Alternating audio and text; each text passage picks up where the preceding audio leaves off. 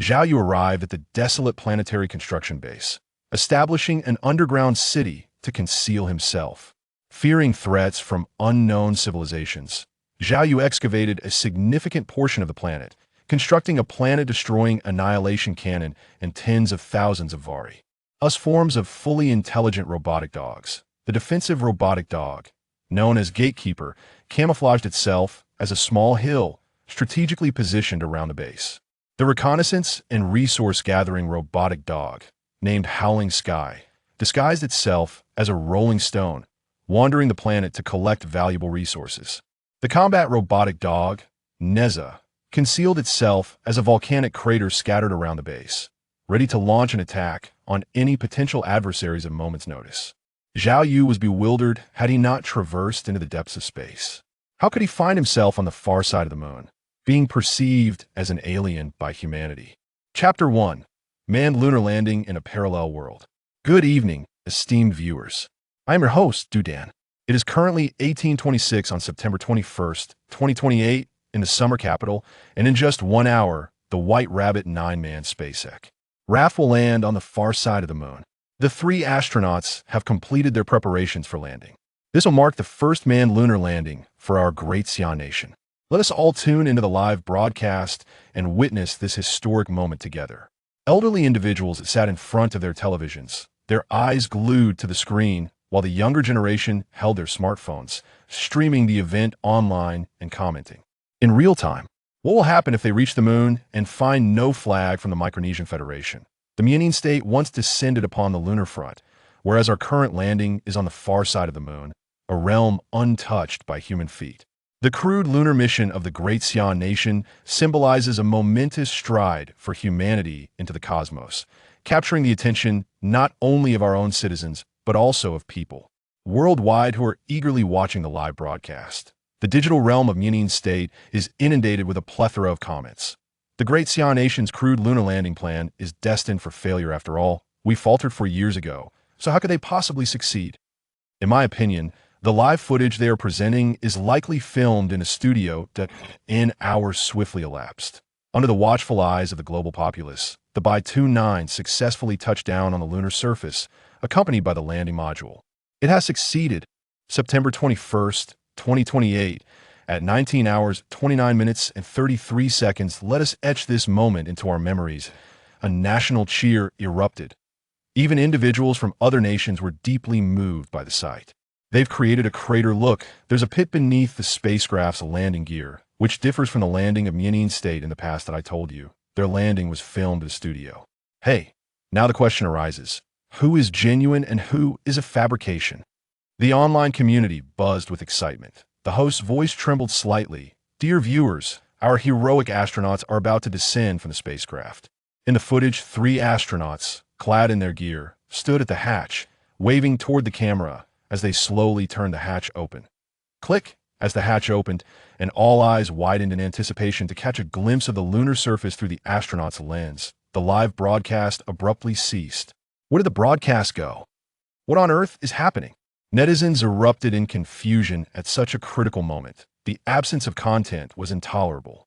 After a brief pause, the screen flickered back to life, revealing host Du Dan, who sat poised and reported, "Dear viewers, due to interference from cosmic electromagnetic waves, our live signal has been interrupted. Now, let us revisit the exhilarating moment when the White Rabbit 1 first entered lunar orbit." While the host's impassioned voice resonated, the live stream transitioned to footage from over a decade ago, capturing White Rabbit 1's inaugural flight over the moon. The signal from the moon has a few seconds of delay.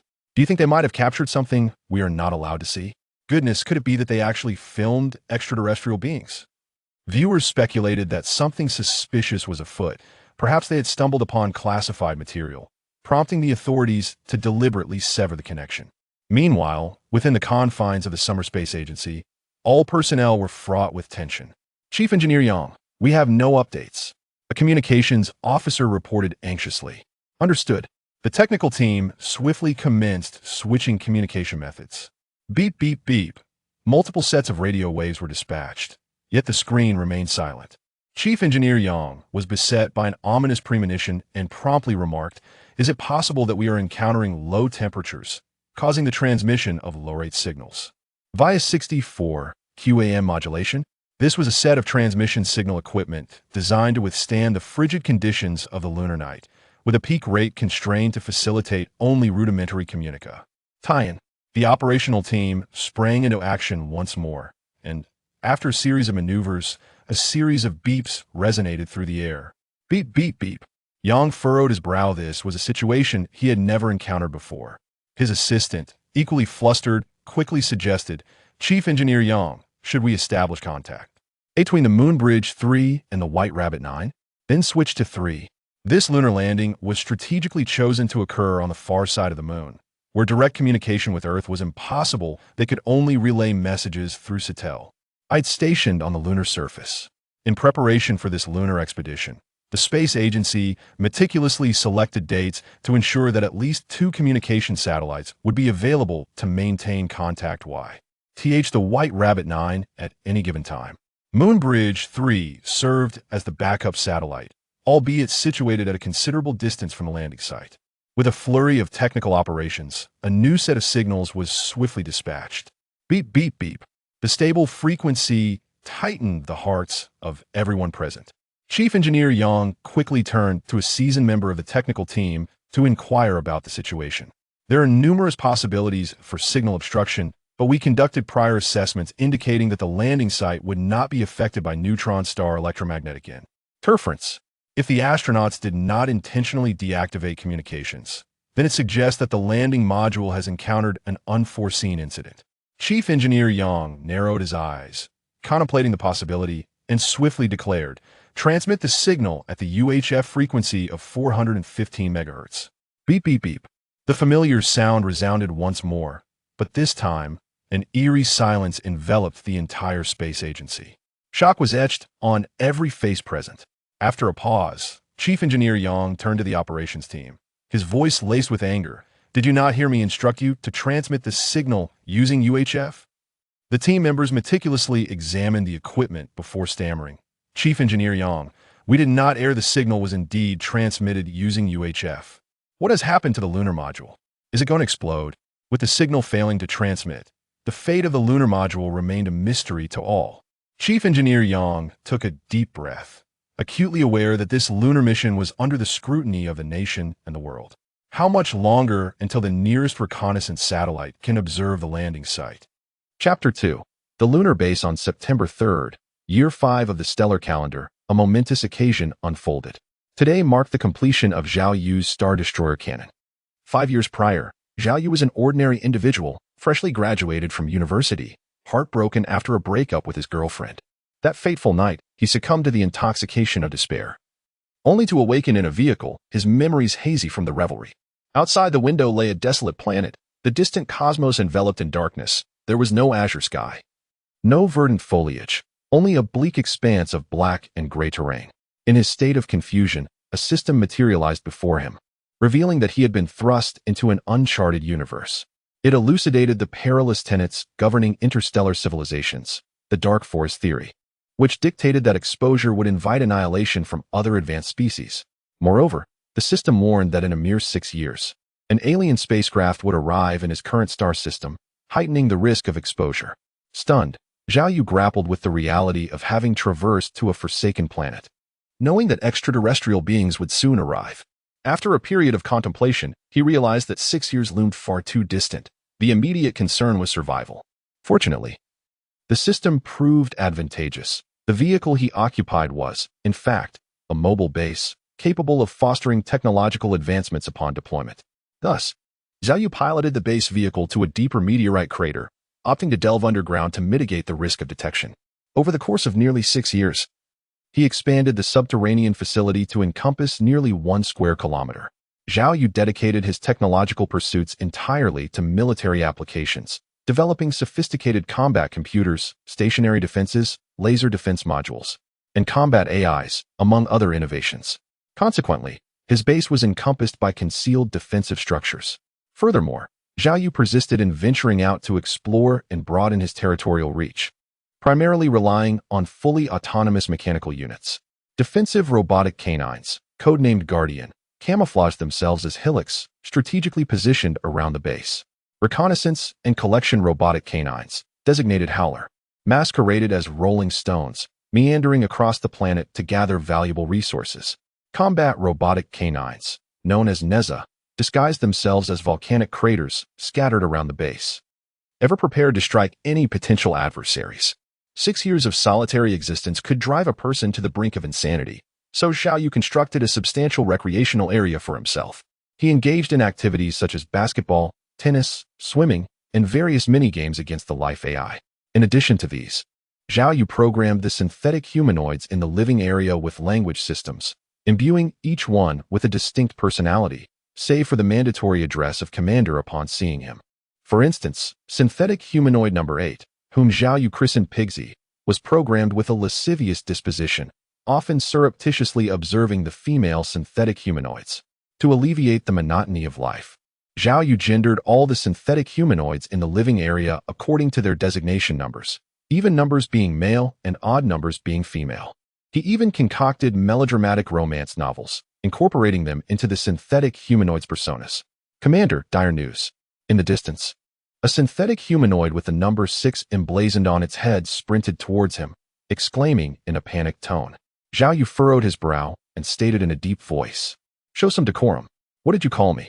The synthetic humanoid number 6 paused, immediately straightened up, and apologized. "My apologies, Commander." After maintaining a facade of seriousness for a fleeting moment, Bionic number 6 revealed a lewd expression.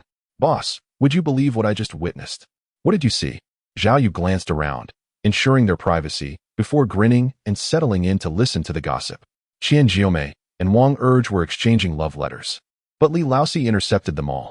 They carried on their epistolary romance for half a month, and just now, they decided to meet in person, transitioning from online to offline. Upon meeting, they discovered it was Li Laosi all along.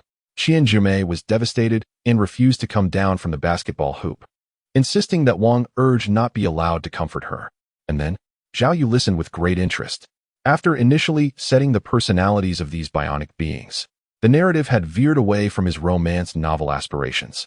He was now as much in the dark about the unfolding events as anyone else. Well, Wang Urge is henpecked.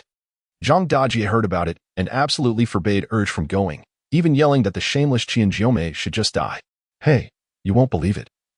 Qian Jiomei was making such a scene that Li Zongheng, that simp, was beside himself with worry, running back and forth, trying to persuade Zhang Dajie and Wang Urge. But they wouldn't listen. "Boss, just you wait. That Li Zongheng will be coming to find you any minute now." As he spoke, another bionic being came running from afar. Number 10 emblazoned on his head. "Boss, disaster has struck." Number 10, much like number 6, started shouting from a distance, a trait Zhao Yu had deliberately programmed. "Boss, you have to save Qian Jiomei. Here it comes." Zhao Yu and number 6 exchanged a knowing glance, their expressions conveying a sense of inevitability. At that juncture, the overhead crimson light illuminated, prompting numbers 6 and 10 to immediately assume an erect posture, composing their countenances into an expressionless state, remaining perfectly still. "Commander, Skyowl 18 has returned." Zhao Yu experienced a sense of disappointment as he was interrupted during a pivotal moment. Displaying impatience, he addressed the base steward. Yes. We'll address that presently. Kindly depart. Your presence here makes them uneasy." "Acknowledged, Commander." The red light extinguished, and numbers 6 and 10 reverted to their previous demeanor. Zhao Yu's face once again bore a smile. Meanwhile, at the base entrance, Skyowl 18 towed a spacecraft, within which 3 astronauts were gripped by terror. The red light illuminated, and the base steward transmitted instructions via wireless signal. Maintain the spacecraft in a shielded state. Tow it into the isolation chamber for disinfection. Confine the 3 extraterrestrial entities to the detention chamber, awaiting the commander's disposition.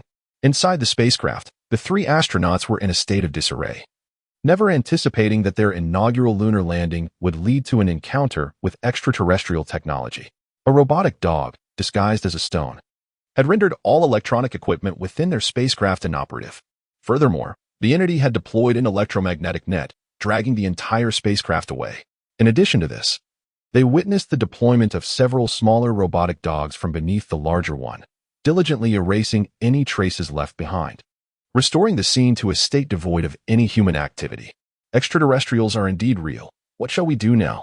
A female astronaut trembled slightly, uncertain whether it was from fear or excitement.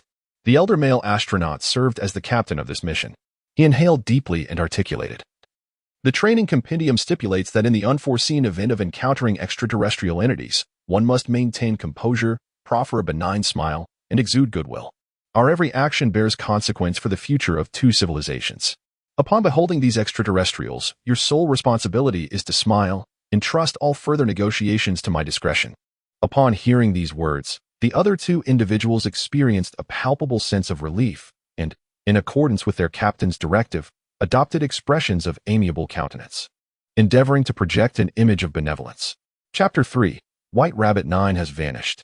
They have assuredly discovered something of significance, information from which we are to be excluded. Is it conceivable that extraterrestrial beings await us beyond the confines of the landing module?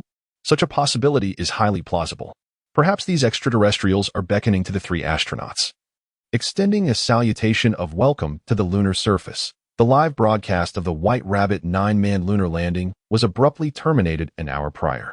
Aside from an initial explanation from the presenter, Du Dan, attributing the disruption to electromagnetic interference, the official channels have offered no further elucidation.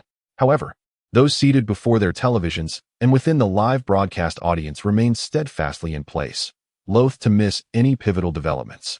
The most trending topic is live broadcast interrupted for 1 hour. What lies on the lunar surface? The top 10 trending searches are all lunar-related, indicative of a nationwide preoccupation with this event. Were this not an official broadcast channel, I would surmise that we are relaying content from a third-rate media outlet. What is truly transpiring? What have they unearthed? The Space Agency of the Republic of India, conspicuously active before the commencement of the People's Republic of China's manned lunar landing broadcast, was issuing updates at a frenetic pace, essentially every 5 minutes, in a blatant attempt to assert its presence. However, at this juncture, their official website remains conspicuously silent. Chief, should we inquire? Within the Indian Space Research Organization, a staff member addressed the leading elder. Thomas, the director, relented, nodding in agreement. On behalf of the agency, dispatch a formal inquiry to the China National Space Administration, seeking clarification regarding the status of their live stream. Understood. Soon, the international call connected, and the customary pleasantries and platitudes were exchanged. Eventually, the conversation shifted to the matter at hand. Director Bai, the live stream from your nation experienced an interruption of 1 hour, attributed to electromagnetic interference. To our understanding, the vicinity of the lunar far side landing site is not subject to external electromagnetic disturbances. Ah, yes, electromagnetic interference. None. Director Bai paused momentarily before responding. Indeed, it was a minor malfunction with our equipment. The domestically developed camera experienced a blackout, which took quite some time to rectify. Thomas narrowed his gaze, turning to another individual. Deploy the Zeus probe to diligently scan the lunar vicinity for electromagnetic anomalies. He suspected that there might indeed be some electromagnetic phenomenon on the far side of the moon that China had detected, but they had not, which was alarming. It suggested that China's detection technology in certain respects might surpass their own. The call concluded, proving as unproductive as if it had never occurred, yielding no valuable information and instead adding to their workload. What on earth was China up to? Thomas perused the online discourse, where the prevailing sentiment suggested that China had discovered extraterrestrial life. The possibility, however remote, cannot be dismissed. Despite the extensive lunar satellite deployments by the Republic of India, providing them with considerable knowledge of the lunar surface, the potential influence of extraterrestrial technology remains a confounding variable. Reflecting on this, he inquired, what satellite assets do we currently possess on the far side of the moon? Are there any capable of observing the landing site of the White Rabbit 9? Currently, no. The nearest remote orbit satellite will be in position in approximately 24 hours. Ensure that satellite is primed and ready. In 1 day, it should focus its observational capabilities on the White Rabbit 9 landing area. The People's Republic of China's manned lunar landing endeavor has garnered considerable attention from the Republic of India, which has been monitoring the mission since its initial launch. Upon the White Rabbit 9's arrival in the vicinity of the moon, the focus shifted from mere surveillance to a more active observation of the China National Space Administration's activities. The limitations in the Republic of India's lunar satellite resources, compounded by the inability to directly observe the far side of the moon via terrestrial equipment, necessitated reliance on information disseminated by Chinese authorities. China National Space Administration is the designated area for imaging definitively the landing site. The visuals presented a desolate landscape, devoid of any evidence of the White Rabbit 9 lander. Not even the faintest trace of a landing could be discerned. Affirmative. Our calculations, validated by 3 distinct algorithms, confirm that the current location being imaged by the reconnaissance satellite is indeed the designated landing site of the White Rabbit 9, the staff member affirmed, his tone tinged with uncertainty. Then elucidate. Where's the spacecraft? Where are its occupants? Chief Engineer Yang's voice trembled slightly. Such an anomaly was unprecedented, and he was uncertain of the ramifications. Witnessing firsthand the ascent of White Rabbit 9 from the terrestrial surface, its gradual trajectory towards the lunar sphere, and its ultimate touchdown on the far side of the moon, some individuals began to question the veracity of their recollections. Prompted by this uncertainty, they unearthed footage documenting White Rabbit IX's lunar landing. Upon comprehensive review, the video unequivocally depicted the spacecraft's descent from the outer reaches of space onto the lunar terrain. Following a protracted silence, an individual finally voiced their apprehension. Chief Engineer Yang, it is conceivable that the distant orbital probe has encountered an anomaly that has eluded our detection, thereby compromising the integrity of the transmitted imagery. Perhaps we should task a near-orbital satellite with conducting a subsequent observation? Chief Engineer Yang offered a subtle nod, acknowledging the plausibility of this hypothesis. The disappearance of such a substantial spacecraft defied logical explanation, unless, perhaps, supernatural forces were at play. What is the estimated time of arrival for the nearest near-orbital satellite? He inquired. 2 days, came the response. He continued, what of other nations? 5 nations possess lunar satellites. However, the Indian satellite is of assembled construction, with images that are synthesized in post-production, rendering it incapable of accurately observing the landing site. The Northern Bear Federation inherited the technological prowess of its predecessor, but lacks the requisite maintenance capabilities, precluding any satellite from traversing the landing site. The Five Eyes Alliance possesses a distant orbital satellite slated to pass the landing site in 3 days. The closest is the American Indian Alliance, with a distant orbital satellite scheduled to pass the landing site in 1 day. Sir, shall we establish contact with the American Indian Alliance? No, they will not speak the truth to us, pondered Chief Engineer Yang after a moment of contemplation. Their remote orbit satellite will arrive tomorrow. Then we shall observe their reactions. As for manned lunar landings, it is impossible for the Mean Alliance not to marshal their satellites to monitor our by-29. Therefore, let us wait and see what audacious statements the candid Mean Space Agency will make at that time. Chapter 4. Surprisingly on the moon, boss, you must persuade Sister Zhang. She opposes Brother Wang visiting Qian Xiaomei, and if he does not go, Qian Xiaomei will remain perched on the basket, exclaimed Li Zongheng, his face etched with worry. Zhao Yu chuckled. Hung, you harbor feelings for Qian Xiaomei, don't you? Indeed, Qian Xiaomei has affections for Brother Wang. Correct. Brother Wang and Sister Zhang are a pair. True, Qian Xiaomei is quite resilient. Even if she were to fall from the basket, she would likely survive. She might just break a nail, Zhao Yu shrugged, stating, thus, even if Qian Xiaomei does not come down, it is of little consequence, at worst.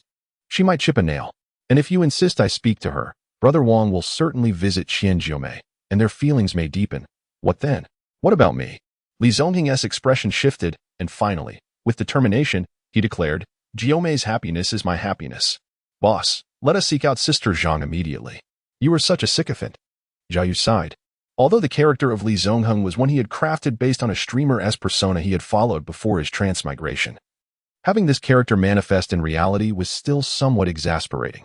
Who is the sycophant? I am not a sycophant. Li Zongheng vehemently denied it. I am truly amazed.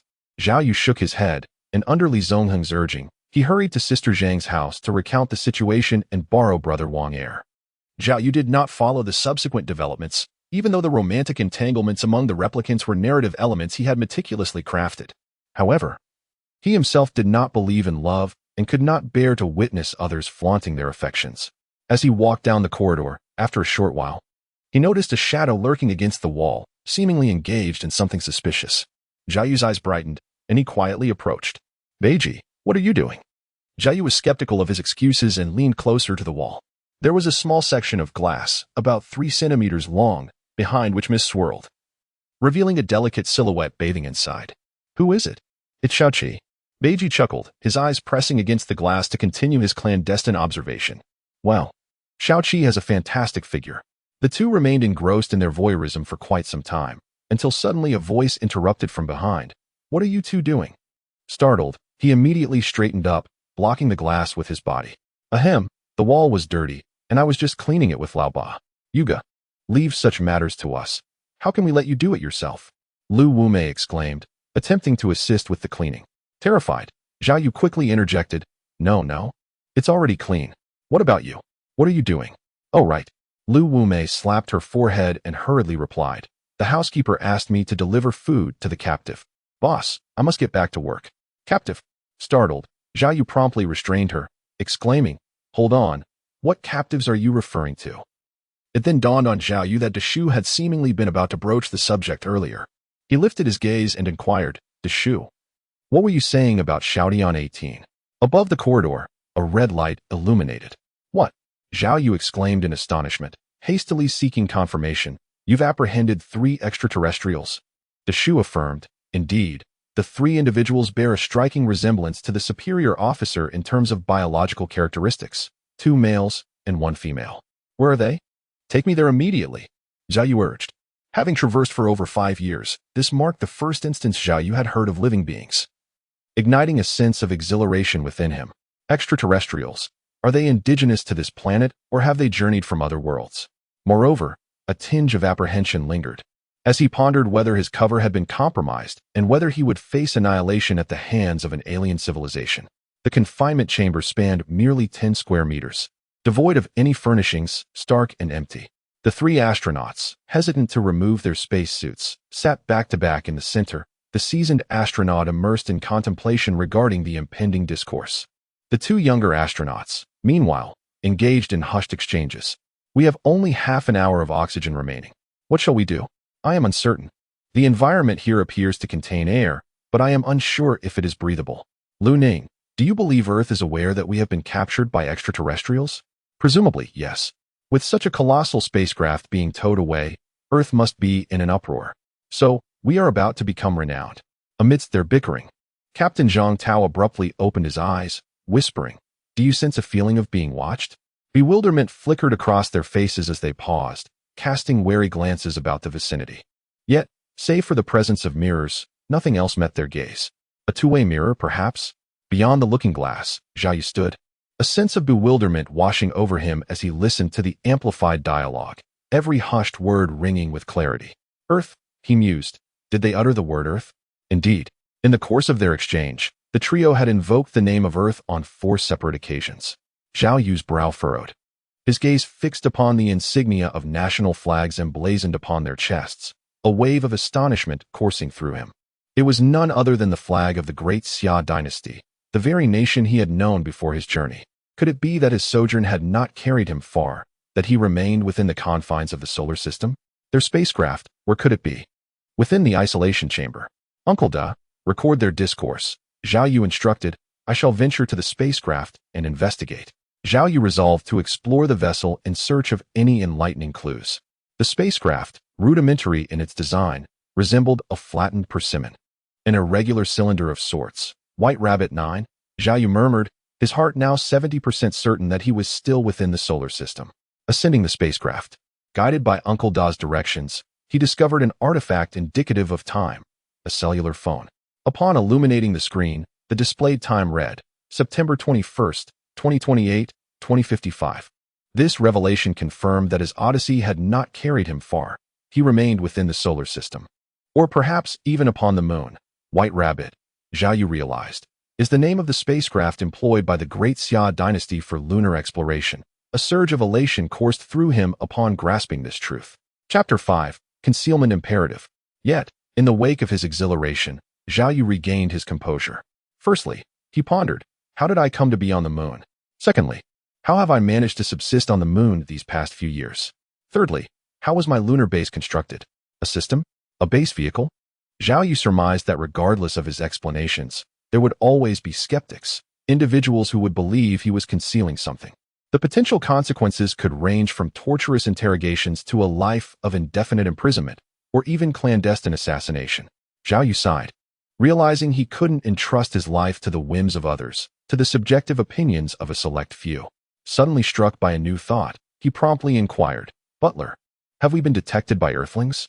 Initially, Zhao Yu, apprehensive about his probes being discovered by extraterrestrial civilizations, not only established his base underground, but also refrained from constructing an abundance of signal-receiving radar systems, resulting in a neglect of this particular technological domain. This approach proved prudent, as the proliferation of satellites in Earth's orbit essentially broadcasts the presence of potential prey to all cosmic civilizations. However, Deshu, seemingly anticipating Zhao Yu's concerns, offered additional information. The signal jammers on Xiaotian 18 were activated during the capture of the spacecraft. It appears that Earth has not detected us. They may simply perceive the 3 astronauts as having gone missing. Such disappearances could be attributed to various factors, such as a spacecraft malfunction or a cosmic storm. Nevertheless, this incident made Zhao Yu realize that neglecting the development of radar detection capabilities would render him essentially blind, leaving him vulnerable in numerous situations. Initially, the reluctance to broadcast a signal stemmed primarily from an uncertainty regarding our precise location and the proximity of extraterrestrial entities, fearing that detection could compromise the base's secrecy. However, now that our position on the moon is ascertained, a sense of heightened security prevails, given the limited capacity of Earth to pose a threat. A thought stirred within Zhao Yu, prompting him to inquire, "Uncle Da, could nuclear ordnance jeopardize our base?" "The base's external defenses are insufficient to withstand a nuclear strike," came the reply. Upon hearing this, Zhao Yu's brow furrowed, contemplating the dire consequences should Earth detect their base and launch a nuclear assault.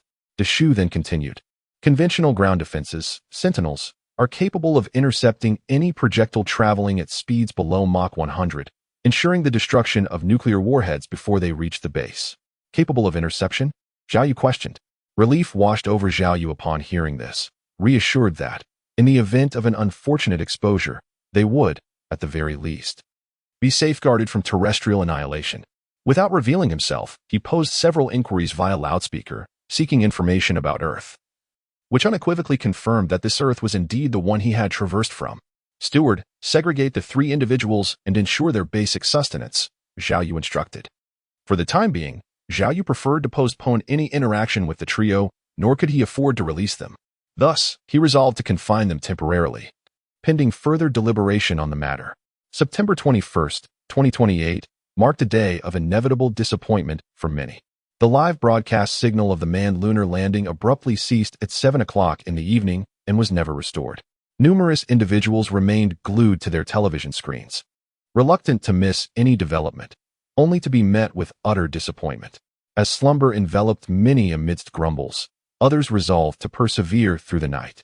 The Great Xia Extraterrestrial Civilization Exploration Association, a collective of amateur astronomers, naturally focused its attention on the current manned lunar mission. Ma Haiba, the association's director, keenly discerned an anomaly when the live broadcast signal was interrupted, suspecting that the authorities had discovered a secret they deemed unfit for public consumption. He sought insight from several acquaintances within the space agency, but his inquiries yielded no information. This deepened his suspicion of a concealed truth, leading him to surmise the presence of extraterrestrial life on the moon. At the very least, he speculated that the White Rabbit 9 had stumbled upon remnants of an alien civilization or even a derelict extraterrestrial spacecraft. This prospect ignited excitement among the association's members. Following some maneuvering, Ma Haiba enlisted the aid of a friend with exceptional hacking skills. "You're asking me to infiltrate the Great Xia National Space Administration?" The hacker friend, concealing their identity behind a cartoon avatar in a video conference, inquired. "Indeed," Ma Haiba replied with fervor. "The interruption of the White Rabbit 9's live feed signifies a momentous event that has caught the authorities off guard. Their inability to provide a plausible explanation thus far is indicative of the magnitude of the situation." After a moment of contemplation, the hacker demurred, regrettably. "Penetrating the Great Xia systems is beyond my capabilities. I could attempt it elsewhere, even in the United States or India." Ma Haiba's eyes narrowed, his suspicion growing that his friend was more than just a hacker, potentially a government-affiliated Red Hat hacker. The likelihood of this seemed increasingly probable. "All right. Here's the refined version of the text you provided. Whether it's the MIP or the White Rabbit 9 incident, it's of utmost importance. With so many MIP probes, who knows what might be discovered?"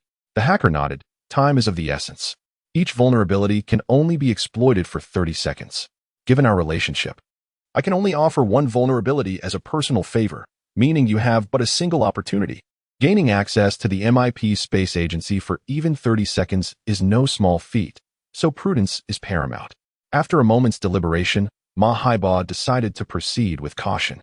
He booted up his computer and began searching, soon locating the MIP's lunar satellite and its orbital trajectory. He discovered that the MIP satellite would pass over the landing site in one day. After a moment's hesitation, Ma Haiba proposed, "How about we wait until the MIP satellite flies over the White Rabbit 9 landing site in a day? Then we'll see. If, in the interim, the official explanation proves satisfactory, then we'll let it be." Agreed. Let's proceed in that manner. As his hacker acquaintance departed, Ma Haiba couldn't help but feel a sense of relief. Hacking into a space agency was something he wouldn't have dared to imagine in the past. He suddenly questioned whether he was taking things too far. However, this thought was fleeting, quickly replaced by conviction. He reasoned that if they were indeed concealing the existence of extraterrestrial life from the public, then his actions were more than justified. Chapter 6. In a recording studio or on the moon. At the Great Xia Space Agency, the staff worked through the night, divided into several teams. One team was responsible for verifying the proper functioning of the lunar far-orbiting probes, particularly ensuring the accuracy of the images pertaining to the White Rabbit 9 landing site. Another contingent was tasked with verifying the accuracy of the White Rabbit 9 landing site coordinates, ensuring it had not deviated to an unintended location on the lunar surface. Concurrently, a separate team liaised with military personnel, probing into potential causes for the signal disruption. Chief Engineer Yang, visibly fatigued with dark circles under his eyes, had been working relentlessly through the night. Chief Engineer Yang, a newly appointed staff member, inquired, "The television station is called, seeking the truth about White Rabbit 9. Shall we disclose it to them?" This query instantly ignited Chief Engineer Yang's frustration. "The truth?" he retorted. "Do you even comprehend what the truth is? Enlighten me." The young employee recoiled, silenced by the outburst. Observing his reaction, Chief Engineer Yang abandoned his reprimand and dismissed him with a wave. Scarcely had this exchange concluded when others approached, echoing similar inquiries, albeit from different departments: the Ministry of Foreign Affairs, the Department of Summer Security, and even the General Affairs Office. While Chief Engineer Yang readily dismissed calls from equivalent departments, he paused to consider the inquiry from the General Affairs Office before instructing his subordinates. A significant broadcasting mishap had occurred, causing him considerable anxiety. However, his immediate priority was not to appease the television audience, but rather to ascertain the fate of White Rabbit 9. Chief Engineer Yang harbored a foreboding premonition, fearing a calamitous outcome. Yet, until definitive findings emerged, he was compelled to persevere with the investigation. Dawn arrived. Assistant Wang approached, mobile phone in hand. A worried expression on their face. "Chief Engineer Yang," they said, "overnight, the fervor hasn't subsided. On the contrary, the discourse has intensified.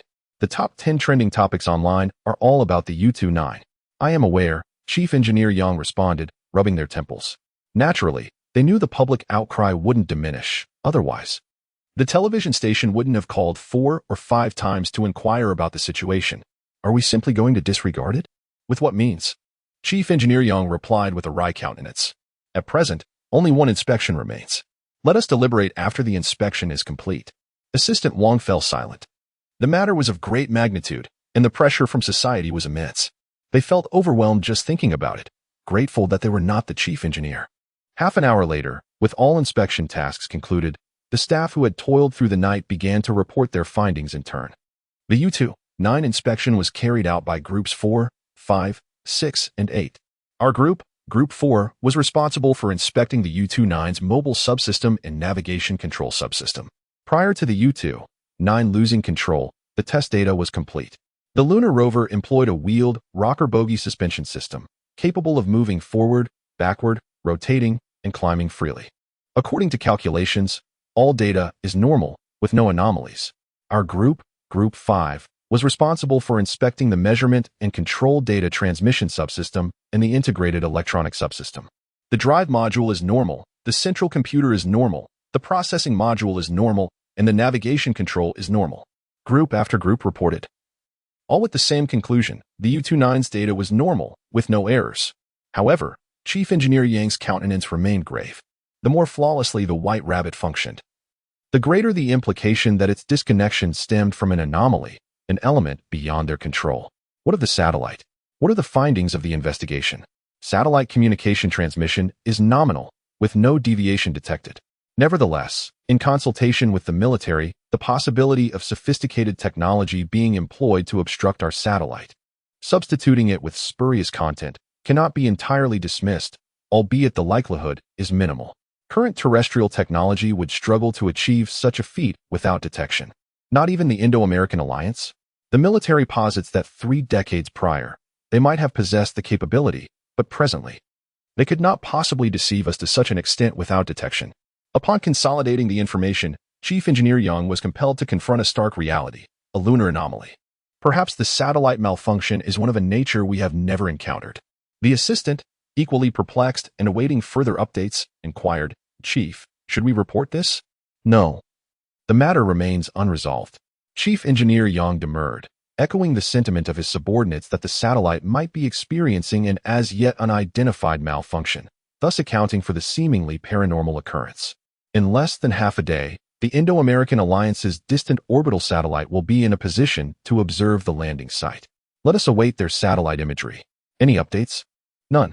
Mahaiba shook his head, gazing at the empty content, and remarked, "The White Rabbit No. 9 mission seems as though it has never ventured to the moon." The authorities have not released a single follow-up message. The most recent update was merely a fragment from the interrupted live broadcast last night. This is indeed peculiar. Nearly a day has elapsed since the live stream, and there has been no indication of activity. As if they have forgotten that a spacecraft remains on the lunar surface with 3 astronauts aboard. The officials feign indifference, yet the online community remains vigilant. The internet is rife with speculation, some of which is alarmingly detailed. For instance, there are claims that the 3 astronauts have been abducted by extraterrestrials, demanding a ransom of $8 billion for their release. Furthermore, rumors abound that the White Rabbit spacecraft has crashed, and those involved are unable to accept this reality, opting instead to downplay the situation. There are even whispers suggesting that the moon serves as a prison, and the 3 sent there are inmates. Such absurdities have found believers. Public opinion, in the absence of a definitive statement, tends to veer off course. Netizens subscribe to a myriad of theories, particularly as the authorities fail to provide an immediate explanation, further fueling the proliferation of rumors. Among the most sensational comments circulating on foreign platforms is not about these conspiracies, but rather the revelation that the Great Xi'an National Space Administration was filming a moon landing in a studio, which a daring reporter from our neighboring nation managed to uncover, leading to the cessation of the live broadcast. Allegedly, as the 3 astronauts disembarked from their spacecraft, one intrepid journalist boldly rushed into the frame, vociferously questioning why they were not on the moon. "This is true. I just witnessed the footage, though regrettably it has been deleted, as that cowardly platform dared not allow it to remain." I had predicted prior to the broadcast that the Great Xi'an National Space Administration could not possibly achieve a man-moon landing.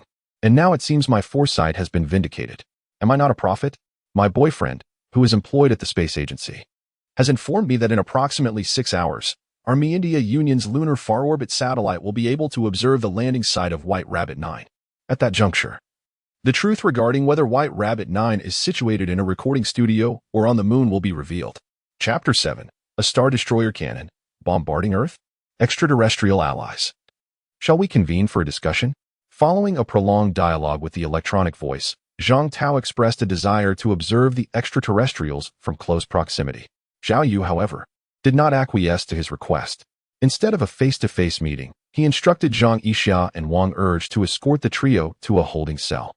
The base did not have designated holding cells. However, within the industrial sector, there were several fully furnished living quarters that Zhao Yu occasionally occupied during work inspections.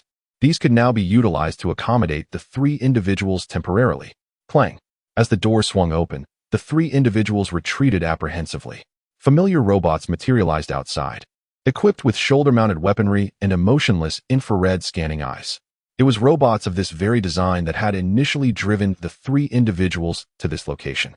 The 2 robotic sentinels remained stationary at the doorway, whereupon 2 additional figures entered. These were none other than Zhang Yixia and Wang Urge. Humans. The sight of the 2 individuals entering elicited surprise from Zhang Tao and his companions. Could it be that the extraterrestrials resembled them so closely? You may remove your oxygen masks. The atmosphere within the base is breathable. Zhang Yixia, whose given name is Yixia, appeared to be approximately 40 years of age. She was an early model nanny designed by Zhao Yu. responsible for culinary duties and housekeeping. The AI system implanted within her was remarkably human-like. Its expressions and demeanor indistinguishable from those of a living being, prompting the three astronauts to subconsciously believe they had encountered a person. Lu Ning exchanged glances with Wang Dongdong and Zhang Tao, and upon seeing their nods, he too removed his oxygen mask. He inhaled gently, finding the air to be no different from that on Earth. After Zhang Tao confirmed the air was safe, he shifted his focus and extended his hand, feigning friendliness, saying, "Greetings, I am Zhang Tao, a native of the third planet of the solar system, Earth. I belong to the Great Xia Kingdom and am a member of the Space Agency, currently here to execute a manned lunar exploration mission." "Hello." Upon witnessing this, Zhang Yixia grasped his hand and inquired with curiosity, "Your planet is called Earth. What do we call this place?" The three men were momentarily taken aback, struggling to comprehend, but soon realized she was asking about the name of the moon as they referred to it. In the eyes of us Earthlings, it is known as the moon, also referred to as Luna, a celestial body that, like the sun, eternally accompanies us. "Are the two planets far apart?" Zhang Yixia asked, her curiosity piqued once more. Wang Akun, known for his taciturn nature, could no longer contain himself as Zhang Yixia continued her inquiries and cautioned, "The steward has instructed us not to speak too much.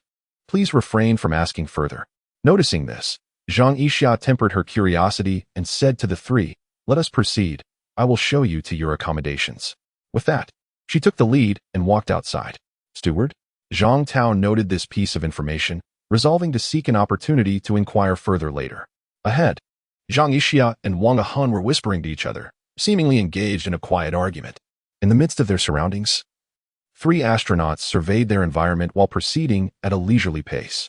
Behind them, two formidable robotic sentinels, forged from steel, meticulously monitored their every movement. Traversing a lengthy corridor, they arrived at the entrance of an elevator. Under the watchful gaze of Zhang Tao and his companions, Zhang Yixia pressed the button to descend. Above the elevator, the illuminated numbers transitioned from -9 to -10, then to -11. This lunar base appeared to be quite expansive, Zhang Tao mused, astonished as he mentally catalogued the sights they had encountered along the way. Ding! Just as anxiety permeated the group, the elevator doors suddenly opened at level -18. "So, we are on the -18th floor. Let us proceed." The elevator was remarkably spacious, twice the size of a typical passenger lift on Earth. As they entered, Zhang Tao was about to speak when he noticed the two hefty robots had also boarded, yet the elevator exhibited not the slightest tremor. Extraterrestrial technology, how astonishing. Upon examining the array of buttons within the elevator, Zhang Tao was taken aback. The panel was densely populated with buttons, the numbers stretching from -1 all the way to -180. There are 180 levels beneath the ground. The astronauts were all somewhat astonished. The aliens had quietly constructed such a vast base here. "What level did the steward instruct us to go to?" Zhang Yixia inquired awkwardly while standing before the panel. Wang Ahun, his expression darkening, decisively pressed the button for level -109. As the light from -109 illuminated, Lu Ning, apprehensive, asked, "May I inquire where you intend to take us?" "To the industrial zone," came the swift response. As soon as the voice fell, the elevator doors opened, and upon glancing at the display, the number had swiftly transitioned from -18 to -109. So fast, the trio was somewhat astonished. Upon looking outside, they discovered that the scene had indeed transformed. On the -18 floor, a metallic corridor greeted them upon arrival. However, at this moment, they beheld a vast factory filled with machinery operating autonomously. The factory was brightly illuminated, with machines functioning without supervision. Not far from the elevator, there stood a 3-story metal villa, which served as Zhao Yu's temporary residence during his work inspections. Zhang Yixia guided the trio to the villa and remarked, "You shall reside within. I will deliver daily necessities." Wang Akun, feeling that she was overly verbose, interjected, "Your area of activity is confined to this villa. Should you stray beyond, those two will show no mercy." He gestured towards the 2 armed robots accompanying them. "Understood, understood. We shall not wander," Zhang Tao promptly assured, leading his 2 subordinates into the villa. "Is the annihilation cannon ready?" "Indeed. Let us take a look. Today's events have delayed my inspection of the annihilation cannon." Zhao Yu boarded the elevator, ascending directly to the -5 floor. This level was filled with various defensive weapons, all currently in a standby mode. Zhao Yu did not linger. Instead, he he boarded a small train that whisked him away to another location. After approximately 3 minutes, the train halted at what appeared to be a rocket launch site. Is this the annihilation cannon? Gazing at the towering cannon before him, reaching heights of several hundred meters, Zhao Yu felt a surge of delight. The annihilation cannon was currently the most formidable weapon at his disposal. According to the system, the highest-grade annihilation cannon possessed the capability to obliterate stars. However, such power required an advanced level of technology. The annihilation cannon he had constructed was merely of the lowest grade, capable of destroying celestial bodies with a diameter not exceeding 100 kilometers. The ground had been cleverly disguised as a volcanic crater, allowing for the cannon to be swiftly deployed into space via a flight mechanism if the need arose. Can we conduct a test fire now? Zhao Yu inquired, filled with anticipation. He had personally experimented with many of the various weapons produced in the base, deep underground at a depth of 100,000 meters. Commander, the annihilation cannon's power is exceedingly great. Our testing range may not withstand it. The Shu hesitated before suggesting, perhaps we should test it outside? These extraterrestrials hail from a place called Earth, and according to their spacecraft's data, Earth is a mere 380,000 kilometers from our base. We could fire a shot in that direction to observe the effects. Chapter 8. The landing point they announced is a fabrication. It has been 1 day since the White Rabbit 9 lunar landing. Stonehammer, White Rabbit 9 filmed in a studio. The Truth Video. A reporter from Bang infiltrated the vertical store, discovering 3 astronauts. Initially, netizens from the Great Xia Nation vehemently refuted the claims made by foreign trolls. However, as time passed without a definitive response from the authorities, the confidence of the enthusiastic netizens began to wane. In the end, many felt a profound sense of disillusionment. Although the authorities had yet to make an official announcement, their hearts had already begun to waver. They suspected that the White Rabbit 9 project might indeed have been filmed at the Xiaotian film base. Director Yang, could we issue an announcement to clarify the truth of the matter? Observing the despondent expressions on the faces of netizens, numerous staff members were overwhelmed with conflicting emotions, aggrieved, distressed, and indignant. What was initially a cause for national celebration had devolved into a spectacle of jubilation for the foreign media, all due to the unexpected disappearance of the White Rabbit 9. What truth? Director Yang inquired, his demeanor unperturbed. The announcement regarding a potential equipment malfunction. Assistant Wang exclaimed in haste. Check the official site and see the message from last night at this time. Director Yang replied in a calm tone, as if discussing a trivial matter. Upon looking, Assistant Wang was taken aback. Last night at this very hour was shortly after the live broadcast had been interrupted, and indeed, their official website stated that the signal had been disrupted due to cosmic electromagnetic interference. Rendered speechless, Assistant Wang realized that she had herself typed that very announcement. In the span of a single day, it felt as though an eternity had passed, causing her to forget that the announcement had only been released yesterday. However, there are many online who have misinterpreted our intentions. Positive feedback is dwindling, while negativity is on the rise. If we do not clarify soon, I fear, clarification must be grounded in truth, Director Yang interjected, shaking his head. For now, let us focus on the lunar far-orbit satellite from Bang. How much longer until it can detect the landing site? With a sigh, Assistant Xiao Wang began his search as instructed. Only 5 minutes remained. Do you think they will share with us? Go ahead and try. Engineer Yang remarked casually before stepping into a quiet room. He dialed a special number and exchanged a few coded phrases before saying, in 5 minutes, please assist me in acquiring a feed from satellite Miwa 14386. Assistant Xiao Wang made his way to the External Affairs Department, attempting to contact the Bang Space Agency to request the imagery from satellite Miwa 14386. Oh, just half an hour ago, it seems our satellite was affected by cosmic electromagnetic waves, and the signal has been interrupted. Hearing this eerily familiar response, Assistant Xiao Wang felt a sense of bewilderment. Was it merely a coincidence that their satellite was also experiencing interference? Great Xia, perhaps you should consider renaming yourselves. Some mischievous individuals quipped, having traversed mountains to infiltrate the networks of Great Xia, mockingly taunting. Typically, local netizens could easily repel such antics with minimal effort, but this time, the counterattack was remarkably feeble. It wasn't that no one was paying attention, rather, with fingers poised above the keyboard, they yearned to respond, but found themselves at a loss for words, presenting facts and reasoning. Yet as the day wore on, the elusive White Rabbit 9 had indeed not made another appearance. Alas, there seems to be no way to proceed. Even if genuine footage from the vertical store were to emerge, I could convincingly argue its authenticity. However, at present, we possess nothing. Indeed, even if it were truly filmed at the vertical store, one would expect a complete production that renders it indistinguishable from reality. Currently, the performance is only half finished, and the truth has been unveiled, which is utterly embarrassing. I, too, find myself hesitant to venture online, as the humiliation feels as if it has spread across the globe. Observing the comments from what appears to be netizens from the great Xia, Ma Haiba felt a pang of confusion and asked a friend to trace the IP address. It was confirmed they were not domestic, but rather overseas. Indeed, yet another group of cross-dressers. Ma Haiba wore a look of helplessness. While other members of the association expressed their discontent, they were eager to fight, but lacked a clear starting point. Boss, can we truly turn the tide? Just wait a minute longer. The satellite from Mi'in Bang will soon detect the landing site of White Rabbit 9. My friend will send over the images, and I will integrate the visuals into our group. Remember to record. The -14,386 position has been calibrated. Initiating a short-frequency pulsed laser emission sequence. Once, twice, thrice. Calibration complete. Positional error, 3, 4 millimeters. Commencing input of coordinates for the White Rabbit 9 lunar landing site. Input complete. -14,386 attitude is now being adjusted.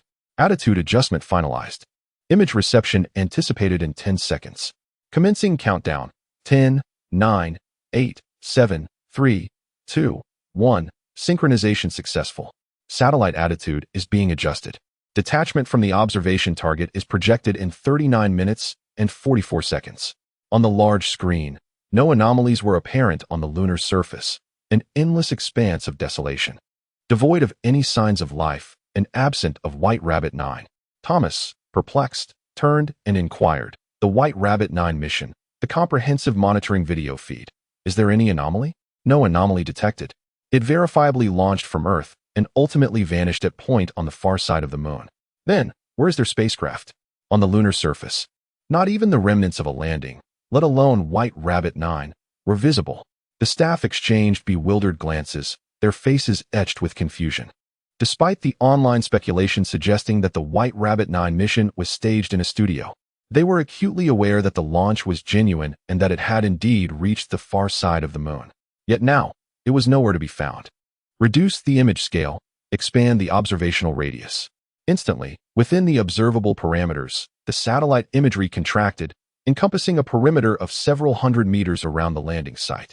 While the image fidelity diminished, the presence of a landing module would have been unmistakably discernible, regardless of how the crowd scanned the desolate, gray expanse of the lunar surface. They failed to detect the expected white of the landing module. Not even a suspicious target was in sight. Damn it. The landing point announced by the Great Xia Nation was a fabrication. In that moment, Thomas grasped the situation. They had been deceived. The declared landing site of the Great Xia Nation was erroneous, likely landing in some obscure location on the far side of the moon. Just then, the screen went black, and a panda icon appeared. Oh no, the system has been hacked. Chapter 9, Deliberately Concealing the Landing Point? Do you sense something amiss? Inside the lunar base, the 109th floor ironclad villa, Zhang Tao wore a grave expression as he inquired. Beside him, Lu Ning and Wang Dongdong were savoring the food sent by Zhang Yixia, relishing each bite. Captain, Lu Ning exclaimed. The food cultivated by these aliens seems quite similar to ours, consisting of potatoes, greens, and rice. They had traveled from Earth to the moon over 3 days, subsisting on vacuum-sealed, tasteless food. Now, with warm meals in front of them, Lu Ning found his food to be quite hot. Meanwhile, Wang Dongdong, still perplexed by the captain's tone, devoured his meal and curiously asked, Captain, have you noticed something? Zhang Tao cautiously surveyed their surroundings and gestured for them to lean in closer. Once they did, he whispered, Have you noticed that these aliens speak Chinese? Huh. The two paused mid-bite, their eyes wide with astonishment. Indeed, how could they possibly speak Chinese? In daily life, conversing with speakers of Mandarin has become second nature, and I had not realized this issue until Zhang Tao brought it to our attention.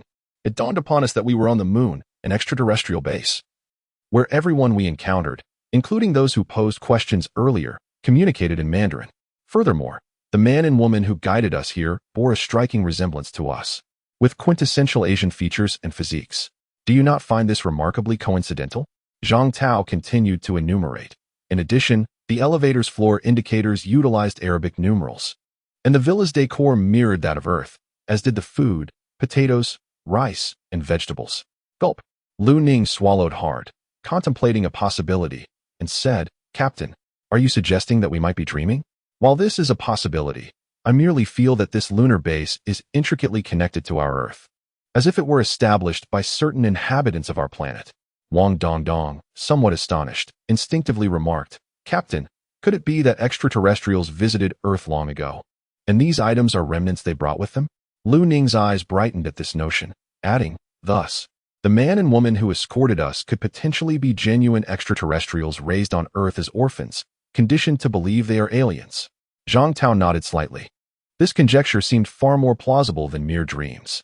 He continued, from this perspective, it is highly probable that this lunar base serves as a conduit for extraterrestrial communication with humanity. My name is Yao Zhua, and I am a network administrator, maintaining websites for a modest company.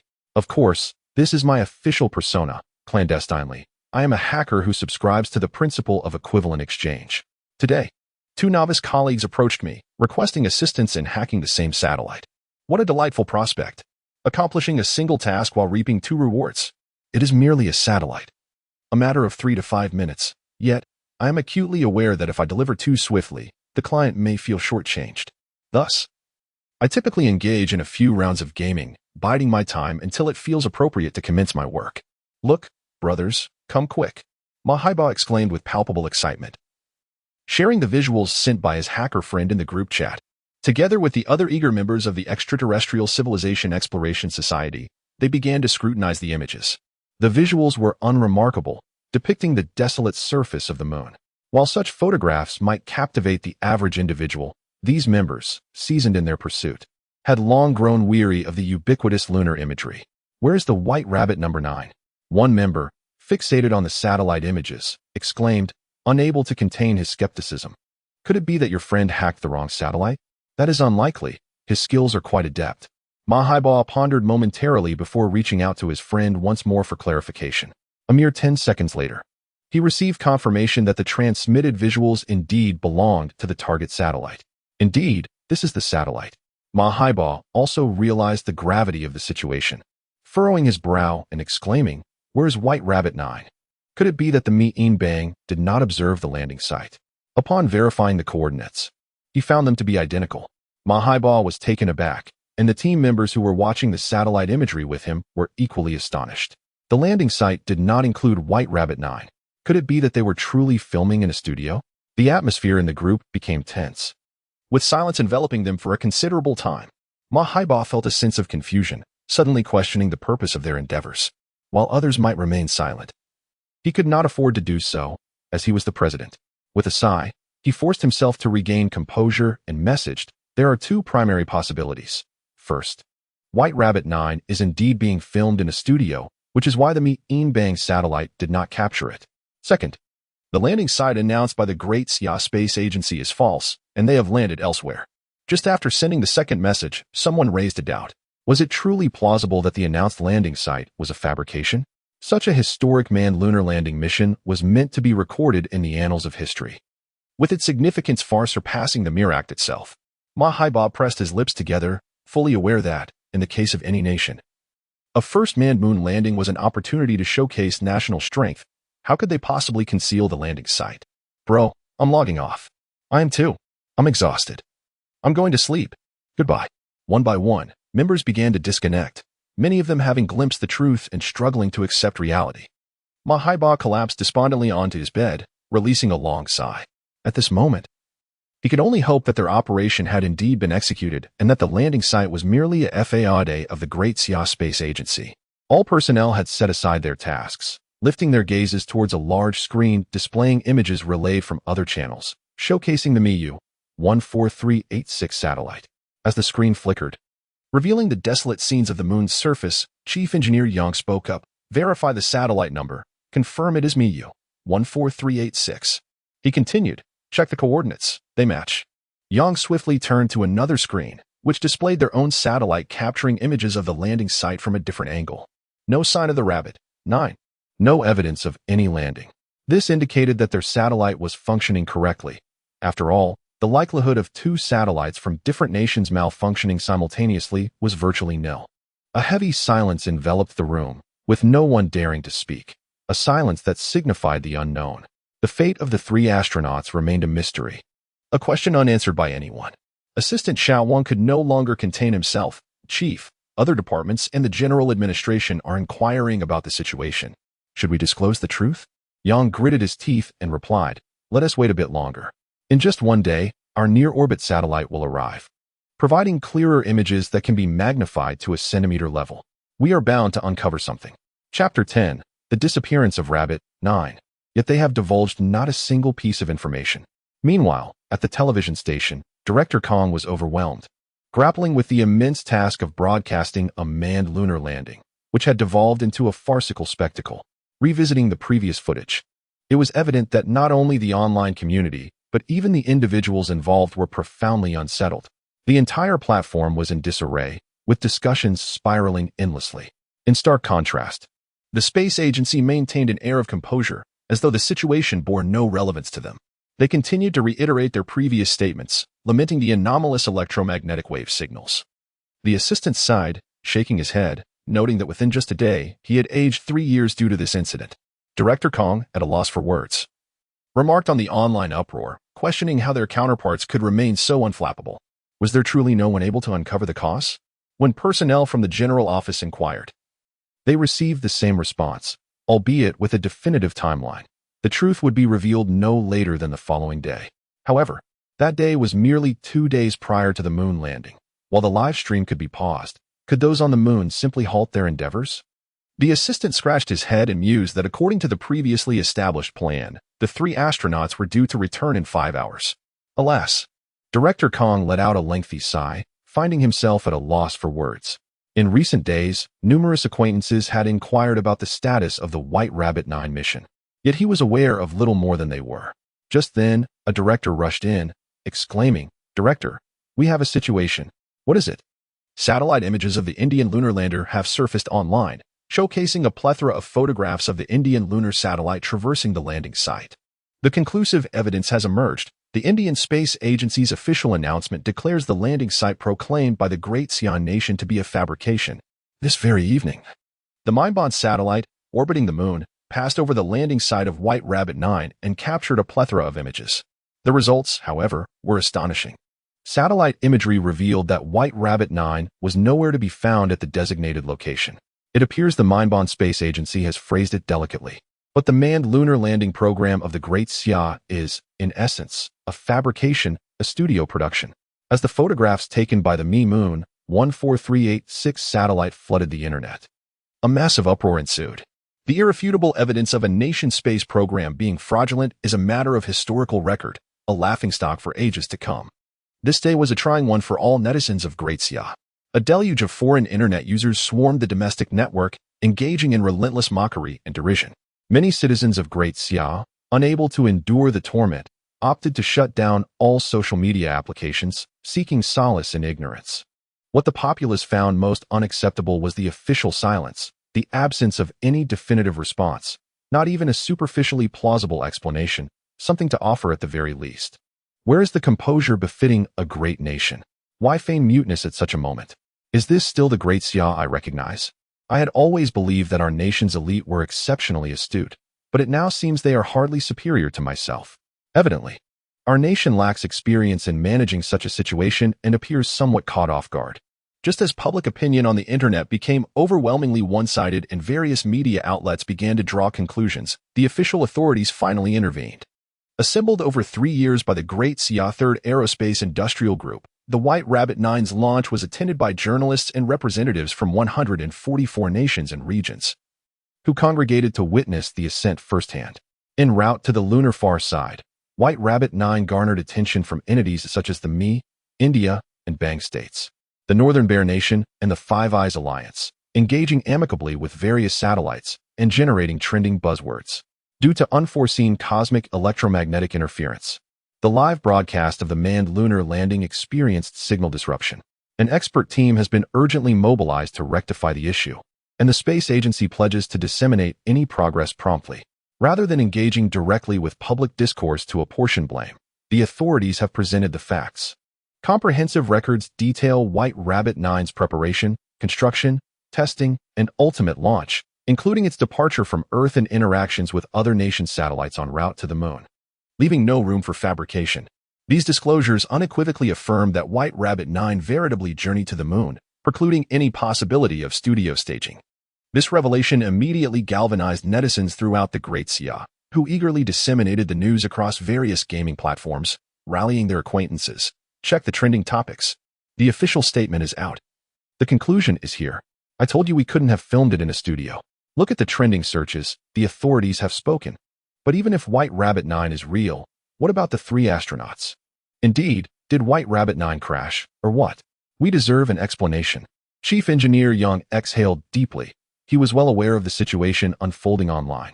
The official intervention to protect their interests moved him profoundly. Yet he felt a pressing urgency to uncover the truth and convey to everyone that they had not fabricated anything. After a moment's contemplation, he retrieved his phone and dialed a number. Amidst everyone's anticipation, another day slipped by. On September 23, 2028, at 2049, the Chang'e-3 satellite entered the orbit above the landing site of the White Rabbit No. 9. The screen displayed a relatively flat expanse of land, scattered with a few small stones and dark gray gravel, vividly presented on the large monitor. However, Chief Engineer Yang's heart plummeted. The day before, the Indian Space Research Organization had called, questioning them about the alleged false reporting of the landing site. Yet, only they knew the truth. This landing site was indeed genuine. White Rabbit No. 9 had landed right here. Were there no traces of descent? The staff present shared his sentiment, although they could clearly see the images. Each person continued to scrutinize, grappling with the suffocating truth that was too daunting to acknowledge. 1 minute, 2 minutes, 3 minutes, 10 minutes elapsed before someone finally broke the silence.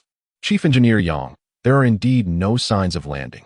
The White Rabbit No. 9 has mysteriously vanished. It lacks the capability to traverse terrestrial landscapes. Yet it was designed for lunar exploration, equipped with a lunar rover. Assistant Xiaotian pondered deeply, eventually articulating a possibility. Chief Engineer Yang, could it be that White Rabbit No. 9 encountered an unforeseen circumstance and, without receiving any signals from us, took the initiative to depart from the Moon? Such a scenario is conceivable.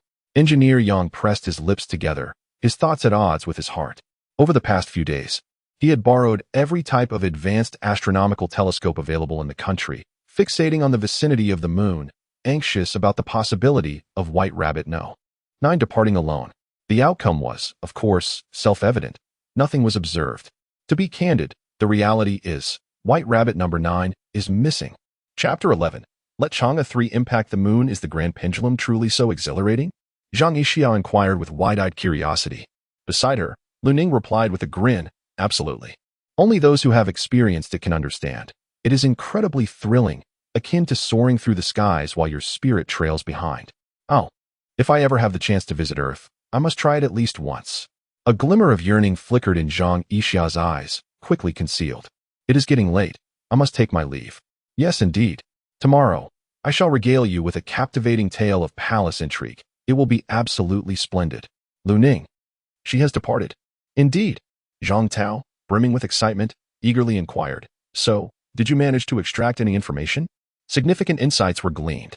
The woman's designation is Zhang Yixia. A name bestowed upon her by her superior, Lu Ning stated with discernible pride, evidently pleased with her success in eliciting such a wealth of information. She continued.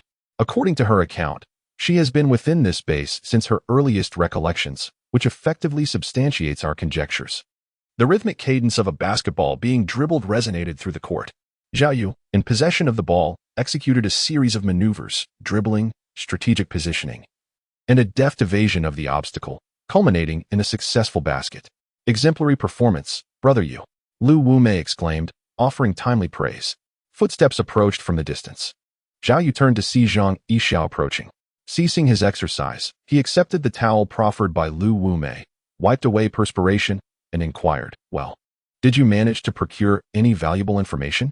Zhang Yixia nodded affirmatively, responding, Commander, I have successfully gained Lu Ning's trust and acquired a substantial amount of intelligence. Zhao Yu responded with a smile, commending her, excellent work.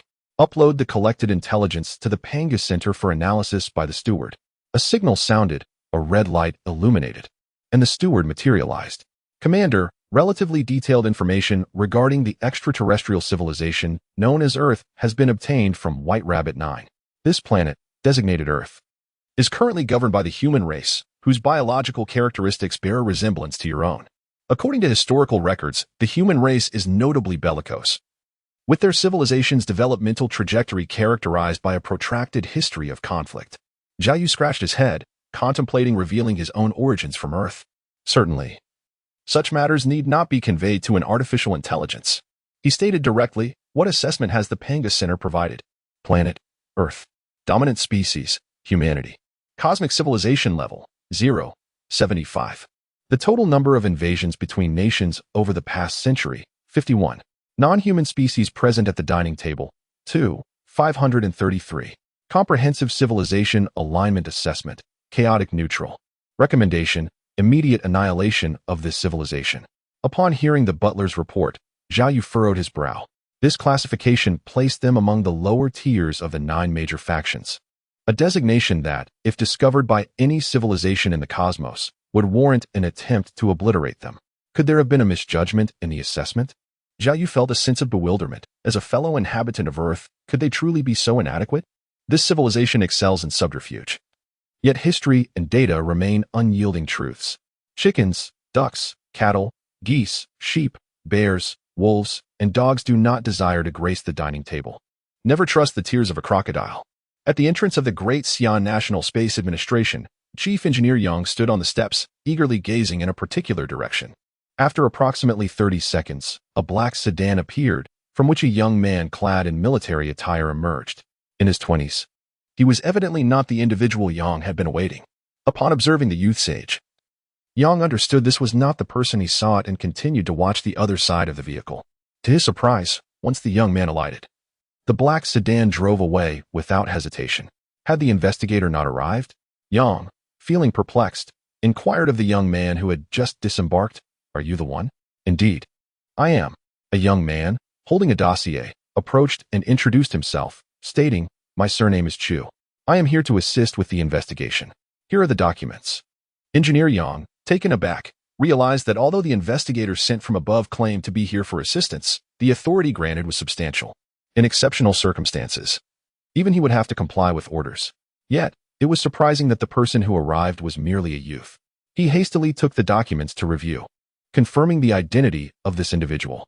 Colonel Chu nodded slightly, forgoing a handshake, and promptly entered the room, instructing, "Let us not waste time. We shall proceed inside." Engineer Yang, feeling bemused by the audacity of contemporary youth, shook his head while following suit and began to brief him on the situation. He recounted how he had previously gathered information, noting that a thorough analysis from above had led to a conclusion, or rather, the most probable hypothesis, that the 9th rabbit had been abducted by extraterrestrials. Colonel Chu replied with gravity, "I am here to ascertain one matter. Are there indeed aliens present on the moon?" Engineer Yang furrowed his brow and asked, "What about the 3 astronauts?" Colonel Chu coldly responded, "If aliens have truly arrived, your concern should not be for their well-being, but rather for how much longer you might survive." The personnel present fell silent, not daring to breathe. The investigator dispatched from above was indeed formidable. Engineer Yang felt overwhelmed and resignedly stated, "You may proceed as you see fit. What satellites do we have at our disposal for lunar operations?" Of the 8 satellites orbiting near the White Rabbit 9 landing site, 2 are in close proximity. Currently, one of them, the Chang'e 3 satellite, remains in position. Colonel Chu's lips curved into a slight smile as he instructed, "Take control and bring Chang'e 3 down for a landing." A collective gasp of surprise rippled through the assembled staff. Chief Engineer Yang exclaimed, "Chang'e 3 still has 13 years of operational life remaining. Are we simply abandoning it like this?" Colonel Chu remained silent, continuing, "Select the landing site at the landing point and carefully adjust the landing attitude." Chief Engineer Yang, deeply attached to the Chang'e 3 satellite, which he had witnessed being created and launched, felt as though it were his own child. With a focused expression, he questioned, "If the objective is to search for extraterrestrials, couldn't Chang'e 3 conduct the search from its orbital position?" Colonel Chu, unperturbed, responded calmly, our nation alone has 8 satellites in lunar orbit, with the earliest having been in service for nearly 2 decades. During this time, have you detected any extraterrestrial presence? No. This sufficiently illustrates that our satellites are incapable of detecting extraterrestrials. Only through close-range contact can we ascertain what has transpired. Chief Engineer Yang sighed, seeing Colonel Chu's unwavering resolve. He refrained from further objection. Under the watchful gaze of numerous personnel, Chief Engineer Yang spoke solemnly. You all heard Colonel Chu's words, correct? Proceed accordingly. Let Chang'e-3 collide with the moon. Chapter 12, Encountering Aliens. Please convey a message, adjust the propulsion system. Chang'e-3, prepare for the final mission. Commence descent. With a hissing sound, the screen displayed Chang'e-3 plummeting rapidly. As it was fully captured by the moon's gravitational force, gas began to expel from its base, slowing its descent. Observing that the reduction in descent speed was minimal, Chief Engineer Yang promptly instructed, increase thrust. Under his remote control, Chang'e-3 underwent 5 adjustments before finally attaining an appropriate descent velocity. Bang! Chang'e-3 landed successfully, emitting no sound. Yet, those present felt that there ought to have been a noise. The camera was adjusted as per my instructions. Colonel Chu, not allowing the crowd to linger in sorrow, immediately articulated new directives. Soon, the large screen was divided into 8 segments, each independently displaying a distinct scene. Everyone scrutinized closely. Any anomalies must be reported at once. Colonel Chu declared loudly, his gaze fixed on the 3rd screen, which indicated the landing site of the White Rabbit 9. Is this truly effective? Chief Engineer Yang pondered, doubting that even if extraterrestrial beings existed, they would be foolish enough to fall into such an obvious trap. Moreover, this time, Chang'e-3 was purely an electronic device, devoid of any life force, and thus, it might not even attract extraterrestrial attention. Despite harboring reservations regarding the potential success of the mission, Chief Engineer Yang dutifully directed his attention toward the 5th large screen. The camera angle provided an elevated perspective, revealing a substantial portion of the inky expanse of outer space, thereby affording a more expansive and distant view of the horizon. 30 minutes have elapsed. How much longer must we maintain our vigil? Initially invigorated, the staff members began to exhibit signs of weariness as time wore on and the visuals remained static. Colonel Chu, his brow furrowed in evident dissatisfaction, maintained his unwavering gaze upon the screen, remarking, endure for another half hour. Should no discernible alteration occur, I shall summon reinforcements to assume control. At that precise moment, Chief Engineer Yang experienced a sudden sensation of movement within the scene before him. Anomalous activity detected. Direct your attention to the 5th screen immediately, he exclaimed, his focus intensifying. The announcement galvanized the attention of the entire assembly, their collective gaze converging upon the designated screen. At the juncture where outer space met the terrestrial surface, a minute dark spot had materialized, seemingly in motion. What could that be? Colonel Chu adjusted his spectacles and advanced a few paces, scrutinizing the screen with unwavering intensity, lest he overlook a crucial detail. After a protracted interval of approximately 30 seconds, the diminutive dark spot on the screen had enlarged to the size of a mung bean, thereby permitting the assembled observers to discern its true nature. A rock? Chief Engineer Yang inquired, his expression betraying a hint of bewilderment. The onrushing dark object depicted in the image was, in fact, a commonplace stone. Assistant Wang murmured, presumably a meteorite recently drawn into the terrestrial sphere.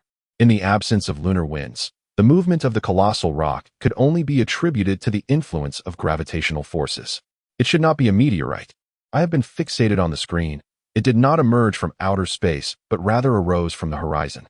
Chief Engineer Yang dismissed the notion of a meteorite, stating directly, this is a classic phenomenon of lunar rockfall, likely caused by seismic activity on the moon. Upon realizing it was merely a rock, a sense of disappointment washed over him. After all, as a member of the space agency, he had witnessed numerous instances of such moving lunar debris. Rockfall. Colonel Chu, however, remained unconvinced, his gaze unwaveringly fixed on the screen. It was then that people began to comprehend the gravity of the situation. It was a colossal stone, estimated to possess a diameter of no less than 10 meters. Wait, what is that? Suddenly, someone pointed at the screen, their face etched with astonishment. Not just him, but everyone watching the 5th screen simultaneously recognized the anomaly. In the footage captured by the Chang'e-3 probe, A remarkably precise square aperture suddenly appeared on the surface of the massive boulder. Shortly thereafter, a tentacle-like appendage extended from that very opening. Beep. A faint red light flickered across the lens, and in the next instant, all 8 screens plunged into darkness. Why has it gone black? Colonel Chu immediately turned to Chief Engineer Yang, only to find that his expression mirrored his own, filled with shock. This must be a signal jamming device, right? Chief Engineer Yang asked incredulously. Colonel Chu nodded, the look of astonishment on his face giving way to exhilaration. All the video data captured by Chang'e 3 has been backed up onto this USB drive. He paused for a moment, surveying the crowd before declaring loudly, I must clarify one thing. Everything you witnessed today must remain confidential. This precaution seemed insufficient, so he produced an old-fashioned keypad mobile phone and pressed a button. Connecting the call. Seal the area. He uttered just 3 words before hanging up, confident that personnel would soon arrive to sign a non-disclosure agreement with the space agency. The power represented by Colonel Chu was formidable. Within mere minutes of the call's conclusion, a throng of individuals surged in, securing the scene, observing the atmosphere thick with intimidation. Chief Engineer Yang realized the gravity of the situation. With a hint of trepidation, he inquired, Colonel Chu, what shall we do if it is confirmed that they are extraterrestrial beings? You need not worry about that, Colonel Chu replied after a moment's contemplation. How many crew-capable spacecraft are currently available to land on the moon?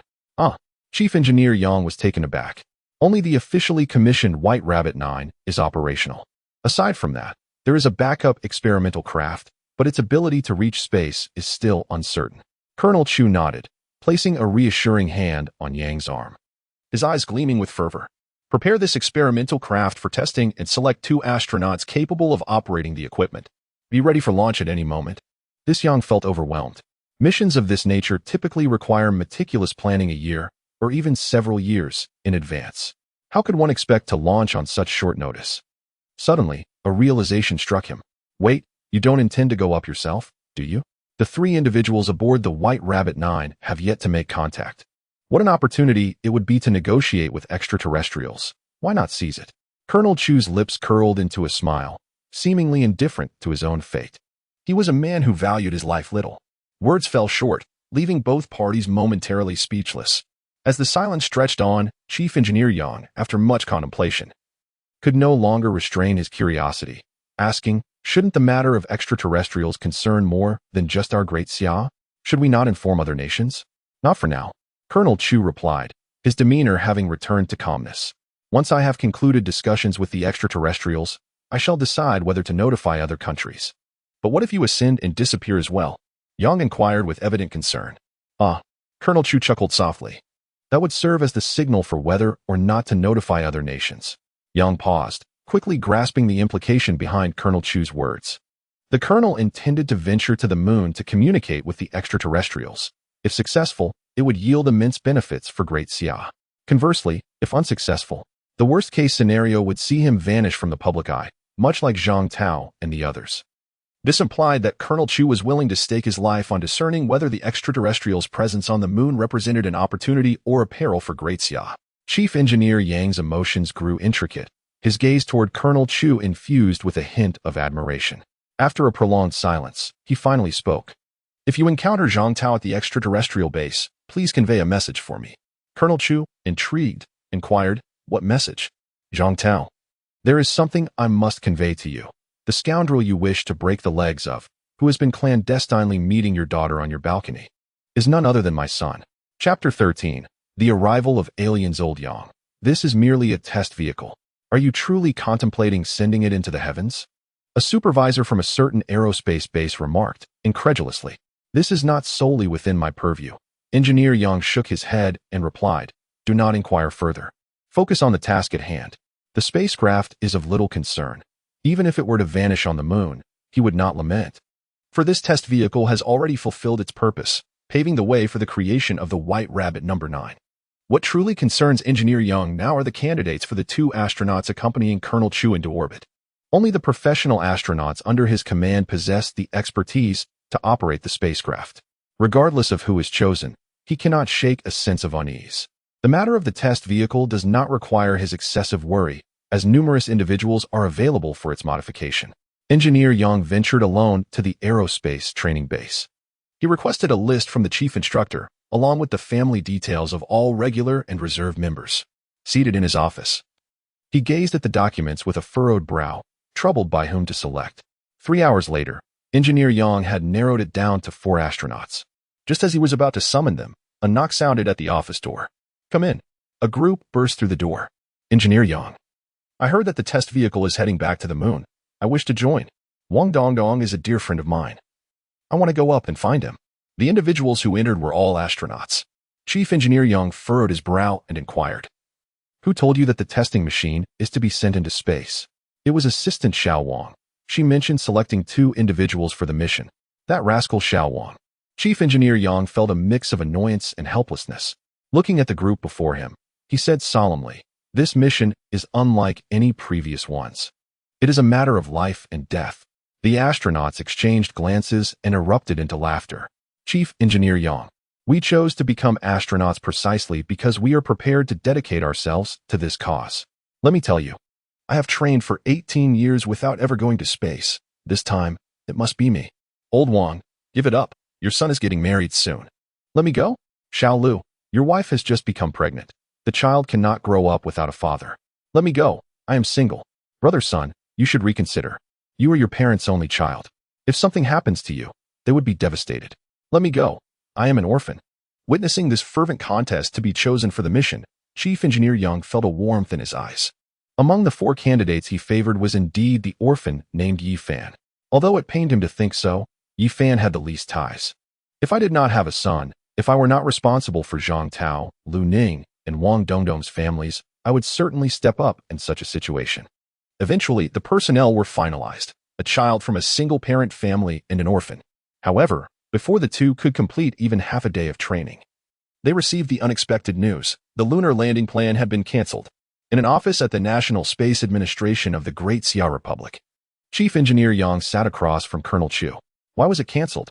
Chief Engineer Yang's tone carried a hint of joy. The flight's cancellation implied he was absolved of the grim task of escorting those 2 to their demise. A sense of desolation washed over Colonel Chu. He inhaled deeply from a cigarette, exhaling 4 or 5 plumes of smoke before uttering, "The higher-ups have denied my assent. Experts have posited that dispatching me would be an imprudent decision."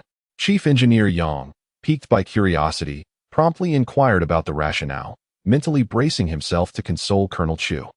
The colonel pursed his lips and began to elucidate, explaining that according to the analysis, there were 2 potential scenarios regarding the extraterrestrials on the moon. Firstly, they may have arrived on the moon long ago, observing the habits and lives of Earth's inhabitants for an extended period. Secondly, they may have just arrived. If the former were true, they would have no reason to seize the White Rabbit 9, as it would expose their presence. Even assuming they desired communication with Earthlings, they would have approached the capital directly, or at the very least, communicated through the 3 astronauts aboard the White Rabbit 9. Yet, we have received no extraterrestrial communications, nor have any other nations. Furthermore, the 3 astronauts have not reappeared. According to my colleague's analysis, the extraterrestrials on the moon are likely recent arrivals, unfamiliar with Earth. Moreover, there were more profound analytical reports that he refrained from disclosing, such as the possibility that the lunar extraterrestrials arrived aboard a spacecraft, or that their spacecraft may have lost its reconnaissance capabilities. Chief Engineer Yang furrowed his brow, inquiring, "Are you suggesting that if they've just arrived on the moon, Zhang Tao and the others are still alive? The likelihood of mortality is slim. The extraterrestrials, upon realizing their intrusion into another civilization's domain, would presumably subject them to rigorous interrogation. Their failure to materialize for 3 days suggests 2 possibilities. Firstly, the aliens might deem Earth's civilization too primitive to warrant attention, opting to depart independently once their spacecraft is repaired. Secondly, the aliens' capabilities might not significantly surpass our own. Believing their subterfuge to be undetected, they might conceal the 3 individuals, attempting to protract the situation and postpone their exposure. At worst, they could utilize the 3 as hostages."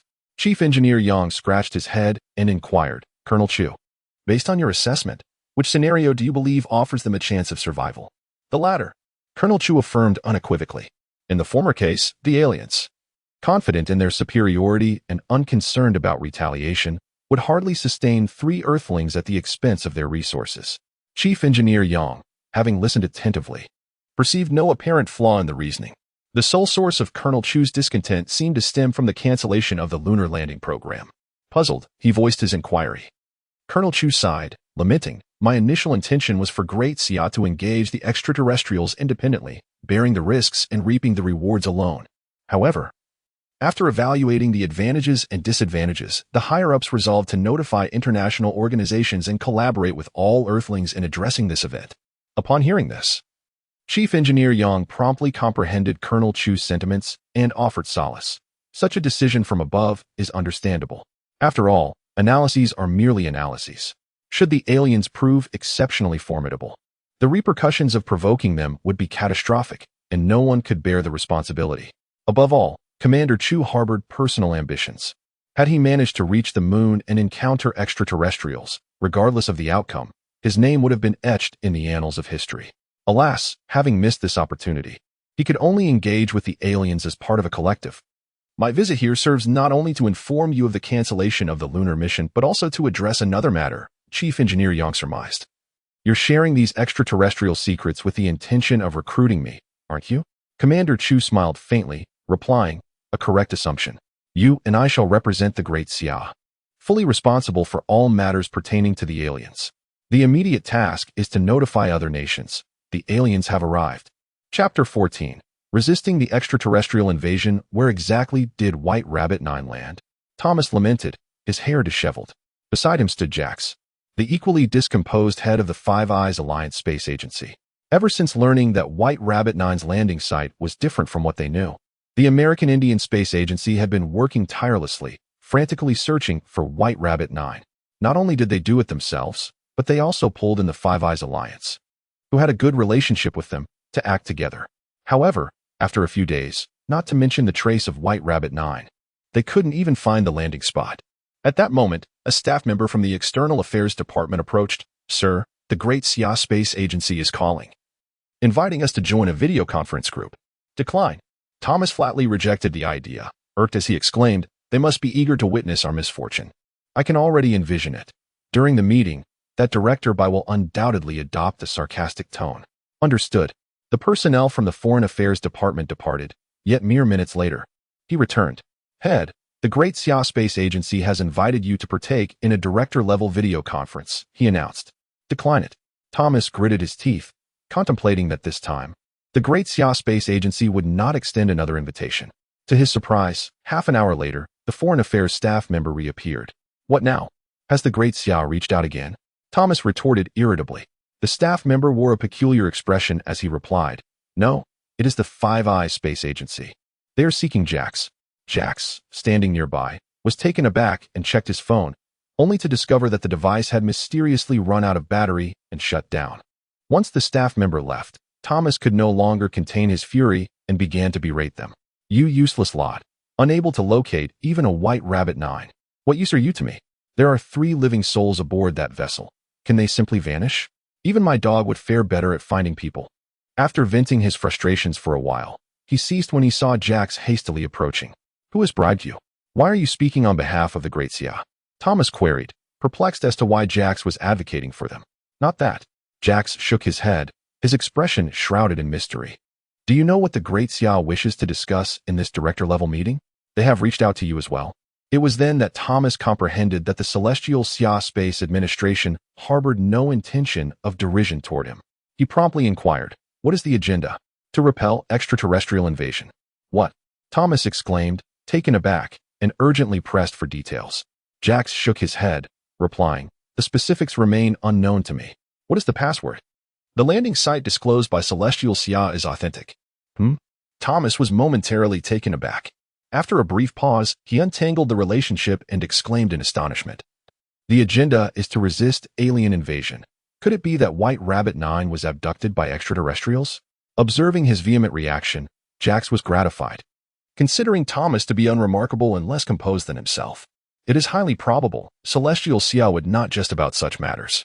The conference to counter the invasion of an extraterrestrial civilization, hosted by Celestial Xia, extended invitations to several nations possessing lunar landing capabilities.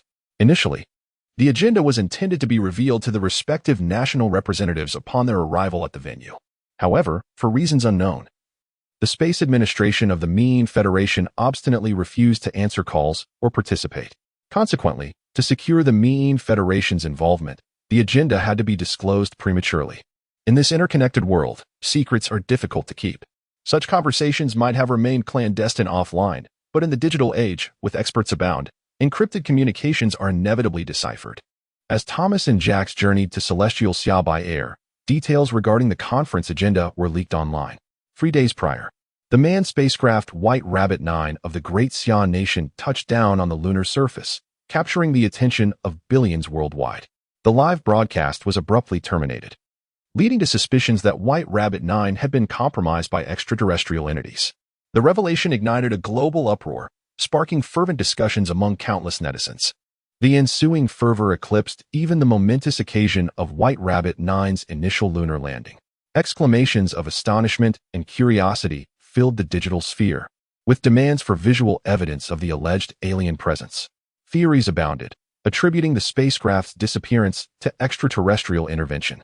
Amidst the speculation, announcements emerged pinpointing the conference venue at the Longxi Aerospace Base. A flurry of influencers, driven by the scent of sensationalism, independently converged upon the location. Whether driven by genuine belief in extraterrestrial life or mere skepticism, the public's gaze fixated upon the unfolding event.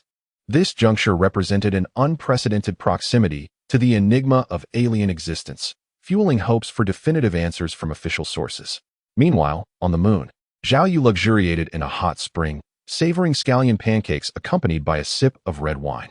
Before he could fully indulge, the butler's indicator light flashed once more, signaling an impending situation. With a sigh of resignation, Zhao Yu set down his glass of red wine and inquired about the situation. SkyOwl 18 has apprehended another piece of advanced technology, a reconnaissance probe equipped with 13 cameras. They have initiated surveillance on us. The steward's tone was uncharacteristically grave as he continued. Once we are located, the consequences will be catastrophic. Therefore, sir, I propose a preemptive strike before our base is annihilated. Chapter 15. Is the extraterrestrial armada arriving in 3 months bound for Earth? Zhao Yu observed that Deshu possessed a rather volatile temperament. As the inaugural artificial intelligence created by the base, Zhao Yu might have hesitated to employ him were it not for the system's constraints ensuring unwavering loyalty. Leaving the thermal springs, Zhao Yu entered the main base alone. The room, a mere 30 square meters in size, was devoid of windows and filled with various electronic devices. While seemingly unremarkable, it was, in fact, the unfolded configuration of the base vehicle. From here, one could manipulate every aspect of the base, upgrade technology, and manufacture armaments.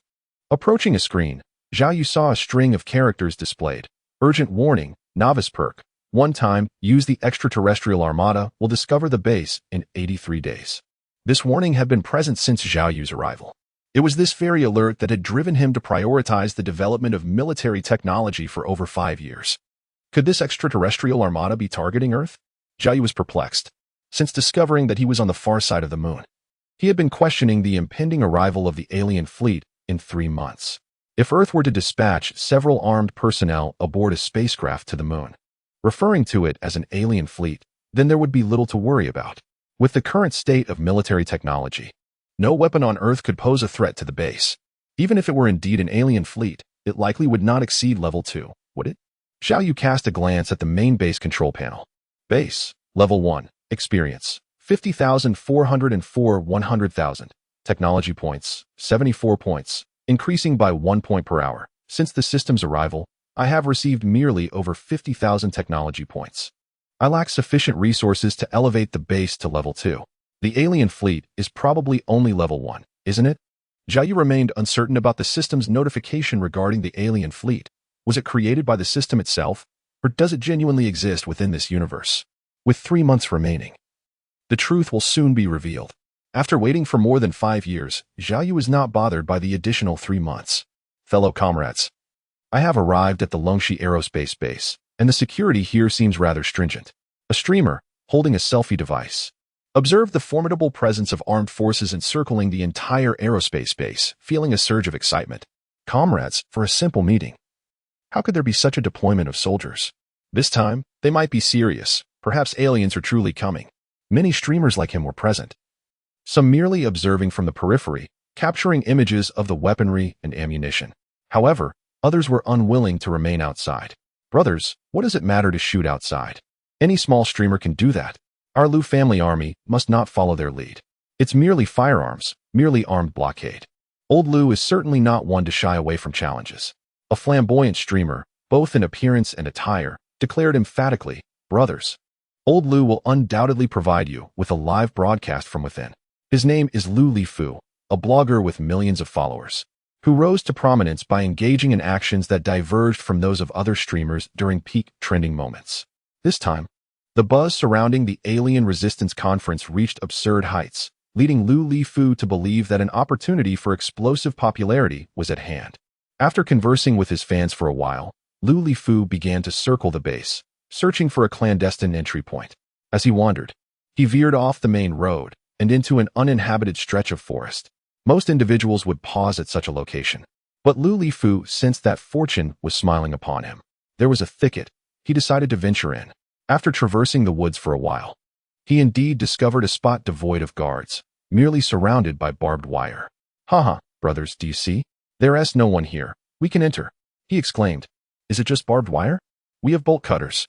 This streamer promptly retrieved a pair of cutters from his backpack, glanced around to ensure no one was watching, and swiftly set to work, severing the wire. Before long, a small human-sized opening appeared, and Lu Lifu quickly squeezed through. Having entered, brethren, prepare yourselves, for I shall provide a live transcription of their discourse. Lu Lifu, wearing a smug mien, was about to proceed when, abruptly, several armed sentinels advanced. Alas, detection!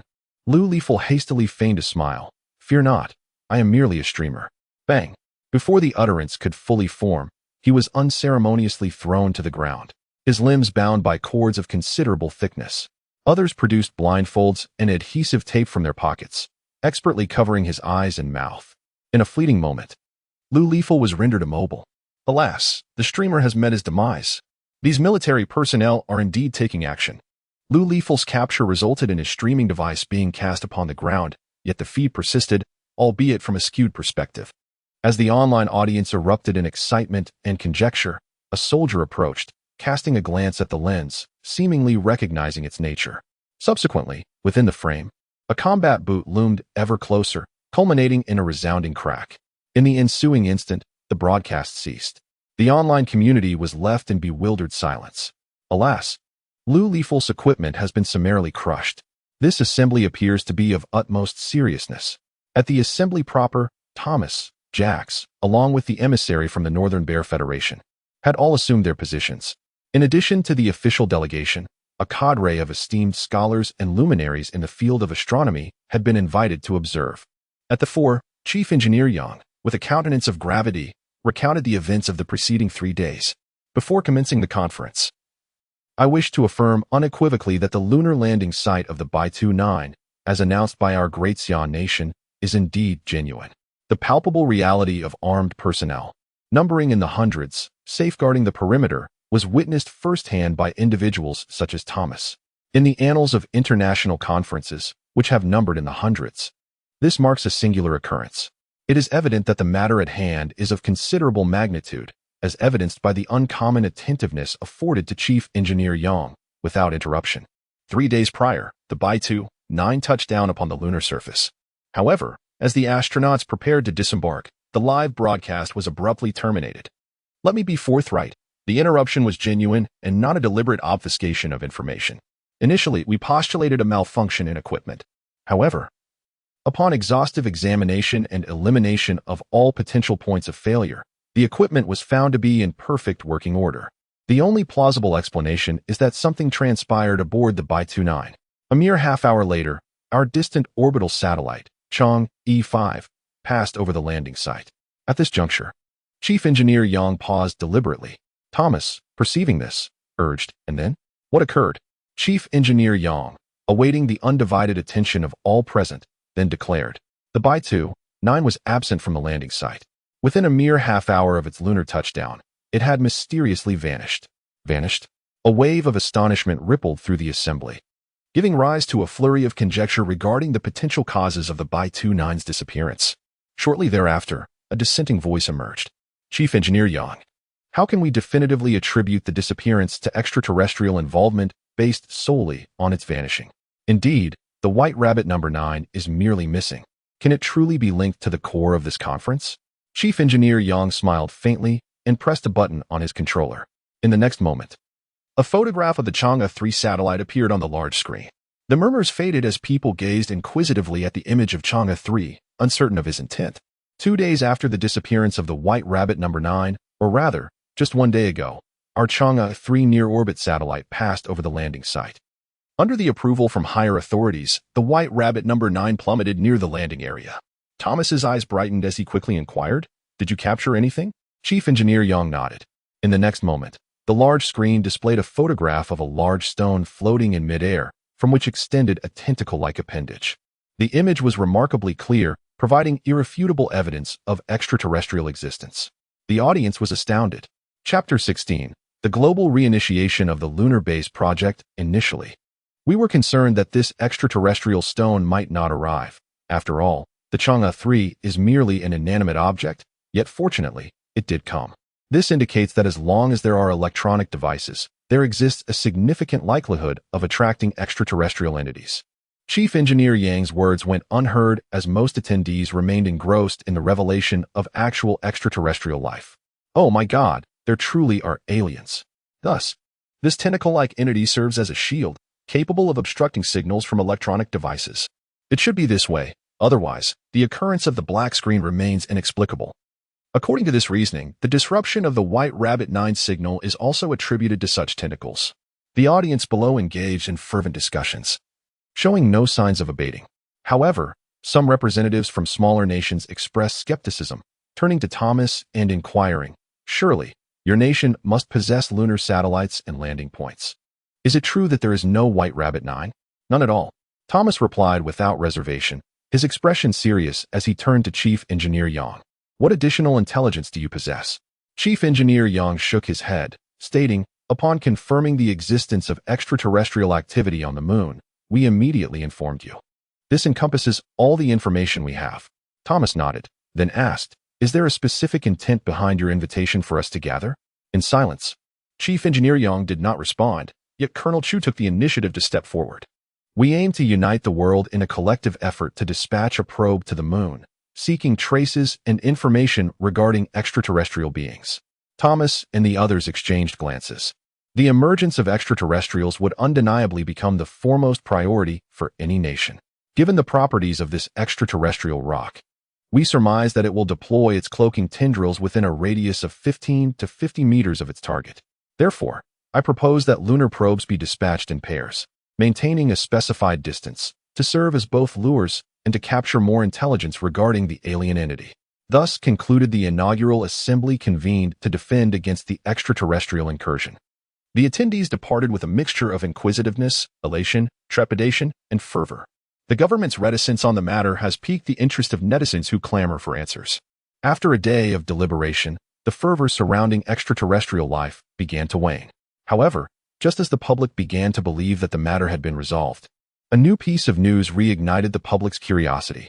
The Space Administration of the Great Xia Nation has announced the disappearance of the White Rabbit 9 on the moon, with the fate of 3 astronauts hanging in the balance. A rescue mission involving the launch of multiple spacecraft to the lunar surface is slated to commence in 3 days. In tandem, the Space Administration of the Republic of Mii in India has declared its intention to initiate the preliminary phase of its lunar base construction project within the same time frame. Likewise, the Five Eyes Alliance Space Administration has publicized its plans to embark on the preliminary exploration phase of its lunar colonization endeavor, also set to launch in 3 days. The Space Administration of the Northern Bear Nation has expressed its regrets regarding the loss of contact with the Great Xia Nation's White Rabbit 9 and pledged to dispatch all available rockets to the moon to aid in the astronaut rescue efforts. To the surprise of the global populace, the world's 4 preeminent powers have simultaneously issued statements. While the content of these statements varies, they all share a common thread: the launch of rockets to the moon in 3 days. This is undoubtedly suspicious. Extraterrestrials may indeed exist. It can be asserted with conviction that extraterrestrials are indeed a reality. Why else would these major nations synchronize their actions in the wake of the Great Xia Nation's defense against extraterrestrial invasion conference? The last instance of such unified action among the four powers was a century ago when they faced a common adversary. Therefore, it is plausible that the Great Xia nation's White Rabbit 9 encountered extraterrestrial beings. What might they have discussed? The topic of extraterrestrials has once again ignited global fervor, marking the commencement of a worldwide spectacle. In addition to jointly announcing their lunar missions, the nations have convened 2 additional conferences, each spanning from dawn till dusk. This lunar exploration mission is solely aimed at gathering intelligence regarding extraterrestrial civilizations, devoid of any other scientific pursuits. Consequently, many unnecessary devices can be omitted, thereby allowing more space for the exploration vehicle. After careful deliberation, the four powers have entered into a pact for the mutual sharing of intelligence during this period. Any discoveries made by one party will be unconditionally shared with the other 3, until the strength of the extraterrestrial beings is ascertained. No nation dares to arrogantly embark on solitary explorations or hoard information. Furthermore, behind the scenes, the 4 nations have mobilized elites from various sectors to establish a specialized department for extraterrestrial affairs, dedicated to the research and analysis of the origins, behaviors, motives, threat levels, and civilizational hierarchies of lunar extraterrestrial civilizations. 3 days passed like an eternity under the watchful eyes of the global populace. At 9 a.m. on September 28, 2028, rockets from the 4 great nations ascended simultaneously, embarking on their journey to the moon. The interstellar era has commenced. Many spent that night in sleepless contemplation, pondering the intentions of the moon's extraterrestrial civilizations in the future trajectory of humanity. Fears loomed that a tragic fate akin to that which befell the indigenous populations of the Americas upon their discovery might repeat itself. The singular distinction this time is that humanity itself is the indigenous populace. Chapter 17, reluctant to disclose? Let me expose it on Earth. Few nations possess the capability to explore the moon, only 4. This lunar exploration endeavor does not solely involve the personnel of the 4 great nations. Various specialized task forces have also extended invitations to experts in astronomy from smaller nations. Some of these experts, taken aback by the honor, feel the weight of their responsibilities. Some individuals, however, harbor skepticism, perceiving it as yet another stratagem by powerful nations to encircle smaller ones. Over the past century, major powers, under the guise of democracy, environmental protection, and human rights, have wantonly infringed upon other countries, leading many to recognize the adage that weak nations lack diplomatic leverage. When a powerful nation offers a token of goodwill, it invariably conceals a scheme to exploit your resources. Peter, hailing from such a vulnerable nation where thousands of tons of petroleum are pilfered daily with impunity, remains unconvinced. He regards the purported lunar exploration initiative, the narrative of the White Rabbit 9's abandonment on the moon, and the alleged presence of extraterrestrial beings as a fabrication orchestrated by the 4 dominant nations. While the precise motive eludes him, he is certain that it is intertwined with vested interests. Hey, Peter, do you think aliens are real? Peter's friend, Peter, inquired. If they are, I'll devour the Great Xia's White Rabbit 9 raw. Peter retorted disdainfully. He admitted that were it not for the exorbitant compensation offered by the Great Xia, he would have abstained from witnessing the duplicity of these powerful nations. Although the Great Xia was not directly responsible for the expropriation of his homeland's oil, he deemed all powerful nations to be complicit. Hey, if you've got the nerve, say that inside. Peter jested, gesturing towards the Great Xia National Space Administration in the distance. Why would I forsake financial gain? Peter retorted, pursing his lips. Since someone is willing to pay, I might as well partake. Peter shrugged and retrieved a camera from his backpack, stating, "Feel free. I intend to document this. In the future, when our nation's space agency is established, these will serve as invaluable experiences." After a moment's contemplation, he approached to lend assistance. The 2 successfully assembled the camera and carried it toward the space agency. However, upon reaching the entrance, they were halted by a guard. "Apologies, but we must confiscate this device. It cannot be brought inside." Peter, somewhat irked, replied, "Soldier, this seems rather disrespectful. We are representatives of our nation, and you won't even allow us to bring a camera? Regrettably, the regulations dictate otherwise. Aside from this device, all your mobile phones and electronic products must be surrendered, and they will be returned to you upon your departure," the guard stated with a composed demeanor. Clearly accustomed to such situations, with a cheerful demeanor, Peter responded, "My friend, this equipment is broken. It's an antique that Chief Engineer Yang from your agency gifted me years ago. My intention here is to foster camaraderie between our nations. The guard shook his head, responding directly, I'm sorry, but Chief Engineer Yang also entered this morning without any electronic devices, so you cannot be an exception. After a lengthy exchange, they were unable to prevail and ultimately resigned to their fate, feeling somewhat disheartened.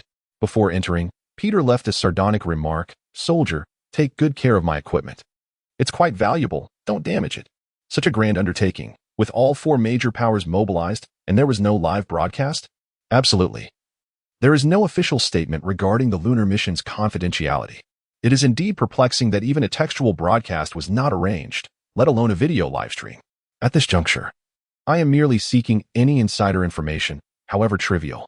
Despite the launch of numerous rockets by the four major nations, the absence of live coverage has engendered a sense of impatience among global netizens, who are fervently eager to ascertain the mission's unfolding dynamics. It is purported that exclusive access to the complete lunar mission livestream is available for a fee, limited to a select few. Be warned, brethren, the aforementioned claims are fraudulent. Within an hour of the four major nations' rocket launches, it is estimated that at least 1 million individuals across the internet fell victim to scams. Ordinarily, even microscience disseminations from obscure media outlets garner considerable attention. Thus, the official endorsement of the lunar mission by the four major nations has understandably captivated a significant audience. The immense fervor surrounding the lunar mission has surpassed all expectations, prompting astute entrepreneurs to swiftly capitalize on the opportunity. They have acquired various non-governmental organizations and associations pertaining to extraterrestrial life, established corresponding websites, and sought out individuals with access to genuine insider information, all with the objective of leaving no secrets in the world. GhostEye, a globally renowned hacking collective, has garnered widespread acclaim for its frequent exposure of confidential matters from various nations. Even those unfamiliar with their moniker are undoubtedly cognizant of their past exploits. Such high visibility is undoubtedly linked to profit. It is an organization of hackers that can be hired with monetary compensation. Today, GhostEye received over 20 orders, leaving them somewhat bewildered. Have we set our prices too low, or has some scoundrel exposed our port? Hacker GhostEye 3, responsible for taking orders, usually experiences a normal flow of 1 or 2 orders every month. Yet now, in just a single hour, dozens of orders have emerged. Have you not seen the news? Old 3? Today, the four major nations launched their lunar exploration rockets. GhostEye 4, unfazed, realized that the sight of hundreds of thousands eager to watch a lunar exploration livestream on a certain obscure site, only to be deceived, presented a lucrative opportunity. GhostEye 3, slightly perplexed, began to operate the computer, and after a flurry of code, the desktop revealed the most frequently repeated inquiries. Are we truly prepared to welcome extraterrestrials? Are the 3 astronauts of White Rabbit 9 still alive? Will the lunar exploration program incite the wrath of aliens, leading to the annihilation of Earth? Upon perusing this information, GhostEye 3's eyes gleamed with excitement. This is a substantial order. Currently, more than 20 organizations have transferred us deposits. The issue is their unified demand. They seek insider information regarding the lunar exploration activities of the four major nations. GhostEye 4 chuckled, engaging in one endeavor to earn multiple rewards. I've already informed the others. As his words resonated, the light boards representing other members of the organization gradually illuminated, and soon, everyone had gathered. Wait a moment, could this be a trap? With a hint of trepidation, the naturally cautious GhostEye 9 inquired, the joint commission from over 20 individuals is an offer we seldom decline. However, what if this is a ruse? Could someone be plotting our demise under the guise of this assignment? Old 9, your timidity is rather excessive, wouldn't you say? Indeed. Who could possibly orchestrate a trap that ensnares us? After a period of raucous debate, GhostEye 1 finally asserted himself. We shall accept this commission. We will initiate a high-stakes, worldwide search for vulnerabilities within the four major national space agencies. The secrets they wish to conceal, we shall bring them to light. Chapter 18. Magnetic levitation rails on the lunar surface?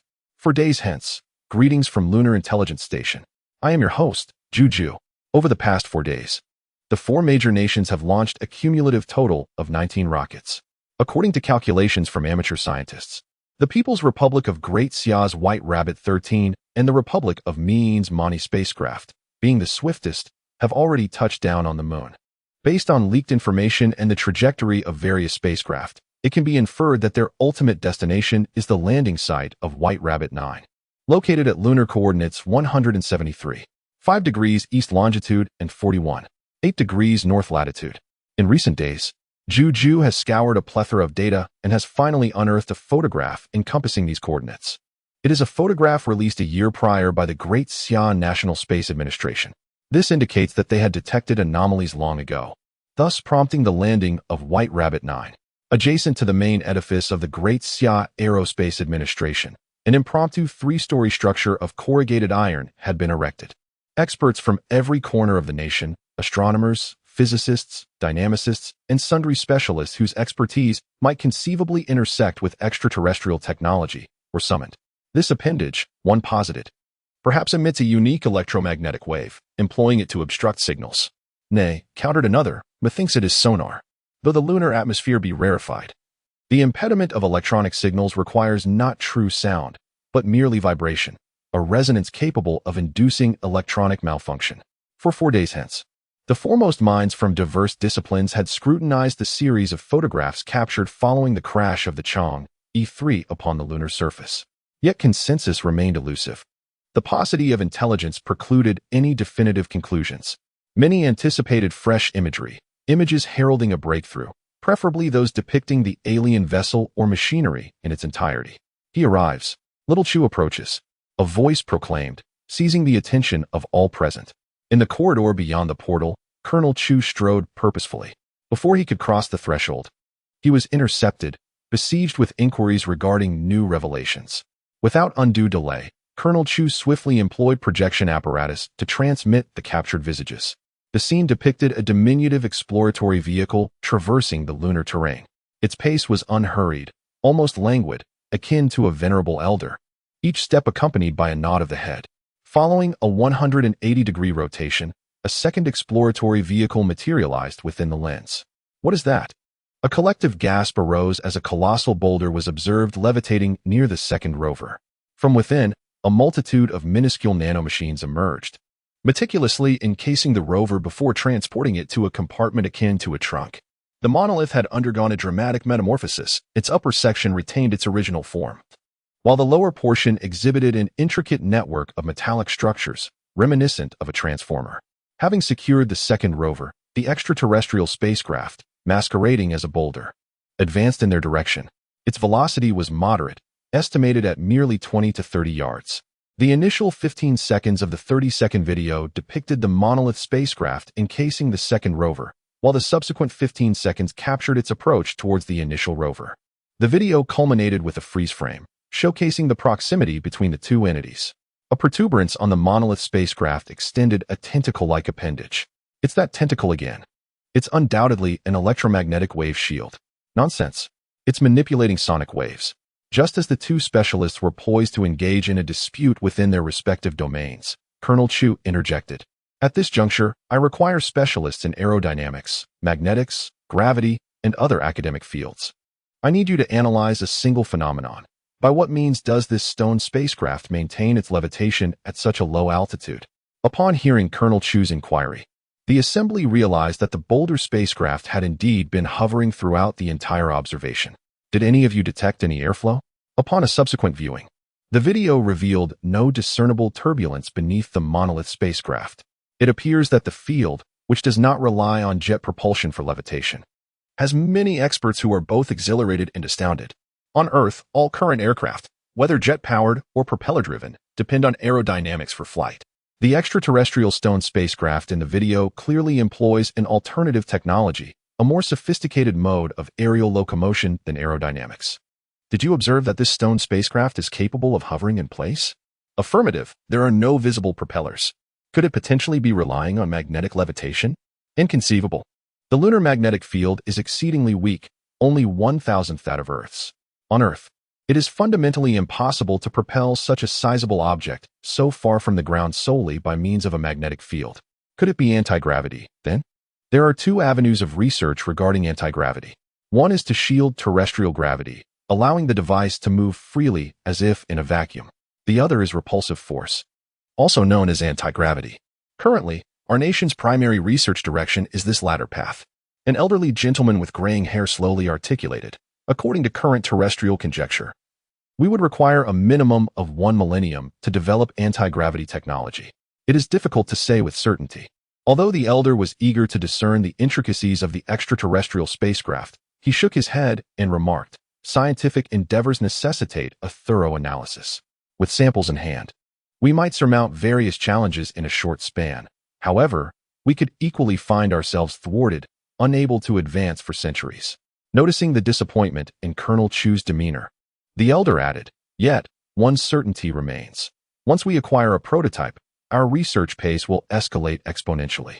"Not quite," an expert interjected. "This alien spacecraft evidently does not rely on anti-gravity propulsion. Have you observed that, upon releasing the nanobots, some of them exhibit a slight pause? This behavior resembles demagnetization. Are you suggesting that the lunar surface has been equipped with a magnetic levitation track constructed by extraterrestrials? The likelihood is substantial." Chapter 19, Video Revelation. We have obtained 5 vulnerabilities related to the space agencies. However, a pressing question arises. When shall we exploit these vulnerabilities? After all, the authorities are not idle. Each vulnerability will be sealed within a maximum of half an hour. Over the span of 4 days, the Phantom Eye organization has gathered 5 vulnerabilities, ensuring their infiltration into the space agencies of the 4 major nations. Yet time is of the essence. Each incursion can last no longer than 30 minutes.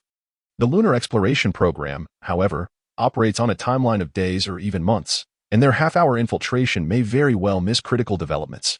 The timing of the intrusion is of utmost importance. We must choose a moment when they have just made a discovery, for it is then that our opportunity is most ripe. But how can we ascertain what they have uncovered? I have a solution. Ghost Eye 4 emitted a line of code and chuckled. "We have located an agreement. The 4 major nations have signed a pact for intelligence sharing. This signifies that regardless of which nation uncovers something, they are obliged to inform the other 3. Ghost Eye 3's eyes sparkled with realization.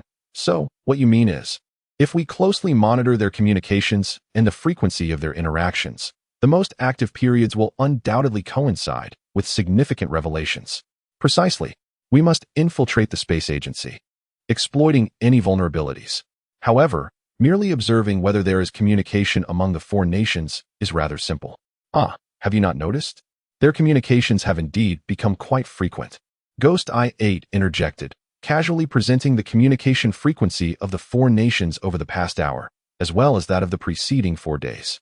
The data indicated that the frequency of communication in the last hour was several dozen to hundreds of times greater than that over the past 4 days. Aside from official exchanges, signals from the space agencies of the 4 nations have been continuously transmitted across the globe. Let us proceed. They must have discovered something. Which vulnerability shall we exploit first? Let us avoid the Great Xian nation. They are the most troublesome, and we shall address them last.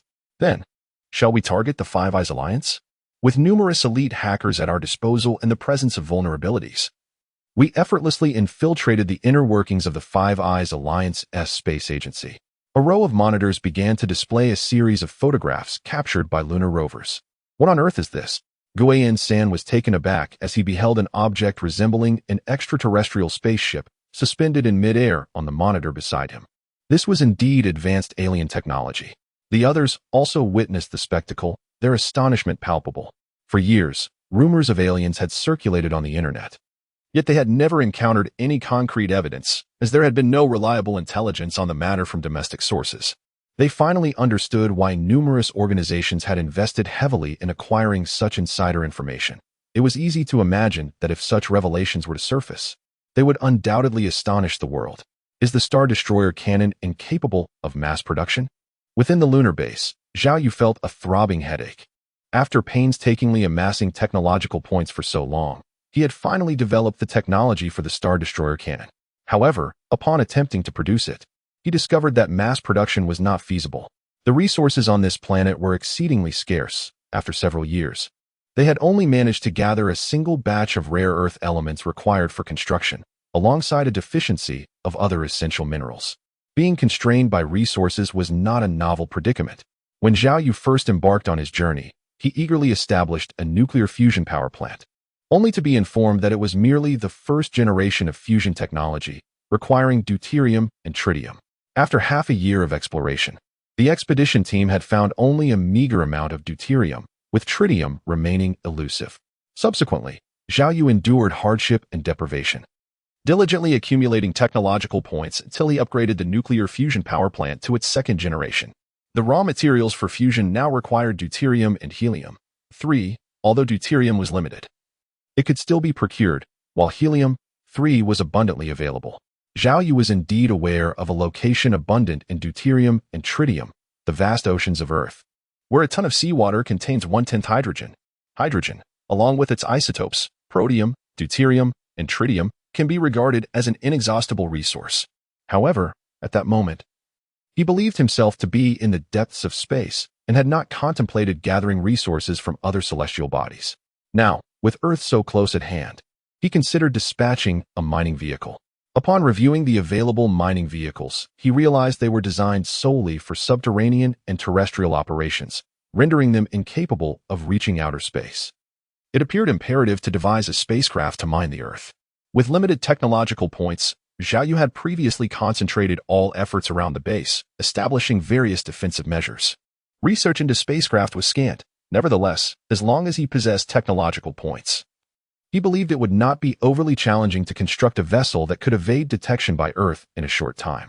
What we are witnessing from the first-person perspective is the footage from a lunar exploration vehicle operated by the Five Eyes Alliance. In the foreground, another lunar exploration vehicle is visible. Furthermore, what else can be observed? In the upper left corner of the video, a flying stone. Upon first encountering this stone, I too was astonished. Why would a stone be airborne? Yet, upon closer inspection, one would discern that it is a stone cleverly disguised by extraterrestrial machinery. As the host narrates, the stone floating in midair approaches the lunar rover ahead, releasing a multitude of nanobots. Did you see that? This diminutive spacecraft, camouflaged as a rock, initiated the capture of the rover. Furthermore, the video's denouement reveals its intent to ensnare our very own rover.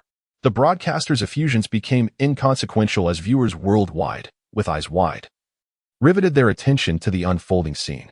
Beneath the stone, the technologically advanced nanobots unequivocally affirmed the truth.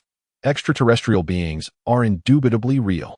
Chapter 20. Launch nuclear missiles and eradicate the extraterrestrials. We demand the truth. We have a right to be informed. In streets imbued with exotic flair, a multitude of men and women, adorned in camouflage makeup, brandished posters and banners, raising their hands in protest. Colonel Chu, having observed several videos of similar content, lost the inclination to continue. Damn it, who was the blithering idiot who leaked the lunar rover footage? Chief Engineer Yang, somewhat exasperated, lamented. We agreed to keep it from the public, and now it's become a global sensation. Judging by the lunar rover's design, it appears to originate from the Five Eyes Alliance. Colonel Chu demurred. Now is not the time for such conjecture. The higher-ups have tasked us with mitigating the impact. Do you have any solutions? What solutions could I possibly possess? I'm a researcher, not an expert in public relations. Chief Engineer Yang helplessly gestured. In that case, allow me to propose a course of action. Colonel Chu offered a slight smile. The video has already been disseminated and is being widely viewed globally. It's difficult to eradicate completely. Suppression is futile. As the adage goes, it is better to channel than to obstruct. Instead of censorship, let's guide the narrative. Chief Engineer Yang, piqued with curiosity, promptly inquired, what strategy do you intend to employ? I have already contacted a friend from the vertical store and located a film crew that has previously worked on lunar-themed movies. I requested them to create a similar video, albeit with numerous flaws. Flaws. Indeed, for instance, the presence of wind on the moon or the existence of sound. Engineer Yang looked somewhat perplexed, questioning whether this approach would be effective. Colonel Chu smiled, assuring him, rest assured, it will absolutely work. What people desire is not the truth, but rather a sense of superiority that surpasses the ordinary. As for the internet trolls, they will comply without question. If they dare not, we shall replace their leaders. Engineer Yang fell silent, recognizing the advantage of having the backing of a powerful organization. Conversing with such individuals was indeed exhilarating. He had anticipated that Colonel Chu would dedicate most of his efforts to this matter, yet to his surprise, the colonel merely made a few phone calls and resolved everything. He even had the leisure to inspect the neighboring expert building. Observing Colonel Chu's retreating figure, Engineer Yang sighed, marveling at his nonchalant demeanor. So, have you figured it out? Do extraterrestrial spacecraft rely on anti-gravity or magnetic levitation? Upon entering, Colonel Chu directly posed the question. Compared to the secondary technology of nanobots, those in higher authority were more interested in acquiring the technology for low-altitude levitation of alien spacecraft. Indeed, it appears to be magnetic levitation. An elder stepped forward as a representative and elucidated anti-gravity, also known as anti-gravitational technology, possesses a remarkably advanced level of science. With our current capabilities, achieving levitation akin to that of this device is feasible, provided we conquer the challenges of magnetic steering gimbal frameworks, superconducting electromagnetic coil assemblies, miniature nuclear power sources, and magnetic propulsion frameworks. According to projections, within the next 30 to 50 years, we shall attain this feat. This implies that the technological sophistication of this apparatus does not surpass ours by a significant margin. Conversely, the development of anti-gravity technology is unlikely to occur on Earth within the next 1 to 2,000 years. An extraterrestrial device, therefore, should possess a comparable level of integrated technology rather than being separated by millennia. It is akin to how we would not install telegraph machines in our homes or carry pagers in our pockets today. Thus, we collectively infer that this extraterrestrial collector employs magnetic levitation technology. Chancellor Chu paused momentarily, perplexed, and inquired, "Is it not an alien spacecraft?" "Not at all," the elder replied, shaking his head. "From its functionality, it seems to be merely a low-power resource collection machine." Chancellor Chu nodded and, after a while, asked, "According to your estimations, by how much does the technology of the extraterrestrials on the moon surpass that of Earth? From the perspective of this extraterrestrial collector alone, it only exceeds us by 50 to 100 years. 5 days have since elapsed, yet the search and rescue operation for the 3 astronauts remains stagnant. Under Chancellor Chu's strategic guidance, discussions regarding extraterrestrials on the internet have gradually dwindled. Despite the lack of official acknowledgement of extraterrestrial existence, ordinary life persists. On this particular day, the 4 major nations convened an urgent video conference. Eschewing pleasantries, Colonel Chu took the lead, stating, "Over the past few days, we have deployed a total of 113 small lunar rovers to the moon. Of these, 102 have been lost, captured by alien harvesters. The remaining 11 rovers are still operational. According to our analysis, the reason these 11 rovers have evaded capture appears to be related to the activity range of the alien harvesters."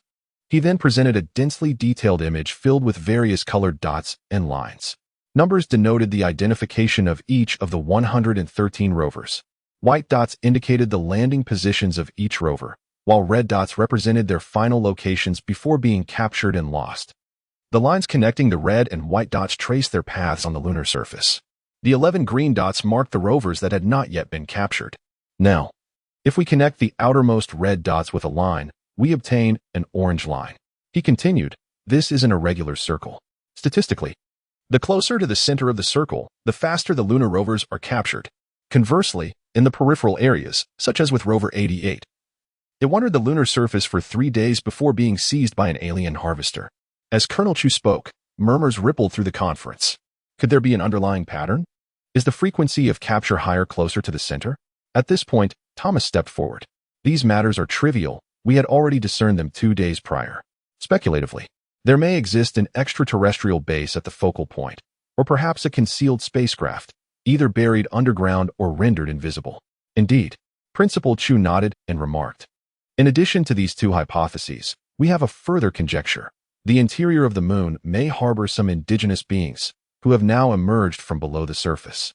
Thomas rolled his eyes. The likelihood of such a scenario, as stated in the reports he received, was a mere 0.01, rendering it insignificant in comparison to the other 2 possibilities. He asserted bluntly, "Let us dispense with the trivialities. Our intent is to launch multiple rockets, each laden with nuclear armaments, targeting that focal point. Whether it be a hidden extraterrestrial base or an invisible spacecraft, we shall obliterate them completely." Chapter 21. Activating the Tidal System. 100 lunar exploration vehicles must have been dispatched to locate the 3 astronauts aboard Rabbit 9, right? Zhao Yu pondered uncertainly. "Boss, it is undoubtedly so. Our Xiaotian possesses a comprehensive system capable of executing a flawless conclusion," Li Zongheng affirmed confidently. "Indeed, with such advanced technology, it is likely that the people of Earth would not comprehend it." "Not at all. No, wait." Zhao Yu shook his head. "We have certainly been detected. The Earthlings have sent so many exploration vehicles not to find the 3 astronauts, but to seek us out. Although reluctant to believe it, he was resolute in this conviction. But how could we be discovered? The red light illuminated. Retrieve the surveillance footage of Xiaotian Unit 18's successful apprehension of White Rabbit 9, which has passed quality control. Instantly, a probe descended from the ceiling, and with a flash of crimson light, a holographic projection materialized. The recording depicted Xiaotian meandering leisurely before abruptly sensing something and hastening towards a specific direction. White Rabbit 9 then appeared in the frame. And just as the circular hatch began to open, Xiaotian activated its cloaking device. Subsequently, Xiaotian's internal programming identified extraterrestrial life within the technological artifact and deployed a laser plasma cannon from its chassis. Upon witnessing this, the 3 astronauts promptly surrendered. The footage continued, showing Xiaotian single-handedly capturing White Rabbit 9 and the 3 astronauts. As it turned to depart, cleanup nanobots descended, meticulously erasing all traces of the event. It appears flawless, Zhao Yu remarked, a twitch in his lips after viewing the video. The primary issue is its excessive cleanliness. Ordinarily, Xiaotian would gather space debris during its patrols, with the cleanup process focused on eliminating the remnants left by the vanished meteoroids. However, this time, White Rabbit 9 was not an unowned object. It was backed by an entire planet, potentially even being broadcast globally. Could it be that Xiaotian intercepted this craft while it was being broadcast worldwide? Without further delay, Zhao Yu strode towards the elevator, intent on questioning the 3 astronauts directly to ascertain the facts. Nuke the moon. A wave of astonishment swept through the room as people stared in disbelief at Thomas. Hold on. Shouldn't we first try to comprehend the nature of this extraterrestrial entity before resorting to nuclear weapons? In the event that a nuclear strike proves ineffective or is intercepted, we would face retaliation from a civilization possessing technology a century more advanced than our own. A majority expressed their opposition, citing the principle of know your enemy and know yourself, and you will not be defeated in 100 battles.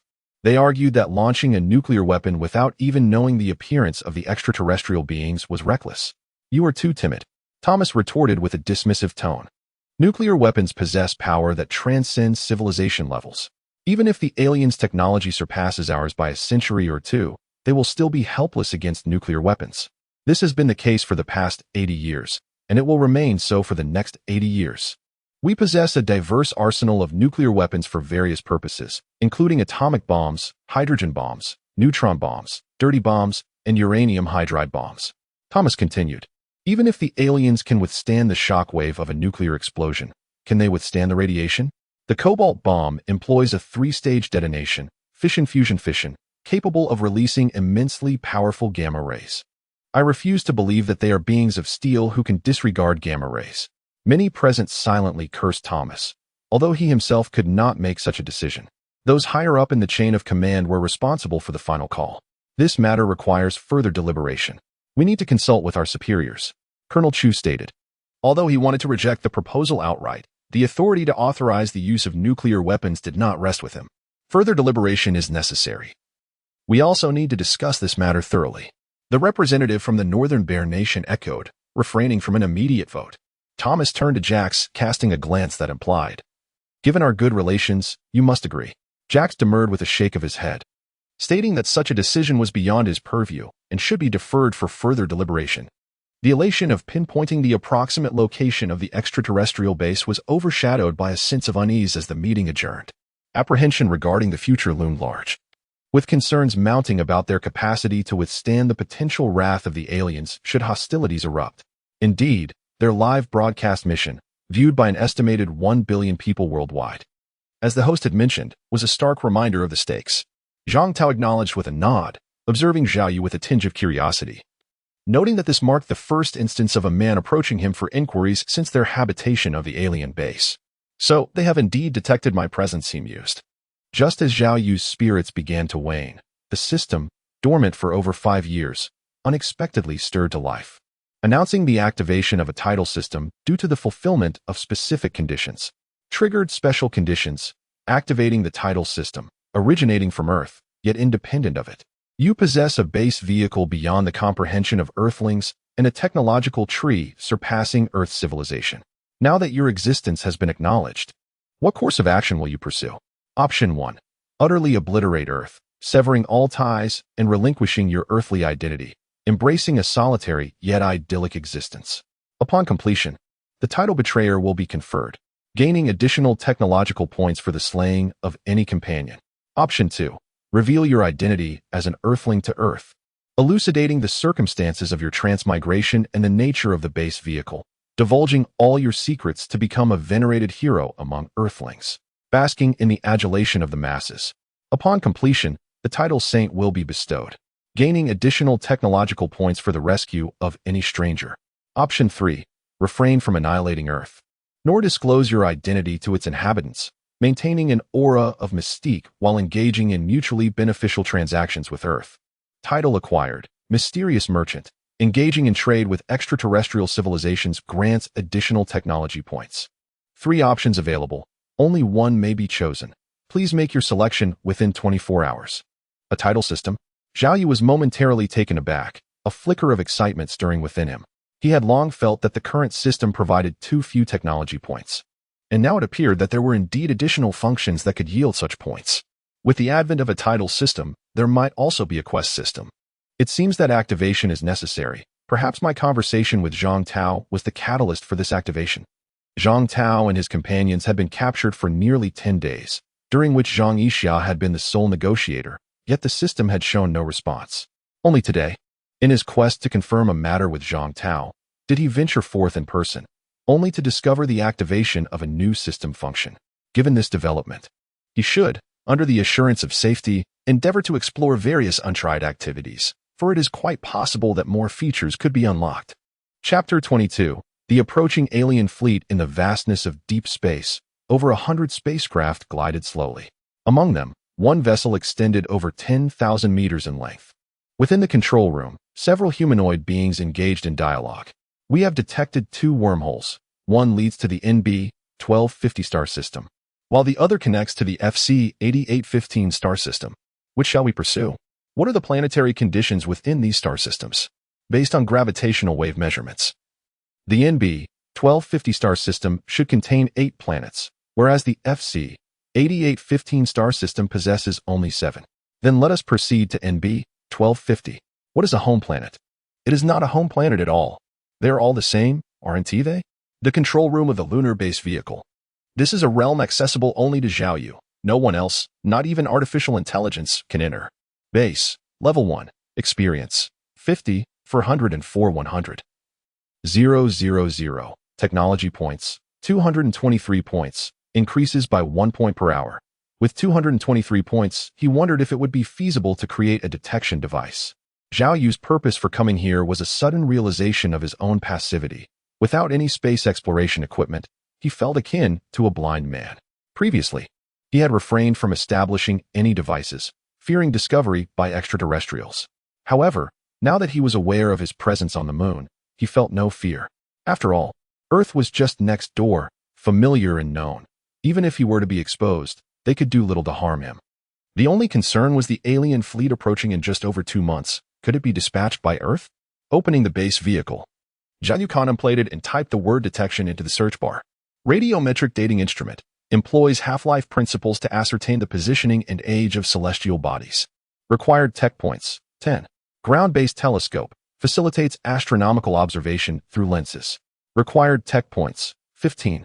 Orbital telescope. A telescope stationed in a planet's orbit, unaffected by atmospheric interference, allowing for authentic observation. Required tech points, 20. Electromagnetic radiation receiver. Captures electromagnetic radiation from the cosmos for astronomical observation. Required tech points, 25. Artificial satellite. Launched into planetary orbit via spacecraft or rockets, equipped with high magnification lenses for internal planetary observation. Required tech points, 30. These are all conventional technologies, Zhao Yu mused. Having configured the system to display technologies in ascending order of cost, ensuring the most economical options appear first. Gravitational lens leverages the universal principle of gravity, enabling the exploration of all matter through gravitational waves. Required tech points, 500. A bit steep. After perusing the array of probes, predominantly telescopes, and a scattering of signal receivers for X-rays, optics, infrared, and gamma rays, it became evident that the gravitational lens represented the zenith of technological capability for a Tier 1 base in the realm of detection. Zhao Yu's current Tier 1 base imposed limitations on the technological constructs he could fabricate. This ceiling was only breached due to his maxing out the 7 foundational scientific disciplines. Otherwise, the gravitational lens would likely not have materialized on the list. Zhao Yu categorized the base vehicles he acquired into 2 primary types: technological and architectural.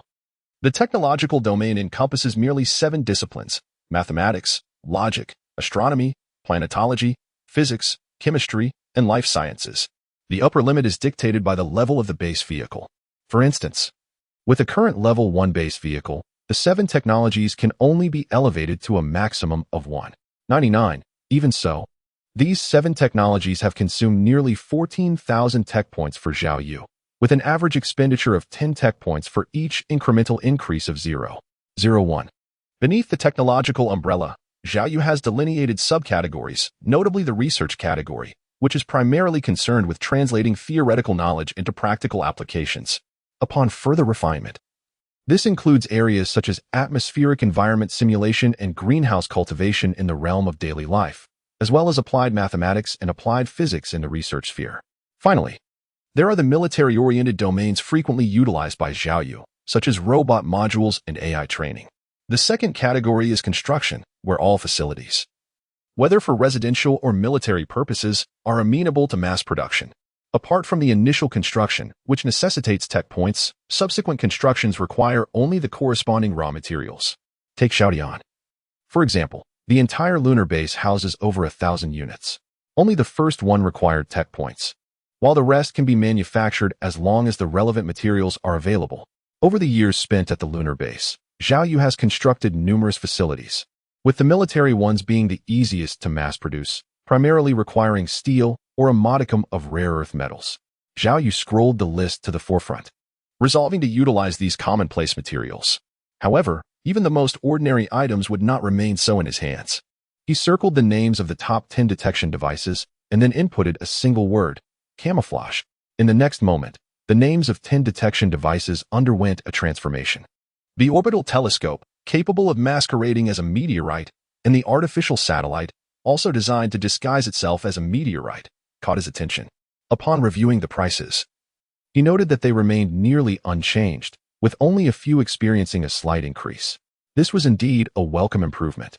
In the realm of camouflage, his technology had reached the upper limit of 199, perfectly positioning him to integrate with these conventional technologies. Zhao Yu found himself with just over 200 technology points, making the prices of the 10 detection devices somewhat prohibitive. The artificial satellite and orbital telescope were essential for detecting Earth, while he could selectively choose among the others. With this thought in mind, he turned his gaze once more to the 3 options within the title system. Securing a title would grant him the opportunity to earn additional technology points. Which option should he select? He found himself conflicted, leaning towards option 3. Yet during these 5 years of solitary existence, he felt capable of thriving even without Earth. As for option 2, it was promptly dismissed. He was not aligned with the ideals of altruism. Options 1 and 3 required further contemplation. Zhao Yu still found it difficult to reach a decision. At present, apart from the detectors, he also explored the category of spacecraft. Beyond the few basic models capable of launching nuclear missiles and deploying annihilation cannons into space, he had not constructed any additional spacecraft. The rationale remained unchanged. Initially, he was unaware of the surrounding environment and refrained from taking reckless actions for fear of exposure. In the exploration of spacecraft, the list has significantly expanded.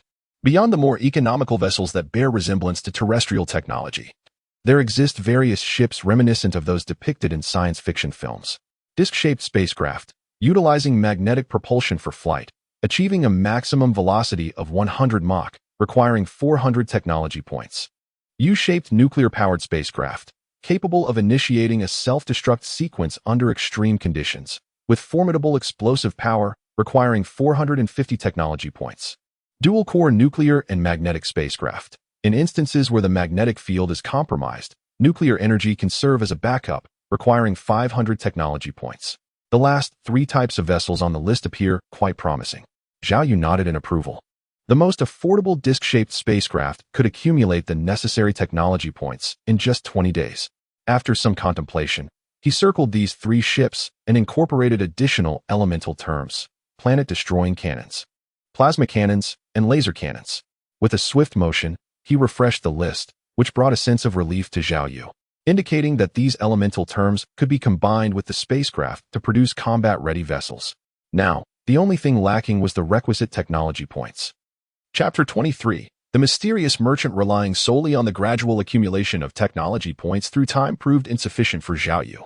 After much deliberation, he resolved to finalize his title early on to secure additional technology point rewards. He dismissed Option 2. Option 1, while appealing, felt somewhat extreme. He was not yet prepared to annihilate his home planet. Thus, he chose Option 3. Selection complete. Title obtained. Mysterious Merchant. Mysterious Merchant. Engaging in trade with extraterrestrial civilizations grants additional technology point rewards. The acquisition of technology points shall not exceed the upper limit of technology points permissible for the creation of the traded item. Note: the trading content is limited to products and does not include scientific theories or related technological principles. After meticulous examination, Zhao Yu finally comprehended the circumstances surrounding the mysterious merchant's return of technology points. For instance, when using the Howling Sky as a trading item, the initial construction of the Howling Sky required only 20 technology points. This implies that regardless of how many Howling Skies he trades, the maximum technology points he can obtain is limited to 20. Furthermore, he is only permitted to trade items that have already been manufactured. Fundamental sciences such as mathematics and physics, which have reached a technology level of 199, as well as technologies from secondary application fields, cannot serve as trading content. This indicates that he is only allowed to sell products, while technologies and theories remain off-limits. Other civilizations wishing to learn must independently study based on his products, and the duration and success of their research depend entirely on their capabilities. The system seems to fear that he might sell technology to Earth. Hint: the previous host unconditionally supported native civilizations and ultimately met a tragic end. So that is it. Zhao Yu realized that the system's restrictions were a precaution against his premature demise. This also means that his previous assumptions were correct. He must never reveal his true identity during interactions with Earth. His past as an Earthling is his trump card, and should it be exposed, it would signal his defeat. The implications of defeat are evident to Zhao Yu. He knows all too well how he became the new host. The answer lies within that very experience. Reflecting on this, Zhao Yu felt a surge of relief, grateful that he had exercised sufficient caution over the years. Even the steward, Uncle Da, and the 9 highly intelligent androids were unaware of his true nature. It wasn't that he distrusted them, but rather that he knew of myriad methods to extract secrets from others' minds. Furthermore, his Tier 1 base vehicle had a population cap of 10 absolutely loyal individuals, all of whom were bound to the steward and the 9 androids. Had the system not mentioned this feature of unwavering loyalty, he would not have considered developing artificial intelligence in the first place. For, in the presence of Uncle Da and the 9, Zhao Yu often forgot they were androids, treating them as genuine people. However, prior to any transactions, I need to conceive a plausible origin story. While it's unnecessary to divulge it to the Earthlings, preparations must be made in advance. Zhao Yu was acutely aware that once his base was discovered, it would be revealed as an isolated entity, devoid of civilization, a substantial population, or any development, an impromptu base arising from nowhere. The lunar subterranean people background can be discarded. The most credible backstory would be to establish an extraterrestrial identity. Zhao Yu stroked his chin, contemplating and elaborating. Nay, we hail from a distant planet, having crash-landed on the moon due to an unforeseen mishap. Given our status as an advanced civilization, the feasibility of spacecraft achieving light speed remains uncertain. Perhaps truly advanced civilizations rely on alternative technologies, such as the spatial warp or wormholes depicted in science fiction. In such a scenario, an obsessive pursuit of speed in spacecraft would be imprudent, akin to a pauper fantasizing about an emperor using a golden bowl to beg for alms, a pretense that would eventually be exposed. According to the Butler's assessment, the average technological level of Earth stands at a mere 0.75. In contrast, Zhao Yu has elevated 7 fundamental technologies to an impressive level of 199, which is significantly advanced compared to Earth. However, he himself lacks understanding in these areas, and it is prudent for him to remain reticent in professional discussions. The lunar base was established solely for the purpose of repairing the spacecraft. This single statement suffices. It allows the other party to contemplate various possibilities, which is preferable to him confining the conversation to a single direction that could ultimately be discredited, leading to suspicions about his identity. With the background established, Zhao Yu began to ponder the contents of the potential transaction. He decided against offering anything from the military sector, nor could he provide atmospheric environmental simulations. Revealing such information might lead them to consider becoming his neighbors. Upon careful reflection, he realized that there are not many high-tech products in the realm of daily life, as he had allocated all his technological points towards military advancements. The existing living facilities within the base were constructed out of boredom and restlessness, and he had opted for cheaper options that did not significantly surpass Earth's technology. A casual glance at his watch caught Zhao Yu's attention, and an idea sparked within him. This could be a valuable item for trade, the touch-controlled projection watch. This was a technology he discovered when he sought to create a phone after arriving in this new world and found his device depleted of power. The watch encompasses all the functionalities of a smartphone, with the added benefit of projecting images into the air for touch control. System, if I were to trade this watch, how many technological points could I receive in return? 850 technological points. 850? Zhao Yu exclaimed in surprise. He had not invested nearly that amount in the creation of this watch. After a moment of contemplation, Zhao Yu began to search for all the prerequisites required for the construction of the watch. Following a series of comparisons, he finally accumulated 850 points. This total did not include the technology points spent on 7 fundamental technologies, nor those from secondary research institutions. It solely comprised the technology points expended in establishing the 4 major factories necessary for watch production: the optical touch control manufacturing plant, the ultrasonic sensing factory, the infrared imaging system analysis facility, and the signal data processing plant. Remarkably, these 4 factories were products of his previous constructions. Yet they were also counted within the watch's technology tree. If trading other goods also utilized these factories, could the technology points be refunded repeatedly? No, the system was quite terse. Zhao Yu scratched his head, initially believing he had uncovered a loophole, only to realize it had been decisively closed. This indicated that regardless of the trading methods employed, the total limit of technology points he could reclaim remained fixed, unless he continued to develop new technology factories. 850 points was indeed quite commendable. Zhao Yu glanced once more at the 10 selected detection devices. All necessary prerequisites had already been fulfilled, negating the need for additional payments. Thus, this 850 technology points would suffice to construct all 10 detection devices, with some surplus left to prepare for the factories required for building a spacecraft. Having resolved this matter, Zhao Yu fell into deep thought again. His goods had been determined. What should he request from Earth? Money? It seemed of little use. Resources? Perhaps rare earth metals. Zhao Yu had not forgotten that he had constructed only a single Star Destroyer cannon using technological points, while the remaining components necessary for mass production required tangible resources from the real world. The Moon was particularly deficient in these materials. In addition to the Star Destroyer cannon, there were numerous other areas in need of material resources, for instance, deuterium required for the second-generation nuclear power plant. The deuterium currently in his possession on the Moon was only sufficient for 3 years. After pondering for a moment, Zhao Yu exited the control room of the base. In a place visible to his steward, he inquired, "Uncle Da, what material resources are we currently lacking?" There are numerous deficient resources. The laser weapon series, superconducting materials, orbital guidance devices, energy storage, magnetic field resonance, and so forth all require rare earth resources. Could you simply list the specific deficiencies? Gadolinium, terbium, dysprosium, holmium, erbium, thulium, ytterbium, lutetium, scandium, yttrium. Stop, Zhao Yu exclaimed, feeling overwhelmed. Just tell me how many types we are short of. We are lacking in virtually every category of rare earth metals.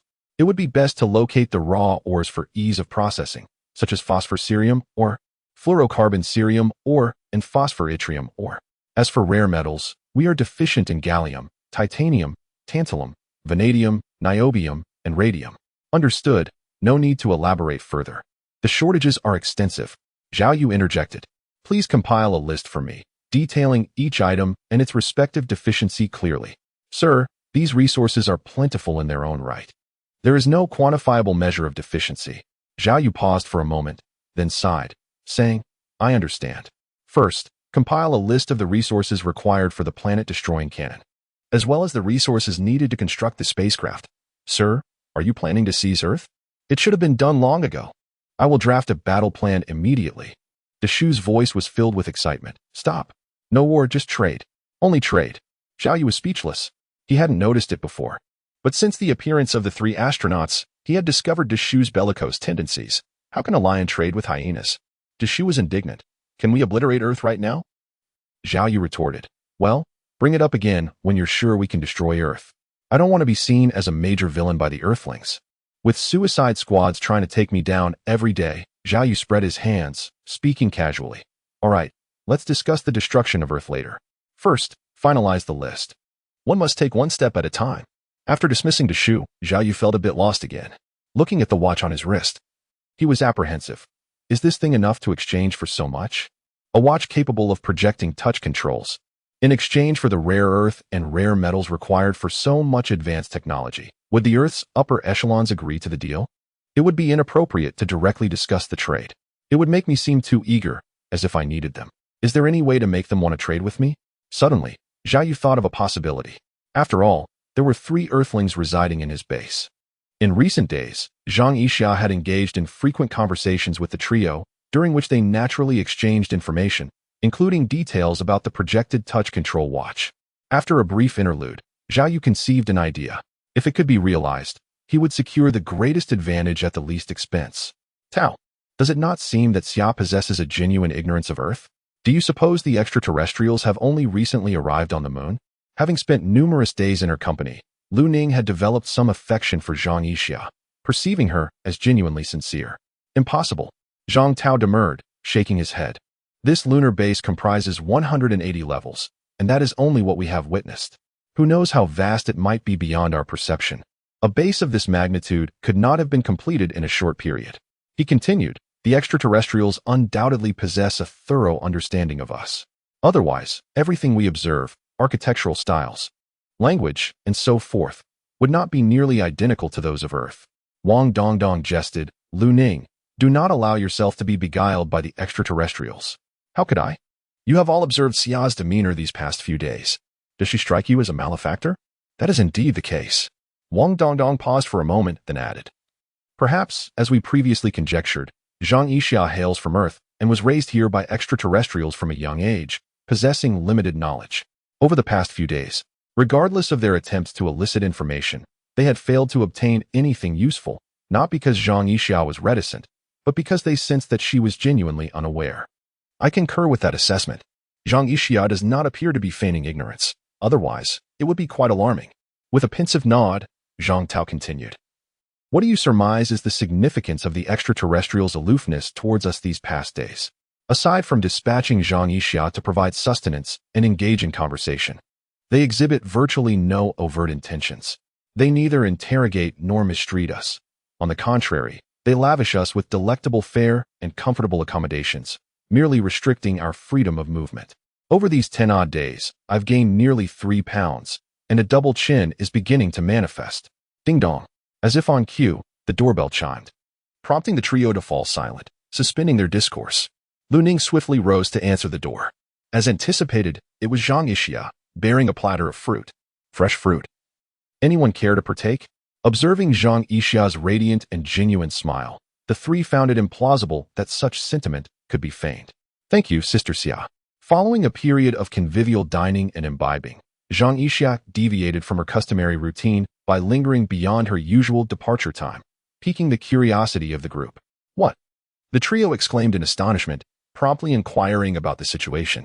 Just this morning, our supervisor disseminated a form, inviting all those who aspire to visit Earth to register for an evaluation, Zhang Yixia elucidated, her eyes gleaming with excitement. I've also enrolled.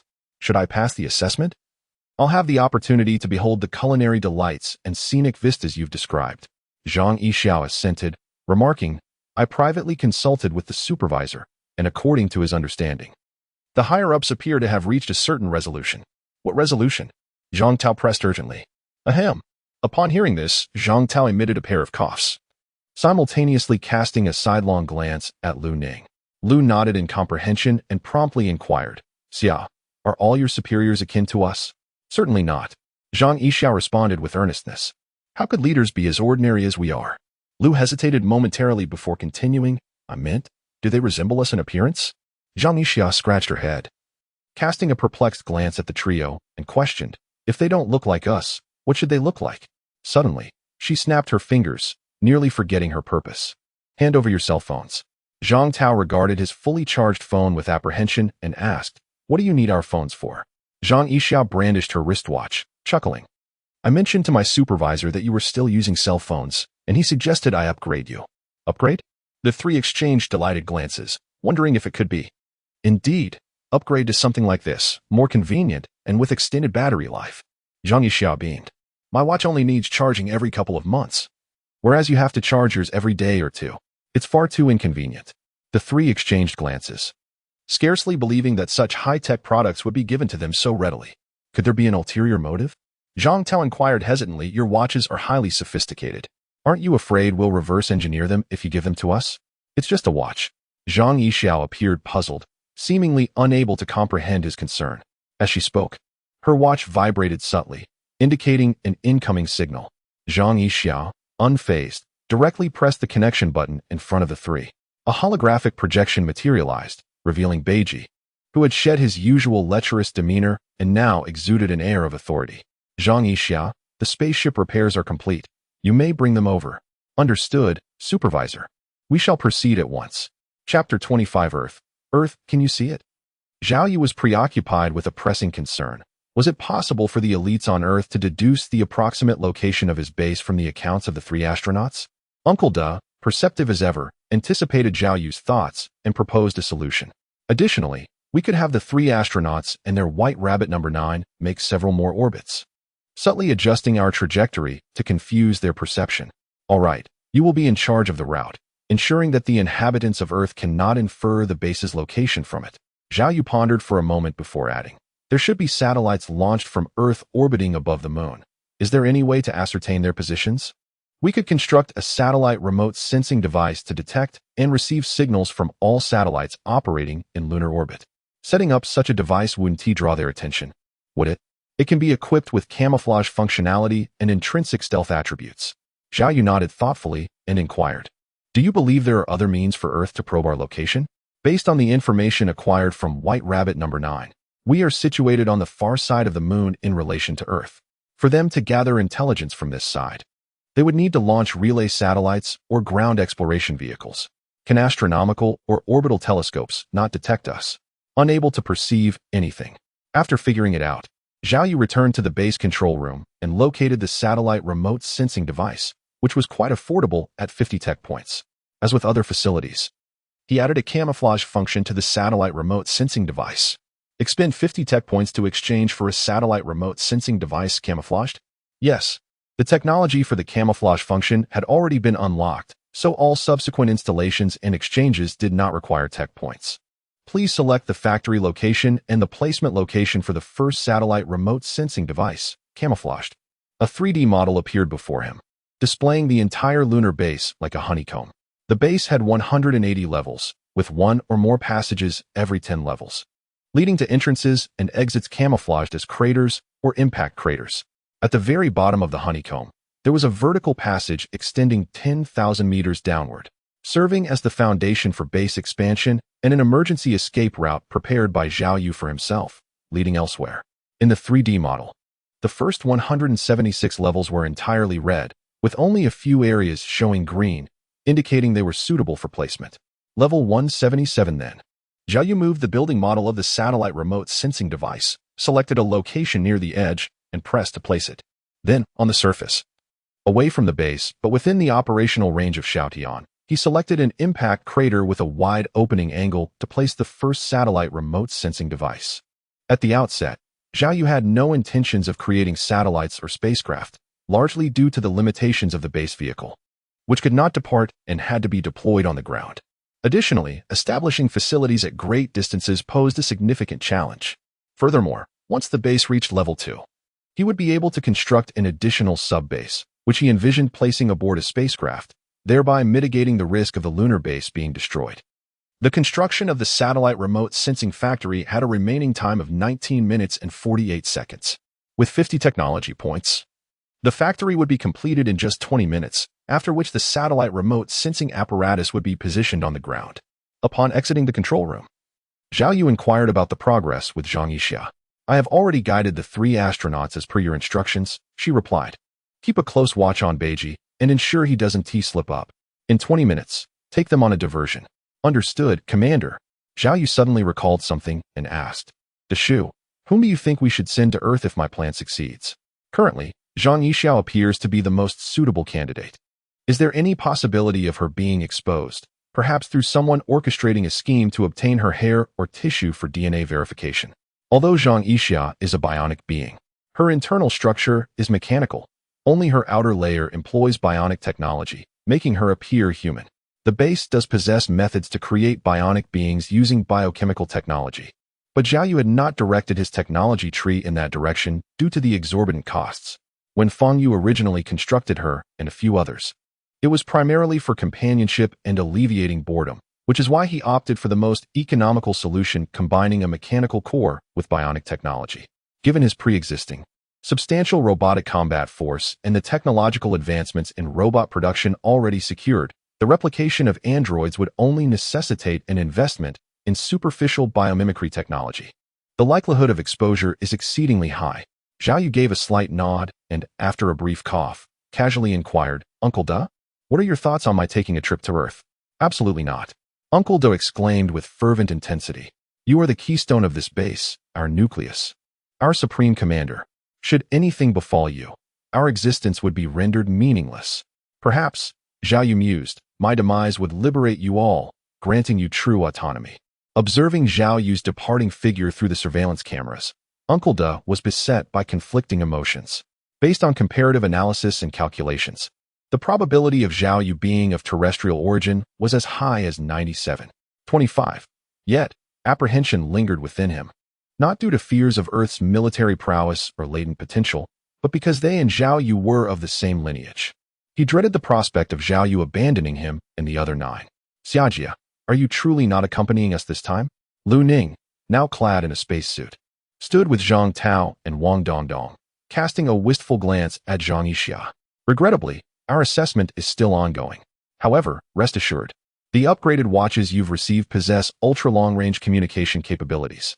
I consulted with the technical department, and they assured me that the distance between Earth and the Moon is a mere 380,000 kilometers, so maintaining contact should pose no issue. That's splendid news. However, it may be a few days before I can establish contact with you. Zhang Yixia chuckled. Because you are Earthlings, our communication channels cannot be utilized by you. It has been stated that a new communication channel will be established, which should be completed in a few days. Her words conveyed an air of authority, as if they were the overseers of Earth, casually deciding on constructions at will. Zhang Tao's lips twitched slightly, yet at this critical juncture, he refrained from uttering any superfluous remarks, wary that his words might prompt the aliens to reconsider their decision to allow them to depart. Despite the improbability of such a scenario, farewell. Both parties waved their goodbyes. The 3 astronauts, alongside the White Rabbit No. 9, boarded an underground transport train, encased in a sealed, windowless compartment, rendering the outside world invisible, while only the sensation of the train's rapid motion was palpable. As they departed from the platform, Zhang Tao hastily entered the White Rabbit No. 9, commencing his examination. Buzzing sounds emanated from the equipment, indicating functionality, yet contact with Earth remained elusive, seemingly obstructed. Surely, once they distanced themselves from the base, that would change. Suddenly, Zhang Tao had an epiphany. He pressed the timer while swiftly retrieving a spirit level, simultaneously calling out to Wang Dongdong, fetch a gravimeter, let us ascertain whether we are ascending. Within the underground base, gravity was nearly equivalent to that of Earth, facilitating comfortable ambulation. However, in this lunar environment, such comfort could only be attributed to some form of gravity simulation employed by their hosts. Once they left the base and reached the lunar surface, gravity would revert to its rightful lunar state. Activating the sensors, he pondered. Their White Rabbit No. 9 remained stationary, being propelled by another train, rendering the sensors' function somewhat limited. Zhang Tao then spoke. Remember the sensations of your bodies. Primarily focus on the direction. As he spoke, he swiftly procured paper and a pen, illustrating a 3-dimensional coordinate system, sensing their current orientation through the oscillations of their bodies. This method lacked precision. Yet in the absence of knowledge regarding their location, it was the only recourse available. If only the lunar magnetic field possessed a dipole magnetic field, he mused.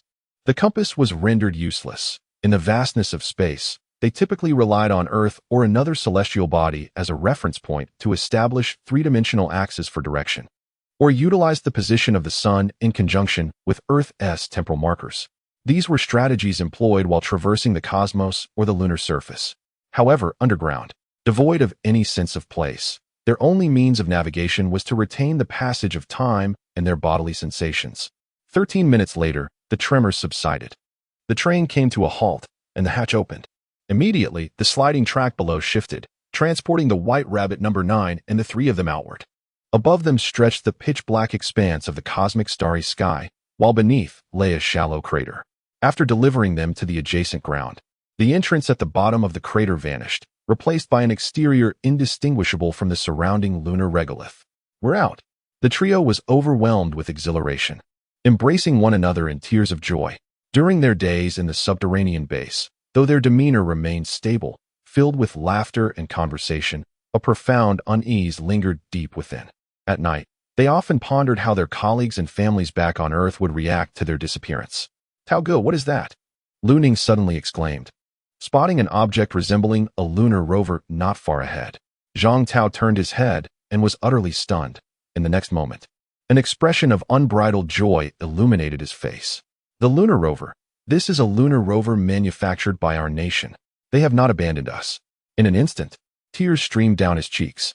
The three of them hopped excitedly to the side of the lunar rover, waving at the camera. Earth. We are the crew members of the White Rabbit 9. Can you see us?" Chapter 26. The Hero's Return. What does the higher authority say? Are they truly considering a nuclear strike on the moon? Chief Engineer Yang felt a sense of urgency. The three astronauts under his command were still on the moon. To act recklessly by launching a nuclear attack before confirming their demise seemed excessively hasty. Regrettably, such decisions were beyond his purview. No, the higher-ups believe the people of Mi Bang are deranged. Colonel Chu shook his head, remarking, "However, there are those who find it appropriate. Though the voices are faint. If there continues to be no progress regarding the moon, it cannot be ruled out that some may resort to extreme measures. These extraterrestrial beings are indeed perplexing. Whether to negotiate or to strike, they ought to show themselves." The three astronauts currently find themselves in a state of uncertainty. Chief Engineer Yang sighed repeatedly. Over the past few days, the families of Zhang Tao, Lu Ning, and Wang Dongdong had come to him seeking information, yet he was unable to disclose the truth. Even in the meetings, when Thomas mentioned the possibility of a nuclear strike on the moon, he kept his silence. "Look, someone is coming." At that moment, a staff member shouted. The two turned their gaze toward a large screen not far away, where three figures clad in spacesuits appeared. Chief Engineer Yang was taken aback and hurried over. On the screen, the three astronauts were waving at the camera. "It is them. It truly is them." The entire staff erupted in jubilation, each individual overwhelmed with emotion, some even shedding tears. "They're speaking." I saw Zhang Tao's lips move. Someone exclaimed. Chief Engineer Yang, visibly moved, urged, quickly, connect to the communication system. Communication with White Rabbit 9 has been restored. Amidst the flurry of adjustments by the staff, communication was successfully established between the two parties. Earth receiving. Chief Engineer Yang seized the microphone, his voice thick with emotion. "Zhang Tao, you're alive." Upon hearing the familiar voice, Zhang Tao was instantly filled with warmth, jokingly retorting, "You old codger. Always wishing for my demise so your son could take a shot at my daughter, eh?"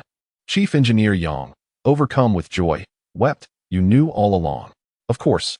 We're all from the same compound. There aren't many young lads around.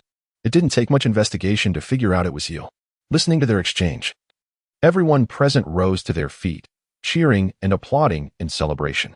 However, Colonel Chu, ever the pragmatist, interrupted their sentimental reunion. "Zhang Tao, report your situation immediately." "Who's this?" Zhang Tao questioned, slightly displeased.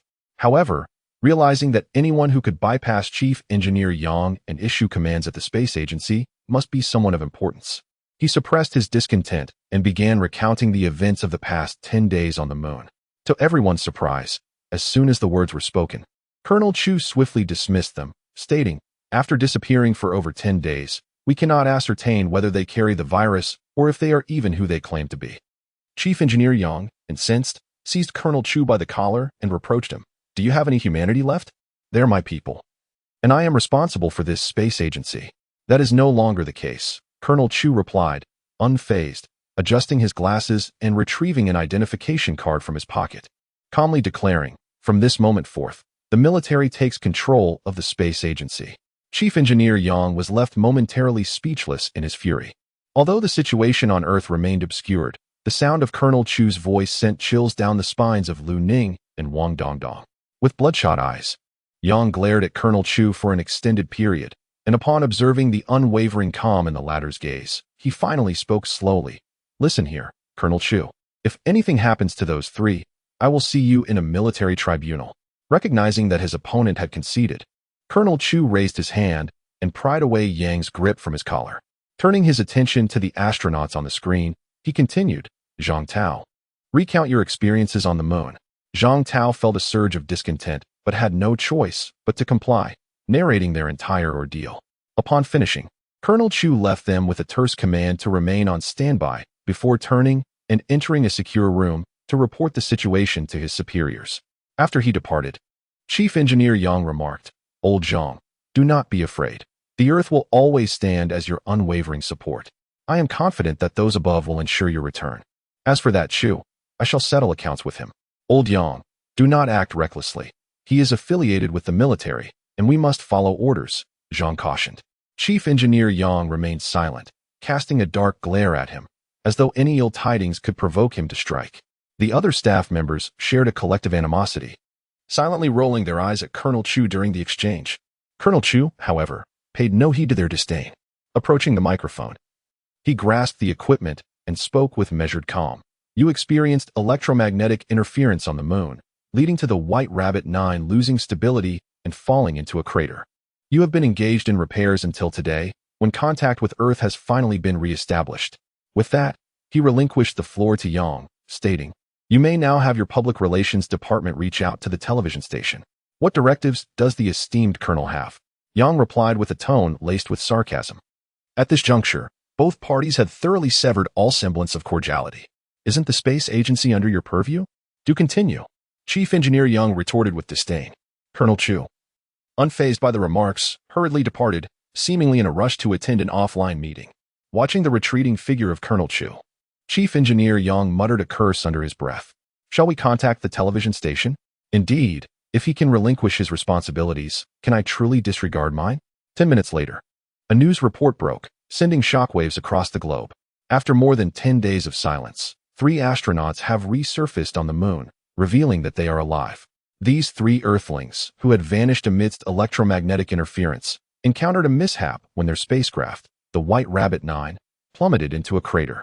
Following an arduous repair process, communication has finally been restored, heralding the triumphant return of these heroes and marking a remarkable confrontation between humanity and the cosmos. The online community is in a state of astonishment, struggling to comprehend the reality of the situation. Soon thereafter, official footage emerged, showcasing Zhang Tao, Lu Ning, and Wang Dongdong diligently repairing their vessel on the moon while enduring harsh conditions. Indeed, it is true, they are alive. This is nothing short of a miracle. Are they not now the individuals who have survived the longest on the lunar surface in human history? Undoubtedly, they hold this record, surpassing the previous mark set by the first astronaut, who spent merely 74 hours, 59 minutes, and 18 seconds on the moon. By breaking this historical record, they shall be enshrined in the annals of history.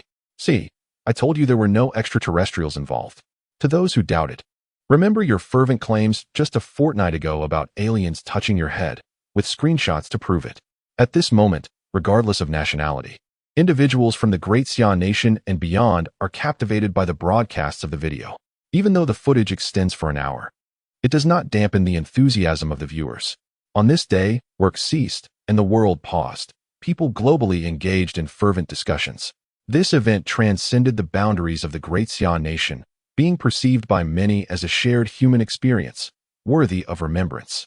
It symbolizes humanity's encounter with the cosmos, a tale of disappearance and miraculous revival amidst the vast universe. Nestled 500 meters beneath the opulent heart of Xiaodu, the capital of the Great Xia Empire, lies a clandestine base, unknown to the world above, in stark contrast to the jubilant atmosphere pervading the internet. A sense of composed unease permeates the innermost chambers of this installation. Among those present is Colonel Chu, formerly of the Space Administration. His brow furrowed in contemplation as he muses aloud. Why would extraterrestrials furnish us with timepieces? What significance could possibly lie behind such an act? Chapter 27. The Earth Joint Defense Force White Rabbit 9 is primed and ready. Let us, together, through the lens, embark on this momentous return journey. Countdown. 3, 2, 1. Ignition. Upon Zhang Tao's command, a conflagration erupted beneath White Rabbit 9, scattering the surrounding sands in a whirlwind. A thunderous roar ensued, followed by a violent shaking of the camera. Through the porthole, the ground receded with increasing velocity as the spacecraft commenced its ascent. The anchor, with impeccable timing, ceased commentary, allowing the audience to bear silent witness to the vessel's progress. Moments later, the lens steadied, and the final sliver of the horizon vanished from view. Liftoff confirmed. Subsequently, White Rabbit 9 will ingress into lunar orbit, circumnavigating the moon 1.5 times. Following attitude adjustments, the craft will commence its trajectory toward Earth. For the ensuing 3 days, the 8 billion sons and daughters of Earth shall collectively witness the homecoming of our spacefaring heroes. Shortly after White Rabbit 9's departure from the far side of the moon, a mere dozen kilometers away, another stone ascended into the heavens. The stone ascended without ignition or dust, maintaining complete silence throughout its departure. As if buoyed by an arcane force, it rapidly gained altitude, defying the laws of universal gravitation. Preceding the arrival of the White Rabbit 9 into lunar orbit, it plunged headlong into the boundless expanse of the cosmos, merging seamlessly with the darkness and vanishing from sight. I trust our spacecraft will remain undetected by the Earthlings? Zhao Yu queried, peering through the screen at the profound starscape, a hint of apprehension in his tone. Rest assured, sir, Deshu replied, his confidence evidently bolstered by the acquisition of more precise data from the advanced detection apparatus. Prior to launch, I located a meteorite bound for Earth. By substituting it and adhering to its original trajectory, our passage shall remain imperceptible. Another screen displayed over 30 crimson blips, representing the satellites monitored by the remote sensing apparatus. These were all of the satellites dispatched into lunar orbit by the 4 major powers. During the anomalous stone's ascent, they exhibited no response, their lenses unmoved. In their perception, all was in order on the moon. Very well, proceed as you see fit, Zhao Yu instructed. Artificial satellites can be manufactured at a rate of 1 every 10 hours. Ensure their timely launch according to schedule. Zhao Yu leveraged the available technological advancements to establish a satellite production line, complemented by camouflage technology, ensuring clandestine ascents without detection from Earth. Furthermore, even upon reaching lunar and terrestrial orbits, the satellites would remain imperceptible. After all, who would devote excessive attention to a seemingly innocuous meteorite? Here on Earth, any craft capable of escaping the atmosphere and entering outer space could be termed a spaceship. However, in Zhao Yu's estimation, vessels merely equipped to carry satellites or other devices intended for deployment in outer space should be regarded as aircraft. Magnetodynamic systems of this caliber had already been developed by the time laser cannons were invented. Rest assured, Commander, the first generation of the Azure Sky system will be completed within 8 days. At that juncture, the entire lunar surface will be under surveillance without blind spots. According to calculations, a mere 66 satellites would be sufficient to provide initial coverage of Earth, meaning that the second generation of the Azure Sky system will be operational in an additional 28 days. Zhao Yu gave a slight nod, then inquired, how long will it take for our satellites to reach Earth? 2 days, Uncle De promptly explained. The current magnetodynamic aircraft we possess are of a relatively low grade, with limited capacity for leveraging planetary magnetic fields. In the spatial environment far from planetary bodies, their velocity is not significantly greater than that of jet-propelled spacecraft. This is primarily due to the relatively short distance between the Earth and the Moon. Zhao Yu comprehended this circumstance. These aircraft relied on magnetic force for propulsion, and within the confines of a planet, they could harness a greater abundance of magnetic fields, resulting in higher speeds compared to jet-propelled spacecraft. However, in the vastness of the cosmic environment, where most of the space is desolate, and the distances between celestial bodies are immense, radiation propulsion systems prove to be more advantageous. From this perspective, A dual-core nuclear magnetic propulsion spacecraft would be more practical. Zhao Yu nodded slightly, confident that with sufficient time, these advancements would materialize. He promptly summoned all leading experts in relevant fields to convene an overnight meeting to deliberate on the extent to which this technology surpassed that of Earth, and the time frame required to replicate it upon obtaining the watch. The realm of technology encompasses numerous fields, with optical touch control presenting the greatest challenge. Achieving the ability to manipulate controls through mere air gestures, without the installation of sensing devices on one's fingers, seems almost unfathomable. The notion of engaging in touch control without any external aids, simply by gesturing into the void, transcends the limits of imagination. After a brief half-day of discussions, the experts finally arrived at a rough understanding. However, Colonel Chu disregarded these deliberations and directly inquired, "Once we obtain the prototype, how long will it take for you to fully comprehend the technology?" The experts exchanged glances, none daring to provide a precise estimate. Those seated here are individuals of considerable means, whose pursuits in life lean more towards personal value rather than the embellishment of projects for deceitful gain. This uncertainty is not uncommon. In the realm of science, what may appear as a mere step away from realization could, in fact, take decades or even centuries to unravel if not fully understood. The scientific community typically follows a trajectory where theory precedes application. The theories surrounding optical touch control, ultrasonic sensing, and infrared imaging systems have not yet reached this critical juncture.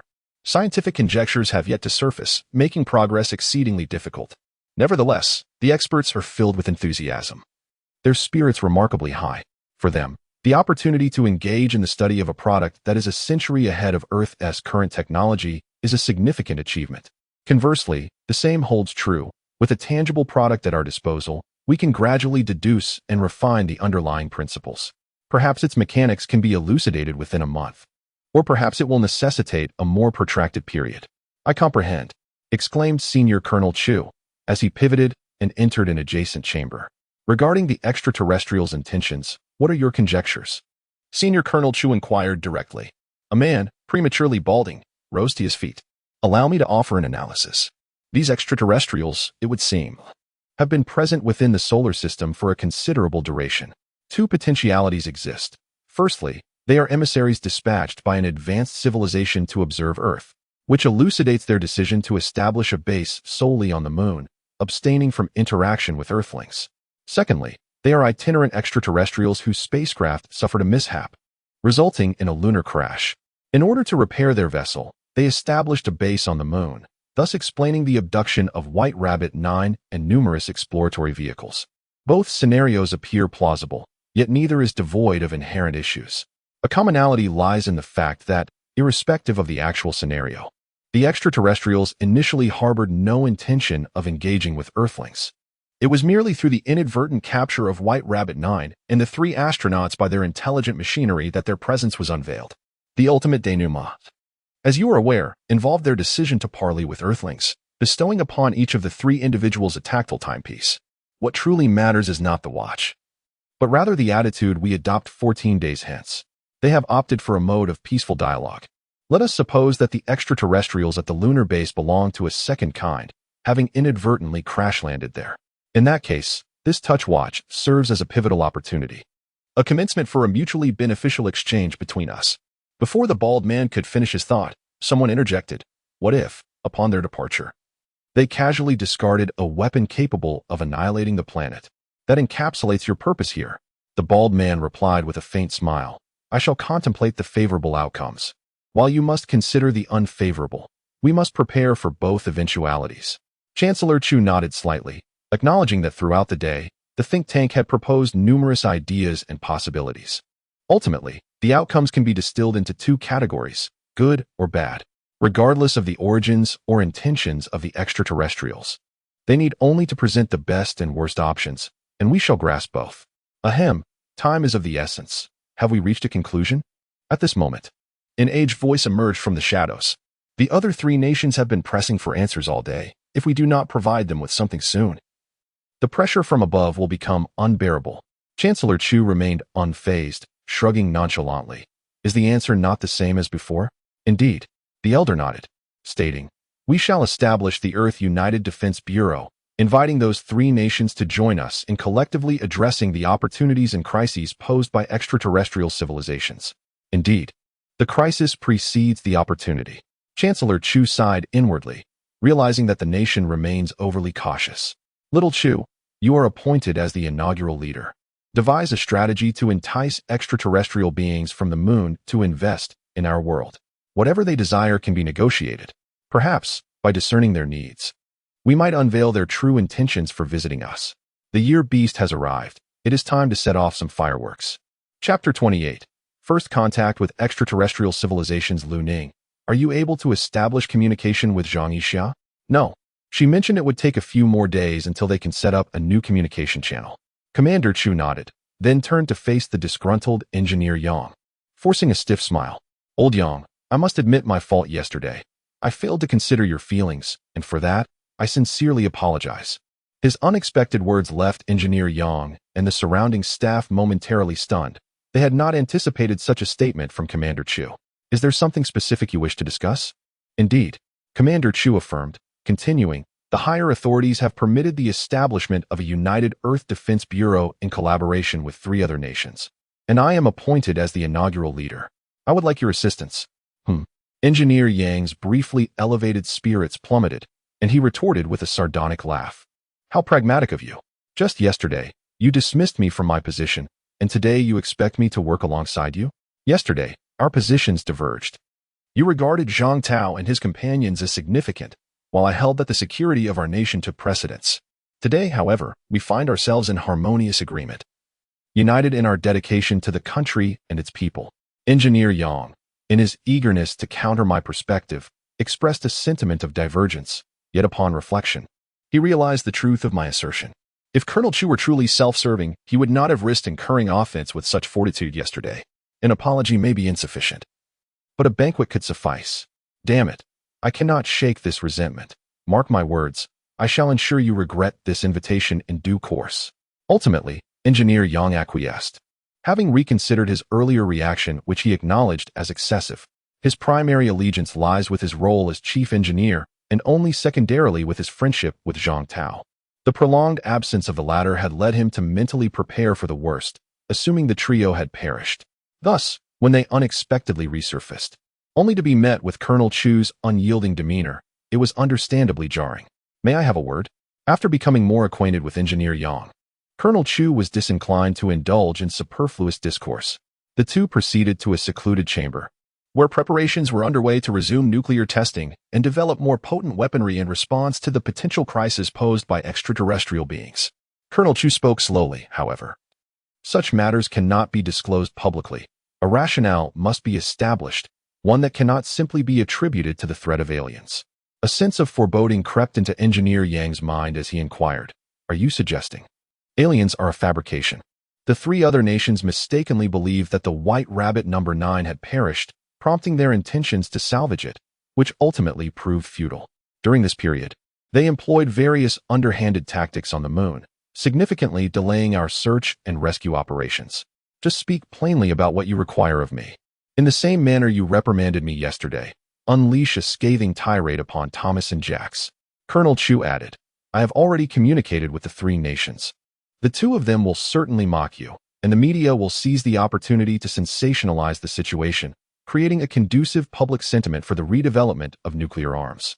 Engineer Yang expressed his curiosity, pondering whether they would indeed agree to such a strategy, given that they would not occupy the moral high ground.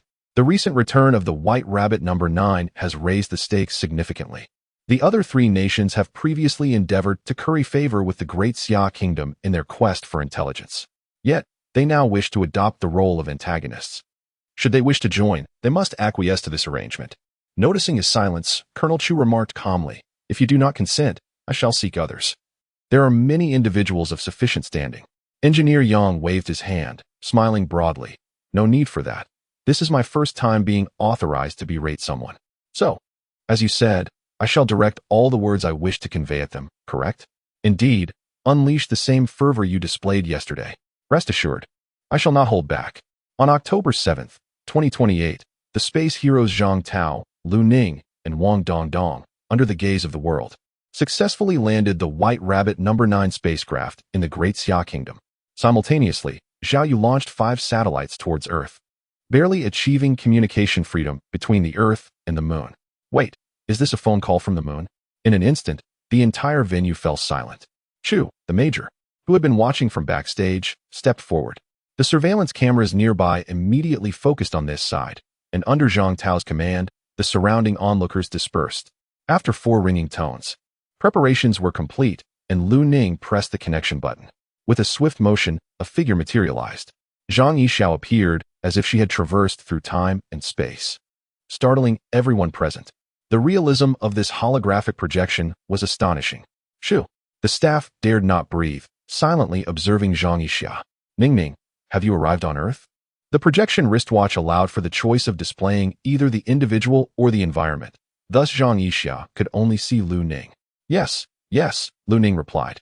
But before she could finish her sentence, Major Chu appeared directly in front of her, positioned slightly beside Zhang Yixiao's projection, holding a tablet where he typed a question about when she would arrive on Earth. Sister Xia, when are you coming to Earth? Lu Ning inquired subtly upon witnessing this. We haven't completed our assessment yet, Ning. I have a feeling I won't pass this time, Zhang Yixiao lamented. Many of the questions are related to management, and I have no knowledge in that area. I'm just guessing. Management. The staff present were taken aback, puzzled by its implications. Only Major Chu and Chief Engineer Yang exchanged a knowing glance, seemingly grasping the underlying meaning. After giving a prompt, Major Chu fell silent. Once the two had engaged in pleasantries, he typed another message. Tell her that a friend of yours is also interested in the projection wristwatch and ask if there is any way to purchase it. With a cheerful demeanor, Lu Ning remarked, Xia, your timepiece is exceptionally functional, surpassing our mobile devices in utility. Several of my confidants, upon witnessing its capabilities, were consumed with envy and desired to possess it. Do you, by any chance, have additional units available? If feasible, I would like to procure some for my acquaintances. Procure timepieces? Zhang Yixiao paused, displaying a hint of hesitation. If it presents any difficulty, then disregard the request. Upon hearing Lu Ning's words, Zhang Yixiao steeled herself and responded. Ning, I shall consult with my supervisor to ascertain the possibility. If it proves viable, I shall promptly communicate with you. Very well, Xia, I appreciate your assistance. The communication concluded, and the projection dissipated. A collective sigh of relief swept through the assembly. It was their inaugural encounter with extraterrestrial beings. The sheer marvel of these aliens bearing a striking resemblance to humanity was astounding. Hadn't Captain Zhang Tao and his team mentioned this previously? That is not the same. Merely hearing of it is entirely different from witnessing it firsthand. Indeed, and these extraterrestrials even communicate in Mandarin. Amidst the collective discussion, Chief Engineer Yang and Colonel Chu approached the anechoic chamber. It appears your conjecture was accurate. The extraterrestrials seek to engage in commerce with us. Indeed, the question remains as to their desired commodities. Colonel Chu harbored a preconceived notion regarding the response. Should the extraterrestrial spacecraft be compromised, they would undoubtedly seek resources conducive to its restoration. Lunar base. As if a retinue surrounded Lu Ning, Zhao Yu and others stood behind Zhang Yixiao. However, Lu Ning could only perceive Zhang Yixiao, whereas Zhao Yu could perceive Lu Ning and her entire surroundings.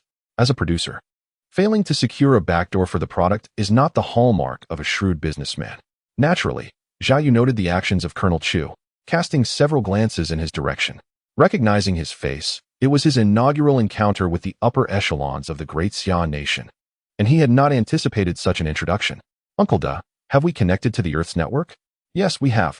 The security technology on Earth is rather antiquated, and we have seamlessly infiltrated it. Except for the local area network that has never been connected, all other information is accessible. Excellent. Upload all content to the database. Zhao Yu nodded. Turning to Zhang Yixiao, he remarked, You see, you primarily represent your respective positions, and only secondarily your personal relationships. Zhang Yixiao responded with a smile. I understand, Commander.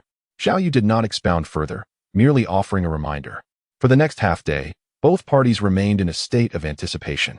In contrast, the situation on Earth was more pressing, as the 4 major nations had merged into the advisory group of the Earth United Defense Bureau, incessantly analyzing the circumstances. Yet, regardless of the theoretical discussions, the higher-ups could not quell their anxious thoughts, fearing that the aliens might be disinterested in negotiation. Finally, as night fell, Zhang Yixia dialed Lu Ning's number once more. The surroundings had shifted to another clandestine base, and her companions were no longer colleagues from the space agency, but members of the Earth United Defense Bureau. All eyes were fixed on Zhang Yixia, eagerly anticipating her forthcoming words. Sister Xia, what is the outcome? During the waiting period, numerous experts in negotiation and body language analyzed the potential dialogues that could unfold and had already informed Lu Ning of all the countermeasures. A smile graced Zhang Yixia's face as she agreed to generously offer Lu Ning's earthly friends a batch of watches. How many, you ask? That depends on how many friends you have. Lu Ning began counting on her fingers, enumerating her numerous relatives, and even concocting fictitious acquaintances to meet the quota. After tallying up, she nervously inquired, 87 watches, Sister Xia. Am I asking for too much?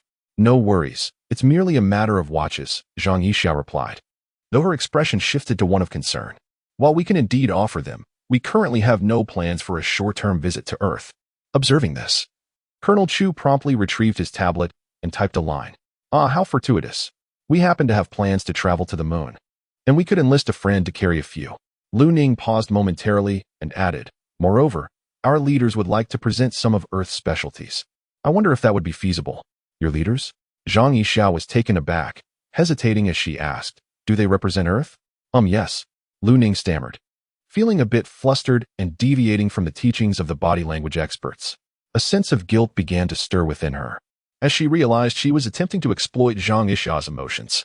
Witnessing this exchange, Colonel Chu couldn't help but reflect that this development had not been anticipated. It appeared that the aliens were even more formidable than they had imagined. He doubted that Zhang Yixia was genuinely communicating with Lu Ning solely based on personal feelings. He believed that behind Zhang Yixia, there were undoubtedly extraterrestrial superiors orchestrating events, although they had lost the initial gambit in their first encounter.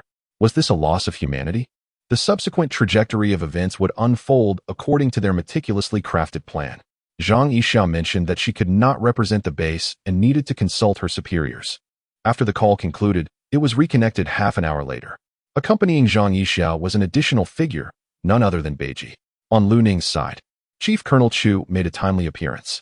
The two female actors engaged in a subtle display of acting prowess, feigning unease. The two representatives then initiated negotiations regarding the terms of the transaction. After 10 minutes of deliberation, the transaction concluded, ultimately resulting in significant concessions from Earth's side. After all, compared to the extraterrestrials' ability to gradually accumulate resource needs, Earthlings were in more dire need of advanced technology. If they demanded too much, and the aliens refused to trade, delaying the process for decades until the spaceship was repaired and departed, they would gain nothing.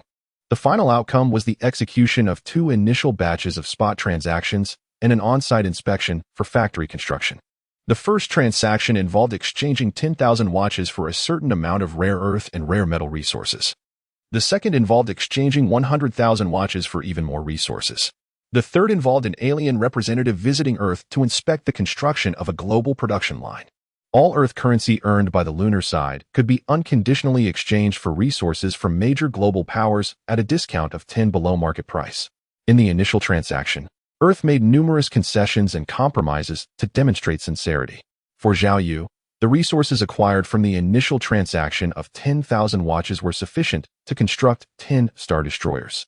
While the world continued to report on the heroic deeds of 3 astronauts, several dominant nations had already launched 4 rockets brimming with resources, heading towards the moon.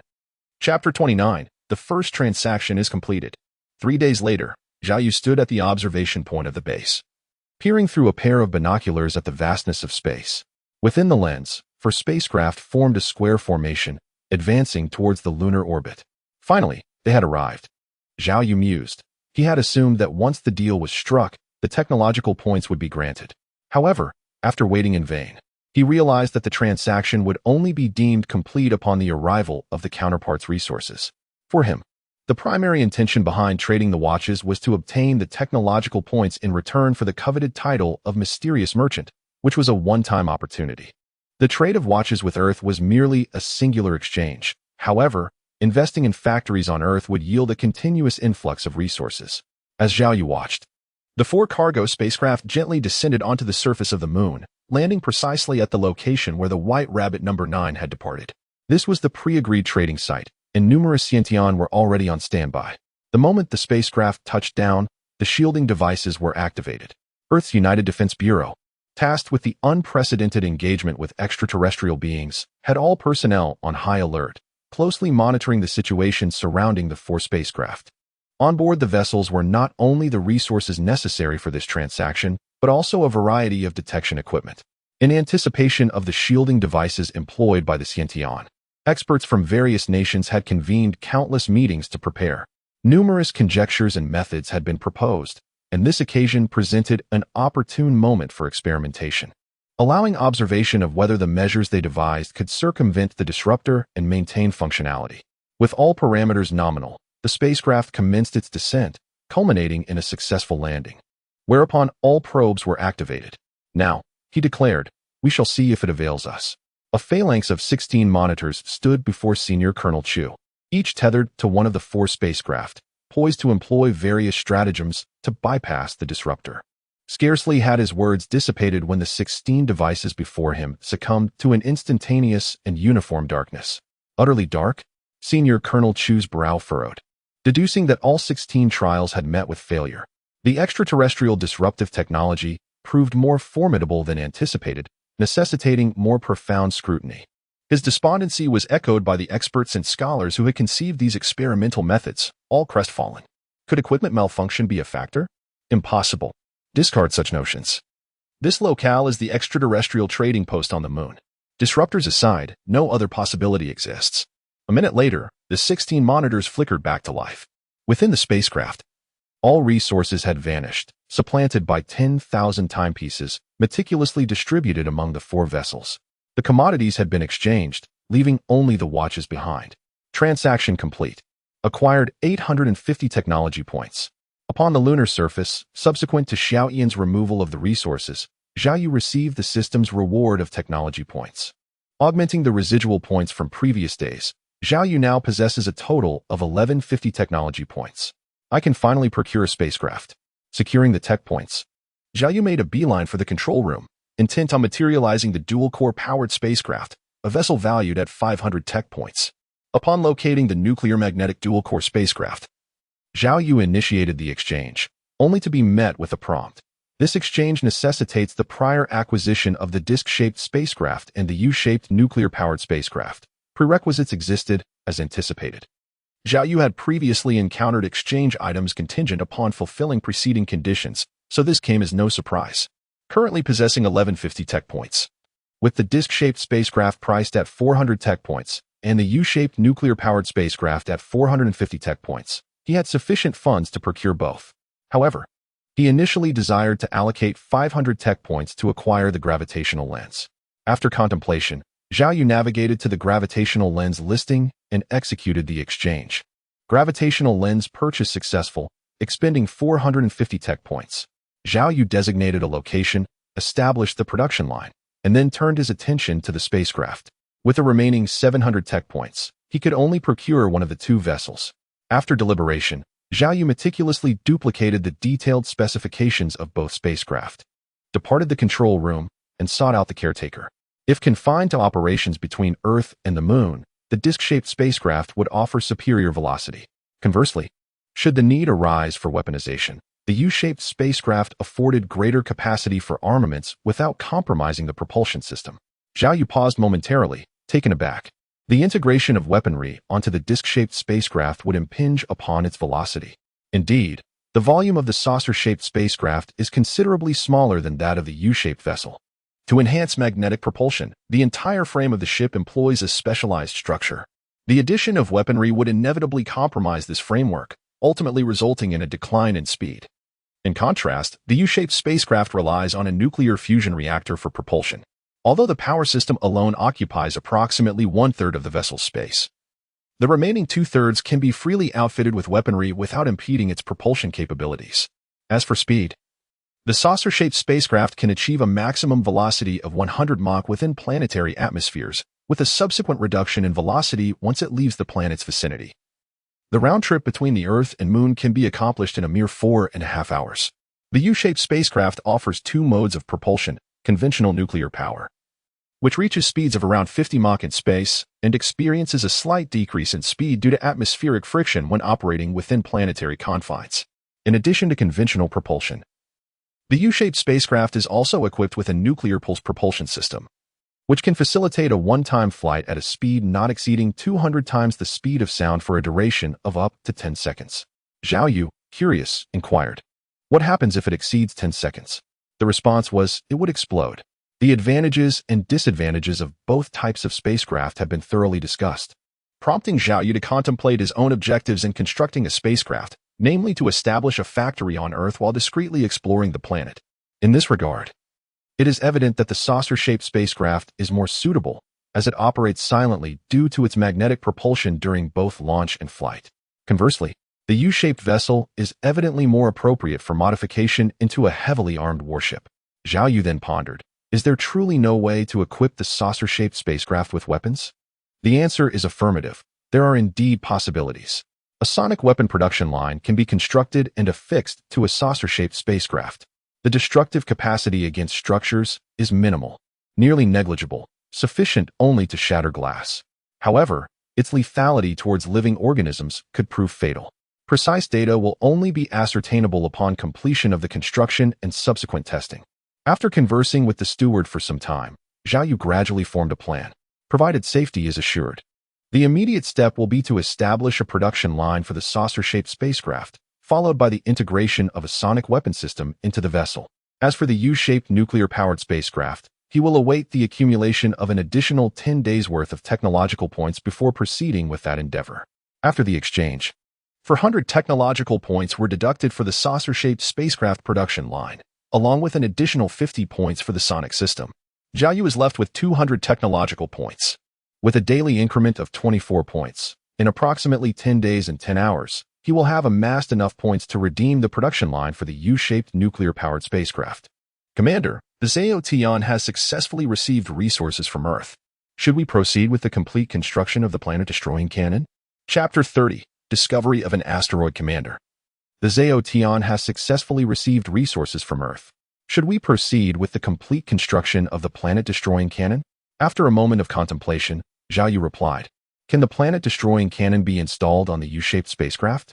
Yes, it can, but if it is installed, accommodating other weaponry will become exceedingly challenging. Furthermore, I do not recommend equipping the planet-destroying cannon on the warship. How so? The stellar annihilation cannon possesses immense power and velocity. However, it is encumbered by two primary deficiencies. Firstly, its activation sequence is protracted, necessitating a considerable period of preparation. Secondly, it is constrained to targeting stationary objectives, rendering it challenging to acquire and engage mobile spacecraft. Zhao Yu inclined his head slightly, inquiring, what armaments are compatible for installation on the U-shaped spacecraft? Laser cannons, plasma cannons, and kinetic energy cannons. Laser cannons exhibit exceptional projectile velocity, approximating the speed of light. Nevertheless, owing to the principles of diffraction, their efficacy diminishes proportionally with distance. Augmenting the power generation capacity could potentially mitigate this attenuation. However, with current technological constraints, the maximum effective range is limited to a mere 10 million kilometers, thereby circumscribing its utility in the vast expanse of space. The proximal separation between Luna and Mars is in excess of 50 million kilometers. Employing laser cannons to strike distant targets would be akin to being unable to reach beyond one's immediate vicinity. Furthermore, laser cannons are constrained by their aperture, resulting in a limited area of effect. Even under ideal circumstances, the impact of a laser cannon upon a warship would likely yield no more than a diminutive perforation. Conversely, laser cannons are exceedingly well suited for defensive applications, wherein their inherent attributes are transformed into advantages. Their capacity for near-instantaneous transit and amplified potency at closer ranges render them invaluable for safeguarding installations. Zhao Yu's lunar base, for instance, is fortified with a preponderance of laser cannon-based defensive systems. Uncle De paused for a moment and then continued. The plasma cannon operates by employing lasers to heat deuterium to temperatures exceeding 1 million degrees, transforming it into an ionic state, and subsequently utilizing electromagnetic technology to propel it. Its range is inferior to that of both laser and kinetic cannons. In terms of offensive capabilities, the kinetic cannon holds a distinct advantage over laser cannons. in the vast expanse of space, it can be said to possess an infinite range. However, the kinetic cannon's power is relatively modest, which serves as both a drawback and an asset. The kinetic cannons currently at our disposal primarily consist of railguns and coil guns. Railguns launch projectiles through frictional contact with the track, resulting in diminished power over distance. However, their advantage lies in their high firing rate and lightweight projectiles, granting them a significant edge in encounters with warships in the cosmos. Coil guns, on the other hand, possess slightly greater power than railguns and are also commonly utilized as weaponry aboard warships. As Uncle Do elucidated, he projected a three-dimensional image that illustrated the merits and demerits of each weapon. Among the four types, the laser cannon remains the most formidable, delivering devastating close-range fire that leaves little opportunity for enemies to evade. Nevertheless, its firing rate is limited, with intervals between shots, and it occupies considerable space. One could fit 10 railguns in the same area as a single laser cannon.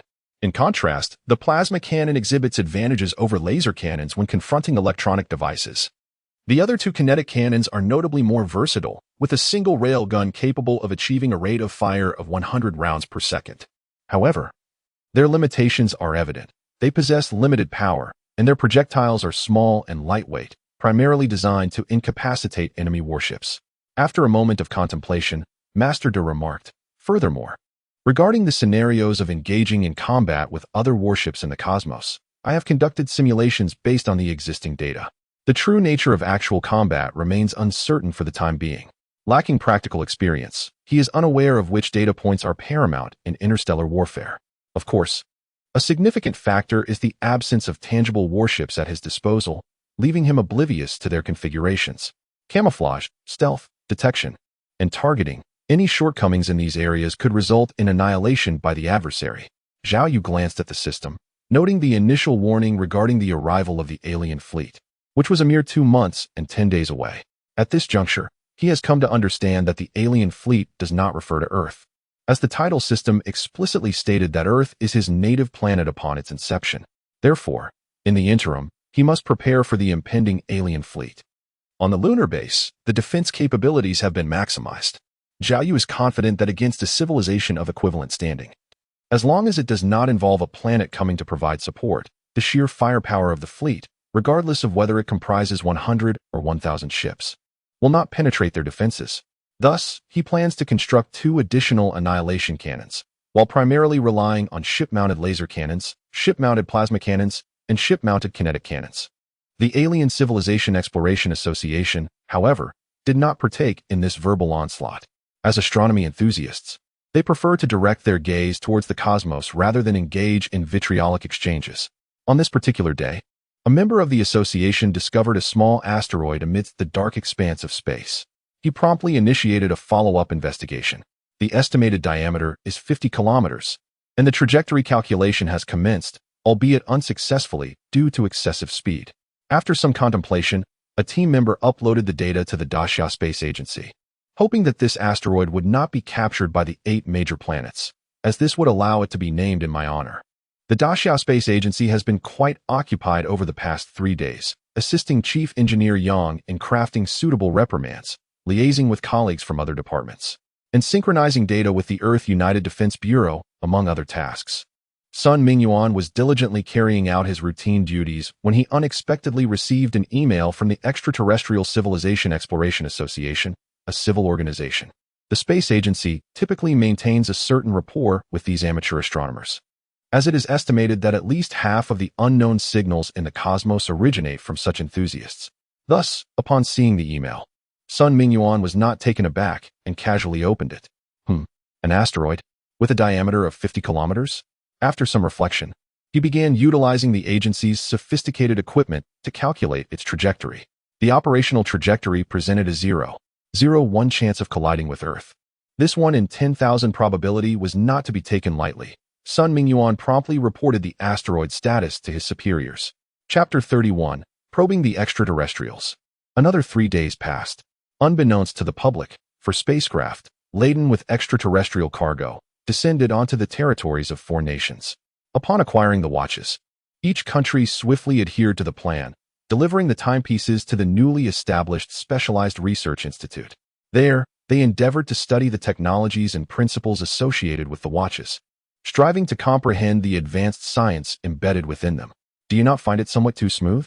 During the routine meeting, Thomas expressed his bewilderment, questioning, are the extraterrestrials truly this amicable? The collaboration between the strong and the weak strikes him as somewhat implausible. Does our current transaction not increase the likelihood of them restoring their weaponry? As you mention this, I too have discerned something amiss, remarked Chief Engineer Yang. The alien base is vast, encompassing a staggering 180 levels, which confirms it was not established in the short term. The individuals within the base are likely abductees from Earth. Logically speaking, their technology should far surpass ours, and Earth and the Moon ought to be teeming with their probes. Do you not sense something peculiar in this scenario? Principal Chu nodded slightly, stating, it is as though they deliberately allowed the White Rabbit number 9 to be captured by chance, thus compelling contact with Earth. Thomas's eyes brightened at this revelation. So, my prior speculation was indeed correct. Their weapon systems may genuinely be impaired, which explains their cautious demeanor. Logically, this holds true. After a moment of contemplation, Jax posed a question. Could our current act of supplying resources inadvertently enable them to repair their weapon systems? A silence enveloped the group. After a while, Thomas seemed to formulate an idea, stating, I believe it is imperative that we verify my hypothesis. Let us ascertain whether the extraterrestrials on the Moon are indeed devoid of their weapon systems. Mr. Yang, the chief engineer, furrowed his brow and inquired, how do we verify this when they are so distant on the Moon? Our reach is somewhat limited. Isn't there a second transaction planned? Thomas stated confidently. For the second transaction, a spacecraft will be sent. We can tamper with it. For instance, we could install an explosive device on one of the ships, setting the trigger to activate upon signal loss and detonate it to observe their reaction. Unacceptable. Colonel Chu immediately rejected the proposal, although he was also relatively radical. He had joined the Earth Unified Defense Agency representing national interests, and his primary concern was stability. What if your assumptions are merely speculations, and the aliens possess actual weapon systems? Who can withstand their wrath? What if Earth becomes even more imperiled due to your actions? Thomas dismissed the concerns with a smile. It doesn't necessarily have to be an explosive. We could manipulate the fuel to cause a natural explosion. That way, even if the aliens are displeased, we can claim technological inferiority and poor skills as the reason. As you mentioned before, the strong disregard the weak's justifications. If they feel offended, they will undoubtedly unleash their fury. Colonel Chu shook his head, stating, I disagree with this proposal. The risk is too significant. Humph. You people from Great Xia are too conservative. Thomas retorted. If the resources sent to the Moon are used by the aliens to manufacture weapons against Earth, you will be culpable for betraying humanity. At this critical juncture, Chief Engineer Yang naturally sided with Senior Colonel Chu, proactively stating, if extraterrestrials are genuinely benevolent, yet you choose to attack them, potentially leading to Earth's annihilation, you would be culpable of betraying humanity. The dual possibilities, each bearing the risk of terrestrial destruction, cast a pall over the assembly. The meeting adjourned with Senior Colonel Chu, as the inaugural person in charge, opting against initiating hostilities with the extraterrestrials. Subsequently, Thomas and Jax lingered until all others had departed, engaging in a further discussion before dispersing. Upon returning to the United States of America, Thomas convened another domestic conference, the crux of which was whether to act upon his conjecture and conduct a probe of the extraterrestrials. The ultimate resolution was to seize the initiative, modify the spacecraft, and devise a program that triggers an explosion upon landing. In that case, should we still transport our resources? Affirmative. We shall convey them, of course. Our spacecraft's explosion was due to technological shortcomings and subsequent malfunction, not a deliberate act. Within the confines of the Great Xia Aerospace Administration, asteroid KDP 45788, with a diameter of 50 kilometers and a velocity of Mach 80, is situated 765 million kilometers from Earth. It is projected to have a near miss with Earth in 5 days, with a mere 0.01 probability of collision. Maintain vigilant surveillance and disseminate the relevant data regarding this asteroid to the aerospace administrations of other nations. Upon his return to the Great Xia Aerospace Administration, Chief Engineer Yang urgently commenced addressing his responsibilities. Moreover, notify the military to activate the protocol for defending against the potential impact of an asteroid on Earth. Upon hearing this, someone muttered softly, at 80 Mach, interception is impossible. It's the standard procedure. Chief Engineer Yang responded calmly, with a 1 in 10,000 chance. There is no need for undue concern. Historically, encounters with such asteroids have ended without incident. I trust this occasion will be no different. Following the release of asteroid data by the Great Xia Space Agency, news began to circulate online. In 5 days, an asteroid with a diameter of 50 kilometers, 5 times larger than the one that led to the extinction of the dinosaurs 65 million years ago, would pass by Earth. Would this herald the apocalypse? Some unscrupulous media outlets exaggerated the likelihood of an asteroid impact, instilling fear in many netizens. However, others remained indifferent. The space agency has been established for decades, and there are at least 2 reports of asteroid encounters each year, yet each time it merely passes us by. It is what it is. This is the role of the space agency. If they don't assert their importance, how will they secure funding? The uproar surrounding this news was minimal, and the subsequent reactions were tepid. As some users pointed out, the wolf has cried too many times. People have long since become numb and immune. There were even those who were completely unconcerned, perhaps secretly wishing for the asteroid to strike. Let it hit. After all, I have neither house nor wealth.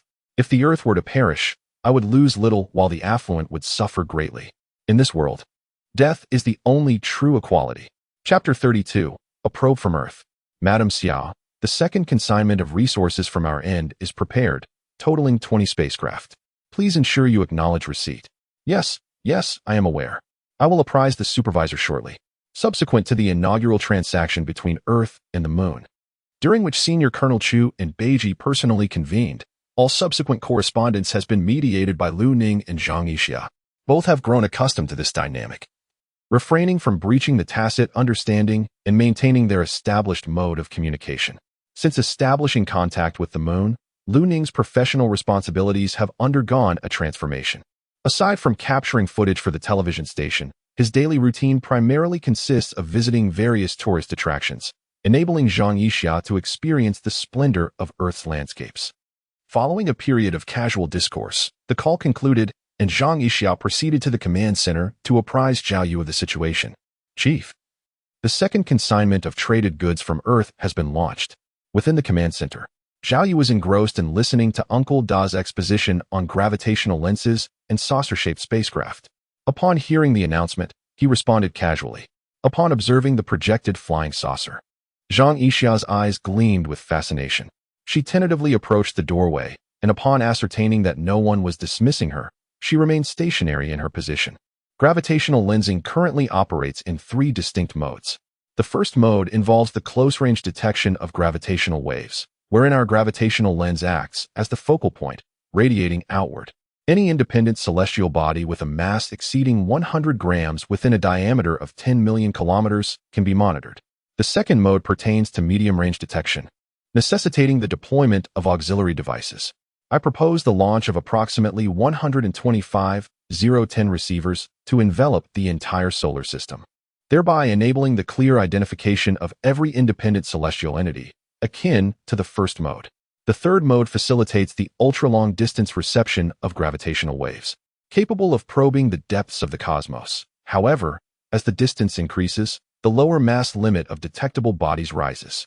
All stars within the Milky Way can be discerned. Yet somewhat smaller planets may evade detection. After a period of contemplation, Zhao Yu garnered a rudimentary understanding of gravitational lensing.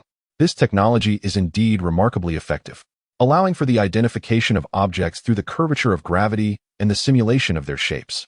Nonetheless, a significant drawback exists. Massive objects can obscure the gravitational waves emitted by smaller entities. For instance, while one can clearly delineate the shape, mass, velocity, and trajectory of a planet, probing deeper into its internal conditions remains unattainable. Similarly, should a device be concealed within a meteorite, gravitational lensing would fail to detect it. Nonetheless, the advantages are unmistakable. All independent celestial bodies possessing mass remain visible, especially in the close-range detection mode, where even a small meteorite, approximately the size of an egg in the vastness of space, can still be identified by the gravitational lens. Excellent. Proceed as you've described, encompassing the entire solar system. This way, should extraterrestrial civilizations venture in, we can at least be cognizant of their arrival, Zhao Yu articulated, rubbing his hands together with palpable eagerness as he turned his gaze towards the disc-shaped spacecraft, a veritable interstellar vessel. For over 5 years, Despite the existence of aircraft capable of delivering planet-destroying cannons to outer space, I've never departed from the base due to safety concerns. With this disc-shaped spacecraft, I'll finally have the opportunity to explore. The inaugural disc-shaped spacecraft serves as a foundational model. To ensure thorough data logging, I refrained from incorporating any additional weaponry, he explained. The disc-shaped spacecraft, employing magnetic propulsion, exhibits a circular form with a diameter of 108 meters. The habitable area within the spacecraft constitutes only a third of its total volume. Any future weapon installations will be confined to these areas. The remaining two-thirds are occupied by the magnetic framework, which is not to be disturbed. The spacecraft boasts a multitude of functionalities, including an optical stealth system capable of refracting light signals, achieving physical invisibility to the extent that the spacecraft could be directly in front of an individual without being perceptible to the naked eye. Furthermore, a plasma stealth system deflects all incoming electromagnetic waves along predetermined trajectories, rendering the spacecraft invisible to radar. The magnetic tweezer system can project an annular magnetic field beneath the spacecraft. Within this field, passengers can defy gravity, moving freely in any direction. In the 3D model, the disc-shaped spacecraft hovers 10 centimeters above the ground, its underside opening to emit a faint, white halo. On the ground, a virtual figure stands, and upon being illuminated by the white halo, it instantly levitates, ascending into the spacecraft's interior.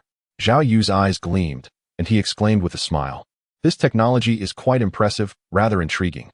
Uncle Da nodded and proceeded with the introduction. The remaining functionalities were mostly unremarkable, consisting of conventional technologies, primarily communication systems, radar systems, life support systems, balancing mechanisms, and so forth.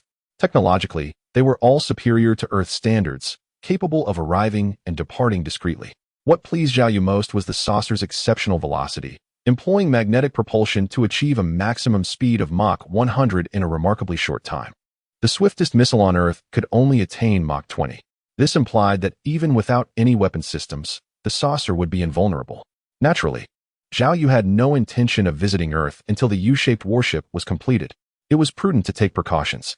When the time came, he would undoubtedly bring a full escort fleet to address any potential threats. "Boss, now that the saucer is finished, how about I take it for a test flight?" Zhang Yixia interjected, unable to restrain himself. "Are you scheming to go to Earth by any chance?" Zhang Yixia scratched his head, grinning foolishly. Zhao Yu shook his head. He did indeed require someone to test drive the craft. He nodded and said, "The first one must be kept for Uncle Da to archive and document. When the second one is ready, you can take a trip to Earth. I have only one condition. The saucer must remain cloaked at all times, without revealing itself." Fantastic. 3 days later, with a hiss, 20 rockets from Earth landed sequentially on the lunar surface, marking the second transaction between Earth and the Moon. At the subterranean entrance, the Howling Sky Squadron stood poised, prepared to receive the incoming resources. The terrestrial spacecraft, being somewhat antiquated, employed a fairing akin to a parachute upon descent, while flames continuously erupted from the rocket's base, decelerating its velocity. The majority of the rockets descended methodically towards their designated coordinates without incident. However, as one particular rocket approached within a few thousand meters of the lunar surface, it appeared to malfunction, with one of its basal thrusters abruptly extinguishing.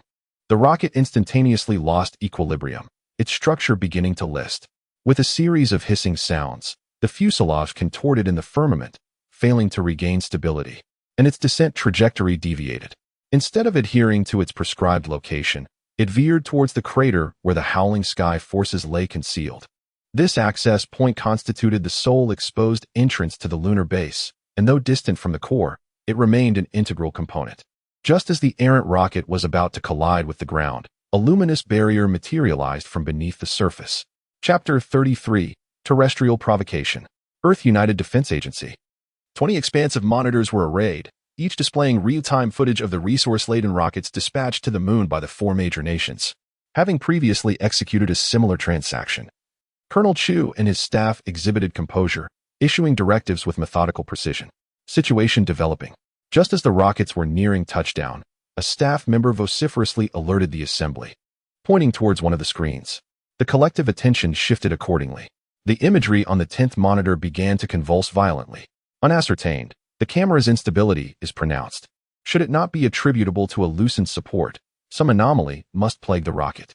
Transition the perspective. The personnel complied.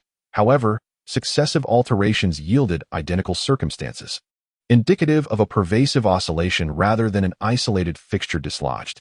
Redirect to the other rocket's visual feeds. Instantly, the visages of the remaining 19 screens shifted to an external vantage. Manifest upon the imagery at the nadir of the 10th rocket, event appeared to have undergone combustion cessation. Whose rocket is this? Queried Colonel Chu with urgency. Colonel Chu pivoted, addressing Thomas directly. Direct your nation's space agency to disseminate information forthwith. The Earth Unified Defense Agency does not wield authority over the 20 rockets. The visuals witnessed on-site are relayed from the space agencies of the 4 dominant nations. I shall initiate a call immediately. Feigned Thomas, feigning ignorance. As he postured to engage contact, there is insufficient time. An operative redirected the lens externally, revealing with stark clarity the rocket's descent earthward. Its trajectory aligned precisely with the extraterrestrial base entrance situated within the meteor crater. Thomas, what transpires? Colonel Chu interrogated, veins throbbing with agitation. How am I to know? I am present here. I do not manipulate the rockets. Thomas retorted, feigning innocence with outstretched hands, abandoning his pretense of a call.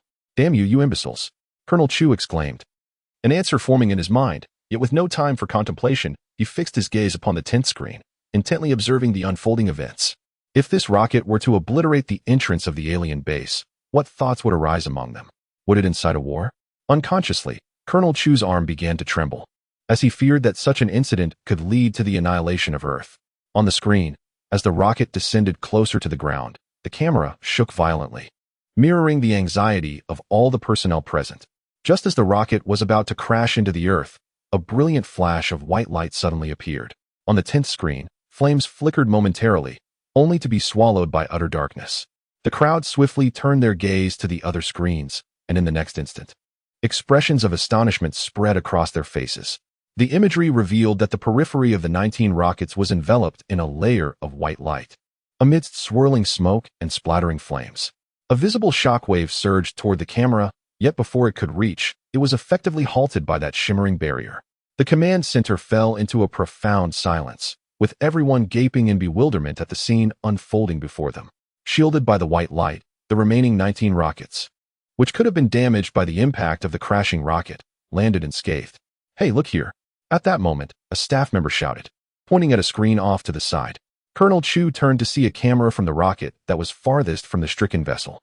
The lens was aimed at the ground. To his shock, the footage revealed that their rocket had not landed. Instead, it hovered above a milky white barrier, still several meters from the ground. Before he could fully grasp the astonishment, all 19 screens went black. The signal was interrupted. It appeared that extraterrestrials had activated a jamming device. As the crowd anxiously awaited, a minute passed. The camera resumed, revealing everything as it was before. 19 rockets stood silently upon the Earth. Upon closer inspection of the ground, it remained untouched, as if no pebble had shifted, leaving no evidence of any explosion. The previous flames and smoke had vanished entirely, as though they had never existed. Were it not for the 10th screen's inky darkness, one might have doubted whether they had merely witnessed an illusion. The scene shifted. Soon, the camera delved into the interiors of the 19 rockets, where the once mountainous resources had mysteriously disappeared, replaced instead by neatly arranged projection touch wristwatches. At this revelation, the crowd comprehended that the explosion had been resolved by the aliens. That luminous barrier served as a protective shield, safeguarding not only the Earth, but also the remaining 19 rockets. What astonished everyone most was the miraculous restoration of the entire scene within a mere minute. Not only did the rockets, suspended above the luminous barrier, descend smoothly, but the debris from the explosion was also meticulously cleared away. More remarkably, the intelligent robots still possessed enough energy to transport all resources and place the wristwatches down. This unexpected situation had been effortlessly managed by the automated defense systems of the alien base and resource-collecting intelligent machines. Some were left in shock, murmuring to themselves, "Is this what alien technology entails?" At the lunar base, the commander received a report. "Sir, a rocket from Earth has exploded." Zhao Yu was momentarily taken aback and inquired, "Is there footage of the incident?" Indeed. Uncle De retrieved the video and played it in its entirety, showcasing the rocket's crash and the emergence of the protective shield. After viewing it, Zhao Yu nodded slightly and remarked, "One of the thrusters has extinguished." This suggests a malfunction of the rocket. Are the resources intact? Uncle De responded, aside from the significant destruction of resources aboard the affected rocket. The remaining 19 rockets are unharmed. He paused for a moment before continuing. Commander, do you truly believe this is merely a malfunction? What do you mean? Zhao Yu squinted, harboring a sense of foreboding. The trajectory of the fallen rocket aligns precisely with the entrance of our base. That seems rather coincidental. Furthermore, this rocket possesses a total of 16 thrusters. I just calculated that in order to achieve that trajectory, one must extinguish the leftmost thruster at an altitude of 144 meters. The probability of this occurring is exceedingly low, at merely 0.001534. This is under the condition that at least one of the 16 thrusters is extinguished. And considering the rocket's descent from lunar orbit to the surface, if we factor in the duration of the rocket's journey from Earth to the Moon, the probability diminishes even further. As Zhao Yu gazed at the still image of the rocket with one extinguished thruster, an unusual expression crossed his face. Are you suggesting? Uncle Da's voice turned cold, tinged with a hint of anger. I believe this may not be a mere coincidence. I suspect this could be a test from Earth, or rather, a provocation. Chapter 34. Time to establish authority. Does Blue Star dare to provocatively challenge us? Zhao Yu felt a twinge of disbelief, convinced that Blue Star was not so foolish as to act recklessly without fully understanding our circumstances. At the very least, he himself would not dare to take such a gamble. The reality of the situation might indeed be an accident. There was no need to rush to conclusions. He gently shook his head and proposed, let Beiji handle the negotiations and ascertain the situation. At the Blue Star Joint Defense Agency, Thomas voiced his demands. You ought to provide us with an explanation, not only for ourselves but also for the extraterrestrials. Commander Chu's expression darkened. What explanation? We didn't desire the rocket malfunction either. Thomas retorted with visible dissatisfaction. A single rocket is immensely costly, containing a plethora of precious resources. Moreover, we are short one rocket's worth of equipment. I believe it is you three who should offer us some form of compensation. His words incited irritation among the other three. How could one be so shameless? Setting aside their grievances, what would they do if the extraterrestrials came knocking? What do you mean by what to do? Thomas replied with a sardonic smile. Our technology is inferior, and the rocket malfunctioned. Can we be held accountable for that? At that moment, Lu Ning suddenly stood up. Zhang Yixia is calling. The room fell silent at once. Commander Chu gestured for her to answer. Once the call was connected, a projection appeared, revealing not only Zhang Yixia, but also the figure of Beiji beside her. Indeed, they had arrived. A palpable chill ran through the crowd. This supervisor's presence undoubtedly signified the involvement of the extraterrestrials. Sister Xia, I have just received news that one of our rockets experienced a malfunction, nearly resulting in a catastrophe. I sincerely apologize. Just as Zhang Yixia was about to speak, Beiji interjected coolly, demanding, bring forth your supervisor to discuss this matter. Lu Ning felt a surge of panic, her eyes darting towards Colonel Chu. Taking a deep breath, Colonel Chu slowly approached Lu Ning, activating the half-open camera to capture the immediate surroundings. Upon seeing Colonel Chu on camera, Beiji wasted no time and bluntly stated, what does it mean that one of your rockets targeted the entrance to our base on the moon and exploded?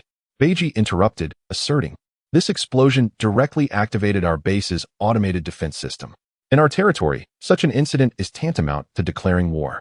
Colonel Chu shot a fierce glare at Thomas, steeling herself to explain the technological shortcomings on the Blue Star side, emphasizing that fortunately, no damage had been inflicted upon your side. She understood clearly that the conflict with Thomas was an internal issue, while the encounter with the aliens posed an external threat. In facing extraterrestrial beings, it would be short-sighted to absolve oneself of responsibility by blaming Thomas. Did no damage occur? Beiji scoffed, retorting, to defend against the explosion of your rocket. We activated our energy shield, consuming vast resources. How does that not count? We are willing to provide compensation, as long as our mutual friendship remains intact. We can accept any reasonable losses. Beiji then proposed a figure, stating, how about 5 times the value of the resources involved in this transaction? Colonel Chu hesitated for a moment. The resources were not abundant, and any of the 4 parties could easily provide them. However, his words alone did not hold weight. May we discuss this matter further? Certainly. The communication was terminated. Colonel Chu turned to Thomas and said, you have just heard the terms. You are to provide 5 times the resources for this transaction. Impossible, Thomas exclaimed, as if his foot had been stepped on. That is far too much. How could our energy shield possibly utilize such a vast amount of resources? The two parties engaged in a discussion centered around this issue. No matter how Colonel Chu argued, Thomas remained resolute. In the end, Thomas's eyes flickered as he said, unless what? Unless the aliens can show us the actual extent of their resource losses. In that case, regardless of the amount, we would accept it. Colonel Chu's eyelids twitched, unable to believe what he was hearing. You still have not given up.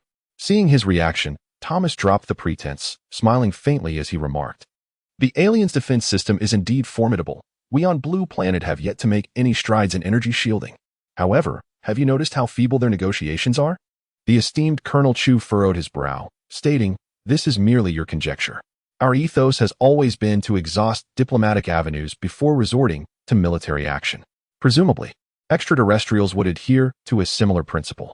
Diplomacy before conflict is the recourse of the vulnerable, Thomas retorted, unwavering in his conviction. A true power should overwhelm with sheer force. He added with a smile, if you dissent, you may compensate for the resources the aliens demand. We have no objections. 30 minutes elapsed before he received instructions to adopt a wait-and-see approach. This tacitly acknowledged that the extraterrestrials' reaction was deemed too subdued, inconsistent with the expected demeanor of a superior entity confronting a subordinate. The probing action was thus tacitly approved. Colonel Chu disapproved, yet he was compelled to yield, allowing Thomas to proceed with the negotiation. The call resumed. Have you reached a consensus? Beiji inquired, glancing at the new figure beside Lu Ning with slight bewilderment, unsure why the negotiator had been replaced. Thomas chuckled, reparations are feasible. However, we believe that if we could examine the specific energy consumption of the base's energy shield, we would be willing to compensate with any amount of resources. Beiji's brow furrowed. The base's energy shield is the linchpin of its defense. Such access is untenable. The call was once again terminated. Beiji turned to Zhao Yu, grinning. Chief, how was my performance? Did I resemble a leader? Zhao Yu rolled his eyes, shaking his head. You were too lenient. As a native of Blue Star, he had discerned the probing intent from Thomas's words. However, given the real-time nature of the call, he could not interject, lest he be overheard. From this moment, he suddenly realized that the synthetic beings under his command, no matter how human-like, were not truly human. Lacking emotions and desires, even if programmed, their actions remained exceedingly rational and logical.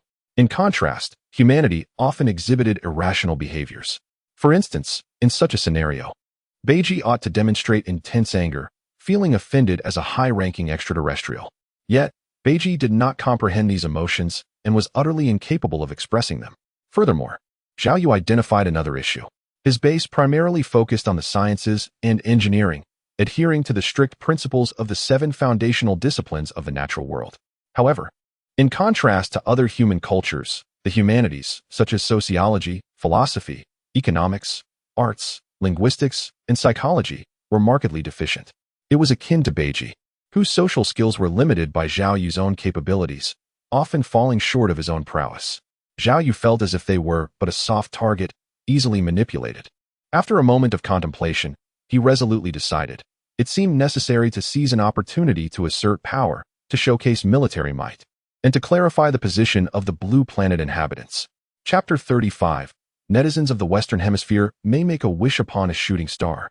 Task. Display military might by launching a star annihilation cannon at Earth. Reward. 1,000 technology points. Zhao Yu was taken aback, just as he contemplated establishing his authority. The system presented him with a task, launching a star annihilation cannon at Earth. No, I did not intend to destroy the planet. Zhao Yu was utterly overwhelmed, as this was no ordinary weapon, but a star destroyer cannon. In his vision, establishing authority involved merely launching a laser or electromagnetic cannon, perhaps obliterating a couple of uninhabited isles to showcase military might. Yet, the system had presented an overwhelming surprise. Though averse to annihilating Earth, Zhao Yu coveted the 1,000 technology points. After contemplation, he inquired, Uncle Da, if a star destroyer cannon were discharged towards Earth, could it be done without causing any casualties? Uncle Da paused, then beamed with elation, responding promptly, I shall commence calculations immediately. Shortly after, he identified a region. The Pacific Ocean, perhaps? That location would indeed suffice, a vast expanse of water, remote from land, sparsely populated. It is the farthest point from human activity. Direct deployment would not harm anyone, though there would be minor subsequent repercussions. What sort of repercussions? It would likely shift the Eurasian continental plate westward by approximately 10 centimeters. Zhao Yu was taken aback. Shift the continental plate by 10 centimeters?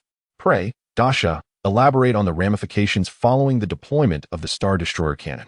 Commencing from the epicenter within the proving ground, all matter within a radius encompassing 520,000 cubic kilometers shall be transmuted into a gaseous state, utterly annihilated. The resultant shockwave shall propagate to a distance of 13,000 kilometers, engendering palpable seismic reverberations across a significant portion of the terrestrial sphere.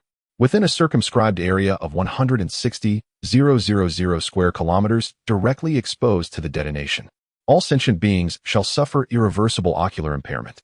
Furthermore, the electromagnetic pulse emanating from the cataclysm shall disrupt global wireless communications, precipitating the collapse of telecommunication and radar infrastructure on a planetary scale. The atmospheric stratum above the point of impact shall rupture, necessitating an estimated annum for self-reconstitution.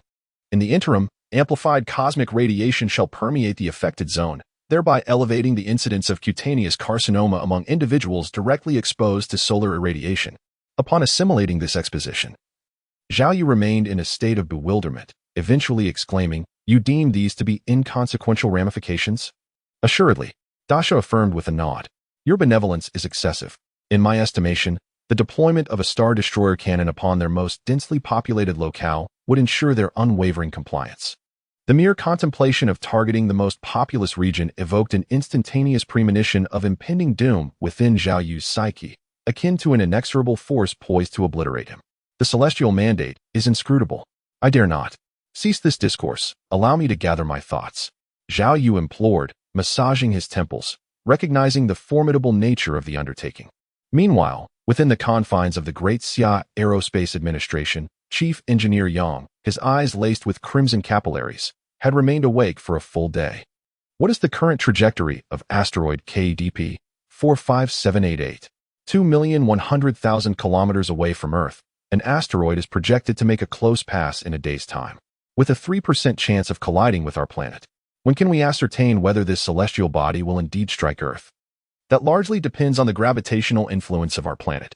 Is it impossible to calculate? The myriad of disturbances in the cosmic environment complicates matters. Yet the team of experts is diligently working on it. Engineer Yang inhaled deeply.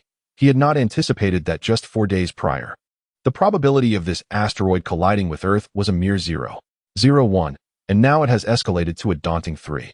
This figure is alarmingly significant. And worst of all, as the asteroid approaches our planet, the likelihood of impact increases. Engineer Yang convened an emergency meeting with representatives from the Myanmar, Five Eyes Alliance, and the Northern Bear Nation to discuss the impending asteroid threat. Meanwhile, the news of asteroid KDP 45788's potential collision with Earth has gone viral online.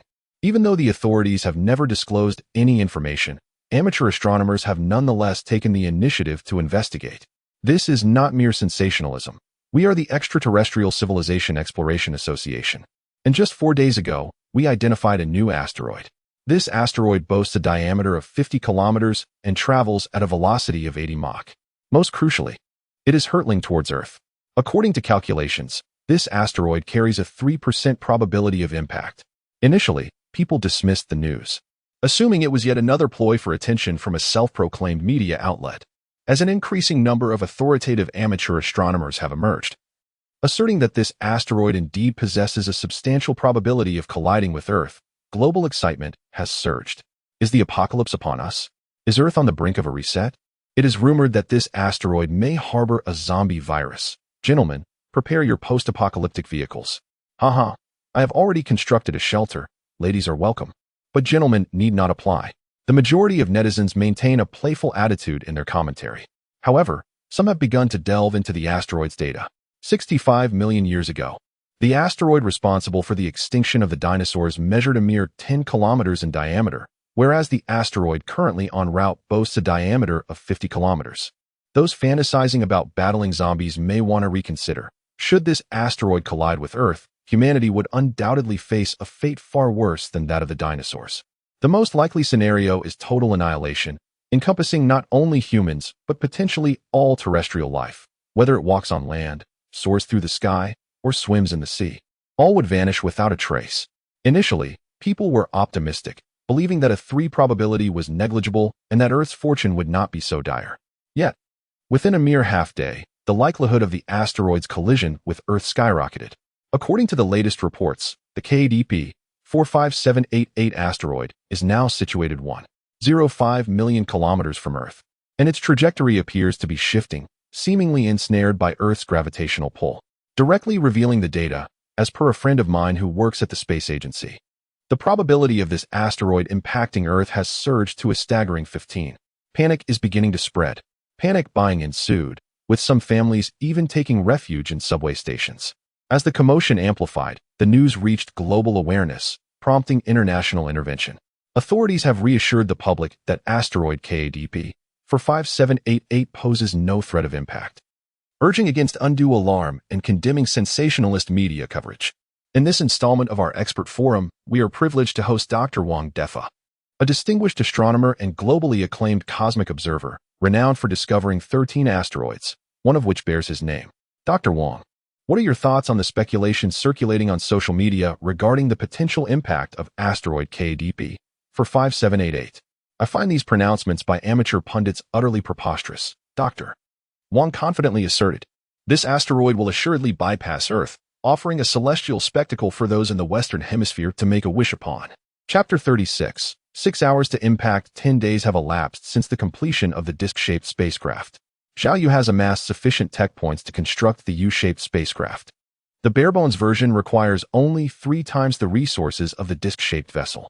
However, the integration of weaponry escalates resource consumption exponentially, particularly with the Star Destroyers, each unit demanding resources equivalent to 15 disc-shaped spacecraft.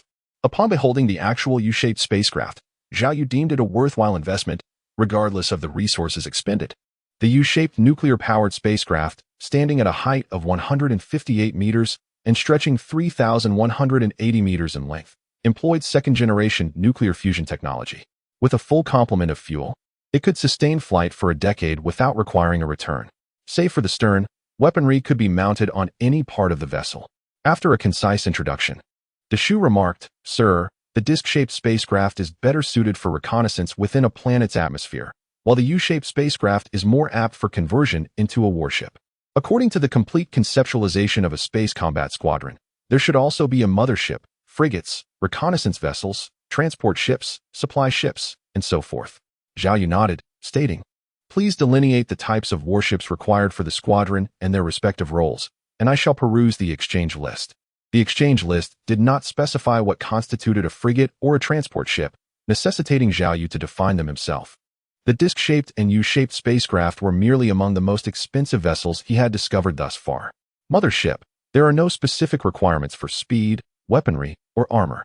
The sole criterion is size, sufficiently large to accommodate the necessary defensive facilities, space fighters, small warships, or mechs that can provide supportive assistance during cosmic warfare. Reconnaissance ship requires a compact size, high-speed flight, and agile responsiveness, equipped with stealth capabilities for reconnaissance and surveillance missions. Frigate, no specific size requirement, but medium is preferable, with an emphasis on defensive equipment, allowing for the installation of numerous close-range defensive weapons. Destroyer, must reach at least the scale of a U-shaped vessel, intended for conventional combat, ideally capable of carrying a substantial arsenal of firepower with sufficiently thick armor. Cruiser, a warship capable of accommodating large weaponry. Currently, U-shaped warships appear to be quite suitable. Battleship, a warship capable of carrying superweapons. Transport ship, must have the capacity to carry a significant amount of supplies, also requiring a large size. Supply ship, requires a smaller size, with a degree of speed and agility, enabling it to swiftly reach the battlefield's edge to resupply frontline troops. Our experience in cosmic warfare remains woefully inadequate. All concepts for various types of warships have been designed based on information obtained from Earth. According to your assertion, an alien fleet is set to arrive in 2 months. My intention is to assemble a complete cosmic combat formation before their arrival. Zhao Yu felt overwhelmed. What he lacked most at this moment were technological points, as many production lines had yet to be established. Moreover, the Spacecraft Research Institute remains at a Level 1 classification, indicating that only Level 1 ships are present in the exchange list. Currently, there are 3 avenues to acquire technology points. The first is through natural growth, which can yield a maximum of 1,500 technology points over 2 months. The second involves utilizing the title Mysterious Merchant to engage in trade feedback, theoretically allowing for the acquisition of over 30,000 points. And with the emergence of new production lines, the variety of tradable items will expand, consequently increasing the potential technology points obtainable. The third method involves tasks occasionally issued by the system, which can also provide a significant number of technology points. In the short term, to amass a considerable quantity of technology points, the second route, trading with alien civilizations, essentially trading with Earth, remains the most viable option. Of course, one might also choose to remain passive, placing faith in the forthcoming alien fleet, expected in 2 months, to be amicable and open to trade. However, such a possibility is quite slim. According to the system's perennial assertions, the cosmic environment is exceedingly harsh, with most civilizations adhering to the dark forest theory, resulting in a state of perpetual hostility between them. Earth's average technology level stands at 0.75, posing no threat to us, and there exists a slight connection with you. Commander, after a moment's hesitation, Uncle De spoke. Although reluctant to admit it, at present, Earth cannot be obliterated. Engaging in trade with them could expedite our rapid growth. This also signifies that our existing defense systems are inadequate. In the past, Zhao Yu was unaware that he was stationed on the far side of the moon, with all defense facilities centered around the base. In the present day, having recognized his position, he must now safeguard the Earth, ensuring that it remains unharmed when the extraterrestrial fleet arrives in 2 months' time. Understanding this, Zhao Yu nodded slightly and remarked, "We must compile a list of obsolete technological products for large-scale trade with Earth. This agenda needs to be prioritized. The only missing element is the opportune moment. What is the current probability of asteroid KP 45788 colliding with Earth?" 99 came the response, indicating that it is nearly certain that the asteroid will strike within 6 hours. How is the Doomsday contingency plan progressing? How many elites and talents have descended into the underground shelters? The evacuation is nearly complete. Only a few remain reluctant to part with their families. At the Earth United Defense Bureau, Colonel Chu issued directives with unwavering resolve. Engineer Yang's expression darkened as he inquired, "Is there truly no solution from the military?" Colonel Chu sighed and replied slowly, "There are numerous strategies to counter an asteroid impact, such as nuclear detonations to disintegrate the asteroid, or employing multiple spacecraft to alter its trajectory. However, all these proposals have been dismissed as unfeasible. This asteroid is not an ordinary one. The military's contingency plans can only defend against asteroids with a maximum diameter of 300 meters. Anything larger renders us powerless." Engineer Yang's countenance grew bitter as he murmured, "Is it possible that heaven truly intends to bring about our demise? The cataclysmic event that extinguished the dinosaurs involved a mere 10-kilometer asteroid. Yet, humanity faces an impending doom delivered by a celestial body 5 times that size. A miracle is the only conceivable salvation." Suddenly, Chief Engineer Yang, struck by a thought, inquired urgently, "Is there any possibility of assistance from the extraterrestrials?" "Impossible. Abandon that notion." Colonel Chu responded with a wry smile. "Ever since Thomas's confrontation with them, they've ceased all communication. Have we explored satellite communication? We've attempted it. We even sacrificed over a dozen of our 30-odd lunar satellites, deliberately crashing them towards Earth. The aliens intercepted them all, but we received no acknowledgement." He sighed, adding, "We've truly exhausted every avenue." Chief Engineer Yang, in resignation, turned to Lu Ning. "Lu Ning, you should evacuate as well. While the subterranean nuclear shelters remain open, seek refuge there." Lu Ning hesitated, torn between duty and the desire to remain. However, her family awaited her below. As she prepared to bid farewell, her wristwatch suddenly illuminated. Excitement surged through her as she exclaimed, "It's Zhang Yixia. We may yet be saved." Chapter 37. An accidental firing of a planet-destroying cannon. Cruiser 001 requests permission for launch. Granted. Cruiser 001 has achieved geosynchronous orbit and requests permission to disengage from the moon. Granted. Cruiser 001 has locked onto the Pacific Ocean test range on Earth and requests permission to fire. Granted. With Zhao Yu's command, the spacecraft, transformed from a U-shaped vessel into a cruiser, launched a planet-destroying cannon towards Earth. Seated within the saucer-shaped ship, Zhao Yu gazed through the window, observing the entirety of the cannon's launch. The cannon's barrel, extending hundreds of meters, emanated a blinding light that intensified as energy accumulated, surpassing even the brilliance of the sun. Activating the filter panel, The window gradually darkened, and under the filter's influence, the cannon's dazzling light softened. After a minute, the energy buildup was complete. The cannon's mouth quivered violently before releasing a milky white energy sphere, akin to an enraged dragon, surging forth with immense pressure towards Earth. Thud, thud, thud. The water cups on the table within the saucer began to bounce involuntarily. A powerful shockwave surged towards the ship. Activate the energy shield. With a swift motion, a pale white luminescent shield enveloped the exterior of the saucer. Instantly, the shield began to seethe violently, as if stung by countless wasps, with small spikes protruding outward. Increase the energy shield's power. Buzz. The energy shield was set to maximum capacity, quelling the tremors of the objects on the table, while outside, the energy shield gradually regained its tranquility.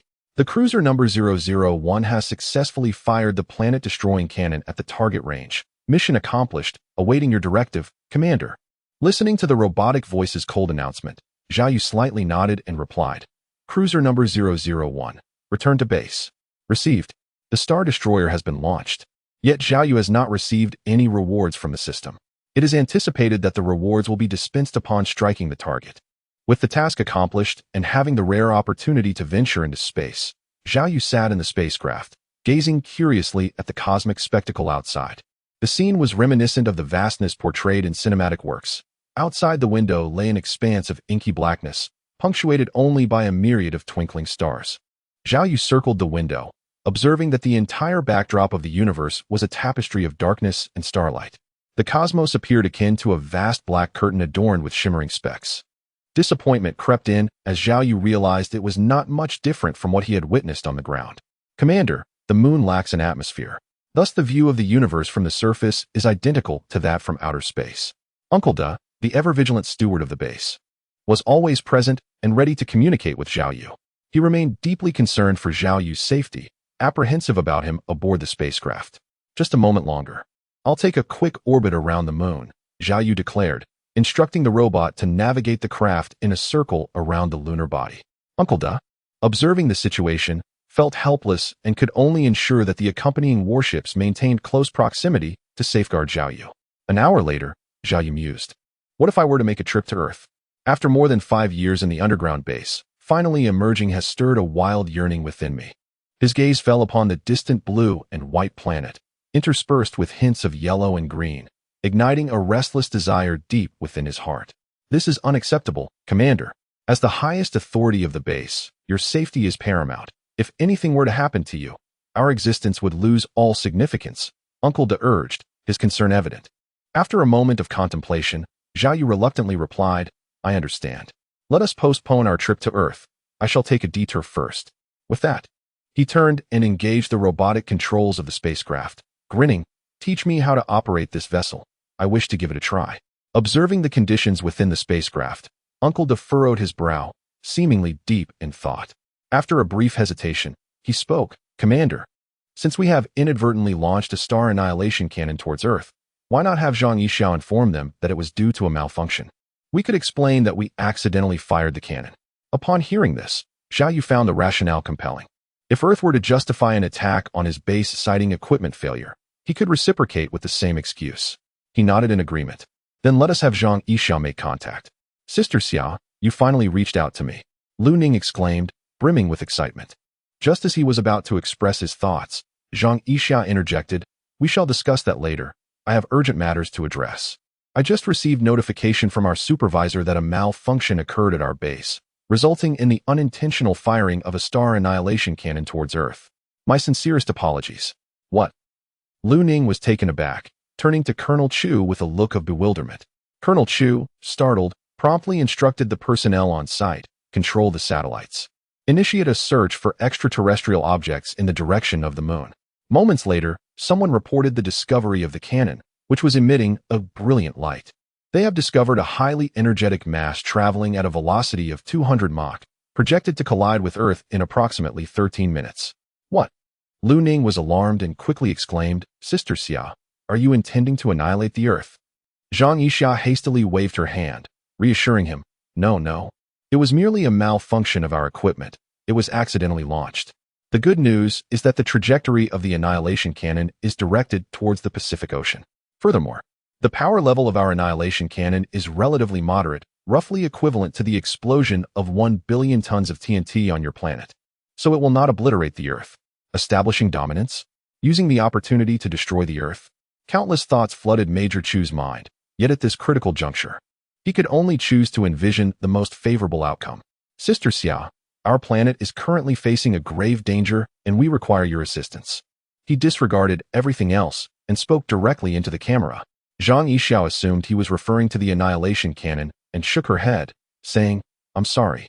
Once the annihilation cannon is fired, it is exceedingly difficult to intercept. We are powerless to stop it. That is not it. Major Chu quickly countered. In the cosmos, there exists an asteroid with a diameter of 50 kilometers hurtling towards us. If it impacts the Earth, we will be utterly doomed. An asteroid. Zhang Yixiao was taken aback, instinctively glancing up at the surveillance camera. We implore you to assist us in destroying that asteroid and saving our planet, Major Chu said earnestly. At this moment, he could only trust that the extraterrestrials were genuinely unaware of the asteroid's predicament. Please wait a moment while I report this to my superior. Zhang Yixiao hesitated to respond impulsively and promptly ended the call. Would they agree? All the staff present stood up, gazing at Lu Ning with hopeful eyes. Uncertain of the outcome, the only course of action was to await news. An asteroid colliding with Earth? On the spacecraft, Zhao Yu appeared perplexed. How was he unaware of this situation? Uncle Dao explained. During the recent communication, the people of Earth called for our assistance. I utilized our detection equipment to scan the area and indeed discovered a 50-kilometer wide asteroid hurtling towards Earth. Would this asteroid's impact lead to the annihilation of our planet? According to simulations, it would result in the extinction of 99 of Earth's life forms. How much time do we have before impact? 6 hours. Zhao Yu stroked his chin and inquired, Can we intercept it? We can intercept it. However, I recommend against destroying the asteroid. Why is that? We can employ our warships to alter the asteroid's trajectory, transforming it into a satellite of Earth, which would facilitate the establishment of a base upon it. Zhao Yu nodded slightly and asked, Is there enough time? There is. Just a moment. Zhao Yu gestured for her to wait, then turned to Uncle Da and said, Is the time ripe for action? Yes, the time has come. Very well. Contact Earth. This time, I will personally take the lead. Chapter 38. 3 Conditions to Save Earth. Star Destroyer Impact Countdown, 7 minutes. Star Destroyer Impact Countdown, 6 minutes. The Earth Joint Defense Force broadcasted the countdown every minute. According to calculations, the impending impact would generate intense shock waves, potentially disrupting radio signals. Lu Ning's hands were clammy as she, along with Chief Engineer Yang and Colonel Chu, intently watched her wristwatch, awaiting the call from the moon. A selfish thought crossed her mind. If the lunar side didn't call within 6 minutes, could she seek refuge in the underground shelter? Beep beep. Finally, her watch chimed. The lunar call had arrived. Answer it quickly, Colonel Chu urged. Lu Ning swiftly pressed the answer button and selected the full environmental mode, allowing the other party to view their entire situation. Swish. A projection appeared, revealing not only the familiar Zhang Yixiao, but also an unfamiliar man. Sister Xiao, how is it going? Lu Ning promptly inquired. Zhang Yixiao's expression was somewhat reserved as she forced a smile, gesturing toward Zhao Yu and introducing him. This is Zhao Yu, our base's person in charge of Earth Liaison. He will be discussing matters with you. Person in charge of Earth Liaison. The crowd was taken aback, scrutinizing Zhao Yu. Colonel Chu, however, couldn't dwell on it. He hastily said, Mr. Zhao, greetings. My surname is Chu, and I am the person in charge of Earth's liaison with your side. In this critical moment, please forgive my bluntness, but what have you decided regarding saving Earth? Zhao Yu nodded slightly, saying, Mr. Chu, greetings. Time is of the essence, so I'll be brief. We can alter the trajectory of that asteroid, but we require your agreement on 3 conditions. What are the 3 conditions? At this critical juncture, even if it were 30 conditions, he would have to endure and listen. First, Earth must unconditionally open its trade ports, permitting our goods to enter the terrestrial market. Second, Earth shall not undertake any plans or actions detrimental to our interests. Third, the final interpretation of the aforementioned 2 stipulations shall rest solely with us. Trade, self-defense. Upon hearing Zhao Yu's demands, Colonel Chu could not help but exhale in relief. He had feared that the other party would seek to enslave Earth, which would pose a daunting dilemma. Although the 3rd condition remained a potential threat, he felt he had no choice but to acquiesce. Colonel Chu nodded and stated, Very well. I guarantee this in the name of the Earth United Defense Bureau. No need for your guarantees. You have your protocols, and we have ours. Trust is the cornerstone of cooperation. Should you fail to uphold your commitments, we shall proceed in accordance with our own measures. This newly appointed representative for Earth negotiations was quite formidable. The clarity of his stance was unmistakable, practically warning them against any further malfunctions akin to the rocket colliding with the moon. Otherwise, the consequence would be the annihilation of Earth. The message was straightforward, and the measures were blunt. Colonel Chu felt a shiver run down his spine, subconsciously recalling the wisdom of Zhu Beiji. He solemnly nodded and said, "Mr. Zhao, rest assured. We will absolutely honor our commitments. Now, please save the Earth." Indeed, Zhao Yu nodded and continued, "In a few days, I will visit Earth, and we can discuss trade matters in detail then." Once the call concluded, Colonel Chu slumped into his chair, drenched in sweat, as if he had just emerged from a sauna. His heart raced uncontrollably. That single phone call had determined the fate of 8 billion people on Earth and trillions of living beings. The weight of the pressure felt like 1,000 pounds, sending his adrenaline surging and his body tingling. "Are you all right, Colonel Chu?" Chief Engineer Yang approached and gently patted his shoulder, inquiring with genuine concern. This gesture surprised Colonel Chu, leaving him puzzled about Yang's sudden change in demeanor. Understanding the look in his eyes, Yang smiled and said, "You previously claimed to act for the people and the nation. I did not fully believe you then, but now, despite having the privilege to take refuge underground, you have chosen to remain on the surface." Colonel Chu's actions had substantiated his words. Yang, seizing the moment while Colonel Chu caught his breath, asked, "Should we inform the people in the shelter to come out now?" Colonel Chu shook his head and took several deep breaths before responding, "No, let them stay for now, until we can confirm that the asteroid will not collide with Earth." He paused, reflecting on Zhao Yu's earlier nonchalant tone as he recounted the looming threat hanging over humanity. The lunar base had the capability to redirect the asteroid back toward Earth at any moment. This implication suggested that they might need to construct a genuine underground city, allowing a portion of humanity to become subterranean dwellers, preserving the ember of civilization regardless of what the future might hold. These events are too distant. The paramount concern is averting Earth's destruction. Commander Chu refrained from dwelling on the past and, with Lu Ning's assistance, rose to his feet. "What is the trajectory of asteroid KDP for 5788? Is it still hurtling towards Earth? What of the Star Destroyer cannon?" During the negotiations, he resisted inquiring about the Star Destroyer cannon, primarily because its deployment was directly linked to their rocket malfunction, which led to the obliteration of the alien base. As long as Earth's existence was preserved, minor tremors were acceptable, indeed, inevitable. The Star Destroyer cannon will strike Earth in 1 minute, unleashing an explosive force equivalent to 1 billion tons of TNT. The precise magnitude of this cataclysm was unknown to Commander Chu. The most potent nuclear weapon ever detonated on Earth yielded an explosive force of nearly 50 million tons of TNT. The implications of a 20-fold increase were unfathomable. 1 minute elapsed. The majority of electronic equipment within the control room succumbed to the electromagnetic pulse generated by the explosion, plunging the screens into darkness. Report. Satellite signal lost. Report. Radio communication severed. The successive reports heralded the Star Destroyer cannon's impact upon the Earth. Chaos erupted within the control room. Silence. After restoring order, Commander Chu inquired, "What is the propagation velocity of seismic waves?" Longitudinal waves travel at 5.7 kilometers per second, transverse waves at 3.4 kilometers per second. Everyone, suspend all operations. Locate a fixed point and secure yourselves.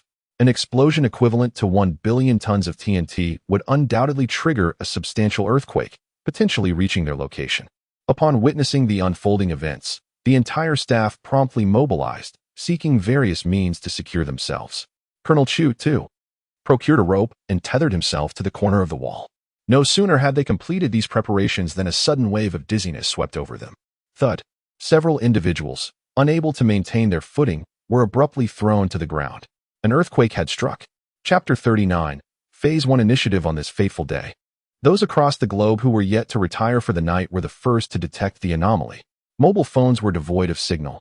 Many initially presumed it was merely an isolated issue with their own devices, unaware that it was, in fact, a global electromagnetic disturbance precipitated by the Star Destroyer cannon. Forget 6G, even 2G was non-existent. This was accompanied by a globally perceptible earthquake. Almost every region experienced palpable tremors, though the frequency was low and the damage minimal. Astute seismologists were perplexed, as their instruments registered no activity, indicating that no earthquake had occurred domestically. Yet, the tremors emanated from beneath their feet. The only explanation was a cataclysmic earthquake originating from a distant location, with what they were experiencing merely aftershocks. The earthquake experts were astounded. If confirmed, it would be an unprecedented seismic event. With mobile phones rendered useless and incessant tremors, many began to suspect that something significant was unfolding. "Sir, are you intending to go to Earth?" Hearing Uncle Da's accusatory tone, Zhao Yu felt a pang of guilt. He had not broached the matter beforehand, having unilaterally added it during negotiations with Colonel Chu, fearing Uncle Da's disapproval and hoping to present it as a fait accompli. Right then, it seems this negotiation necessitates my personal involvement. Entrusting it to the others would be imprudent, as they are susceptible to manipulation. Understood. I shall expedite the composition of a fleet to ensure the commanding officer's security. To Zhao Yu's astonishment, Deshu exhibited no indignation, foregoing dwelling on errors. He opted for the optimal course of action at present. It dawned upon Zhao Yu that, despite Deshu's human-like qualities, he remained an artificial intelligence, devoid of superfluous emotional complexities. "Sir, the initial phase of the plan has been formulated," Deshu stated, without lingering on the previous matter, and transitioned to the tasks Zhao Yu had previously assigned. "Pray, elaborate," Zhao Yu responded. "For our base, two primary desiderata exist. Firstly, technological advancement, the cornerstone for upgrading our technology and pioneering new industries. Secondly, resources, indispensable for the mass production of combat machinery. Engaging in commerce with Earth presents the most significant advantage of accruing technological points through the mysterious merchant designation. While we necessitate Earth's resources in the short term, in the long run, the cosmos teems with desolate planets, rendering resources virtually inexhaustible." Zhao Yu nodded subtly. "The solar system's 8 planets, excluding Earth, possess resources that are unclaimed, ripe for the taking by whomever arrives first." After contemplation, he inquired, "How imminent is the Martian landing window?" The solar system's 8 major planets orbit the Sun, periodically aligning on the same side as Earth or on opposing sides. When situated on the same side, the distance is minimized, presenting the optimal landing opportunity or window for spacecraft with limited interstellar velocity. In 11 months, Uncle Da shook his head and said, "Commander, within the first phase of the plan I established, there is a mission to dispatch a spacecraft to Mercury." Mercury? Zhao Yu was momentarily taken aback, as he was rather unfamiliar with this planet. Knowing only that it is the closest to the Sun, Uncle Da nodded and continued, "Our spacecraft currently operates with 2 types of propulsion systems, one magnetic and one nuclear. Magnetic propulsion is rather impractical for interstellar travel, given that vast expanses of space are desolate, lacking strong magnetic fields to harness. Therefore, to journey to other planets, we must rely on nuclear power. Our fusion reactor technology has now reached its 2nd generation, with conventional nuclear-powered spacecraft achieving a speed of merely 61,400 kilometers per hour. At this moment, should we wish to reach Mars, it would take 88 days to arrive. The closest distance between Mars and Earth is 55 million kilometers, while the farthest distance stretches to 400 million kilometers. The optimal choice, undoubtedly, is to consider the window period as the time frame for round trips. Otherwise, based on the maximum distance, the journey would consume over a year merely in transit time. The average conjunction period with Venus is 584 days. And it currently lies approximately 110 million kilometers away from us, yet it has not reached its farthest point. Thus, the next conjunction will occur roughly 290 days from now, which is even longer than for Mars." Zhao Yu comprehended his words and inquired, "What about Mercury?" "Mercury's distance from us ranges from a minimum of 83 million kilometers to a maximum of 218 million kilometers. Fortunately, Mercury boasts a swift orbital velocity, completing its revolution in a mere 88 Earth days. It aligns with Earth approximately every 116 days, and we are presently within such a favorable conjunction, presenting an opportune window for a voyage to Mercury." Zhao Yu acknowledged this, inquiring, "Approximately how long would a spacecraft take to reach it if dispatched now?" 57 days. Came the reply. "That protracted?" Zhao Yu remarked. Deshu affirmed, "Consequently, the linchpin of our 2nd phase lies in the augmentation of the 2nd generation nuclear fusion reactor to the 3rd generation. An upgrade to nuclear fusion, then?" Zhao Yu mused. "The initial iteration of nuclear fusion necessitated a mere 1,000 technology points upon acquisition. However, the 2nd generation variant demanded 5,000 technology points. requiring nearly half a year of accumulation. Similarly, the third-generation fusion commanded a staggering 10,000 technology points, a prospect Zhao Yu had not entertained. Precisely. Deshu concurred. Nuclear fusion constitutes the crux. According to projections, elevating nuclear fusion to the third generation will substantially amplify the velocity of all our nuclear-powered spacecraft.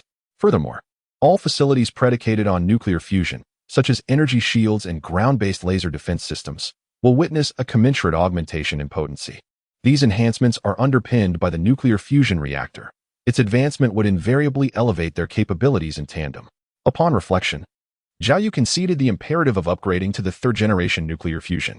His previous reluctance stemmed from the exclusive reliance on accumulation for technology points, with 10,000 points necessitating 2 years of assiduous saving. Given the moniker Enigmatic Merchant, he possesses the capability to procure substantial technological advancements from Earth with expediency. Ergo, does the preliminary strategy entail extensive commerce with Earth? Affirmative. Mr. Do assented, articulating, my proposition involves utilizing that asteroid, spanning 50 kilometers in diameter, as our terrestrial outpost. The capital accrued from Earth can be channeled into acquiring terrestrial resources, considering our present limitations in traversing extended distances. Even Mercury, our closest celestial neighbor, necessitates a 57-day journey. Zhao Yu concurred, the scheme mirroring his own contemplations. Has the inventory manifest been compiled? Indeed, it encompasses magnetic levitation vehicles, sentient automatons, and nascent nuclear fusion power plants. Chapter 40. We have 2 moons. What is that? On this day, the majority of Earth's inhabitants witnessed a spectacle indelibly etched in their memories. At 1300 hours, during the sun's zenith, a circular umbral entity emerged from the horizon, gradually obscuring the sunlight. Panic gripped the populace as they craned their necks skyward, bewildered. A solar eclipse? The celestial canine devouring the sun? An expatriate of Chinese descent nearly bulged his eyes out, incredulous at witnessing such a phenomenon in broad daylight. Is it the moon? Preposterous. The moon isn't of this magnitude. The disk occluding the sun was immense, akin to a vast curtain enveloping the firmament. An asteroid? Nay, not an asteroid, but a minor planet. The news reports were veracious. Earth is doomed. Over. I have no desire to perish. The immense asteroid suspended overhead induced trepidation in numerous individuals. Even the most audacious among them harbored concerns about being crushed into mincemeat by its descent. Fortunately, this asteroid did not plummet into this region of the sky, but rather, it gradually receded from west to east. The sun re-emerged, imbuing everyone with a sentiment of post-traumatic relief. How distant is the asteroid from Earth at this juncture?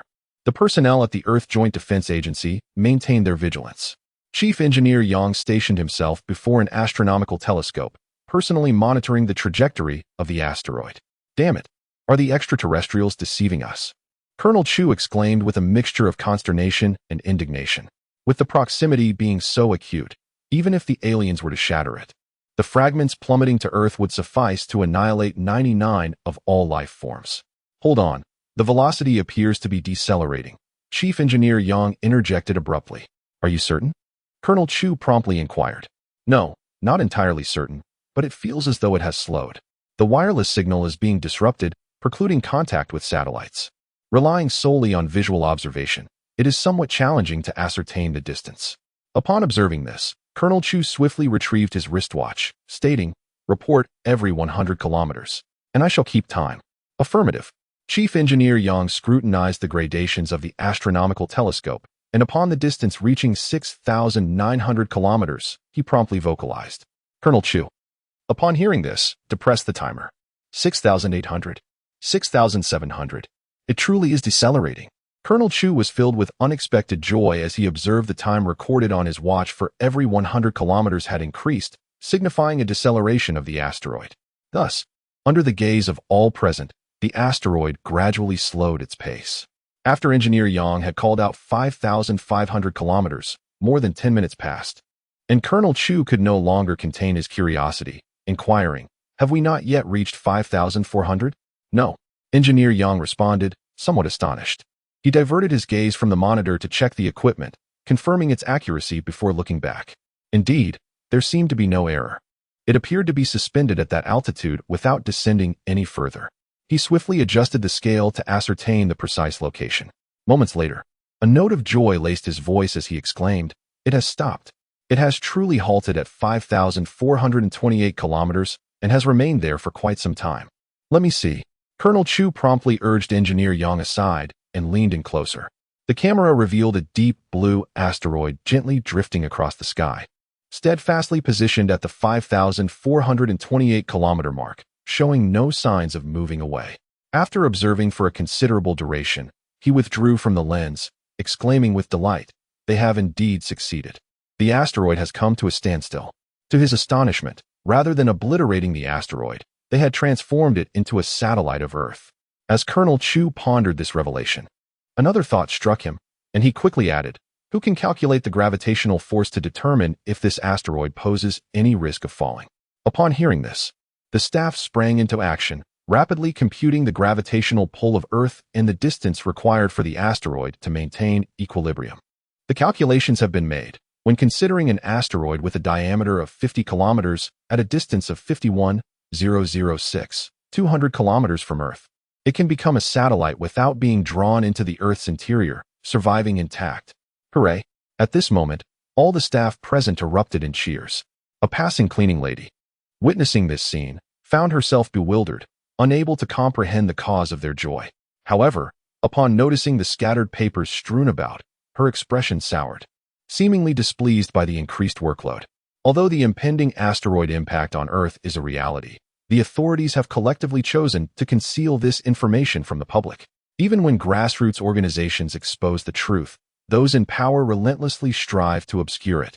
While a small faction of netizens firmly believes in the asteroid's potential collision with Earth, the majority still prefer to trust the official narrative. The likes of the cleaning lady, who remain oblivious to the fact that just an hour prior, an asteroid had nearly brought about the destruction of the planet, constitute the majority. "Dechun, what brings you here today?" an elderly woman asked tremulously.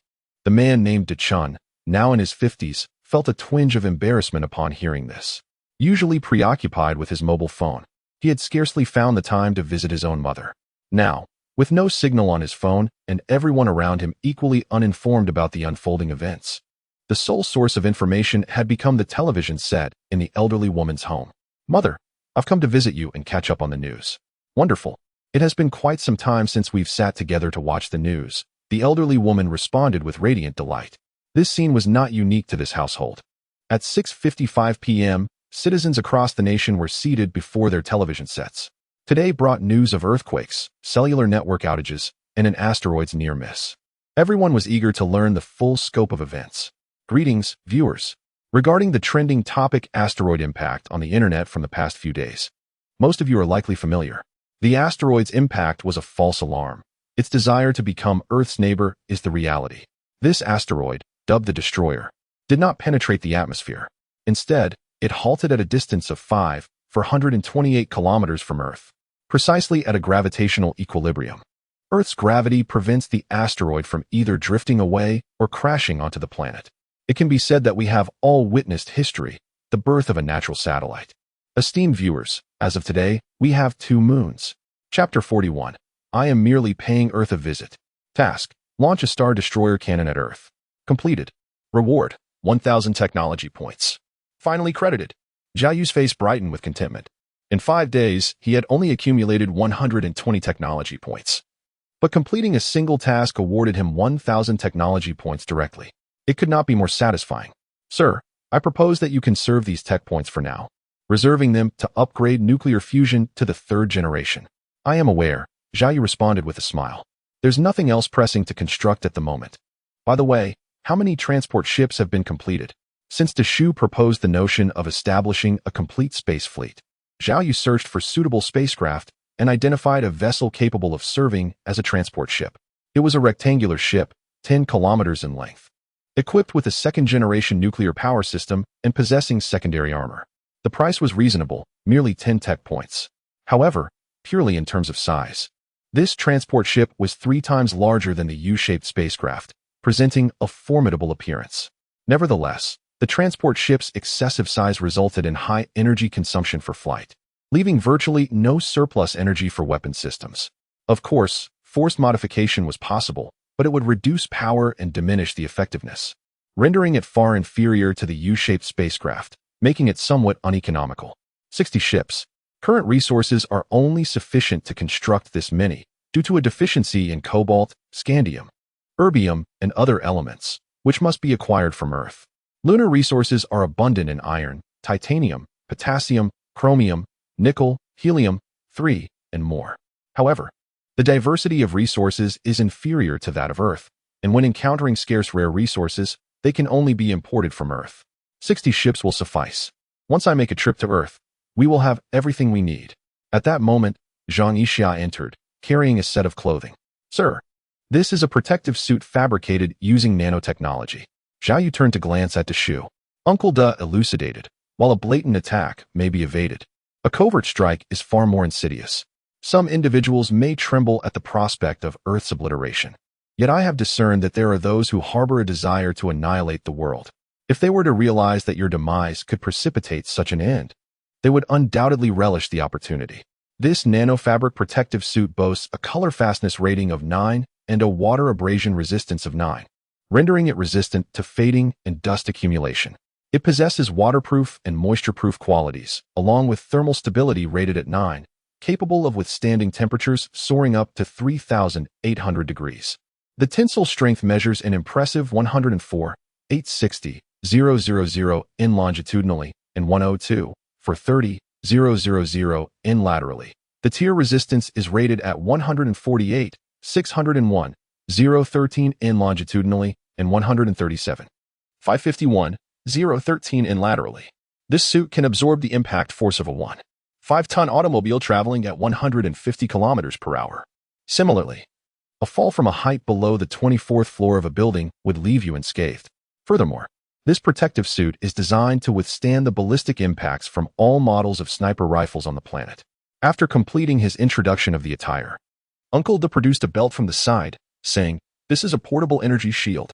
Although its power pales in comparison to the base's shield system, it can effectively defend against conventional artillery shells found on Earth. For more formidable threats, such as nuclear strikes, I have arranged for 5 warships equipped with laser defense systems to intercept them." Zhao Yu, feeling somewhat sheepish, retorted, "Uncle Da, I am not heading to the battlefield." "Surely that is unnecessary?" Uncle Da replied, "Better to be prepared than to be caught off guard." Furthermore, Mr. Da continued, "Allow me to elaborate on the composition of our expeditionary fleet. Accompanying us are 120 spacecraft, including 10 disc-shaped vessels. 8 of these will be dedicated to reconnaissance activities on Earth, while 2 will remain in close proximity to you, ensuring immediate evacuation capabilities. 60 transport ships are also part of the fleet. 30 of these are laden with diverse equipment, facilitating the swift establishment of a subsidiary base on the celestial body Earthlings have poetically named Blue Moon. This designation arises from the pervasive presence of azurite and malachite, which, when viewed from Earth, imbue the asteroid with an ethereal cerulean hue. The remaining 30 transport vessels carry a contingent of 100,000 robotic construction units, slated for long-term deployment on Blue Moon. They will also oversee the calibration of manufacturing facilities on Earth. In addition to these, we have 1,000 spacefaring combat automatons, capable of short-range aerial maneuvers in the vacuum of space. These are equipped with an array of weaponry, including plasma shoulder cannons, ocular laser projectors, and groin-mounted ray guns.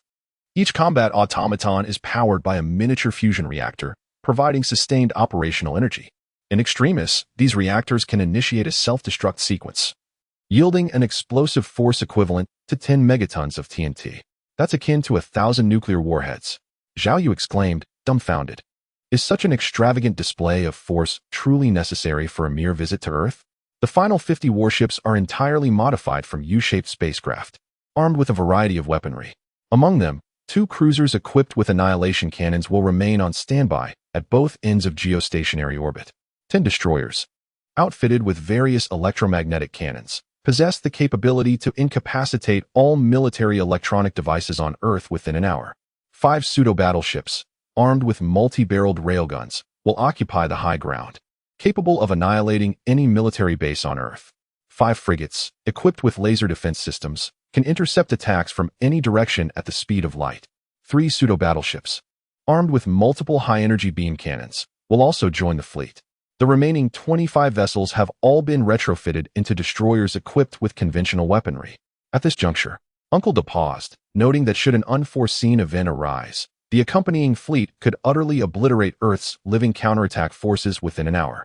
Furthermore, in times of intense conflict, our 8 reconnaissance ships can ascend to the Blue Moon, alter its trajectory, and propel it towards Earth. Zhao Yu initially thought that the 1,000 space combat robots equipped with miniature nuclear fusion reactors were already quite extraordinary. However, in comparison to the 50 warships arranged by Uncle Da, they seemed trivial. In conclusion, Uncle Da stated, "Commander, if there is any irregularity on Earth, with but a single command from you, we can annihilate the planet at any moment." Zhao Yu was rendered speechless, his mind buzzing with disbelief. Uncle Da, under the impression that his interlocutor was dissatisfied, elaborated, "With our current resources, we can only construct this limited number of spacecraft. Otherwise, our 1 million space combat machines could easily be deployed. However, rest assured, after your departure, I shall elevate all the orbital cannons within the base to lunar synchronous orbit, constantly aimed at Earth. Should there be any changes on that front, my support will arrive promptly." "That's unnecessary, sufficient," Zhao Yu replied, gesturing repeatedly. "This is more than enough. I feel quite secure now." Indeed, he harbored a genuine fear of Uncle Da, whose every action seemed to stir up great turbulence, with threats of annihilating Earth looming large. "I am merely visiting Earth for a simple diplomatic mission." Zhao Yu refrained from lingering on that topic and instead inquired about the ongoing negotiations. Uncle Da's attention was successfully diverted, and he began, "I have perused modern Earth history and the developmental status of various nations. Our current relationship with Earth resembles that between certain developed nations and developing countries on that planet. This implies that, relative to products, Earth would prefer us to establish factories there. Thus, I recommend that during the initial negotiations, you should not rush to agree to set up factories. Wait until they implore you, and then use it as a bargaining condition." Understood. Chapter 42. We may be stronger than extraterrestrials. Good morning, esteemed audience. Yesterday at noon, it is believed that everyone felt the earthquake. It is reported that along with the Blue Moon, numerous meteorites also arrived at the Blue Planet. The majority of these meteorites were incinerated upon entering the atmosphere. However, one meteorite, with a diameter of 249 meters, plunged into the Pacific Ocean, resulting in a noticeable global tremor. Experts analyzed that the impact of this meteorite caused the continental plates to shift westward by 10 centimeters. This event also affects the designation of the deepest trench on the Blue Planet. As everyone knows, the deepest trench on our Blue Planet is the Mariana Trench, formed 60 million years ago, reaching a maximum depth of 10,909 meters. Now, the Mariana Trench has officially been dethroned, becoming the second deepest trench on the Blue Planet. The 249-meter diameter meteorite directly created the Blue Planet's deepest trench, reaching a depth of 39,887 meters. After a global panel of experts convened, they decided to name this trench the Terra Blue Trench. Many viewers sitting in front of their televisions were thrilled, never expecting to witness history again in their lifetimes. Many instinctively reached for their phones, wanting to share and interact with friends and online communities. But soon, they put their phones down again, as the signal bar remained empty. When will the signal return? Life without the internet is unbearable. The absence of mobile signal can be likened to the recent arrival of the Blue Moon, which seems to greet us, the inhabitants of Blue Star, as if to say, "Do not solely immerse yourselves in your devices. Lift your gaze and behold me." Allow me to jest lightly, to ease the collective mood. The disruption of mobile signals is indeed correlated with the Blue Moon's presence. According to a gathering of global experts, the arrival of the Blue Moon has disturbed the magnetic field of Blue Star, resulting in a tumultuous electromagnetic wave signal that is expected to last approximately 1 month. This duration, however, presents a remarkable opportunity for us. We sincerely hope that our esteemed audience can seize this moment to set aside their phones, step away from the virtual realm, and devote more time to their families, to cherish moments with their children, and to take the elderly and youngsters on excursions into nature. With the Blue Moon illuminating the sky, the imminent threat of devastation to Blue Star has been averted. Everything continues as it was. The Blue Star Joint Defense Bureau has demonstrated commendable performance in the face of this crisis. Colonel Chu, in particular, has been privately bestowed with the title of Vanguard. Such accolades hold little significance for him, What currently weighs upon his mind is the challenge of communicating with extraterrestrial beings. A small assembly, composed of a dozen individuals, convened in secrecy at the Blue Star Joint Defense Bureau. Colonel Chu, as the presiding officer, occupied the foremost position. Just an hour ago, we received a communique from the lunar side. Zhao Yu, the head of interplanetary negotiations at the lunar base, is scheduled to visit Blue Star tomorrow at 11 a.m. Summer City time. Now, we must deliberate on two pressing matters. First, should the impending extraterrestrial visit to Blue Star be disclosed to the general populace? Secondly, where would be the most suitable location for the aliens' first visit to the blue planet? As soon as the question was posed, Thomas exclaimed, "Of course. It should be in our esteemed Mi'in state. We are the strongest nation on the blue planet." Chancellor Chu furrowed his brow slightly and remarked, "Let us first deliberate on the primary issue, whether to make it public or not. The location cannot be the same for both scenarios. If it is to be made public, it must be in a place of utmost solemnity, signifying respect. If not, that is a different matter altogether." Although there were about a dozen individuals present in the meeting, they represented only 4 factions. The representative from the Northern Bear Nation shrugged and said, "It matters not. Whether it is public or private is for you to decide. It cannot be public." Thomas interjected once more, rising resolutely. "Have you considered this? If the aliens establish a foothold on the blue planet and seek to recruit, who could possibly deter the elite experts from around the globe from flocking to them?" Chancellor Chu squinted, grasping Thomas's implication. Their Mi'in state had once thrived on a dream that attracted global talent and elites. Those individuals did not come for the name of Mi'in state, but for the promise of being the best. Whoever leads, they will follow. If the existence of aliens were to be disclosed from the outset, perhaps they would still be amicable now, with no intentions of recruitment. I concur, it must remain undisclosed. Jax also stood to express his agreement. Deep down, Chancellor Chu harbored his own conclusions. Should the aliens remain unpublicized, regardless of whether they formed a company or a consortium, they would operate within the framework of the blue planet. Beyond the issue of talent exodus, he contemplated an even more profound concern. The matter remains undisclosed.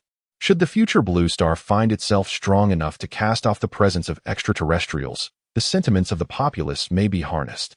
However, should it be made public, at the very least, they cannot openly denigrate the extraterrestrials. It is akin to Schr Dinger's cat. Prior to the unveiling, the nature of the extraterrestrials remains an enigma, subject to interpretation based on necessity. I, too, concur with the decision for secrecy. Commander Chu made his resolution, turning to the representative of the Northern Bear Nation and inquiring, "Do you have anything to add?" "None," the representative replied. "Hearing your perspective, it is indeed in our best interest to keep this confidential. Let it remain so." The Northern Bear Nation, known for its bold spirit, seldom indulges in convoluted deliberations. Had it not been for Thomas's elaborate explanation, this representative would not have contemplated such intricacies. Very well, the first agenda item concludes. Unless extraordinary circumstances arise, matters concerning extraterrestrials shall not be disclosed to the public. Commander Chu paused momentarily before continuing. Where shall we designate the reception site for the extraterrestrials? It must first be sufficiently concealed, far from the populace. Thomas rose once more, casting a glance at Jax. Jax couldn't help but curse under his breath, feeling helpless. Among the 4 great nations, theirs was the smallest in territory, the densest in population, and lacking a truly uninhabited zone. Furthermore, the site must possess formidable strength. If I were an extraterrestrial arriving on Blue Star and discovered that my hosts were not the leaders, but rather subordinates, I would feel neglected and disrespected. Thomas gazed at Commander Chu and the representative of the Northern Bear Nation with a sly smile, as if to convey a shared understanding. Although his expression bordered on the lascivious, his words carried ample persuasiveness. In their perspective, extraterrestrials do not concern themselves with private discussions, publicly. The refusal to allow those who do not rank first to host conveys a profound sense of disregard and disrespect. Moreover, their thoughts are inconsequential. Should the aliens interpret this sentiment, it could undermine the prospect of mutual tranquility. Colonel Chu exchanged a glance with the representative from Beixiong Nation, finding no need for excessive deliberation on this matter. As before, external conflicts took precedence over internal ones. It is acceptable to select a location within your esteemed Mi'in state. However, which specific area remains to be determined.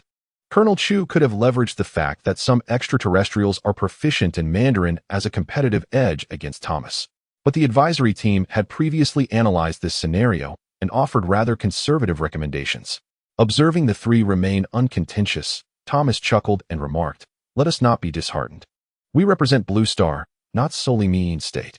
Seeing that no one engaged with him, Thomas moderated his smile and asserted seriously, "As for the location, we could convene in Zone 404. This is the most confidential area within Mean State." Colonel Chu nodded slightly. He had long been aware of Zone 404, recognized as a pinnacle research facility for cutting-edge technology.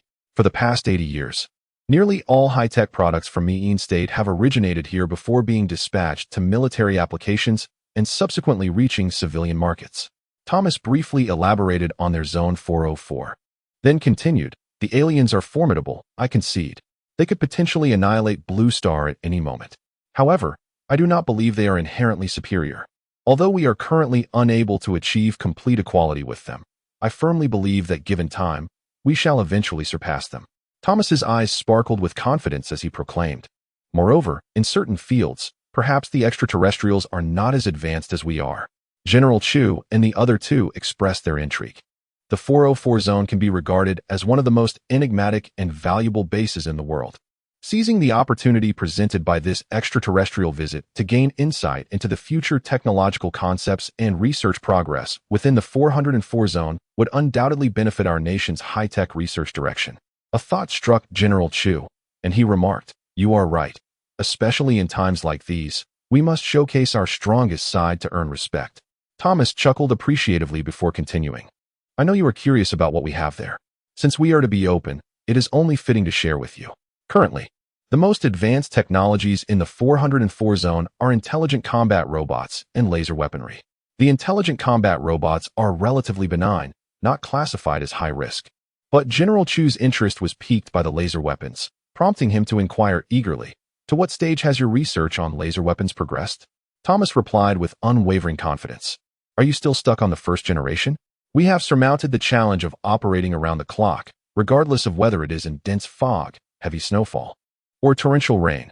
Laser weapons can now be deployed at any moment. Furthermore, we have addressed a series of issues stemming from atmospheric disturbances, such as energy decay, thermal blooming, and turbulence." "Is it truly so swift?" exclaimed Major Chu, somewhat astonished. Being from a military background, he was well aware of the advancements in conceptual weaponry research. As Thomas remarked, the laser weapons developed by the Great Xia are still hindered by weather and atmospheric conditions, remaining stagnant at the first generation. He pressed further, "Have we resolved the energy storage dilemma?" Energy storage remains the most significant unresolved issue in laser weapon research, determining both the feasibility of large-scale application and the upper limit of their power. "Not yet," Thomas replied, shaking his head. "The miniaturization of energy storage devices poses considerable challenges. And while we are investigating high-energy batteries, progress has been elusive."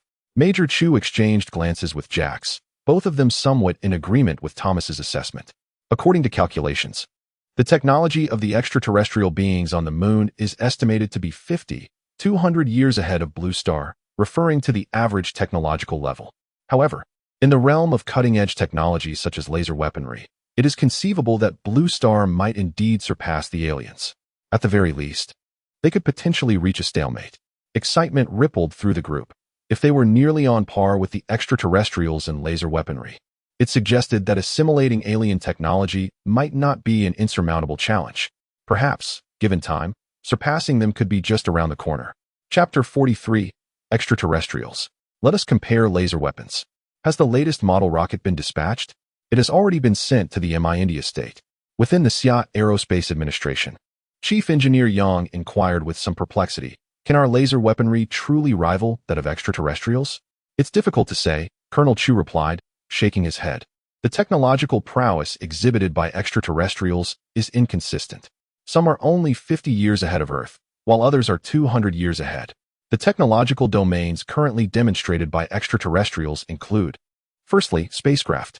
Although their spacecraft have never been seen, their ability to traverse interstellar space and reach the moon speaks volumes. Then what is the point of sending rockets?" Chief Engineer Yang remained bewildered, unable to comprehend the rationale behind sending Earth's cutting-edge technology to Zone 404. For instance, what is the future direction of spacecraft development, prioritizing speed? employing warp drive, or utilizing wormholes for interstellar transit. Clarifying the direction will greatly assist our spacecraft research and prevent us from taking unnecessary detours. How do they manage to levitate machines without laying down track beams or track stator coils? The method of levitation employed by Xiaotian has astounded experts in the field of magnetic levitation research on Earth. In this domain, they are at least 150 years ahead of Earth, representing a completely incomprehensible situation. If we could glean even a rudimentary understanding from the extraterrestrials, it would be beneficial for subsequent research. Within the realm of scientific inquiry, we often find ourselves akin to the proverbial blind men examining an elephant. Devoid of a comprehensive view, we are left to conjecture its form, likening its leg to a pillar, its trunk to a serpent, and its tail to a rope. In such circumstances, even a rudimentary description, such as its sheer size, can greatly aid in comprehending the elephant's true nature. The extraterrestrials' unveiling of their third technological marvel, the projection-based touch-sensitive watch, represents a leap of approximately 50 to 100 years ahead of our current capabilities. At the very least, it provides us with discernible avenues of research, namely ultrasonic sensing, infrared image processing, and optical touch technology. This is a marked improvement over the complete opacity surrounding the field of magnetic levitation. Their fourth technological feat, the planet-destroying cannon, is estimated to be at least 200 years ahead of our own. Such a device has only ever existed in the realm of science fiction, where scientific plausibility is often disregarded. I have attended expert presentations on the subject, and the consensus is that we are utterly in the dark, lacking any discernible research direction, conceptual understanding, or supporting theoretical framework. Chief Engineer Yang, beginning to grasp the situation, inquired, "So, this visit is essentially intended to glean insights into potential research directions from the extraterrestrials?" "Precisely. Then what was the purpose of Thomas's suggestion to compare our laser weaponry with theirs?" The esteemed Colonel Chu offered a subtle smile, remarking, "The populace of the Mean Federation are invariably imbued with a sense of self-importance. If they desire a contest, then by all means, let them engage. Our objective remains straightforward, to pose inquiries during the extraterrestrial tour, without eliciting any animosity. Of course, Thomas and his cohort are not necessarily destined for defeat. As I previously stated, the extraterrestrial technology is superior to that of Earth by a margin of 50 to 200 years. The laser weaponry research of the Mean Federation also supersedes the average technological prowess of Earth by 30 to 80 years. Following the adjournment of the morning session, Colonel Chu made a special visit to the military, where he consulted with experts in the field of laser technology. He inquired about the time frame required for Dacia to achieve breakthroughs in atmospheric disturbance and weather-influenced technologies. The experts posited that, relying solely on their own research, and based on the current rate of progress, it might require 20 to 40 years. If the extraterrestrials have not ventured too far in laser weaponry research, only surpassing Earth by 50 years, then the laser weapons of the Mean Federation might indeed have an opportunity to secure a victory. In truth, I find myself hoping that the Mean Federation can triumph in the laser domain. Although securing a victory in this arena may not yield any tangible benefits, it would, at the very least, instill a profound sense of confidence in our experts in the scientific research field, namely, that we Earthlings are not inferior to extraterrestrials. Our technology simply lags behind due to a later genesis and a shorter duration of research. It could even be a catalyst for some experts to become distracted, shifting from dedicated research to anticipating the acquisition of extraterrestrial theories. The resurgence of this supplicant mentality and the rise of borrowing is hardly auspicious for Earth. Extraterrestrial technology is akin to the chips of a decade ago, momentarily gratifying but truly revealing its shortcomings when one finds themselves in a predicament. In the realm of scientific research, only through relentless self-improvement can one discover a path forward. Are we not concerned about provoking the aliens? Engineer Yang inquired with a hint of apprehension. Not at all. Principal Chu replied with a smile. During my conversation with Zhao Yu, he conveyed his stance. Afterward, I consulted a linguistics expert to analyze the dialogue, and it became clear that they do not intend to annihilate Earth. Rather, they are inclined towards collaboration. Otherwise, they would not be involved with the matter of Blue Moon. This indicates that, contrary to our assumptions, their spacecraft has sustained damage, and their existing technological repertoire is incomplete. They require our assistance to bridge the gaps, repair their vessel, and ultimately depart the solar system. Thus, Any comparisons in the realm of laser technology can only be deemed a strategic maneuver. Moreover, regardless of how inflated or foolish Thomas and his associates may become, they would never brazenly challenge. Aliens, let us compete in laser weaponry. During our tour, they could easily have some soldiers or researchers who do not represent Earth inadvertently convey their pride and confidence in our advancements in laser technology. The extraterrestrials' reactions, dismissive, indifferent, or even a subtle smile, could reveal their true sentiments. Every gesture, glance, micro-expression, and even the frequency of their blinks could reflect their inner thoughts. Will our actions not go unnoticed by the aliens? Engineer Yang still harbored some concerns. Then they would no longer be considered human, but divine. Engineer Yang joined in the laughter. Furthermore, our intent in doing so is not to harm them, but merely to glean information that could aid us. The extraterrestrials' second stipulation is that Earth must not initiate any plans or actions detrimental to them. This is their inviolable boundary, and until we possess the strength to confront them, we will naturally adhere to it meticulously. Now, we await tomorrow to see what we can glean from this extraterrestrial visitation. Chapter 44. Off to Great Xia for steamed buns. Area 404 is abuzz with excitement. Colonel Chu and his colleagues, clad in formal attire, stand in neat rows, each gazing at the heavens, awaiting the arrival of the extraterrestrials. Old Chu, was Zhao Yu truly abducted from Blue Star? Chief Engineer Yang inquired in a hushed tone, standing beside Colonel Chu. He disappeared 5 years and 10 months ago, and his appearance matches the projection. What about Zhang Yixia and her supervisor? They haven't been located. Perhaps their disappearances went unreported. Colonel Chu shook his head, saying, Zhao Yu is an orphan, and even his disappearance was reported by a colleague. The others who were abducted are likely orphans as well. In private, they had thoroughly investigated the matter. The true extraterrestrials likely differ in appearance from Blue Star inhabitants. Zhao Yu and others who have been seen may have been abducted from Blue Star by extraterrestrials several years ago. However, there exists a rather suspicious point. Zhang Yixia seems to have never visited Blue Star, yet her age is quite significant. The experts arrived at 2 conclusions. Firstly, extraterrestrials have been present on the moon for decades, and Zhang Yixia was abducted as a child. Secondly, these beings have been on Blue Star for over 5 years, during which Zhang Yixia's memories were erased. Hush. At that moment, someone nearby offered a cautionary whisper. The 2 individuals promptly looked up. A multitude of small black dots appeared on the horizon. As those dots grew larger, the sound of gongs gradually ceased. Everyone widened their eyes, their breaths becoming rapid and shallow. Colonel Chu's eyes were filled with astonishment, yet he quickly regained his composure and urged, do not stop. Continue the music. The atmosphere crew finally snapped back to reality and resumed their drumming and gongs, but their trembling legs betrayed a hint of fear. 120 spacecraft filled the sky, rendering the daylight scarce and casting an eerie shadow over the ground. The smallest of these vessels measured over 100 meters, while the largest reached thousands of meters in length, resembling small mountains. Remarkably, 60 such mountains hovered in the air, a sight both awe-inspiring and terrifying. Is this what extraterrestrial ships look like? Some were left utterly speechless, unable to contain their astonishment. Colonel Chu also felt a pang of confusion. Had not the alien ships been damaged? Could it be that the vessels capable of interstellar travel were the ones that suffered? On the ground, an airport large enough to accommodate 10 aircraft stood, where 10 dispatchers appeared bewildered. With so many ships present, which one could possibly land? Even such an expansive aerodrome can only accommodate the most diminutive of the saucers.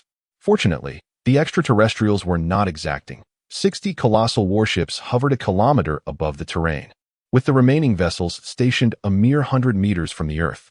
The smaller spacecraft, devoid of combustion nozzles, appeared to employ magnetic levitation, while the larger ones, equipped with such nozzles, were likely propelled by nuclear energy. Do you observe that mid-sized vessel? Its cannon extends for hundreds of meters, and that one, its hull is densely packed with gun emplacements. Utterly terrifying.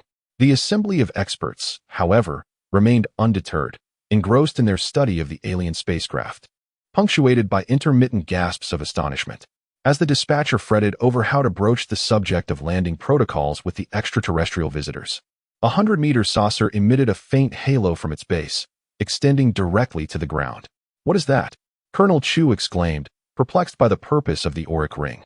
In the subsequent moment, his eyes widened in astonishment. From within the halo, a figure descended as if an immortal alighting from the heavens, radiating a shimmering effulgence as it gently approached the ground. This, Colonel Chu and Chief Engineer Yang exchanged glances, each mirroring the other's profound astonishment. Such technology was utterly unprecedented to them. Before the collective amazement could subside, a hatch opened on one of the 60 10-kilometer warships, and with a resounding whir, a succession of 3-meter-tall metallic automatons descended from the sky. Robots. Flying robots, no less. And armed, too. An astute observer exclaimed. The scene descended into chaos. As the once orderly procession of thousands became disheveled, Colonel Chu and his companions could no longer concern themselves with the neatness of the ranks. Their attention was captivated by the sight of the robots, brimming with weaponry. Thud, thud, thud. Thousands of space combat robots descended beneath the saucer-shaped spacecraft, forming an impeccable line to greet Zhao Yu. It was then that the crowd realized these robots were mere supporting characters, while the true focus lay within the figure beneath the spacecraft. Under the gaze of tens of thousands, Zhao Yu descended from the center of the glowing aura to the ground. The alien technology was astonishingly powerful, far exceeding expectations. Whispers filled the air. After witnessing the impressive high-tech products in Zone 404, any sense of confidence and pride had completely evaporated. With such prowess, what was there to compare with the aliens? Colonel Chu exchanged glances with a few others, suppressing their anxiety and unease as they led the way toward Zhao Yu. As they moved, all eyes in the crowd shifted toward them, amplifying their pressure. Chief Engineer Yang felt a sense of suffocation and signaled to the atmosphere crew beside him. In the next moment, a chorus erupted. Welcome, welcome, a warm welcome. Unable to contain themselves, the others joined in, chanting for a change of attire, their voices harmonizing into a collective roar. This was the first time Zhao Yu had witnessed such a spectacle, and he felt somewhat elated. However, he did not let it show. Adhering to Uncle Da's advice before departing, he maintained a composed demeanor, standing still amidst the fervor. Soon, Colonel Chu and the others approached briskly, greeting in unison. Mr. Zhao, greetings and welcome to Blue Star. Thomas stepped forward first, extending his right hand in a gesture of handshake. Zhao Yu glanced at him, disregarding the gesture, and turned to Colonel Chu with a smile, saying, Mr. Chu, good to see you again. Upon hearing this, Colonel Chu promptly stepped forward, exchanging pleasantries while extending his hand. This time, Zhao Yu did not decline and grasped it. Thomas's expression stiffened as he rubbed his left hand against his right, attempting to mask his discomfort. Although his inner turmoil was palpable, he maintained a facade of cordiality. After a few brief exchanges of pleasantries between Colonel Chu and Zhao Yu, Colonel Chu remarked, Mr. Zhao, this is our Zone 404, home to all of Blue Star's cutting-edge technology. Shall I take you on a tour? Certainly. Zhao Yu nodded slightly. Colonel Chu swiftly gestured, after you. Accompanying Zhao Yu were merely 2 robotic soldiers, while Colonel Chu was accompanied by a select group of esteemed experts. The party commenced their exploration of Zone 404. Thomas found himself subconsciously trailing behind, torn between the desire to leave and the fear of doing so, feeling increasingly uncomfortable, especially upon witnessing the steady gait of the 2 robotic warriors behind Zhao Yu. A sense of bitterness welled up within him. The robots on their side could only operate a few weapons and were not even humanoid. Meanwhile, the aliens had already advanced their robotic research to this level. As they reached the rocket section, the staff began their presentation, with the experts accompanying Colonel Chu intently observing Zhao Yu's reactions. Upon hearing the presentation, contrary to expectations, Zhao Yu listened with rapt attention, showing no disdain or contempt. This reaction was quite unexpected, leaving the expert utterly bewildered and struggling to comprehend. After a moment, the realization dawned. Zhao Yu's gaze was not that of someone observing advanced technology, but rather that of someone beholding a magnificent plaything. Was the disparity truly so vast? Colonel Chu had hoped for guidance from the expert panel, but they seemed to have lost their senses, engrossed in their astonishment. Helpless, he pressed on, Mr. Zhao. Please forgive us, but here on Blue Star, we can only venture into space aboard these rockets. Not bad. Colonel Chu was taken aback. This line was not in the script. Seizing the fleeting opportunity, he quickly added, Of course, they cannot compare to your spacecraft, Mr. Zhao. I noticed that several of your vessels appear to lack exhaust nozzles. Zhao Yu glanced at the saucers still hovering in the air, smiled, and replied, They utilize magnetic levitation, suitable for travel within a planet. They are not particularly useful in the vastness of space. This statement was laden with information, delighting Colonel Chu, who promptly committed it to memory. Simultaneously, a profound sense of bitterness welled up within him. The spacecraft they so coveted was, in Zhao Yu's estimation, merely a trifle. Indeed, the essence of a spacecraft lies not in its exterior, but in its propulsion system, knowledge that cannot be easily gleaned. Zhao Yu was oblivious to the value the people of Blue Star placed on his every word, a consideration that even Uncle Da had overlooked. Relieved by Zhao Yu's affability, Colonel Chu breathed a sigh of relief, having feared he would present the same detached demeanor he had during the projection, which would have made him difficult to engage with. The group proceeded at a leisurely pace, pausing intermittently, during which Thomas discreetly excused himself for a short while. Upon reaching the laser weapons area, the staff provided a rather perfunctory introduction. This piqued Colonel Chu's curiosity, as he wondered about Thomas's intentions for a competition. Thomas's absence and unknown whereabouts caused Colonel Chu some concern about potential issues, but as the group departed the laser area, nothing untoward had occurred. He surmised that Thomas had likely recognized the disparity in skill and wished to avoid embarrassment. Without Thomas's interference, Colonel Chu escorted Zhao Yu on a comprehensive tour of the base, yielding a wealth of information. While this information may have been insignificant to Zhao Yu, it would enable Blue Star to circumvent numerous pitfalls. Indeed, quite impressive. I hadn't realized Blue Star's development was so advanced, Zhao Yu remarked with a smile. Had he not visited, he would have been unaware of the technological superiority of Blue Star's private sector compared to commercially available technology. He was now more at ease. Unlike when Blue Star had first discovered him, even if his identity were revealed, he was unconcerned. Should anyone harbor malicious intentions, he would simply summon Blue Moon, eliminating the people and leaving the resources behind. Zhao Yu resolved to follow Uncle Da's advice, allowing the people of Blue Star to believe that he had been abducted from Blue Star to the moon by aliens, and that he, Zhao Yu, was merely a representative put forward by the aliens to negotiate with the people of Blue Star. We are pleased that you are satisfied, Colonel Chu responded with a smile. Shall we now proceed to dine and converse? Zhao Yu surveyed his surroundings and suddenly inquired, Do you serve soup dumplings here? Commander Chu was taken aback. The restaurant offered exquisite delicacies of the highest caliber, with a variety of dishes that dazzled the senses in both flavor and presentation. Yet soup dumplings seemed a tad beneath their standards. Well, we don't have any prepared at the moment, but if you'd like, I could have someone make them right away. No need. Can the soup dumplings from this wretched place truly be authentic? Zhao Yu scoffed. Let us head to Daxia. I crave a proper soup dumpling. He had anticipated that the Blue Star representatives would accommodate him in Daxia, so he was perplexed by his arrival in this dismal locale. How this place was discussed within Blue Star was of no concern to him.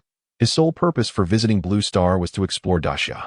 Upon hearing this, Commander Chu was astonished, never expecting Zhao Yu to divulge such information related to his identity. Feeling somewhat anxious, he cautiously asked, Mr. Zhao, have you visited Blue Star before? Zhao Yu openly affirmed, I was once a citizen of Daxia, though I am no longer. Indeed, he had been abducted by extraterrestrials to the moon and had even managed to secure a position of minor authority. This was fortunate. Although Zhao Yu's current allegiance lay with the aliens, his shared heritage might allow them to broach sensitive topics through him. Very well. Then let us go to Daxia for soup dumplings. Commander Chu exclaimed with delight. He then inquired, Shall we take a plane or? Let us take my spaceship. Zhao Yu replied. This time, Uncle Da had advised him to fully showcase the might of the fleet during this visit. The stronger the fleet and the higher the technological sophistication, the safer Zhao Yu would be on Blue Star. Then I'll have to trouble you. A barely suppressed elation manifested on the countenances of Colonel Chu and his cohort, as they were about to embark on an unprecedented opportunity to observe an extraterrestrial vessel at close quarters, a prospect rife with potential insights. 10 minutes elapsed, and over 100 warships ascended into the firmament. Thomas, emerging post-haste from the lavatory, accosted a staff member, inquiring, Where are they? They've departed.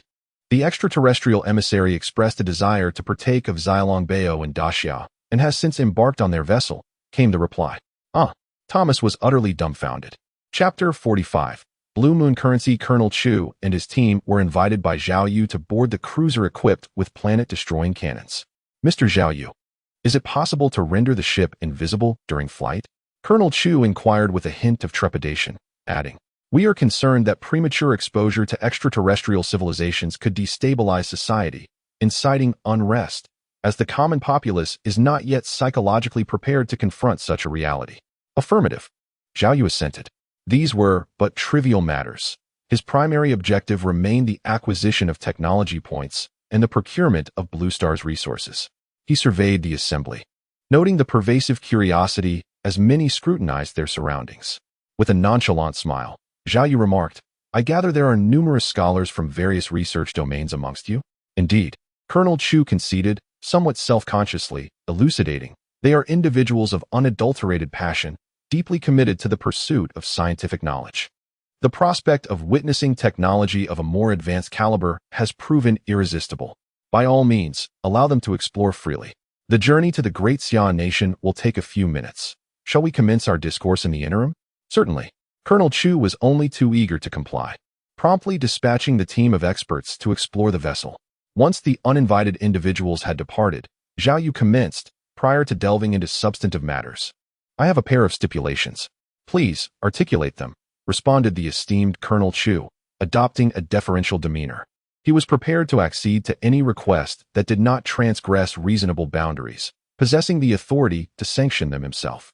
"Firstly," Zhao Yu articulated, "the lunar surface serves as the location of our base. The indiscriminate photography conducted by your satellites is perceived as a discourtesy. In truth, such a request was hardly a demand. Ordinarily, a less advanced civilization installing surveillance devices at the doorstep of a more advanced one would not be surprised if they were dismantled." Zhao Yu's proactive mention of the matter was a gesture of consideration. Zhao Yu nodded in acknowledgement and continued, "Secondly, the celestial body, known as Blue Moon, was propelled into Blue Star's orbit by our agency. Its ownership, therefore, resides with us." Blue Moon. Colonel Chu hesitated slightly. As Blue Star's secondary natural satellite, its proximity to Blue Star rendered it exceptionally amenable to the establishment of a base, thereby facilitating their expansion into the cosmos. In his estimation, while Blue Moon was indeed closer to Blue Star, as Zhao Yu had elucidated, the entity in question possessed the capability to propel it into Blue Star's orbit and, by extension, into Blue Star itself. "Very well," Colonel Chu acceded. "Given that these modest requests meet with your approval, let us now proceed to deliberate on the matter of trade ports."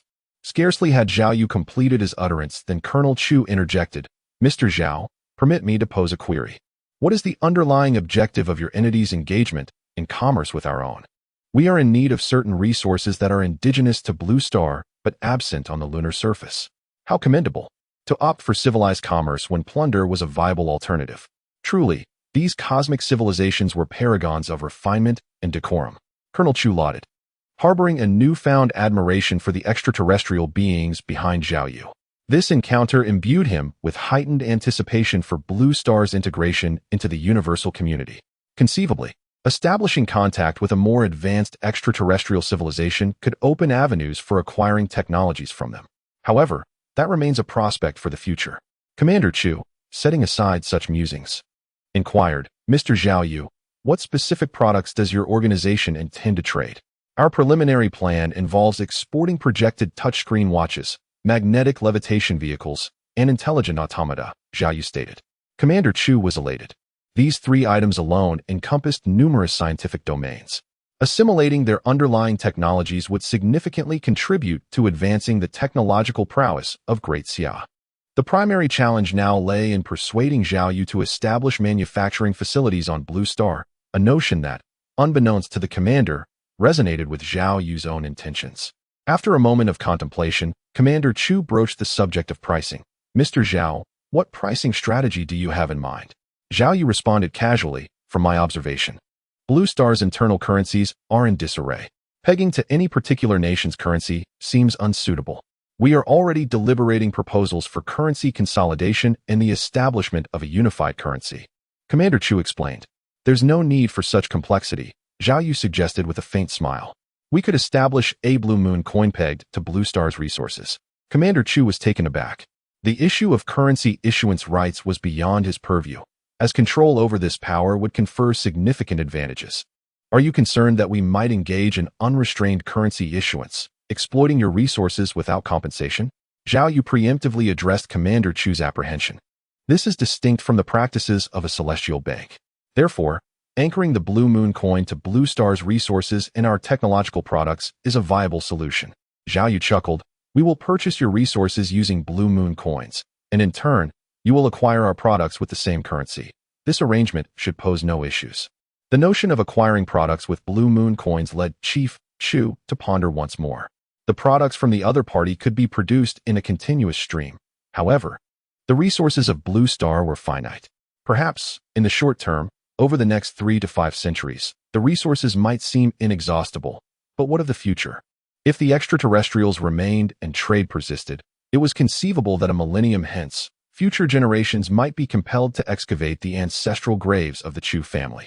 Yet, upon reflection, in 300 to 500 years, the great Xia would likely have ventured beyond the confines of the universe, at which point other celestial bodies could be explored for development. Trade was undoubtedly essential. The only matter to resolve was how to leverage this exchange to elevate the technological prowess of the great Xia. After a moment of careful consideration, Chief Chu spoke. Once your 3 products hit the market, our analogous industries on Blue Star will face ruin, resulting in tens of millions, if not hundreds of millions, facing unemployment. If your esteemed company were to establish a factory on Blue Star, I could advocate on behalf of our planet. Establish a factory? Zhao Yu feigned surprise, pretending to contemplate the proposition. Noticing that the other party did not outright refuse, Chief Chu hastily added, given that your production facility is located far on the moon, the transportation costs would be considerable. However, if a factory were to be built on Blue Star, the transportation expenses would be virtually non-existent. Furthermore, I can assure you that our side will cover all initial factory establishment costs. Zhao Yu was taken aback, as Uncle Da had suggested.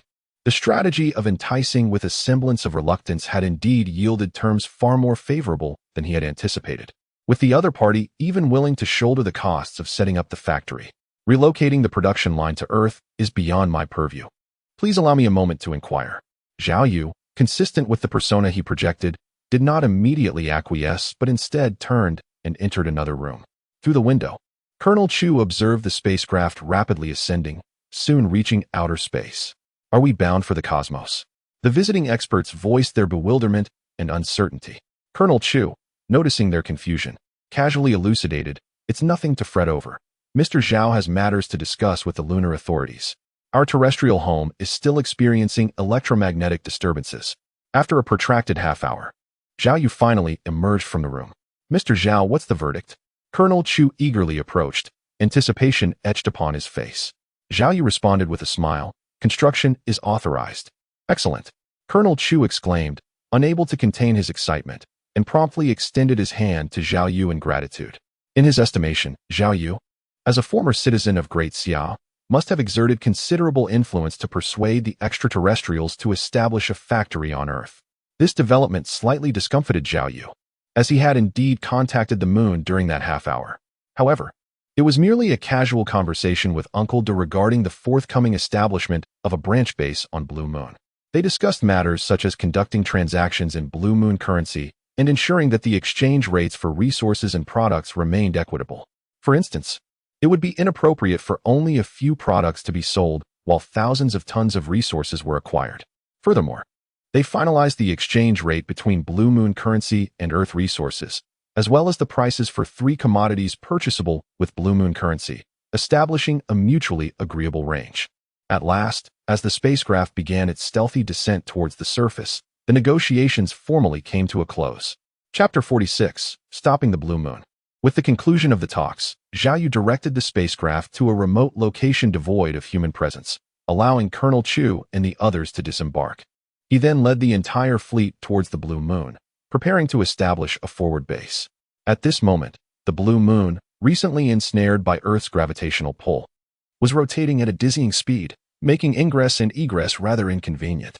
Gazing through the glass at the diminutive asteroid, merely 50 kilometers in diameter, Zhao Yu pondered for a moment before inquiring, Uncle Da, is there a way to bring it to a halt? Is the commander suggesting that the Blue Moon be tidally locked like the moon? Indeed, Zhao Yu affirmed. Its incessant rotation complicates the process of entering and exiting. This can certainly be accomplished. We merely need to exert force from the warships at specified locations to gradually dissipate the Blue Moon's kinetic energy. Uncle Da promptly transmitted a 3-dimensional diagram, illustrating the precise points where the warships should apply their force on the Blue Moon. In proximity to the blue planet, the disc-shaped spacecraft could harness abundant magnetic forces, rendering it more suitable for this endeavor than nuclear-powered vessels. Once Colonel Chu and his companions had disembarked from the spacecraft, they looked up to find the sky utterly desolate, evoking a sense of nostalgia among the group. The stealth capabilities of this ship are astonishing, one remarked. Indeed. Optical invisibility is an incredible feat. Zhao Yu led the others into the city, where they casually located a telecommunications office to make a phone call. Shortly thereafter, several black business vehicles arrived to transport everyone away. Upon returning to the clandestine underground base, under the watchful gaze of a group of elders, Colonel Chu recounted his conversation with Zhao Yu. We shall provide unwavering support. Not only will we cover the costs of establishing the factory, but we shall also ensure that all other aspects, such as advertising and the pre-sale of physical storefronts, are meticulously addressed.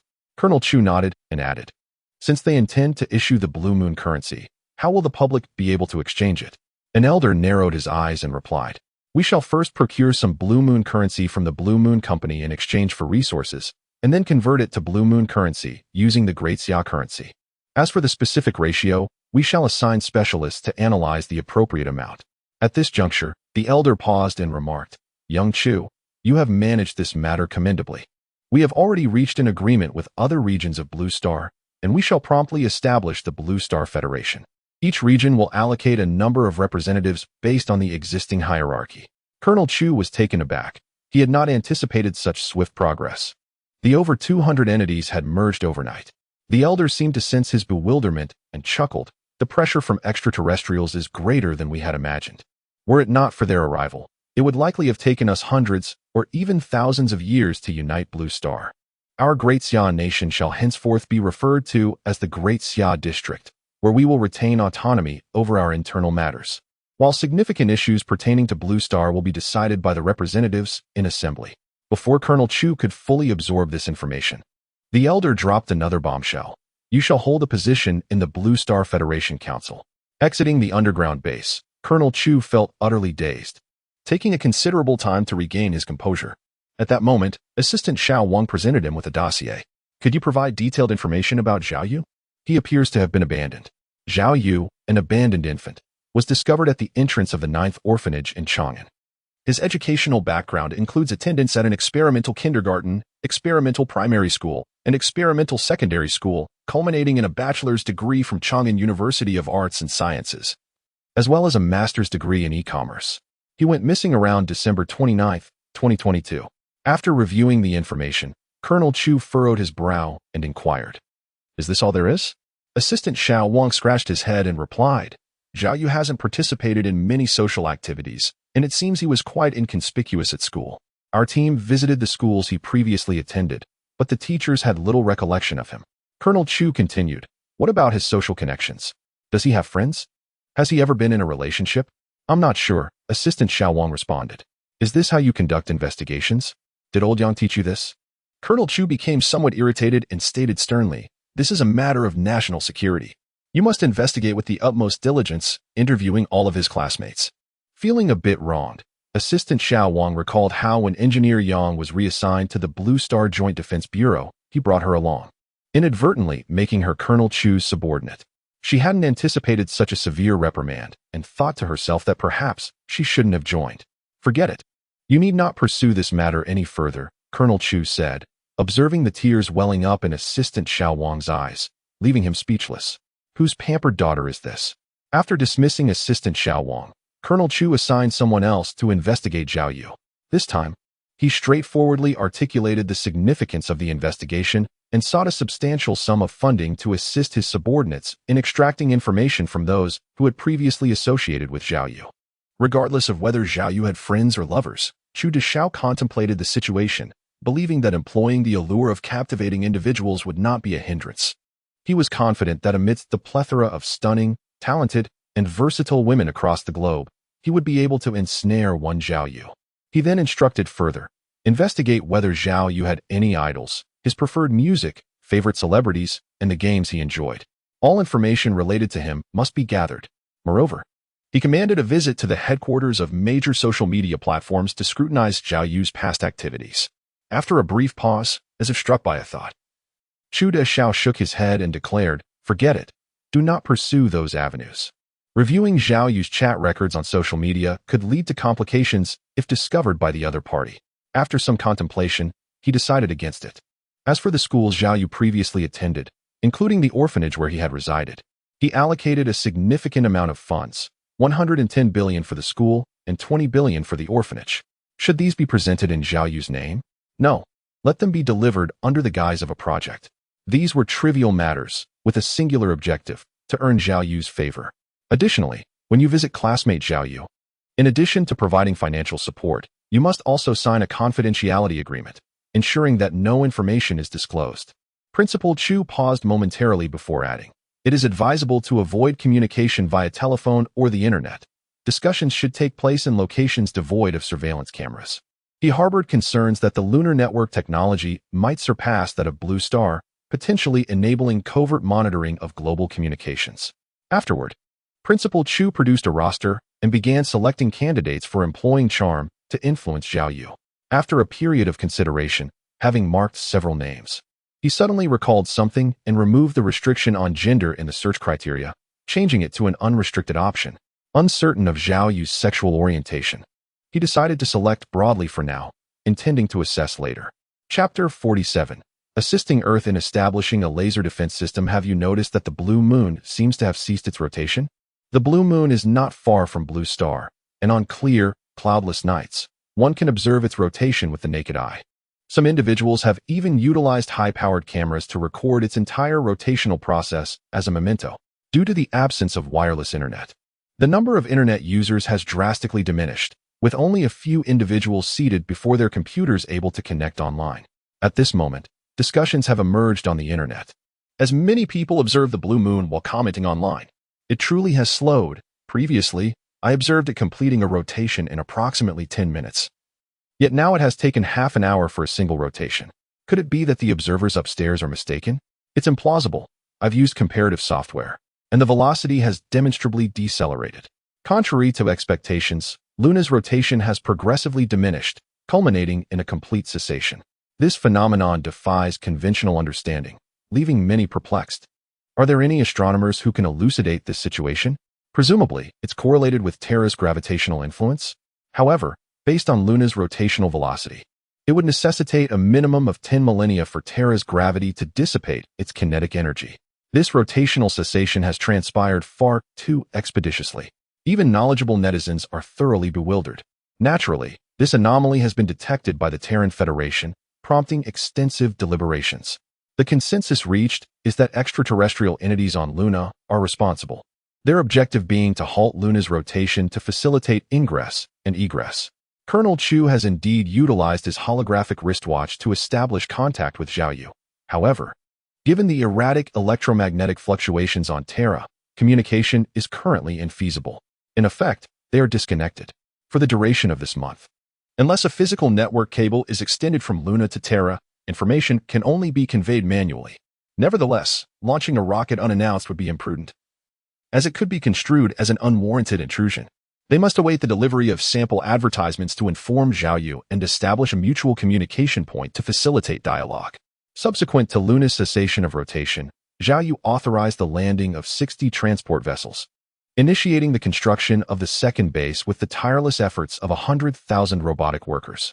The first establishment was a 1,000-square-meter villa situated on the far side of the Blue Moon, which served as Zhao Yu's residence. Following this, the construction of a nuclear fusion power plant, a laser defense system for the Blue Moon, and the core technology production lines for 3 products commenced simultaneously. Commander, I have an idea. Zhao Yu had just finished exploring the living area when Uncle De projected himself once more. What idea? In just over a month, an alien fleet was set to arrive, and it was known that their intent was to annihilate us. This means that both Blue Star and we are effectively on the same front. Are you suggesting that we require assistance from Blue Star? Zhao Yu furrowed his brow. Not exactly. Given Blue Star's technological capabilities, they are not likely to provide us with much aid. Uncle De chuckled lightly, then continued. However, Blue Star is a crucial stronghold for us to acquire technological points and resources. If we neglect it, the moment the alien fleet arrives, it will be obliterated. Therefore, I propose constructing a laser defense system around Blue Star. Additionally, the alien fleet is unaware of our connection with Blue Star, allowing us to conceal the lunar base. Zhao Yu's base was conjured into existence by the system, a concept that would seem utterly inconceivable to anyone. Should the aliens arrive, they would likely assume an alliance with Blue Star. That is indeed a viable plan, Zhao Yu nodded. The base vehicle was his foundation, with only one such vehicle. Its destruction would mean the end of everything. Therefore, during this month-long period, we must vigorously develop Blue Moon and construct a military base capable of captivating the attention of extraterrestrial fleets. Even if it were to be destroyed in the future, we could rise again. This makes sense. Upon seeing Zhao Yu's agreement, Uncle De continued, moreover, before upgrading to the third-generation nuclear fusion reactor. There are several research institutes that require your immediate attention for upgrades. Which research institutes? Zhao Yu inquired. The Absorption Material Research Institute, the Optical Distortion Research Institute, and the Cosmic Radiation Research Institute, Uncle De replied gravely. Currently, we are somewhat exposed in the cosmos, akin to being unclothed, with a certain probability of being discovered by civilizations within a range of approximately 100 light-years. Therefore, we must establish a large-scale shield to mitigate the risk of detection. While we are uncertain about the existence of other civilizations within that range, it is prudent to prepare in advance. The sooner the shield is erected, the better. Over the past 5 years, Zhao Yu's base had remained deeply underground, exercising caution and refraining from emitting any signals into the universe. However, now, the signals from Blue Star have become overwhelming. Upon hearing Uncle Da's phrase about reducing exposure risk, Zhao Yu expressed his confusion, asking, once the shield is constructed, won't it be impossible to completely prevent exposure? That is indeed a valid point. If we were to be discovered by a civilization rated 3.0 or above, I would accept that fate. Once the call concluded, the base gradually took shape, and with a hint of excitement, Zhao Yu boarded the flying saucer bound for Blue Star. At the underground base in the summer capital, the secrecy agreements and financial transactions made it evident to anyone that Zhao Yu was embroiled in something unusual. In this manner, should Zhao Yu reach out to any of his classmates, an unusual reaction from them could inadvertently alert him. Anyone who learns of an investigation into their affairs would naturally harbor discontent. It would be prudent to glean insights into Zhao Yu's past from some peripheral figures. Chapter 48. The Concerns of Principal Chu. Has there been no delivery of the sample machine from Lan Yu? No. There has been no further activity since they initially instructed Lan Yu to cease its rotation. Not even a spacecraft has been sighted. It is quite normal not to see a spacecraft. Their cloaking technology is exceptionally advanced. Principal Chu shook his head, acknowledging that now they could only await contact from the other party. Then, he pondered another issue, asking, is our roster limited to just that one volume? There are 2 additional volumes, but they are not of the same caliber as the one you reviewed. Principal Chu furrowed his brow. It was not that the individuals listed were unappealing. The nurses, flight attendants, fitness trainers, and the like were all strikingly beautiful. However, their identities were far too ordinary compared to the tasks at hand. Furthermore, utilizing individuals from the roster posed its own risks. Should Zhao Yu become aware, it would present a potential hazard. The most suitable candidates would be those who are blissfully unaware of the situation and possess noble status, exuding allure. In ancient times, this would be the moment for princesses or noble ladies from various realms to take the stage. After much contemplation, Principal Chu concluded that the young ladies from affluent families within high society would be the most fitting choice. Yet, such matters cannot be forced. They must be of their own volition. Driven by the pursuit of profit, it seems feasible to entice them with incentives. Principal Chu contemplated the forthcoming launch of Blue Moon Technologies products. Upon release, the terrestrial operations within their Blue Star homeland, encompassing the entire region and even global brick-and-mortar establishments, would be under their purview. While he couldn't concern himself with other regions, the exclusive distributorship for the Great Xiao region could serve as a compelling inducement. Blue Moon Technologies' offerings represent epoch-making, futuristic technology, with a market value exceeding trillions, perhaps even tens of trillions. After deducting the portion allocated to Zhao Yu, the remainder would undoubtedly incite a frenzy among the titans of the capital sphere. Principal Chu deliberated for a moment, gradually formulating a plan. Once Blue Moon Technologies products are advertised and the business opportunities become apparent, they should become anxious, at which point the opportune moment will have arrived. Knock, knock, knock. Just as he was pondering, a knock echoed at the door. Enter. Assistant Wang, wearing an expression of smugness, pushed the door open and entered. What is it? Principal Chu cast a sidelong glance at her. He hadn't seen the woman for nearly half a day since reprimanding her. Now, she appeared so elated. He wondered what joyous occasion had befallen her. I've obtained Zhao Yu's information.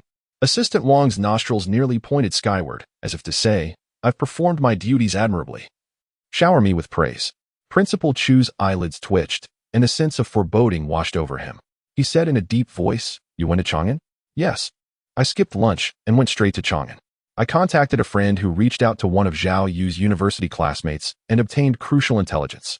Assistant Wang emphasized the words crucial intelligence. Who authorized you to go? Didn't I instruct you not to investigate?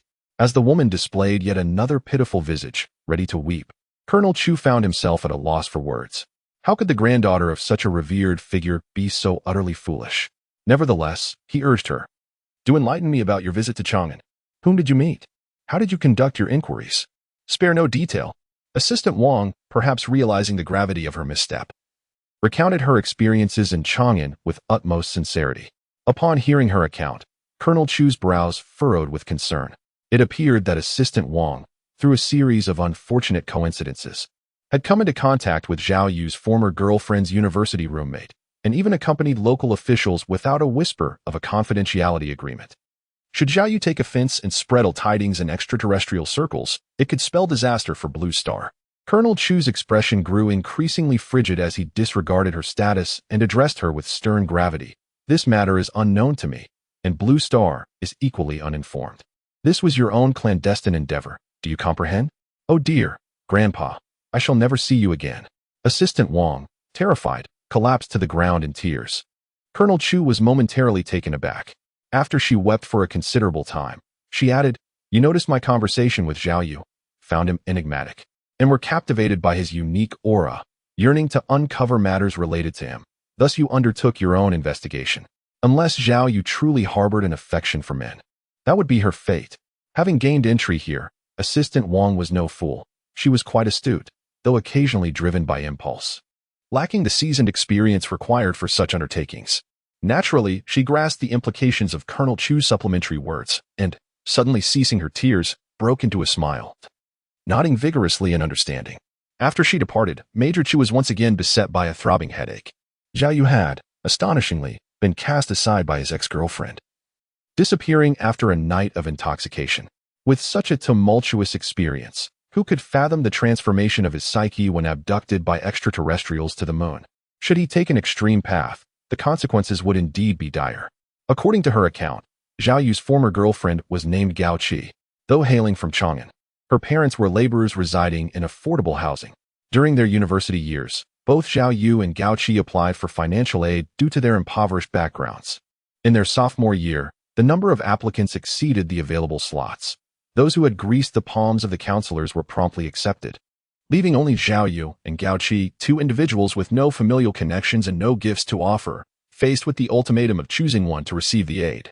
After classes, as the other students departed, the two engaged in a deeper contest of grievances. Following a round of competition, Zhao Yu selflessly withdrew his application, conceding the opportunity to Gao Qi. From that moment onward, their familiarity blossomed into a romantic relationship that endured for 3 years, only to end half a year after graduation. Within the university environment, where academic performance was paramount, both, despite their humble origins, brimmed with hope for the future. However, post-graduation, witnessing their peers, who once lagged behind academically, secure homes, cars, and respectable jobs through familial arrangements, was disheartening. Even those from similarly modest backgrounds managed to ascend the social ladder by marrying into affluent families, leading lives of stability. In contrast, they remained adrift, residing in urban villages, toiling at menial jobs devoid of dignity, earning meager wages. In a mere 6 months, Gao Qi's thoughts and beliefs had undergone a complete transformation, and under the pursuit of the company's department manager, she cruelly abandoned Zhao Yu. Marshal Chu sighed repeatedly, his heart filled with apprehension. At that moment, a voice emanated from the office cabinet. Shall I eliminate that woman? Marshal Chu was taken aback, then shook his head, saying, This is Zhao Yu's affair. He must handle it himself. We cannot interfere or meddle. Chang'an. We need to dispatch someone to oversee the situation. He feared that something might erupt, and if public officials were sent to apprehend Zhao Yu, it would be a catastrophe. After all, they couldn't disclose to the lower ranks just how crucial Zhao Yu was. Within the nation, Even news of extraterrestrials was confined to a select few in Xiaodu. No. This matter concerns the safety of Blue Star. I must personally go. Marshal Chu decided that it would be best for him to personally oversee the situation in Chang'an, so that even if any unforeseen circumstances arose, they could be addressed promptly. Chapter 49. The day after tomorrow, remember to watch the news. Liangpi, Rojia Mo Yupo noodles, and spicy soup. Anyone want some apricot kernel cold noodles? Order 1 or 2. Sweet fermented glutinous rice. Vaseline snow cream. If you don't have a bottle, I'll wrap it in paper. Beneath the walls of Chang'an, a bustling crowd surged, and the cries of street vendors resounded incessantly. Immersed in this vibrant atmosphere, Zhao Yu's spirits lifted. For over 5 years, even with the company of bioandroids like Beiji, Zhao Yu had still felt profoundly lonely in the depths of the night. The replicants, though capable of functioning according to their meticulously crafted personas, fall woefully short in emotional acuity compared to humans. Moreover, no matter how captivating a narrative may be, after 5 years, it inevitably becomes tiresome. Zhao Yu had once grown weary, agitated, and withdrawn. Yet, that pervasive sense of solitude remained inescapable. Ultimately, he resorted to numbing himself, continuing to engage in the performance alongside Beiji and others, laughing like a dog, despite having witnessed the same scenes countless times. He had resigned himself to the belief that this was how his life would unfold. In a moment of heightened emotion, an unexpected shove from an elderly gentleman jolted him from his reverie. "Hey, young man, don't block the way." Zhao Yu cheerfully stepped aside. This was the most delightful sound he had heard in over 5 years, a voice untainted by script, a breath of fresh air, novel and intriguing. He found amusement in listening to the gossip of 2 aunties haggling over vegetables and observing a young couple nestled in a cozy embrace in a secluded corner. The mundane details of ordinary lives, their struggles with daily sustenance, appeared to him as remarkably fascinating. In a rather awkward and embarrassing moment, he was fortunate that the vendor was kind-hearted, waiving the charge of 1 yuan. "Young man, would you like some liangpi and rujiamo?" The vendor, not recognizing Zhao Yu, called out as he noticed him standing by the stall, gesturing towards a small stool nearby. Come, there's a seat for you." Just as Zhao Yu was about to sit down, a troubling thought struck him. It seemed he had no money.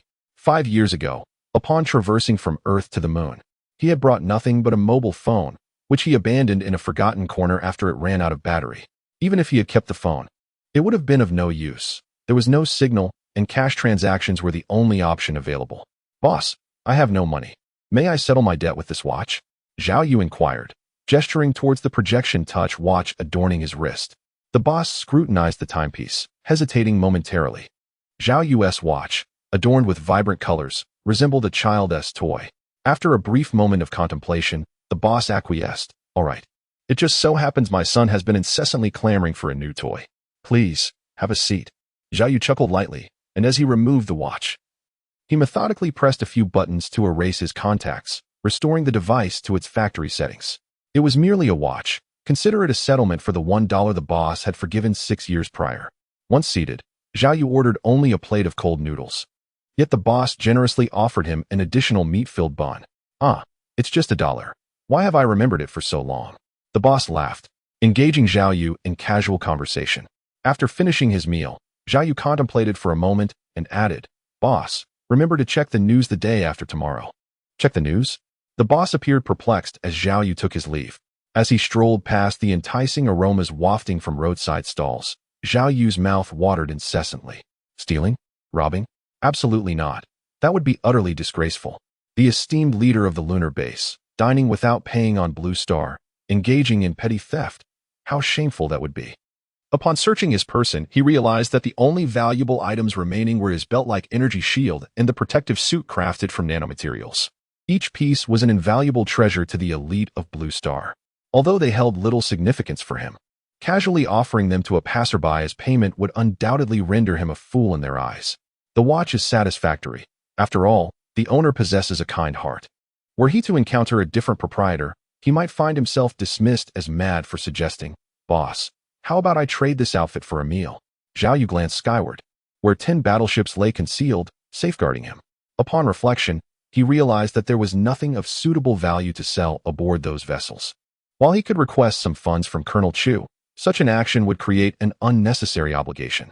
Moreover, once the 3 major products are launched, He could exchange some great Xia currency for Blue Moon coins, yet that would require time, and he needed an immediate solution. Perhaps a part-time job? Suddenly, Zhao Yu recalled his former ventures during his student days. Without hesitation, he set off for the job market, excitement propelling him forward. In a secluded area along the way, he raised his hand, summoning a flying saucer that descended before him. Zhao Yu instructed, contact Uncle Da in outer space, and have him send the prototypes of the 3 major products from the Moon to Blue Star for promotional purposes. The core production line of Blue Moon will take a few days to complete. Yet the value of the watch can be unveiled at the latest by the day after tomorrow. By then, that cold noodle vendor will come to realize the true worth of his initial act of kindness. At the job market, he inquired about positions. Dressing as a mascot at the mall from 6 in the evening until 10, with a daily wage of 60, distributing flyers from 1 to 6, earning 50. Are there any openings? The familiar scent of opportunity lingered, and even the pay for part-time work had remained unchanged. Boss, do you still need someone to distribute flyers? Zhao Yu directly approached the nearest individual for information. Affirmative. 5 hours, 1,000 flyers, 50 as daily settlement. Interested? Indeed. Excellent. Kindly await the recruitment of 2 more individuals, and we shall depart. Within the labor market, myriad recruiters sought temporary and part-time personnel. Observing the ebb and flow of recruiters, Zhao Yu was deeply moved. During his initial foray into part-time work, he was unaware of this primary marketplace and engaged an intermediary, incurring an annual fee of 450, inclusive of weekend employment. Subsequently, he discovered that these intermediaries also frequented such locales to procure part-time positions, essentially functioning as secondary distributors. Thereafter, Zhao Yu ventured independently, eschewing intermediaries. The initial expenditure of 450 had caused him considerable distress, lingering for a year before gradually dissipating. Presently, the quantum of remuneration held little significance for him. Were he so inclined, the attainment of the title of the wealthiest individual on the planet was but a mere utterance away, feasible, yet superfluous. Presently, the recruiter secured the services of 3 additional individuals, bringing the aggregate, inclusive of Zhao Yu, to 5. They congregated within a compact automobile and departed the labor market. The quartet of part-time employees, comprising 3 males and 1 female, were, with the exception of Zhao Yu, all undergraduates. The sole female was positioned in the front, while Zhao Yu and the remaining 2 males were ensconced in the rear. Both males were exceedingly gaunt. However, Zhao Yu did not perceive any discomfort in their proximity. Furthermore, Zhao Yu discerned that the male in the center deliberately shifted away, refraining from making contact with him. Upon closer inspection, his footwear was immaculate and resplendent, devoid of any blemish, whereas the footwear and attire of the other 2 appeared time-worn. Manifestly, predicated on their vigor and sartorial presentation, Zhao Yu was incongruous with them. In the vehicle, the recruiter engaged in casual conversation with the girl in the front seat, while the back row remained shrouded in silence. The 2 young men sat with their shoulders hunched, hands folded on their knees, exuding an air of palpable discomfort. Zhao Yu sighed inwardly, fully aware that their reticence stemmed from feelings of inferiority. In times past, he too had mirrored their behavior. Finding himself unable to meet the gaze of those adorned with an aura of confidence and allure, instinctively lowering his head and yearning for distance. Understanding the psyche of the 2 young men so well, he recognized that any attempt at conversation would only exacerbate their unease, prompting him to refrain from speaking. Fortunately, the destination for distributing flyers was not far. The vehicle soon arrived at a bustling square, where a cluster of promotional leaflets lay beneath a sunshade. Do not discard the flyers in the trash. We are monitoring, and if caught, there will be no compensation. A seemingly junior leader admonished briefly before sending everyone off to begin their tasks. Zhao Yu, familiar with the routine, picked up a stack of leaflets and glanced down to find they advertised the grand opening of a hair salon in the commercial district, featuring enticing promotions for card purchases. Without hesitation, he commenced the distribution of the flyers. Re-entering this familiar role, he experienced no discomfort. Instead, it felt refreshingly novel. In the past, during his flyer distribution, he had always targeted middle-aged individuals, never daring to approach the youth, particularly young women. He would typically steer clear of them, and in unavoidable encounters, he would adopt an aloof demeanor, pretending not to notice them. This was not a quirk of Zhao Yu's character, but rather a manifestation of his deep-seated insecurity, unwilling to appear diminutive in the eyes of his peers. Yet now, he harbors no such concerns. regardless of age or gender. Anyone who passes by is offered a flyer from his hands. In a mere 10 minutes, Zhao Yu has distributed the entire stack of leaflets. It turns out that these were merely the byproducts of his previous insecurities. Presently, Zhao Yu commands an entire lunar base, wielding the power to annihilate a planet at will. His self-doubt has long since departed. Is this the sensation of a person unburdened by insecurity? Zhao Yu reflects deeply, acquiring a fresh bundle of flyers, and resumes his distribution. Before long, a voice emerges from behind him, tinged with astonishment and uncertainty. Zhao Yu. Chapter 50. University classmate, who are you? Zhao Yu inquires, puzzled, as he does not seem to recognize the individual before him. The man, taken aback, questions whether he has mistaken Zhao Yu for someone else. Did you attend the College of Arts and Sciences? A classmate from university? Indeed, Zhao Yu affirms. I graduated in the class of 2018. Goodness, I knew it couldn't be a case of mistaken identity. I am Li Wenba. You don't remember me? Li Wenba. Zhao Yu exclaims in astonishment, recalling a slender figure from his past. You've gained quite a bit of weight. Li Wenba chuckles heartily, replying, after graduation, I joined a tobacco company and have been drinking daily, which has led to this transformation. While they were not particularly close, their class comprised individuals from all corners of the country, and students from various regions tended to bond together. As both hailed from Chang'an, they occasionally gathered, particularly when a wealthy classmate treated them. Li Wenba cast a glance at Zhao Yu and naturally noticed the flyer in his hand. However, he refrained from saying much and smiled. Where have you been these past few years? You haven't attended a single class reunion. Oh, you're married? Zhao Yu was taken aback. The notion of a classmate marrying was a novel experience for him. Just as he was about to respond, Li Wenba interjected. Gao Qi is also coming, so you mustn't decline. You absolutely have to be there tomorrow. Gao Qi. I won't distribute it anymore. You take it. The young man accepted the flyer, revealing an expression of understanding. He had long perceived that Zhao Yu didn't appear to be someone in need of money. Rather, he seemed like a wealthy scion seeking to experience life. Now, nearly half an hour into distributing flyers, he was already struggling. Upon returning home, Li Wenba promptly opened his computer, logged into his QQ account, and accessed a group chat titled Youth Fleeting, Time Eternal. The group consisted of only 11 members, all located in Chang'an, with 8 currently online. Everyone, do you know who I ran into today? Who did you encounter? It couldn't be your ex-girlfriend, could it? With a smile playing on his lips, Li Wenba replied, I ran into Zhao Yu. He's handing out flyers near Times Square. What? Who is Zhao Yu? Oh, I remember now, that guy who often did part-time jobs. It seemed he hadn't kept in touch with them much since graduation. Perhaps after graduating, he lost contact following his breakup with Gao Qi. I recall that right after graduation, he attended a gathering with Gao Qi, didn't he? Gao Qi. A girl named Wang Qian remarked, Zhao Yu? At that moment, Gao Qi, who was managing a cosmetics store, also noticed the messages in the group and reminisced about the days spent with Zhao Yu during their university years.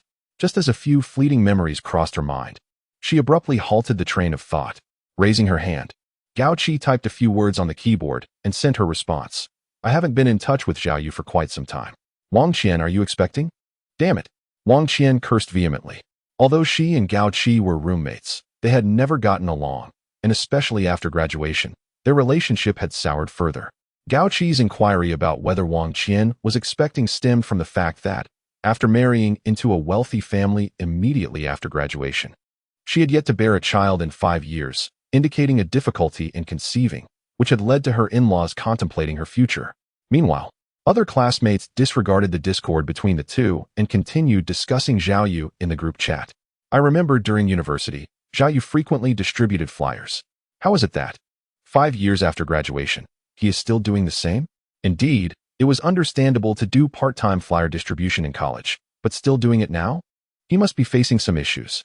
In a remarkable turn of events, the group chat, usually dormant for months, was abuzz with activity today. Many previously silent members had emerged. Goodness, this guy is utterly unreliable. Even a basic job would yield a monthly income of 3,000 to 5,000. Surely that would surpass what he earns from distributing flyers? Heavens, approaching 30 and still distributing flyers. Is he not considering marriage, homeownership, or starting a family? How can one survive on such meager earnings? Seeing former classmates struggling, many individuals indulge in schadenfreude, seemingly concerned for Zhao Yu while, in truth, seeking to elevate their own status by comparison. This mirrors the university days when one might inquire about another's monthly living expenses, only to dismiss the response as insufficient, boasting that they could exhaust that sum within a week. Upon witnessing the revival of the group chat, Li Wenbo felt a surge of excitement and quickly added, "Hey, I've invited Zhao Yu to my wedding tomorrow. What do you think? Will he attend?"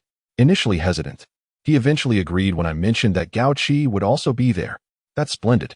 When I see Zhao Yu tomorrow, I must advise him that at his age, he ought to pursue a respectable job instead of distributing flyers." Gao Qi remarked with a faint smile as she observed the chat. She felt relieved about their breakup, having initially harbored concerns that Zhao Yu might achieve success. In retrospect, her decision proved to be astute, validating her chosen path. At that moment, Wang Qian's comments nearly shattered Gao Qi's composure.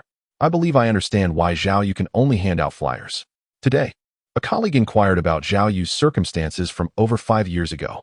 I suspect he may have encountered legal troubles, perhaps becoming a person of untrustworthiness, or even committed a crime, making him undesirable to reputable employers. Gao Qi, the colleague, even inquired about matters pertaining to you. You two didn't engage in any illegal activities back then, did you?" Gao Qi, somewhat gritting her teeth, typed swiftly, "Stop spouting nonsense. I have long since parted ways with Zhao Yu. I have no knowledge of his actions back then, nor did any official come to consult me. Wang Qian, could you refrain from associating Zhao Yu's name with mine? I have no ties with him now and wish to maintain that distance." Gao Qi, "I am merely relaying what the official inquired. Gao Qi, consider carefully whether Zhao Yu concealed something from you back in the day. Indeed, do not let him lead you astray. Wang Qian, what is there to fear? Regardless of what he says, I simply won't lend him anything. He vanished for over 5 years, and now he reappears seeking money, as if he were gravely ill. Gao Qi, perhaps you should also advise Zhao Yu tomorrow. After all, you were once lovers. Encourage him to amend his ways and pursue a righteous path." Fuming, she abruptly closed the chat, stood up, and paced around the store, seizing a staff member to vent her frustrations with a tirade of insults. After her outburst, she felt a wave of relief wash over her and finally departed. Yet, as she left, the staff member regarded her retreating figure with disdain, silently muttering, "What a wretched mistress, acting so high and mighty." Upon returning to her computer, she initially intended to avoid the group chat, only to discover over 100 new messages. Fearing that Wang Qian might be maligning her, Gao Qi reluctantly reopened the chat. As anticipated, despite her objections to associating Zhao Yu's name with hers, Wang Qian stubbornly persisted in doing just that, repeatedly referencing their university days and how Zhao Yu and Gao Qi were intertwined.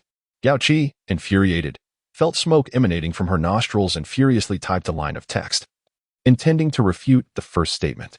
However, upon a closer examination, she perceived her reaction as petty.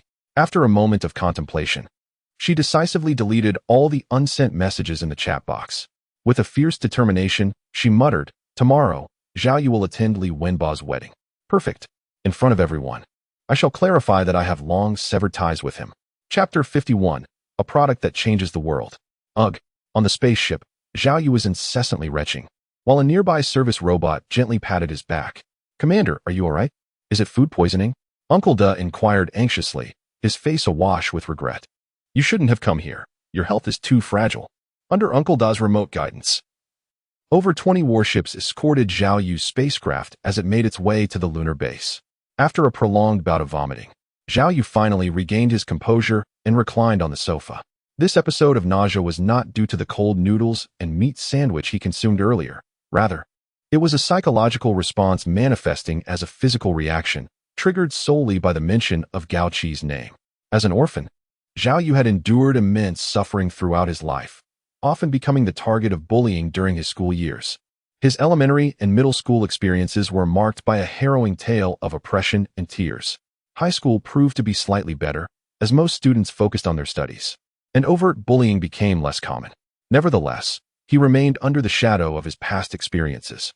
It was only in university, with few aware of his tragic history and with a strengthened capacity for emotional resilience, that Zhao Yu gradually began to emerge from his struggles. Even in his second year of university, he encountered someone who did not disdain him, Gao Qi. Though Gao Qi harbored a profound disdain for her own family, Zhao Yu perceived her circumstances as far more fortunate. At the very least, she had parents. One particular phrase spoken by Gao Qi ensnared Zhao Yu's heart entirely. Can you be my support? This succinct inquiry propelled Zhao Yu to work more diligently than ever, taking on part-time jobs to earn money. He could subsist on nothing more than steamed buns and pickles, yet he was unwilling to let Gao Qi endure any deprivation. If she desired clothing, he would purchase it for her. If she wanted cosmetics, he would acquire those as well. For the latest mobile phone, he would endure the grueling nightlife, drinking to the point of nausea.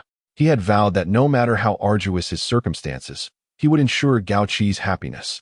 Everything Wang Qian had, Gao Qi demanded too, for her discontent was not an option. Thus, Zhao Yu's university years passed amid a whirlwind of relentless part-time work. After graduation, the couple rented a modest dwelling in an urban village.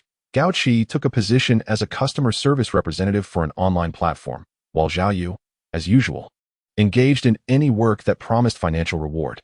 Yet, the most undervalued labor in this world is that of physical toil. Despite only sleeping 3 hours a night, Zhao Yu found himself unable to satiate Gao Qi's ever-expanding desires. It was not until 6 months post-graduation that Gao Qi seemed to realize Zhao Yu had reached his limit, unable to offer greater value. Thus, she proposed a separation, stating, "You've slept with me close to 1,000 times, and even if we count it as 500, that should suffice to repay the money you've spent on me." What pained him was not the financial expenditure on Gao Qi. After all, she was the only one who had penetrated his heart, providing him with a sense of support, igniting his yearning for a home, a child, and a shared future. He was pained by Gao Qi's perception of their relationship. Love, the love he once believed in, was utterly shattered that night. On the day of their breakup, others assumed he was intoxicated by love, but in truth, Zhao Yu was intoxicated by his own sorrow. He laughed at himself for believing in love. He mocked his own blindness, having been consumed by such fervor for someone so unworthy. His heart, on that fateful day, had died completely. He still held an affinity for women, yet had lost faith in love altogether. The initial intent behind the emergence of the Projection Touch smartwatch was to address physiological needs. Over time, Zhao Yu grew accustomed to it, even finding the virtual realm more intriguing and enjoyable than reality.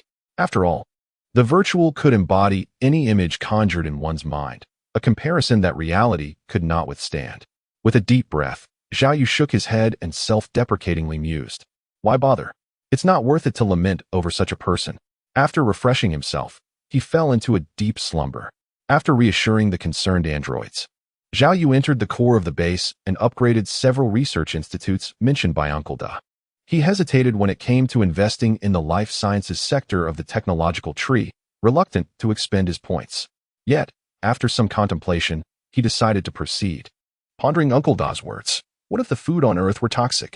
Not to mention the intentional poisoning issues. Even the problems surrounding gutter oil and food safety were enough to overwhelm him. Nevertheless, in pursuit of advancing to the third generation of nuclear fusion, Zhao Yu refrained from excessive investments in the life sciences, opting instead to allocate points solely towards technologies capable of ensuring food safety. After completing these tasks, Zhao Yu recalled his promise to Li Wenba to attend his wedding. At that moment, he was certain he would see Gao Qi again. After careful contemplation, he pondered what might transpire upon their reunion. To his surprise, he found his heart enveloped in tranquility, aside from an initial wave of disgust upon hearing her name. He was now utterly untroubled. There was no longer any fear, reluctance, or trepidation about meeting her, which signified that he had genuinely let go. The past was behind him, and his chapter with Gao Qi had long since concluded. He had never attended a wedding ceremony before, and since he had promised Li Wenba, he resolved to take a look. For Zhao Yu, this was more about experiencing life. Akin to an emperor enjoying a secretive excursion, each journey promised unexpected delights. Ultimately, he was no longer in the same realm as ordinary people. What lay ahead for him were the stars and the vast ocean, where he would engage in battles with numerous civilizations across the expansive universe. A serene smile returned to Zhao Yu's face as he boarded his spacecraft, embarking once more towards Blue Star. The Blue Star Federation had received word that the prototype from the moon had arrived. Very well. Let the representatives from the advertising companies come forth. Long before the negotiations concluded, the Blue Star Federation had summoned the elite from global advertising firms, poised and ready to film and record advertisements for 3 products from Blue Moon Technology. These advertising luminaries had waited all day, growing increasingly impatient. However, they were left in the dark regarding the nature of the products they were to promote. Upon arriving at the exhibition booth and witnessing the products destined for their services, They were utterly astounded. The magnetic levitation car, capable of hovering and flying up to 10,000 meters above the ground without the need for any magnetic tracks, can reach a top speed of 1,000 kilometers per hour. The projection touch control watch allows users to manipulate everything by touching the air, making it suitable for gaming, work, and entertainment.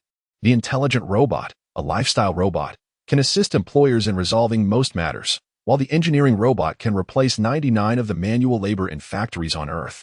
None of these three products seem to be manufacturable on Earth. This excites every elite in the advertising world, regardless of where the products come from.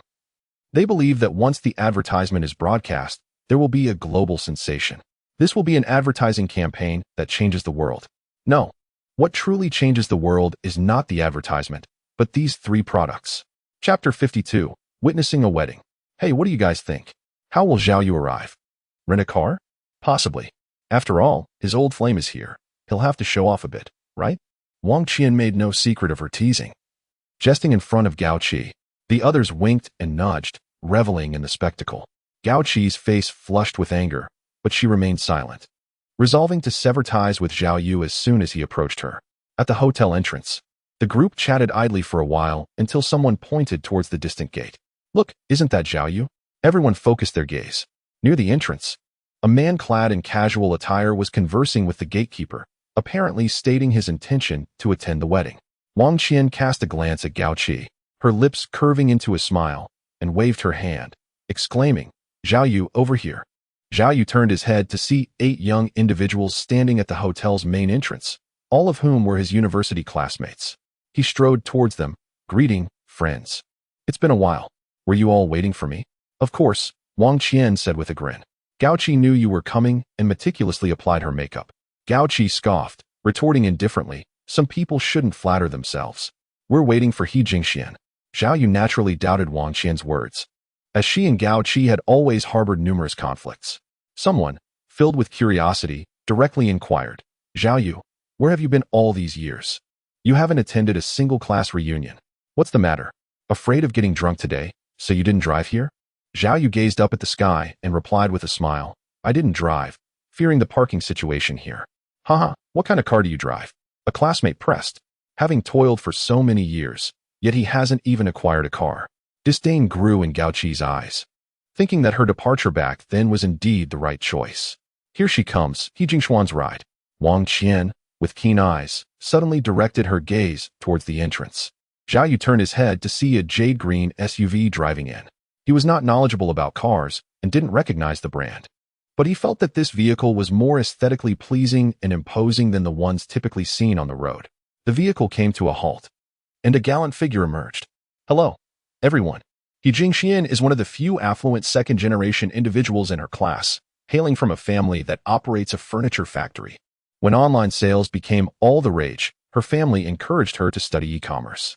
After graduation, she indeed took the reins, transforming her family's business from serving local small furniture manufacturers to supplying large factories across multiple provinces.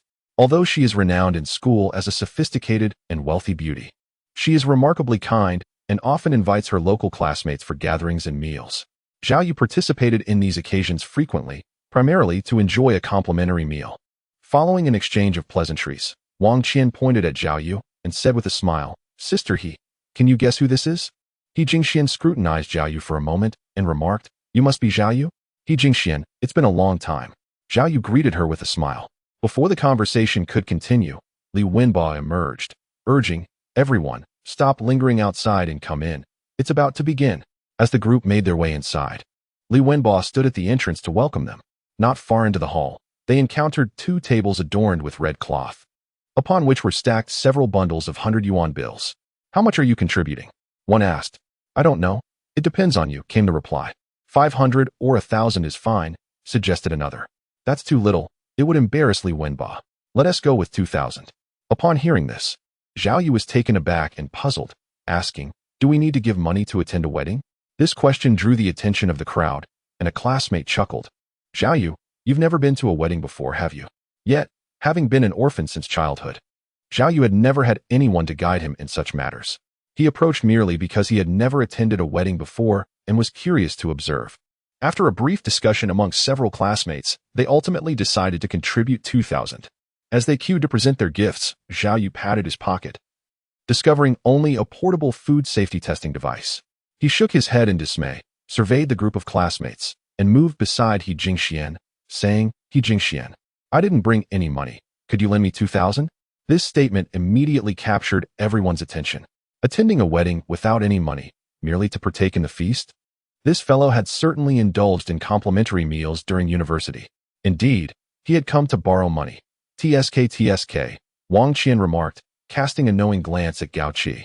Gao Qi, visibly disgusted, felt a wave of disdain wash over her. He Jingxian was momentarily taken aback, not expecting Zhao Yu to make such a request at this juncture. However, her kind-hearted nature prevented her from declining. She retrieved 2,000 from her bag and handed it to Zhao Yu. Thank you. Zhao Yu maintained an air of composure, unfazed by the whispers around him. After handing the 2,000 to the person in charge of the contributions, he turned to He Jingxian and said, I will repay you tomorrow. How can I reach you then? My phone isn't working. You can add me to the small group and contact me through Xiaotian. Upon hearing this, Wang Qian promptly interjected, Zhao Yu, what is your Xiaotian number? I'll add you to the group. She was particularly eager for any opportunity to irk Gao Qi. While they exchanged Xiaotian numbers, other classmates discreetly led He Jingxian aside. He Jingxian, you shouldn't have lent him money. What's wrong?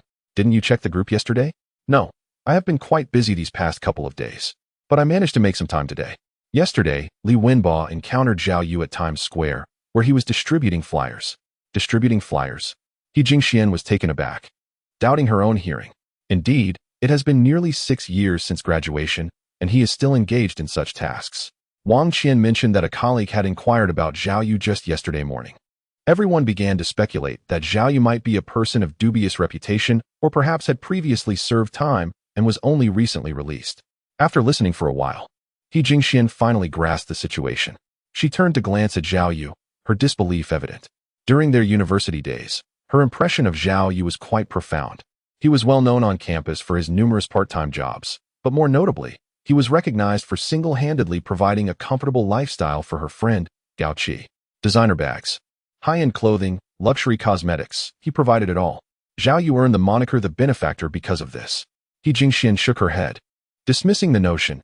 Even if he was unable to repay, it was merely 2,000 yuan. Zhao Yu's previous actions of borrowing money made many classmates apprehensive, leading them to deliberately avoid him.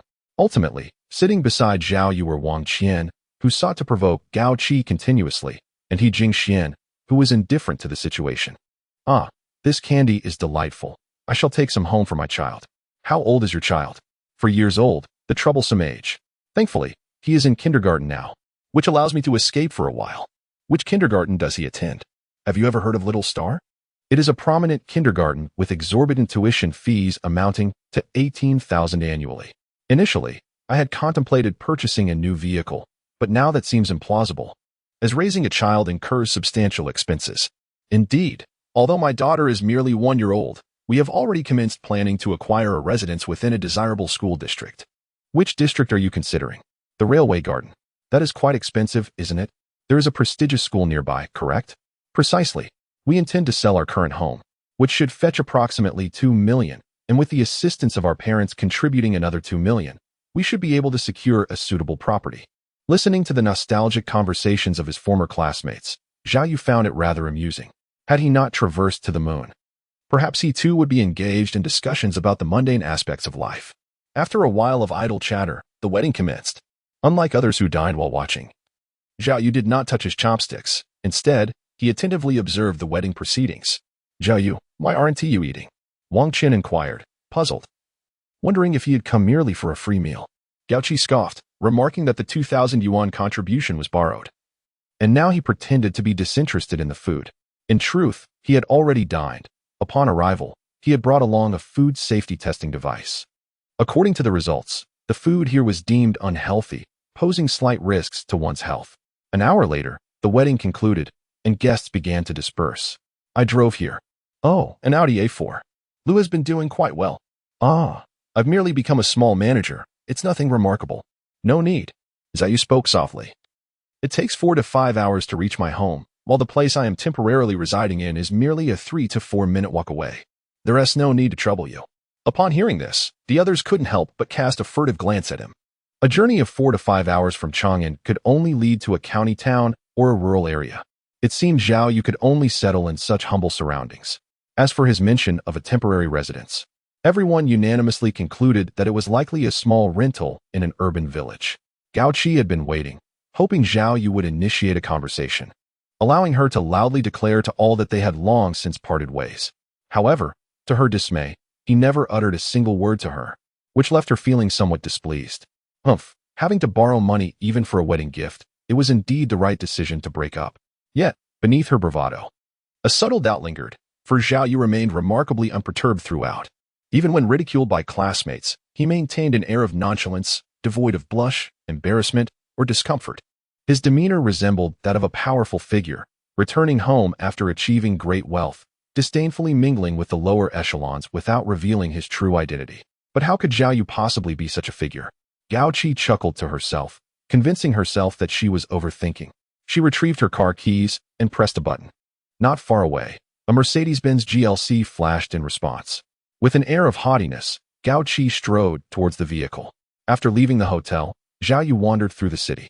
Attending this wedding had been a rather pleasant experience, whether it was contributing to a gift, participating in the ceremony, or mingling with the multitude of acquaintances and strangers in the same hall. It was all refreshingly novel and broadened his horizons. As for the words spoken by his former classmates at the table regarding their misunderstandings of him, he remains utterly indifferent.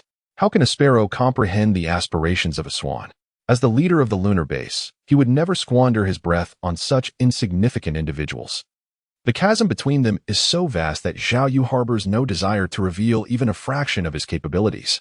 It is akin to an emperor in ancient times personally explaining his identity, status, and power to a beggar. They are no longer inhabitants of the same realm.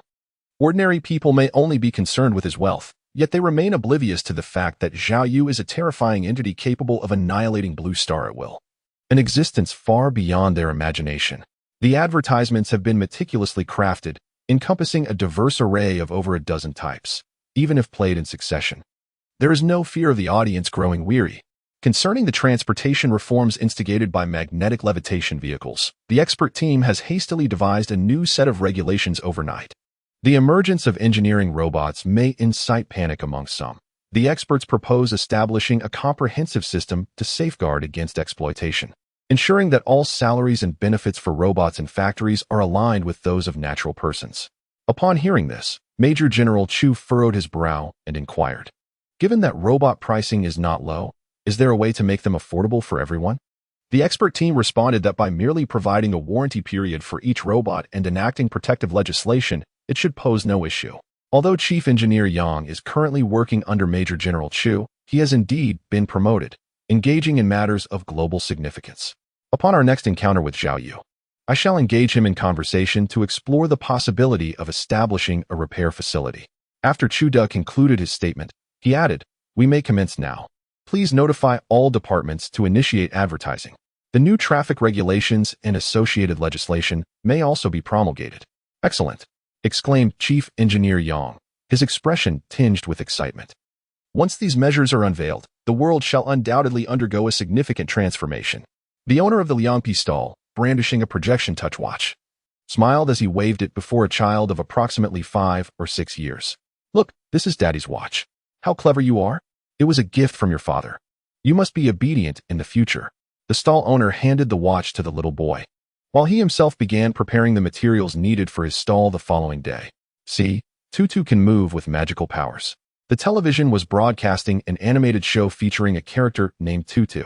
Hearing this, the Liangpi owner was suddenly struck by inspiration. Recalling how Zhao Yu had previously shown him the news, he decided to switch channels, landing on the news segment. Ordinarily, switching from the animation channel to another would provoke Tutu's wailing, but at that moment, the child was utterly engrossed in his new toy, oblivious to the transition. The projection touch watch was priced at 1 million great Xia coins. As soon as it was activated, an advertisement flashed by, and the stall owner barely caught the price. 1 million. What on earth is this? Why such an exorbitant price? 1 million. The new transportation law stipulates that maglev cars must not fly lower than 100 meters within the city. Upon hearing this, The owner of the cold noodle shop questioned whether he was hallucinating. He paused his work and approached the television, scrutinizing the screen. There appeared to be no mistake. It was indeed an official news broadcast. Confusion washed over him. What was this maglev car? A vehicle capable of flight. The news footage revealed a technologically advanced automobile, which, under the operation of 2 staff members, astonishingly soared into the air. What? The shop owner stood frozen, rubbing his eyes, astonished to realize that he was not seeing things. The car on the television was genuinely airborne. A photographer, with a camera in tow, captured every angle of the vehicle's remarkable ascent. It appeared as though the car had been enchanted, lifting off the ground and ascending to heights of several hundred to 1,000 meters. At that moment, the number of bewildered individuals, like the cold noodle shop owner, was not insignificant. Indeed, aside from a select few privy to the insider information, the majority of the global population was left in a state of utter astonishment. Just as the shop owner contemplated watching further, an advertisement interrupted his thoughts. The first thing that caught his eye was a wristwatch. Why did that watch seem so familiar? He turned to glance at the watch his son, Tutu, was stepping on, and it was identical to the one in the advertisement. The Projection Touch Watch, a revolutionary product from Blue Moon Technologies, enables touch-based interactions in the air. Should you yearn to embrace your child from afar, or require an office without a physical space, this watch suffices. The advertisement, reminiscent of a science fiction short film, captivated the Liangpi proprietor. As the advertisement neared its conclusion, the official price of the Projection Touch Watch was revealed, 1 million xia currency. 1 million. The Liangpi proprietor exclaimed, startled. A sudden realization struck him, and he turned to his son, only to find the watch underfoot. Alarmed, he rushed over, seized his son's ear, and retrieved the watch, meticulously cleaning it. Be careful, or you'll face my wrath. Wah! The son wailed, collapsing to the ground. The Liangpi proprietor, however, was too preoccupied to attend to him. His gaze fixated on the watch in his hand. With trepidation, he followed the instructions from the advertisement and pressed the power button. Instantly, a projection appeared before him, displaying various functions and operations. The Liangpi proprietor's heart pounded in his chest. With a trembling hand, he reached out and selected a game.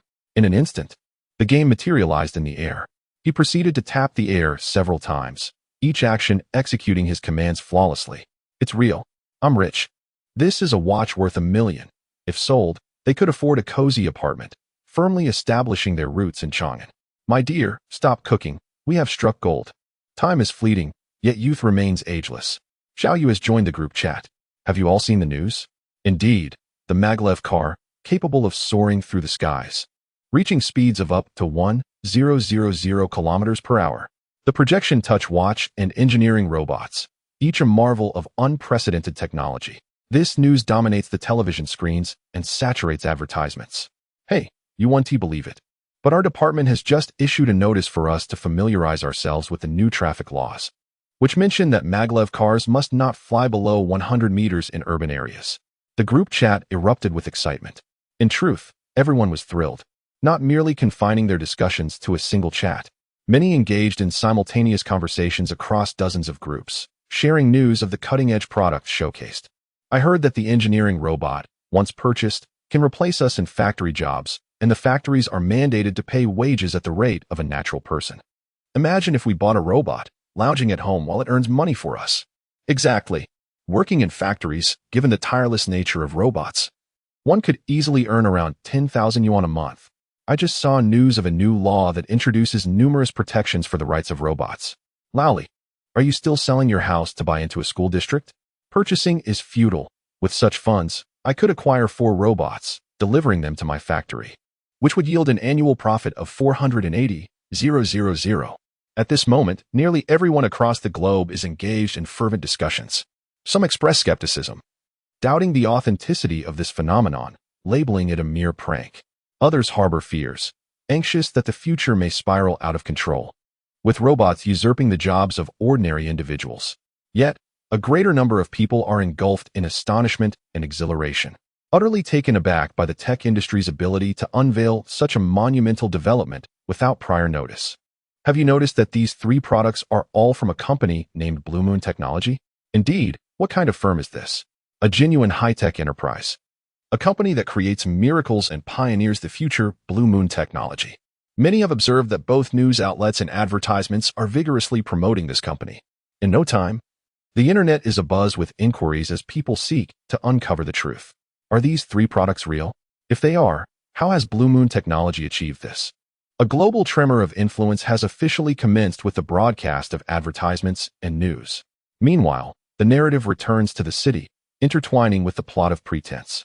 A consequence of insufficient reading, compelled to engage in competitive battles, as you well understand, advancing to the fourth round, and even if it launches this week, the narrative shall continue. Thank you. The scene shifts back, with a petite girl, her large, watery eyes glistening, standing before Mr. Zhao Yu. He recognizes this woman. Previously, during Zhang Yishao's conversation with Lu Ning, Zhao Yu had observed the scene through a backdoor left in the projection touch watch, and this woman was present at that base.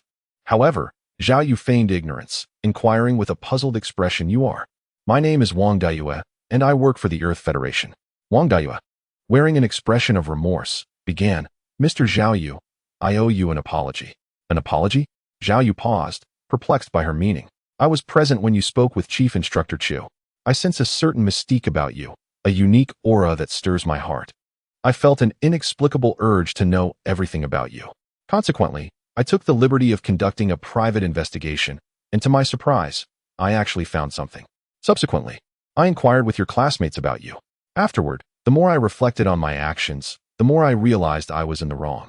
I apologize for my transgression. You may punish me as you see fit."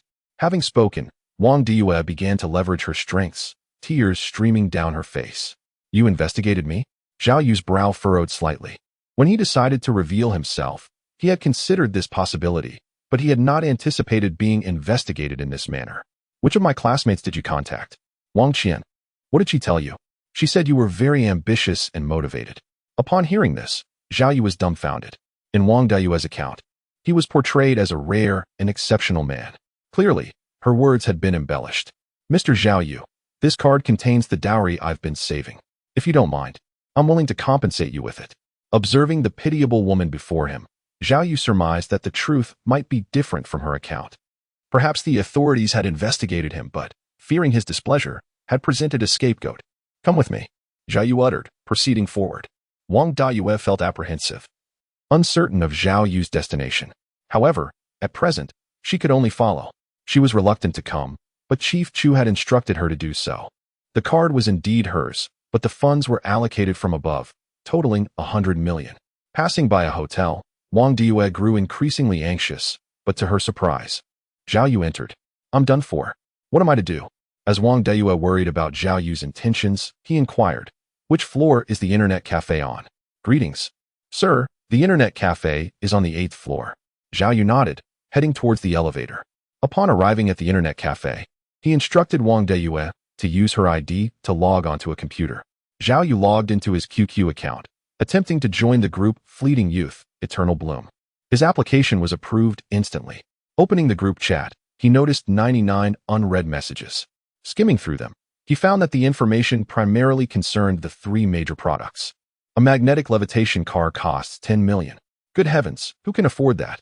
This is specifically designed for the affluent, isn't it? He felt inclined to engage in conversation, but observing the dialogues, Zhao Yu lost his enthusiasm. What could he say? That the magnetic levitation car was a castrated version? That he was the original creator of all three products? Alternatively, he possesses the capability to obliterate the Earth at any moment. Family, friends, lovers, he is devoid of all attachments. Zhao Yu switched off the computer, turned to face Wang Dayue, and inquired, "Do you have 2,000 in your card?" "Yes." "Withdraw 100,000 and deliver it to He Jingxian." All right." Wang Dayue promptly acquiesced. Zhao Yu cast a sidelong glance at the internet cafe's surveillance camera and remarked indifferently, "Consider this matter concluded, but let there be no recurrence." Yes, thank you, Mr. Zhao. I would never dare again," Wang Diyue responded in quick succession, oblivious to the fact that Zhao Yu's words were directed at the individual behind the surveillance camera. Chang'an. At a certain base, in a vast hall, myriad monitors were arrayed, with an average of one staff member stationed before every 3 screens. Near one of the central monitors, Colonel Chu heaved a sigh of relief upon hearing Zhao Yu's remotely transmitted message. Indeed, the matter was now considered closed. Parting ways with Wang Dayue, Zhao Yu swiftly boarded the flying saucer and departed from Earth.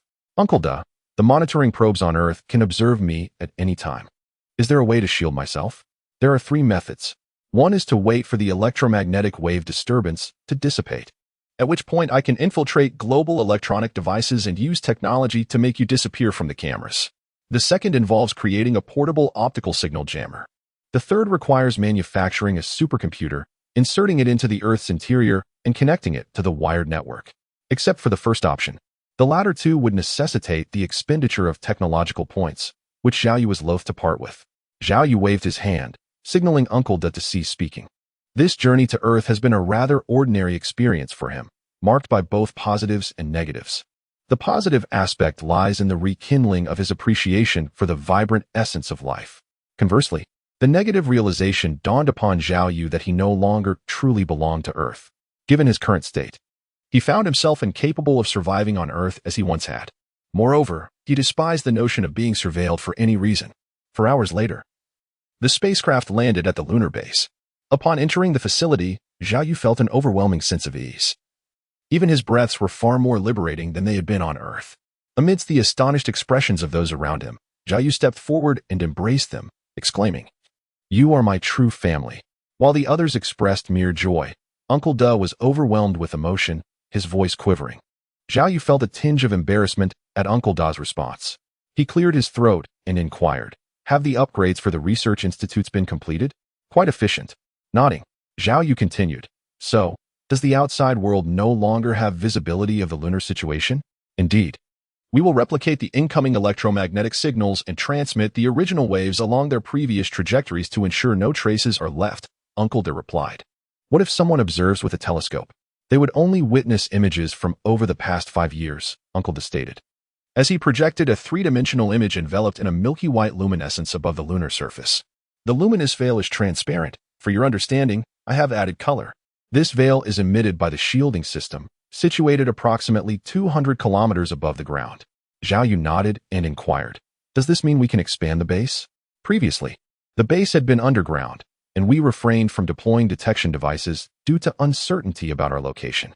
We feared that the technology of the detectors might be inadequate, potentially failing to locate the enemy and inadvertently attracting them instead. Now that we have confirmed their presence on the moon, and the lunar shielding canopy has been deployed, we can boldly advance the development of the base. We can indeed expand. I have prepared a prioritized construction plan. Would you like to review it now? Let's discuss that later. Zhao Yu waved his hand. Is the Earth shielding system complete? While he felt secure here, the Earth was still continuously transmitting signals into the cosmos. Who could say when they might be intercepted by extraterrestrial beings? It would be prudent to establish the shielding sooner rather than later. It is complete. But I hesitated to send a spacecraft for installation, Uncle Da said, somewhat apprehensive. Should we inform Earth? Seeing Uncle Da's caution, Zhao Yu felt an unsettling discomfort. In the past, Uncle Da had been quick to propose the annihilation of Earth at the slightest provocation. Now, due to his former ties as an Earthling, he appeared so cautious. Did he perhaps consider Earthlings to be of greater importance in his heart? Zhao Yu sighed, realizing that this journey to Earth had caused significant distress for Uncle Da and the others.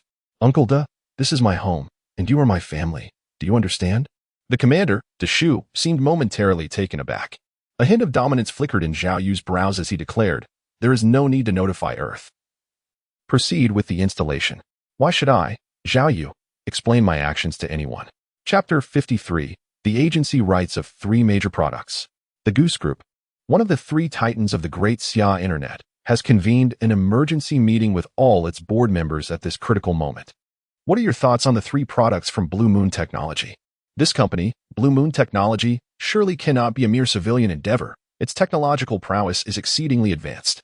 Moreover, the global publicity surrounding it leads me to suspect that it is the result of a collaboration among the 4 major conglomerates. Indeed, only they could unite the pinnacle of the scientific community and mobilize the world's resources to initiate the 4th technological revolution. With the emergence of these 3 technological products, there exists a consensus online and among the public that the 4 major giants have joined forces to herald the 4th technological revolution. The bespectacled man at the forefront nodded slightly and remarked, "While the magnetic levitation vehicles and intelligent robots are noteworthy, they do not constitute our primary business. Our immediate concern lies with the projected touch-sensitive wristwatch. Should it indeed fulfill the promises made in advertisements, the smartphone will become obsolete, and everyone will transition to these watches. Consequently, the realms of social interaction, entertainment, and shopping will undergo a profound transformation. We must promptly establish contact with Blue Moon Technology and negotiate with them, ideally facilitating the integration of Xiaotian into user social networks. Indeed, my current concern is that other companies may exploit the emergence of the projected touch-sensitive wristwatch to encroach upon our social domain, he continued. It is not a matter of possibility, but certainty. If given the chance to monopolize the largest platforms for social interaction and shopping, would they refrain from doing so? The three major titans dream of eliminating their rivals to seize the entire market, and they have brought forth numerous competing products, though none have succeeded thus far. Suddenly, a board member stood up and said, Mr. Ma, Blue Moon Technology is crucial. It will determine the future of our group. Perhaps we should consult with Elder Lin? I understand. I will make the call right away, replied the bespectacled man, exiting the conference room and entering a private chamber. The board members, eager to know the outcome, inquired, Mr. Ma, what did Elder Lin say? The bespectacled man furrowed his brow and shook his head, stating, Elder Lin said he does not know either. The news came rather abruptly, and the higher-ups have disclosed nothing. What? The others exchanged glances, some in disbelief, for Elder Lin was a revered figure in their region, dispatched from the capital to oversee matters. Even he was unaware, which is simply unimaginable. Much like the Great Goose Group, numerous entities convened urgently for board meetings. It can be said that every global conglomerate qualified to partake was striving to glean information about Blue Moon Technology Company. Some hailed from disparate fields, while others, akin to the Great Goose Group, recognized that once the three major products were officially launched, their foundations would be irrevocably shaken, compelling their attention. This has become the paramount concern for all corporate entities at present, how to secure a share in the fourth technological revolution. At the very least, they must not lag behind or risk obsolescence. Just as companies across various regions were anxiously yearning to engage with Blue Moon Technology, oblivious to their whereabouts, board members of conglomerates with assets exceeding 100 billion received invitations from the official summer capital regarding a symposium on Blue Moon Technology's representation in the Great Summer District, to be held in Chang'an. Upon receiving this news, the directors of these conglomerates breathed a sigh of relief. They feared being excluded from the proceedings, yet fortunately, where there is dialogue, there is opportunity. In a flash, influential figures from across the nation set forth towards Chang'an. In an era devoid of wireless internet, everything appeared quite ordinary to the common populace. However, for the capital circle, this was akin to a seismic upheaval. Companies lacking the stature to secure an invitation could easily surmise that this was an initiative by the summer capital to summon select individuals to Chang'an for discussions on divvying up the spoils. There was no need for formal invitations. One by one, the reclusive tycoons hurriedly embarked on their journeys, all destined for Chang'an. In this era, with the Earth's electromagnetic signals in disarray, piloting an aircraft has become akin to maneuvering a fighter jet, resulting in a natural reduction in flight schedules. Consequently, the esteemed director of Great Goose Glasses opted for a high-speed train, having procured a first-class seat befitting his status. Upon settling in, he was taken aback to encounter a gathering of familiar faces. Ah, Mr. Ma, what a serendipitous meeting. Greetings, Mr. Wang. A pleasure to see you. Mr. Gao, where are you headed? A cohort of magnates, each a formidable force in their respective domains, converged on this very train. Are you all bound for Chang'an as well? For the Blue Moon Technology Agency Symposium? Congratulations, Mr. Ma. The pleasure is mine. However, Mr. Wang, your company's primary focus is commercial real estate, which seems somewhat tangential to the three core products. Indeed, our company is exploring a strategic pivot, and when Chang'an extended an invitation, I decided to explore the possibilities. These seasoned veterans, each aware of the other's motives, were undoubtedly driven by the pursuit of profit. After exchanging pleasantries, they settled into their seats, closed their eyes, and pondered the nature of the upcoming Chang'an Symposium. Jingjing, a seismic event, is unfolding in the capital markets. I have received reliable intelligence from a trusted confidant that the allocation of Blue Moon Technology's agency rights will be determined in Chang'an. Key representatives from major conglomerates are already en route. I have made arrangements with my acquaintance. You shall wait at the entrance and ascertain if any opportunities arise. Taken aback, nodded promptly. Understood, Father. I shall proceed immediately. Local enterprises of their ilk, having received advance notice, had already descended upon the vicinity of the venue, securing reservations at all the prominent hotels. At the entrance of the venue, a throng of reporters gathered, their cameras flashing incessantly. Such a significant event could hardly escape the notice of these dedicated journalists. Major media outlets had long since established their presence. Esteemed viewers, in just an hour, a symposium regarding the agency of Blue Moon Technology Company will commence here. According to reliable sources, influential figures with assets exceeding 100 billion nationwide have already set off, with some having even entered the venue. Nearby, dozens of intersections were choked with traffic, leaving many corporate leaders stranded and anxious. As their vehicles remained immobile, these high-powered executives, accustomed to having their every need catered to, cast aside their usual comforts, donned their driver's sneakers, and hurried on foot toward the venue.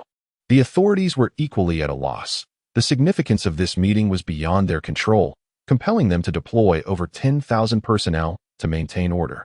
At the entrance, amidst the throng of reporters, many titans of billion-dollar enterprises had also gathered. Journalists, seizing the opportunity, approached for interviews. Mr. Hao, since you are already at the venue, why not enter? I did not receive an invitation. I merely came to observe from the entrance. Your group, valued at 800 billion, did not receive an invitation? Only those with assets of $1 trillion are permitted entry. I still fall short by 200 billion. If I had known, I would have strived harder. The reporters were exhilarated, envisioning the stir this revelation would create online, potentially sending shockwaves across the globe. While chaos reigned outside, order prevailed within. As the time for the meeting drew near, the influential figures gradually took their positions. Some arrived, drenched in sweat and panting heavily, having been caught in traffic. When the appointed hour arrived, Colonel Chu emerged from the inner chamber, and the entire venue fell into a hushed silence. It was none other than Councilman Chu. The attendees were astounded. Although he had only recently appeared on television, he was already a representative of the Dachau region within the Blue Star Federation. Colonel Chu ascended the podium, surveying the hundreds of people before him, and promptly addressed the matter at hand. You are all here for the agency rights of 3 products from Blue Moon Technology Company in the Dachau region. I shall not keep you in suspense. To obtain these rights, you need only to do one thing. What is it? The crowd, wide-eyed and attentive, leaned in closely to hear Colonel Chu. He paused for a moment, and the room remained silent, with no one urging him on or fidgeting. All were eagerly awaiting his next words. Colonel Chu then displayed a photograph on the large screen and slowly continued. Whoever can become friends with this individual will secure the general agency for the Dachau region. The meeting regarding the agency rights of Blue Moon Technology Company concluded even more swiftly than anticipated. In just half an hour, the attending business magnates began to exit in small clusters. Each person's expression bore an air of peculiarity, as if tinged with confusion and uncertainty. The astute journalists, their faces beaming with anticipation, were already selectively choosing the subjects they would soon interview. Yet, after surveying the scene, they noticed that not a single business magnate present wore a smile. The reporters, along with the myriad of billionaires who were not privileged enough to attend, eagerly approached those exiting, seeking information. I regret to inform you that the contents of this meeting are confidential and cannot be disclosed to the public, was the ubiquitous response. Regardless of who inquired, the tycoons remained tight-lipped, not a single one divulging any details. Mr. Ma, could you perhaps reveal who has secured the agency rights for Blue Moon Technology? I must beg your pardon, but I am unable to comment on that matter. This only served to pique the curiosity of all those present, yet the truth remained frustratingly elusive. Mr. Ma, how did the negotiations proceed? Utilizing the built-in camera of a computer connected to a wired network, Mr. Ma engaged in a video conference with his headquarters. Presiding over the meeting was none other than Councillor Chu. What? Councillor Chu himself? A collective gasp of astonishment rippled through the board of directors, who immediately pressed for more information. Mr. Ma, his expression peculiar, shook his head and stated, Councillor Chu stipulated only one condition, that we befriend a young man named Zhao Yu. If this is accomplished, the exclusive distributorship for all Blue Moon Technology products in the Great Xia region will be entrusted to him. The directors were utterly bewildered, unable to comprehend the nature of this peculiar condition. Who is this young man? I have no knowledge of his identity. Is it conceivable that a distributorship involving trillions of dollars could be decided so capriciously? One of the directors voiced his disbelief, suspecting that Mr. Ma was jesting. I, too, am eager to ascertain whether Councillor Chu is playing a jest upon me. Mr. Ma uttered an expletive under his breath. Such an event was preposterous in the eyes of any observer. Yet, from the perspective of Earth's upper echelons, cultivating a rapport with Zhao Yu was of paramount importance. Even if he merely served as a conduit between extraterrestrials and Earth, they did not aspire for Zhao Yu to sway the decisions of the aliens, but rather hoped that he might provide a timely warning should the aliens contemplate Earth's annihilation. To achieve this, the sole means at their disposal was seduction, employing wealth, power, and beauty. If Zhao Yu were to fall in love with an Earth woman, regardless of her identity, he might, in the future, betray the aliens for her sake. For them, a single instance would suffice. As for the vested interests behind the agency rights, they were merely financial maneuvers. Paper currency could easily be printed in greater quantities. After all, Earth's transactions with Zhao Yu involved exchanging resources for Blue Moon currency, which was then used to purchase products. Moreover, the prices of the products in the market were entirely determined by Earth, allowing for profit margins. Could this Zhao Yu be the founder of Blue Moon technology? Or perhaps, a modern-day Einstein who personally initiated the Fourth Industrial Revolution? Speculation abounded as people sought to ascertain Zhao Yu's true identity. The reason for the esteemed treatment he received from Counselor Chu. Mr. Ma sighed, stating, his identity remains unknown at present. Counselor Chu only divulged that he might make an appearance in Chang'an. But the prevailing issue is that I am in my 40s, while Zhao Yu appears to be in his 20s. How can we possibly forge a friendship? The board members exchanged glances, each one no longer in their youth. The youngest among them already in their 40s. Wait a moment, did Counselor Chu ever mention that it was imperative for you all to befriend Zhao Yu? President Ma paused for a moment, shaking his head, and replied, no, he merely stated that whoever becomes Zhao Yu's friend would secure the position of general agent. A portly gentleman's eyes gleamed with insight as he chuckled. Old Ma, I have a daughter at home, intelligent and quick-witted, beautiful and charming. She is also in her 20s. Why not let her give it a try? Upon his utterance, the others seemed to grasp the implication. A marriage alliance. Is this the true objective of Counselor Chu? This suggests that Zhao Yu must be an exceptional talent, potentially possessing some advanced technology that is highly coveted on a global scale. Counselor Chu's strategy appears to be to retain him within the Great Xia region through this means. It must be so. The board members buzzed with excitement, as this indicated that they too had a chance, perhaps even the prospect of further advancement. The only requirement was to have attractive, young, unmarried women from their families forge friendships with Zhao Yu, ideally nurturing a romantic relationship to solidify their bond. Little did they know that Zhao Yu had already departed from Earth and had no intention of returning within the next month. Meanwhile, on the moon, various types of construction vehicles were incessantly flowing, engaged in extensive expansion of the base. Commander, the Earth's shielding canopy has dispatched a spacecraft, which is expected to be installed within 2 days. Da Shu is currently conducting a routine report at the command center. Zhao Yu nodded and inquired, how is the expansion of our lunar laser defense system progressing? The early laser defense systems at the base were installed on the surface near the base, capable of only defending against attacks from the lunar side. The new global lunar space-based laser defense system is already more than halfway constructed, and with just another half day, it will be fully upgraded. At that point, any attack originating from any direction in the cosmos will be intercepted, rendering the entire moon as impregnable as a fortress. While the term laser defense system may sound rather commonplace, having been overused in numerous novels and films on Earth, the truth is that the lunar space-based laser defense system represents the pinnacle of the base's current defensive capabilities, achieving a technological level of 199. In comparison, the most advanced laser weapon technology on Earth has only reached a level of 0.85, which is merely 0.1 above the planet's average technological standard. Following Uncle Da's exposition, the subject of Earth arose. You had previously mentioned the installation of a space-based laser defense system for Earth. Currently, our resources are insufficient, possessing only enough to construct 1/10 of the projected system. Further construction must await the establishment of the 3 major production lines and the commencement of large-scale Earth resource trading. Zhao Yu stroked his chin, pondered for a moment, and then articulated, the Earth's space-based laser defense system is intended to safeguard Earth. While our purpose in establishing this system is to acquire resources and technology points, it is unnecessary for us to bear the burden of construction resources entirely. Zhao Yu felt that their willingness to provide technology to protect Earth was already exceedingly benevolent. He paused, then inquired, if resources were ample, how long would it take to complete the Earth's space-based laser defense system? 5 days, 3 for production, 2 for installation. Zhao Yu nodded, stating, "Then there is no immediate urgency to commence construction. In due course, we shall seek a suitable opportunity to divulge the impending arrival of an extraterrestrial fleet to Earth. At that juncture, we shall provide the technology, and they shall furnish the resources, thereby enshrouding Earth with a protective shield." Chapter 55. Another impending Earth cataclysm? Uncle Lu, you have emerged. Radiant with a smile, He Jingxian greeted an elder who emerged from the venue. "And you are?" The elder seemed perplexed regarding the unfamiliar young woman. Uncertain of her lineage. "I am He Jingxian. In my youth, you visited my home. My father is He Maoxing." "Ah, He Maoxing's daughter. You have grown so much." "Uncle Lu, I noticed that the individuals leaving the venue appeared to wear expressions of sorrow. Is it because acquiring the agency rights has proven to be quite challenging?" He Jingxian inquired tentatively.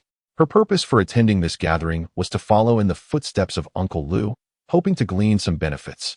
A sense of foreboding gripped He Jingxuan's heart as she realized the situation had taken a turn for the worse. It seemed that their family would not be included in the proceedings. Yet, she found herself in a position where she could not afford to offend him. So she managed to smile and said, "Uncle Lu, you must be weary from the meeting.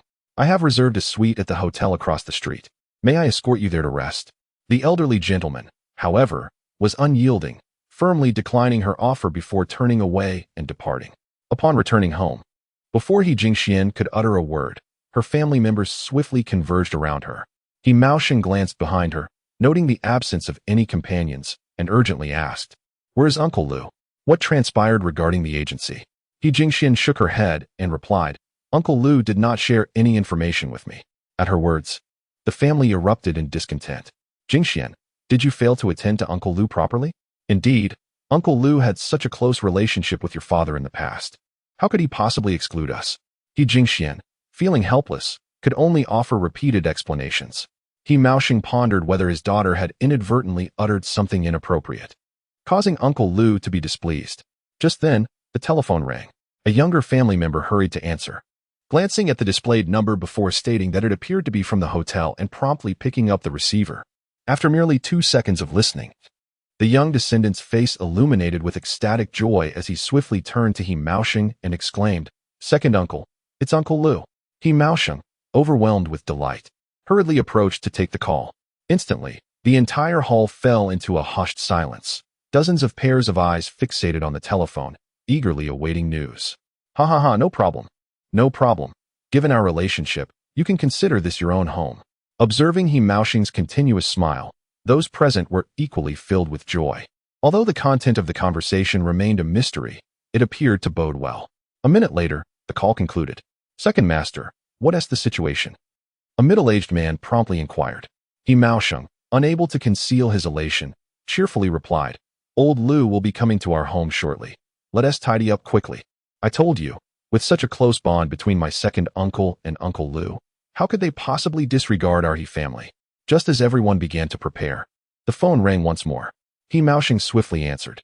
"Hello, is this the residence of He Jingxian?" He Jingxian, not daring to be negligent, promptly approached the phone, though she was puzzled about who might be calling. Her own call received little attention, as the people in the hall busily began to arrange themselves to welcome Uncle Lu's arrival. After a moment, the call ended, leaving He Jingxian slightly bewildered. Yet she still spoke up. Everyone, please quiet down. What is the matter, Jingxian?" He Maoxing, who was directing others, immediately inquired upon hearing her words. He Jingxian brushed her hair back and spoke. "The person on the phone just now claimed to be the heiress of Beixia Automotive Group. She mentioned a potential collaboration with our family and inquired if we were available today for a visit to Beixia Automotive Group." Everyone was left in a state of confusion. He Maoxing expressed his bewilderment, as Beixia Automotive Group is a colossal enterprise with assets in the trillions, dominating 1/3 of the automotive market in our country. Why would they want to partner with us? I too find it perplexing. We are merely a furniture factory, seemingly worlds apart from the automotive industry. Perhaps it is a scam call.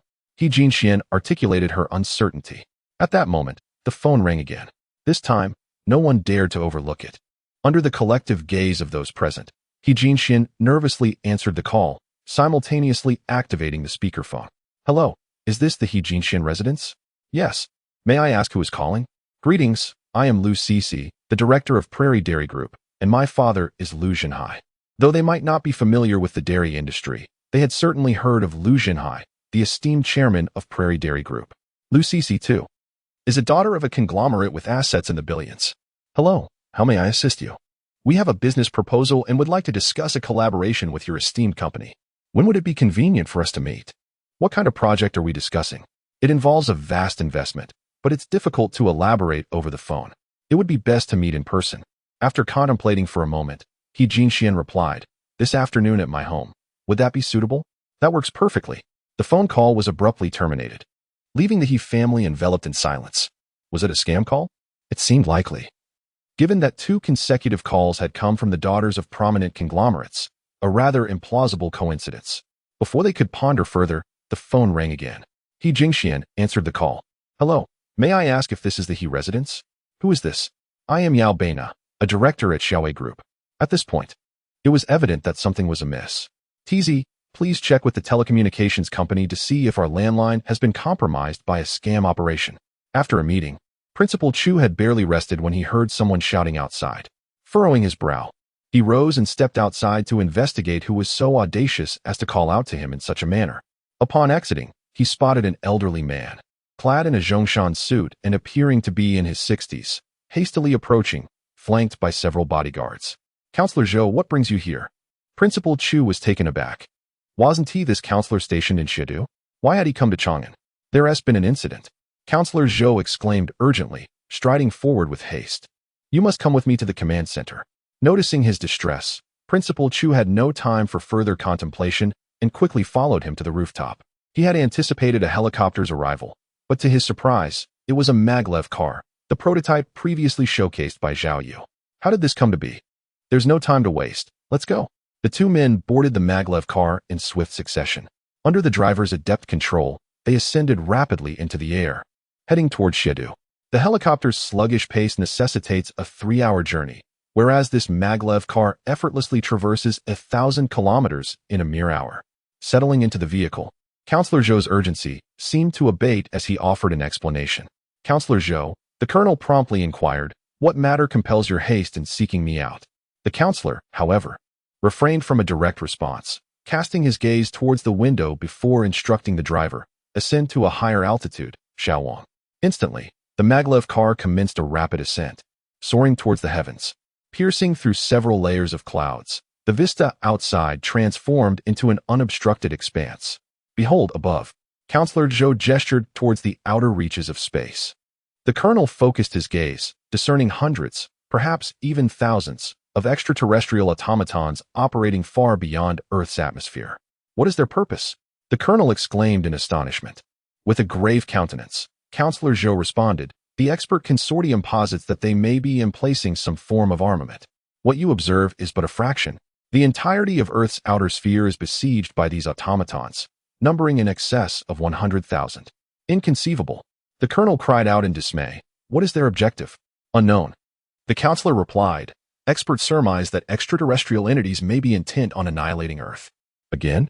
The colonel stammered, bewildered. Why do the experts invariably attribute such malevolent intentions to extraterrestrials? Yet, at this juncture, extraterrestrial forces were indeed engaged in clandestine activities around Earth, without their knowledge or consent, activities that appeared undeniably menacing. "Old Chu, as you are the point person on extraterrestrial matters, please get in touch with them promptly and inquire about the current situation." Chapter 56. Launching a rocket to Blue Moon to investigate Uncle Da. It appears there's a slight issue with our shielding screen. At the lunar base, Li Zongheng suddenly arrived at the command center. Uncle Da materialized and inquired, "What seems to be the problem?" The purpose of creating the shielding screen is twofold.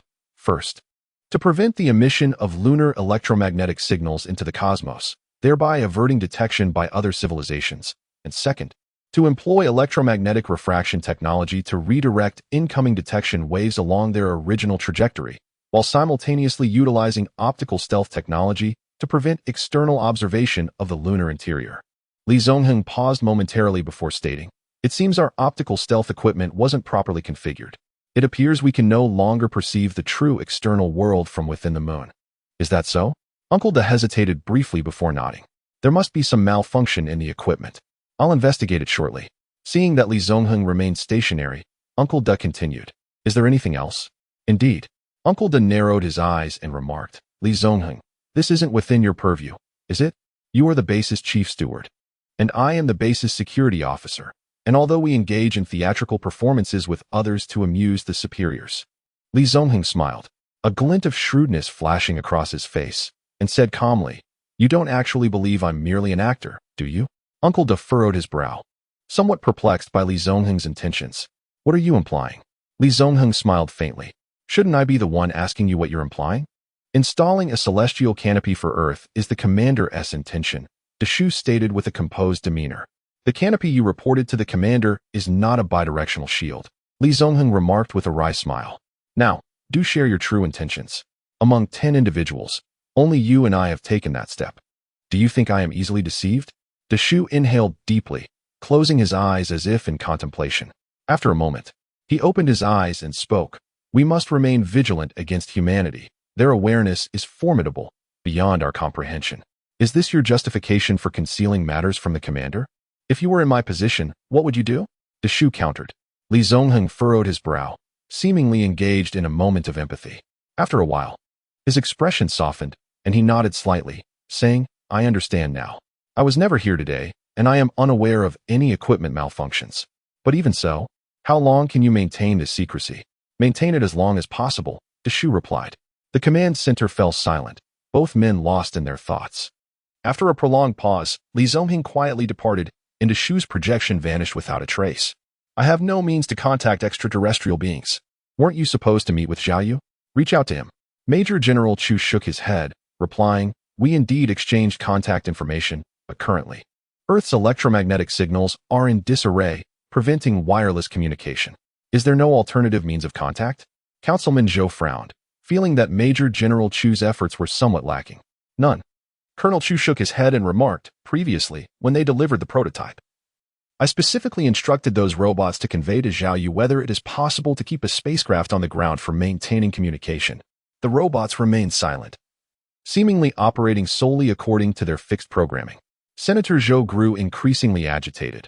Was it not stated that these extraterrestrial robots possessed a remarkably high level of intelligence? How could they fail to transmit such a simple piece of information?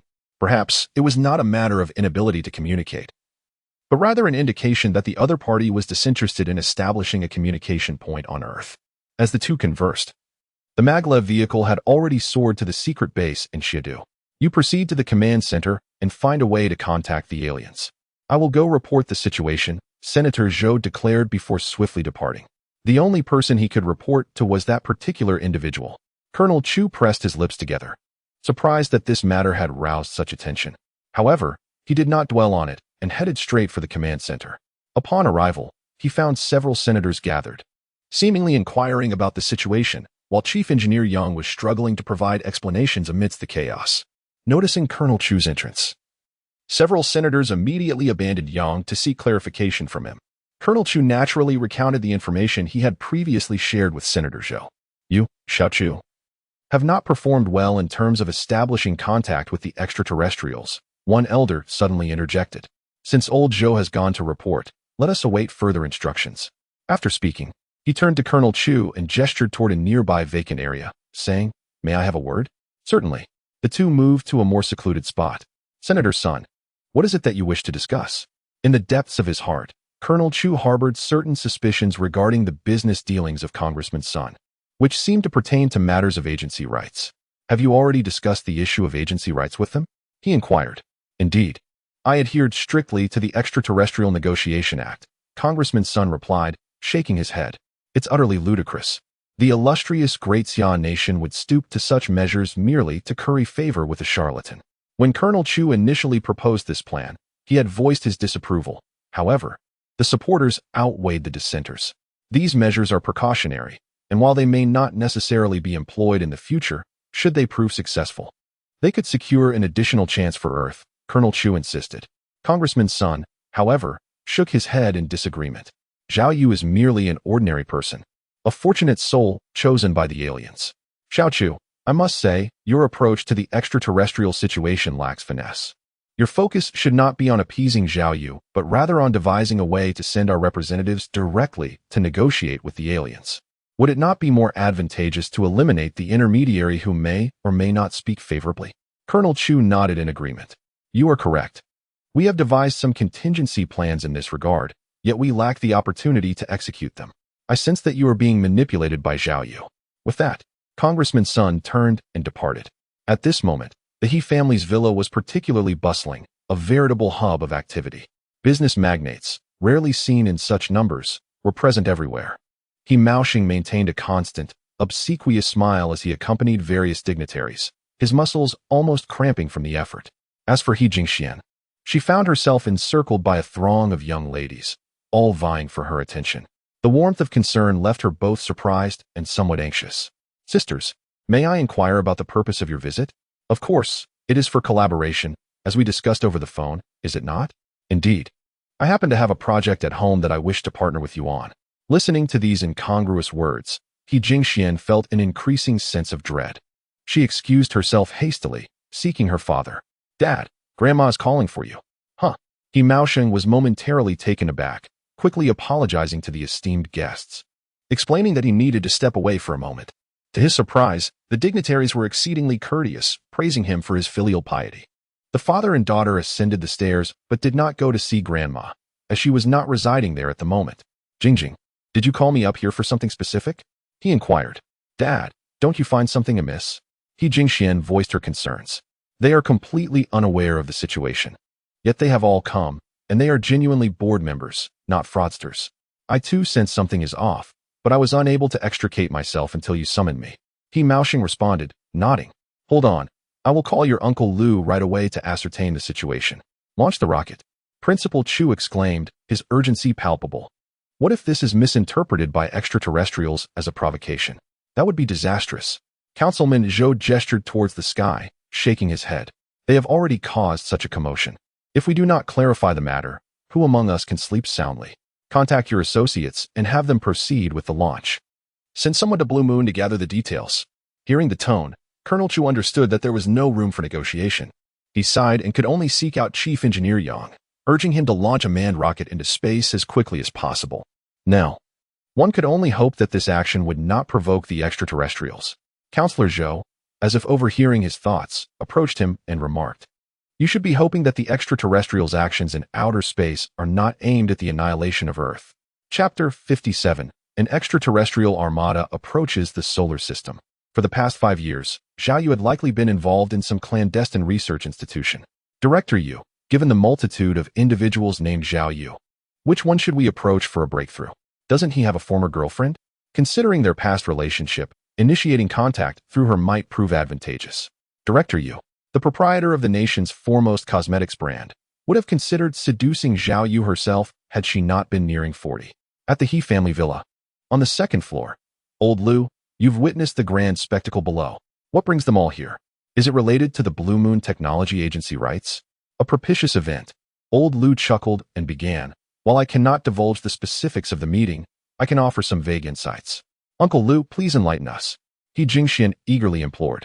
Old Lu glanced at her and said with a smile, Jingxian, a prominent figure has emerged from your university class. Their presence here is solely to curry favor with that individual. A prominent figure? He Jingxian was bewildered. What manner of person could command the attention of so many trillion-dollar conglomerates, compelling them to visit in person? Furthermore, they are merely classmates. What assistance could they possibly offer her? Do you know who it is? I cannot disclose the name, but rest assured, it is for your benefit. They are seeking investment from your He family. Simply accept it. Even if it ultimately proves unfruitful, no one will hold you accountable. He Maoxing was overjoyed. This way, regardless of whether they can partake in the remnants of the 3 major products, the offerings from other large conglomerates alone would suffice to satiate the He family's appetite. Old Lu's explanation, rather than assuaging He Jingxuan's concerns, amplified her trepidation. Alone in her room, she activated her computer and accessed the 12-person group chat. To her surprise, the group was inundated with messages. Esteemed classmates, are you available tomorrow? I shall treat everyone to a meal. Oh, has Old Wang prospered, perchance? Indeed. I have received a promotion and a modest bonus. Ah, this is truly a double blessing. Old Zhang, what say you? A magnate has acquired my family's residence at a premium of 50% above market value and intends to invest in me. Each classmate in the group appeared elated, as if they had encountered a stroke of good fortune, be it a promotion or a lucrative offer from a prominent corporation. He Jingxian alone recognized that this was not a mere coincidence. It was a case of collective elevation, as if one member of their class had ascended to prominence, thereby bestowing advantages upon all. He Jingxian tapped on her keyboard and typed, "Esteemed classmates, are you cognizant of the reason behind our collective good fortune?" Upon uttering these words, the group fell silent for a fleeting 3 seconds. Subsequently, a query arose. "Sister He, could it be that you are assisting us from behind the scenes?" I extend my gratitude to Sister He. Among us, the wealthiest and most likely to engage in such endeavors is indeed He Jingxian. As soon as she spoke, she was met with unanimous praise from everyone. Not I. To our surprise, He Jingxian denied it, clarifying that a classmate of ours has achieved great success. Who? I do not know. These individuals are merely trying to curry favor with our prosperous classmate, which is why they sought us out. The crowd paused momentarily, then began to speculate about the identity of this individual. Alas, the class group was disbanded by that foolish class leader upon graduation. Indeed, it was quite absurd. The class leader professed their feelings to the instructor, while their child is now old enough to be running errands. Without the class group, recalling university classmates from 6 years ago becomes quite challenging. After much conjecture, they failed to uncover the identity of the individual. Could it possibly be Zhao Yu? Unlikely. When he joined the group chat, I glanced at his profile, which stated he possessed a net bar upgrade privilege. How could someone who needs to go to an internet safe be the one? In outer space, a terrestrial spacecraft gradually approached the blue moon, entering its orbit and commencing its circuit. Before long, the spacecraft found itself encircled by a fleet of space combat soldiers. "Commander, a terrestrial spacecraft has been detected near the blue moon, containing a human from Earth." Meanwhile, at the lunar base, Uncle De reported this situation upward. Upon hearing this, Zhao Yu nodded and stated, "They must be inquiring about the sky curtain. Send a robot to engage in dialogue." Understood. Under Uncle Da's remote control, a space combat soldier boarded the spacecraft and transmitted Zhao Yu's projection. Inside, the person seated was none other than Lu Ning. Upon seeing the projection, she breathed a sigh of relief and promptly said, "Mr. Zhao Yu, I am here representing Earth to negotiate." "Indeed? What matter is at hand?" "It has come to our attention that there is a considerable number of your space troops in the vicinity of Earth's orbit. We are curious as to their purpose." Zhao Yu offered a faint smile and stated, "You are likely unaware that the universe operates under the principle of the dark forest. Over the years, Earth has emitted numerous signals into the cosmos, potentially revealing your location. Out of benevolence, we intend to construct a shielding canopy for you, capable of preventing Earth from further emitting electromagnetic signals into the universe, while also safeguarding against extraterrestrial observation." Upon hearing this, Lu Ning expressed her gratitude. "Thank you, Mr. Zhao Yu. On behalf of Earth, I extend our appreciation." As she spoke, she produced paper and pen, noting down the general details. However, inwardly, she sensed a subtle disquiet. If the universe adheres to the dark forest principle, why haven't Zhao Yu and the extraterrestrials he represents annihilated Earth? Could it be, as analyzed by Colonel Chu and others, that the lunar extraterrestrials are compelled to cooperate with Earth due to the damage sustained by their mothership? If such is the case, what will become of Earth once they have repaired their vessel? Unaware of her inner thoughts, Zhao Yu continued, "There is another matter I must bring to your attention. Please, Mr. Zhao, we have detected an alien fleet en route to the solar system, projected to arrive in approximately a month and a half." "What?"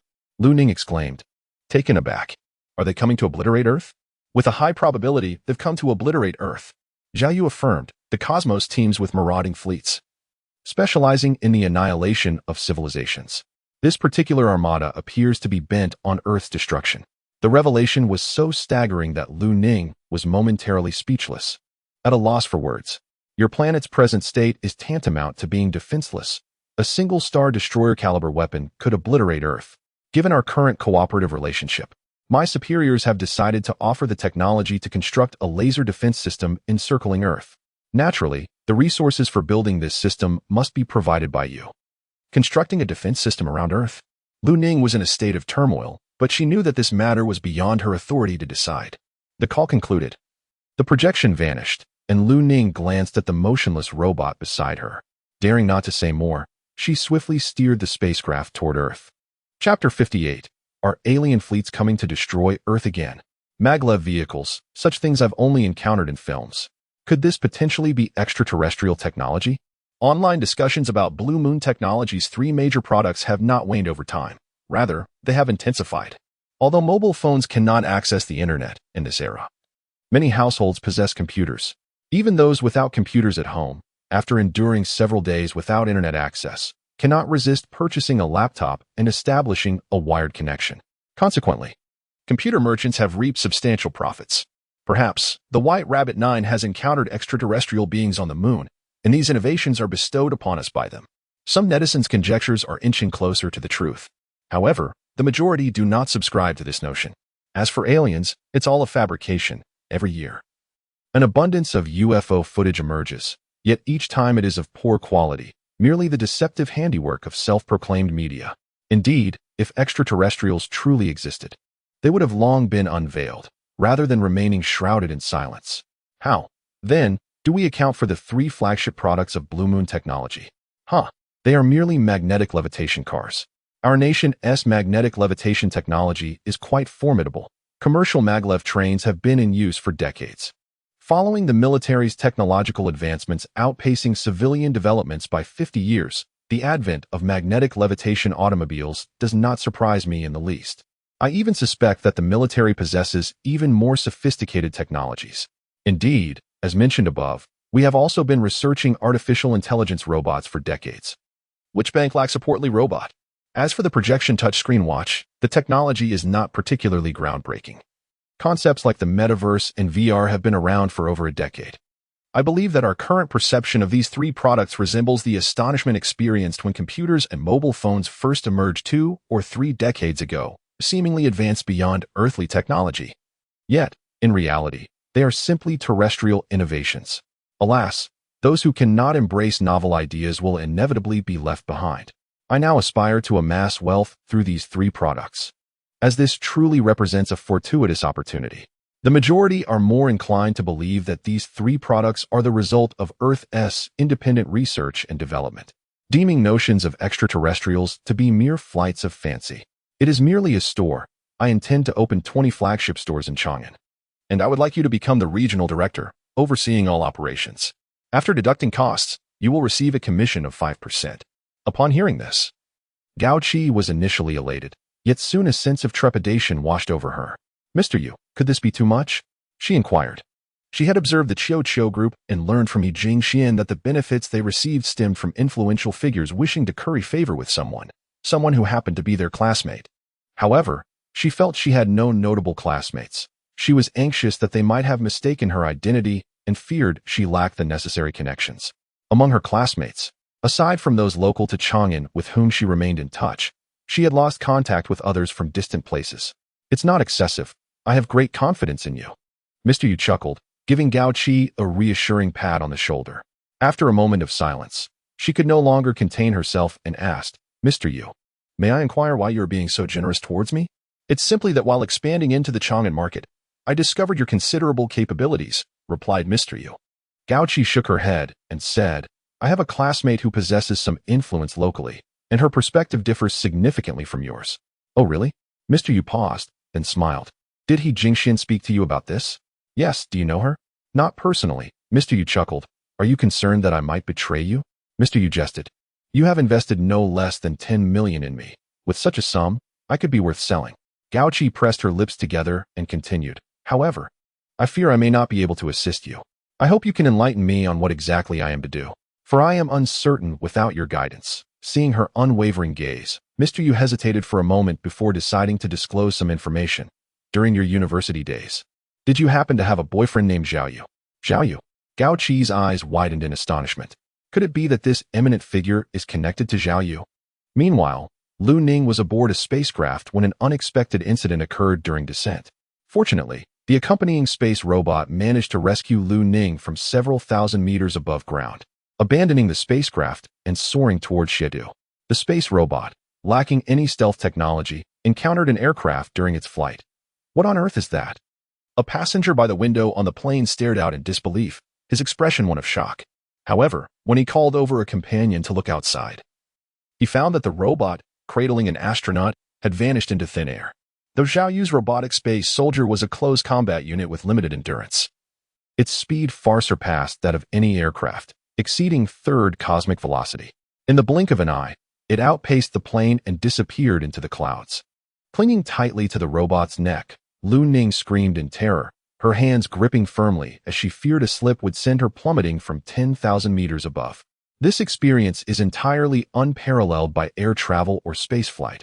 It is the sensation of being alone amidst the clouds, one's physical form traversing the cloud layers.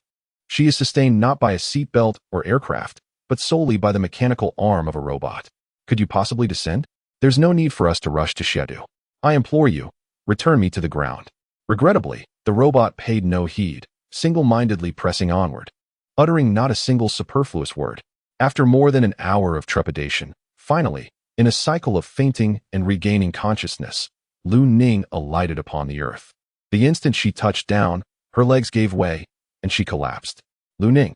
This was a clandestine base, and individuals had already taken notice of the situation. Several armed guards had encircled them, warily observing the robot. Atop the robot's head, a scanner materialized, emitting a fleeting infrared beam. In the subsequent instant, its internal chip analyzed the surrounding circumstances. Carbon-based life form, humanoid, weaponry, automatic rifles, pistols, grenades, military knives, danger index. Low, response, remain in place, do not fire.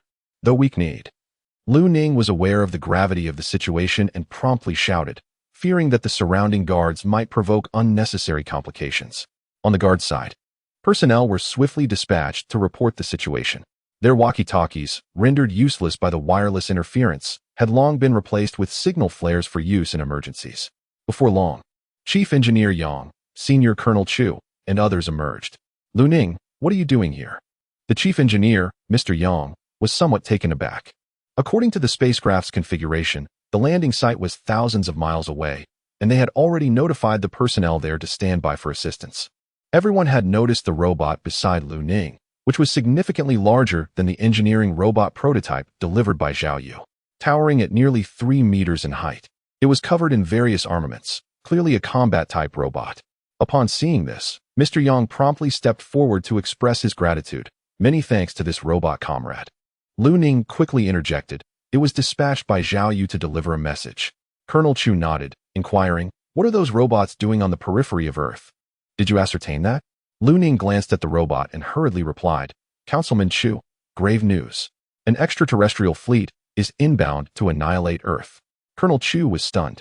Again, Gao Qi was surprised by the magnanimity of Director Yu, who had not only invested in her, but also appointed her as the regional director.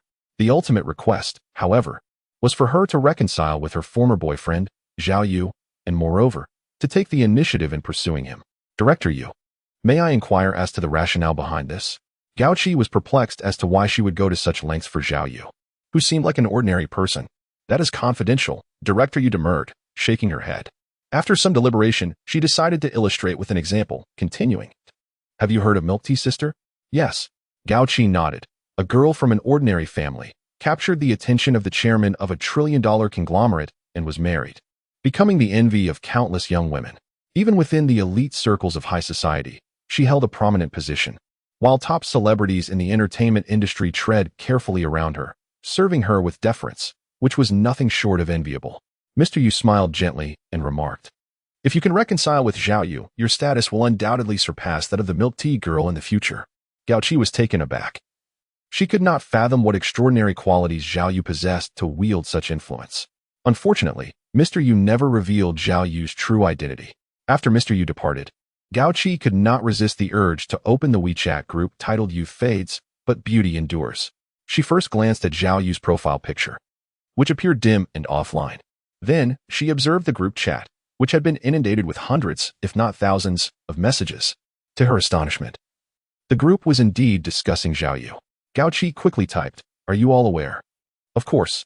I thought Mr. Liao genuinely valued my talents, only to discover in the end that he wanted me to introduce him to Zhao Yu. Me too. I asked them what Zhao Yu does, but they wouldn't tell me. What do you think? What manner of person is Zhao Yu to receive such treatment from these influential figures? This is quite melodramatic, isn't it? Li Wenbo shook his head and said, I've been reading a contemporary novel lately, and the male protagonist's situation bears some resemblance to Zhao Yu's. What does the novel say? The protagonist of the novel is a cultivator who can concoct elixirs of immortality. I suspect Zhao Yu has been cultivating in seclusion during his disappearance and has only recently emerged, demonstrating his prowess in a certain locale, which has attracted the attention of numerous influential figures. After all, who wouldn't desire longevity? This possibility is quite plausible, as the wealthy are most fearful of death. A top-secret meeting is being convened in the capital, held in an underground location. 9 council members are in attendance, along with over 30 think tank members, as well as Chief Engineer Yang and Lu Ning, who are present as observers. Lu Ning, recount in meticulous detail your conversation with Zhao Yu in Blue Moon. Yes. Lu Ning, with some trepidation, began to recount everything that transpired in Blue Moon. Once she had concluded, Colonel Chu inquired further to ensure nothing had been omitted, before turning to the think tank members and asking, "What are your thoughts?" There seems to be a logical inconsistency. The first to speak was a young man from the think tank named Zhuge Tao, a descendant of the renowned Zhuge family. He is one of the few individuals to have joined the top think tank at such a young age. According to Zhao Yu, the universe adheres to the dark forest theory. Why then, haven't they annihilated Earth? Colonel Chu nodded slightly, prompting him to continue. The notion of extraterrestrials suggests a collaborative exchange. They provide technology while we offer resources. Establishing a laser defense system in the vicinity of Earth to fend off the impending alien fleet. Yet, there appears to be a flaw in this reasoning. Zhuge Tao adjusted his glasses and remarked, "The extraterrestrial fleet is heading towards Earth. They could simply depart without a trace. Why would they choose to assist our planet?" Engineer Yang interjected, "Is it possible that the dark forest theory governing the cosmos is a fabrication? A ruse to prevent us from abandoning them in favor of communication with the alien fleet? It is indeed plausible." Zhuge Tao cast a glance at him and continued, "I currently have 2 hypotheses that I shall present for your consideration." Principal Chu harbored his own 2 conjectures, but deemed it unnecessary to voice them, believing that as a legislator, he should not usurp his subordinates' roles. Furthermore, he sought to glean a more comprehensive understanding from the perspectives of others. The first hypothesis revolves around Zhao Yu's assertion that the universe adheres to the dark forest theory, wherein civilizations are locked in a perpetual struggle for survival. The flaw in this hypothesis lies in questioning why the lunar aliens would seek to establish contact with Earth and set up operations here. Engineer Yang, somewhat perplexed, inquired, "Isn't collaboration with Earth aimed at securing resources? Thus, their collaboration with Earth transcends mere resource acquisition. The true objective lies in advancing Earth's technological development. I believe that the extraterrestrial beings on the moon are rooted in a fleet, which, for reasons unknown, possesses the ability to traverse light years and engage in long-distance jumps. However, their spacecraft have sustained damage during transmission. Concurrently, they have established underground bases to urgently repair various spacecraft facilities. After more than 5 years of development and restoration, they have regained control over weaponry, conventional spacecraft, projection touch wristwatches, and other technologies. Yet, the technology required to traverse light years remains elusive, prompting them to seek collaboration with Earth to enhance its technological progress, with the ultimate aim of completing the missing technological components. Chief Engineer Yang scratched his head and couldn't help but inquire, why do they, with such advanced technology, still seek collaboration with Earth? In his understanding, the opposing side's maglev technology and starship cannon technology far surpass that of Earth, making their collaboration seem unnecessary. After a moment of contemplation, Chief Engineer Yang pondered aloud, is it that lacking material conditions leads to stagnation and ultimately demise? Zhuge Tao observed Lu Ning, who seemed eager to contribute, and nodded in encouragement. If you have any thoughts, do share. Lu Ning felt a twinge of anxiety. Am I permitted to speak as well? The room was filled with so many wise minds, yet for some reason, they remained silent, each appearing composed and unruffled. Zhuge Tao cast a glance at the group of taciturn sages and smiled lightly, saying, "It matters not. You do not rely on this for sustenance. Even if you err, it is of little consequence. Moreover, we have been together for so long that our modes of thinking have converged. Thus, a breath of fresh perspective is needed." Lu Ning exhaled in relief before speaking. "I believe that the most crucial development from the primitive era to the present lies in our ability to wield tools." "Not quite. It should be communication." Yang, the chief engineer, shook his head, feeling as though his words were inadequate. He continued, "Perhaps it pertains to systems? Or geography?" Chancellor Chu had neither the time nor inclination for such musings and interjected, "There are 4 primary factors that propel the advancement of civilization: geography, politics, economics, and technology. However, these are merely textbook concepts. Zhuge Tao, what are your thoughts? My perspective is population, Zhuge Tao replied with a slight smile. Regardless of geography, politics, economics, or technology, as long as there is a sufficiently large population, we can invariably reach that juncture. The greater the population, the more possibilities arise. Therefore, I contend that the essence of civilizational development lies in population. Many existing technologies ought to be stored aboard their spacecraft, which also explains the variance in their technological levels. It can be inferred that when their mothership is restored, it will coincide with the moment of Earth's demise. Chapter 60. Saving the Blue Planet begins with seducing Zhao Yu. Chief Engineer Yang inquired, somewhat perplexed. It could be a fabrication, or it could be genuine. Zhuge Tao smiled faintly and remarked, if this were indeed true, the extraterrestrials on the moon would be offering their technology to assist us in establishing a defense system, which indicates their confidence in opposing that alien fleet. Otherwise, why would they go to such lengths? However, if it is false, then their purpose in doing so would be to create a tense atmosphere, compelling us to advance our technological capabilities on Earth. Moreover, who has asserted that the laser defense system is solely intended to counter external invasions? With a grave expression, Zhuge Tao continued, once their objectives are achieved, that laser defense system could very well be transformed into a weapon of destruction against our planet. The notion of territorial expansion sent shivers down the spines of many present, invoking a sense of suffocation. Lu Ning could not resist asking, wait. If we follow your line of reasoning, they wouldn't need to inform us that the universe abides by the dark forest theory, would they? Indeed. Zhuge Tao nodded in agreement and elaborated. This is precisely where I find the logic to be flawed. They clearly could have chosen not to disclose this information. Yet they chose to reveal it to us. What I can deduce that aligns with logic is that the universe does indeed adhere to the dark forest theory. And they are merely stating the truth, interjected Colonel Chu. If that is the case, are they not concerned that we might decipher their motivations? He could only attempt to elucidate. What comes to mind is that extraterrestrial lunar beings do not epitomize the pinnacle of alien civilization. This encompasses not merely technology, but also intellect. The truly astute individuals undoubtedly remain in the cradle of their civilization, embarking on cosmic voyages aboard their spacecraft, while only crew members and warriors venture forth. This implies that those currently governing the lunar alien base, when placed on Earth, resemble Lu Ning, Zhang Tao, and Wang Dongdong, who have been cast into a primitive epoch. Although they hail from a more advanced civilization, they bring with them only a fragment of that culture, resulting in certain deficiencies in their approach to problems and their resolution. As he spoke, he cast a glance at Lu Ning, suggesting that the intellectual limitations of the lunar aliens are akin to his own, unaware of the gaps in their reasoning. Colonel Chu nodded and said, now, please share your second hypothesis. The second hypothesis posits that the cosmic forest law is a fallacy. If it is indeed false, then the universe must adhere to an alternative mode of coexistence among civilizations. Hypothetically, within the realm of cosmic civilizations, there exists a law that prohibits the arbitrary infringement upon the indigenous planets that have yet to join the cosmic community.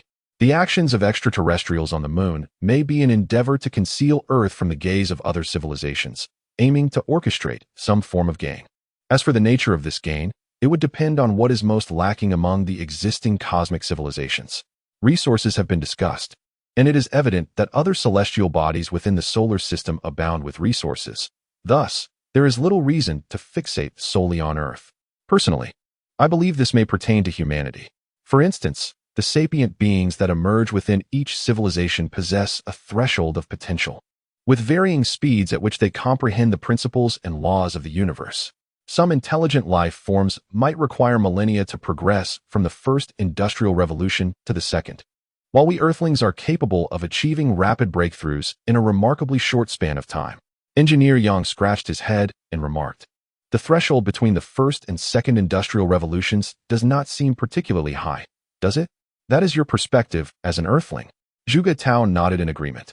Because you are already an inhabitant of Earth, you perceive it as uncomplicated. However, if you were to step outside this identity and consider yourself a cat, how would you comprehend that humans can simply press a switch to illuminate or extinguish the light? Assuming that the majority of civilizations in the universe have evolved from cats, dogs, pigs, or even non-carbon-based entities, humanity stands out as a remarkable exception, possessing potential that, while not the absolute strongest, certainly ranks above average. This could elucidate why extraterrestrial civilizations have constructed a protective canopy and laser defense systems around Earth, seeking to dominate our planet and harness the intellectual and intuitive capabilities of humankind to propel their own civilizations to greater heights. Engineer Yang, feeling a sense of dissatisfaction, posed another inquiry. Why did they not take action over 5 years ago, postponing their plans until now? If one were to seek justifications, countless possibilities exist. Zhuge Tao shook his head and replied, it could be constrained by cosmic laws, or perhaps internal deliberations within their civilization only reached a conclusion today.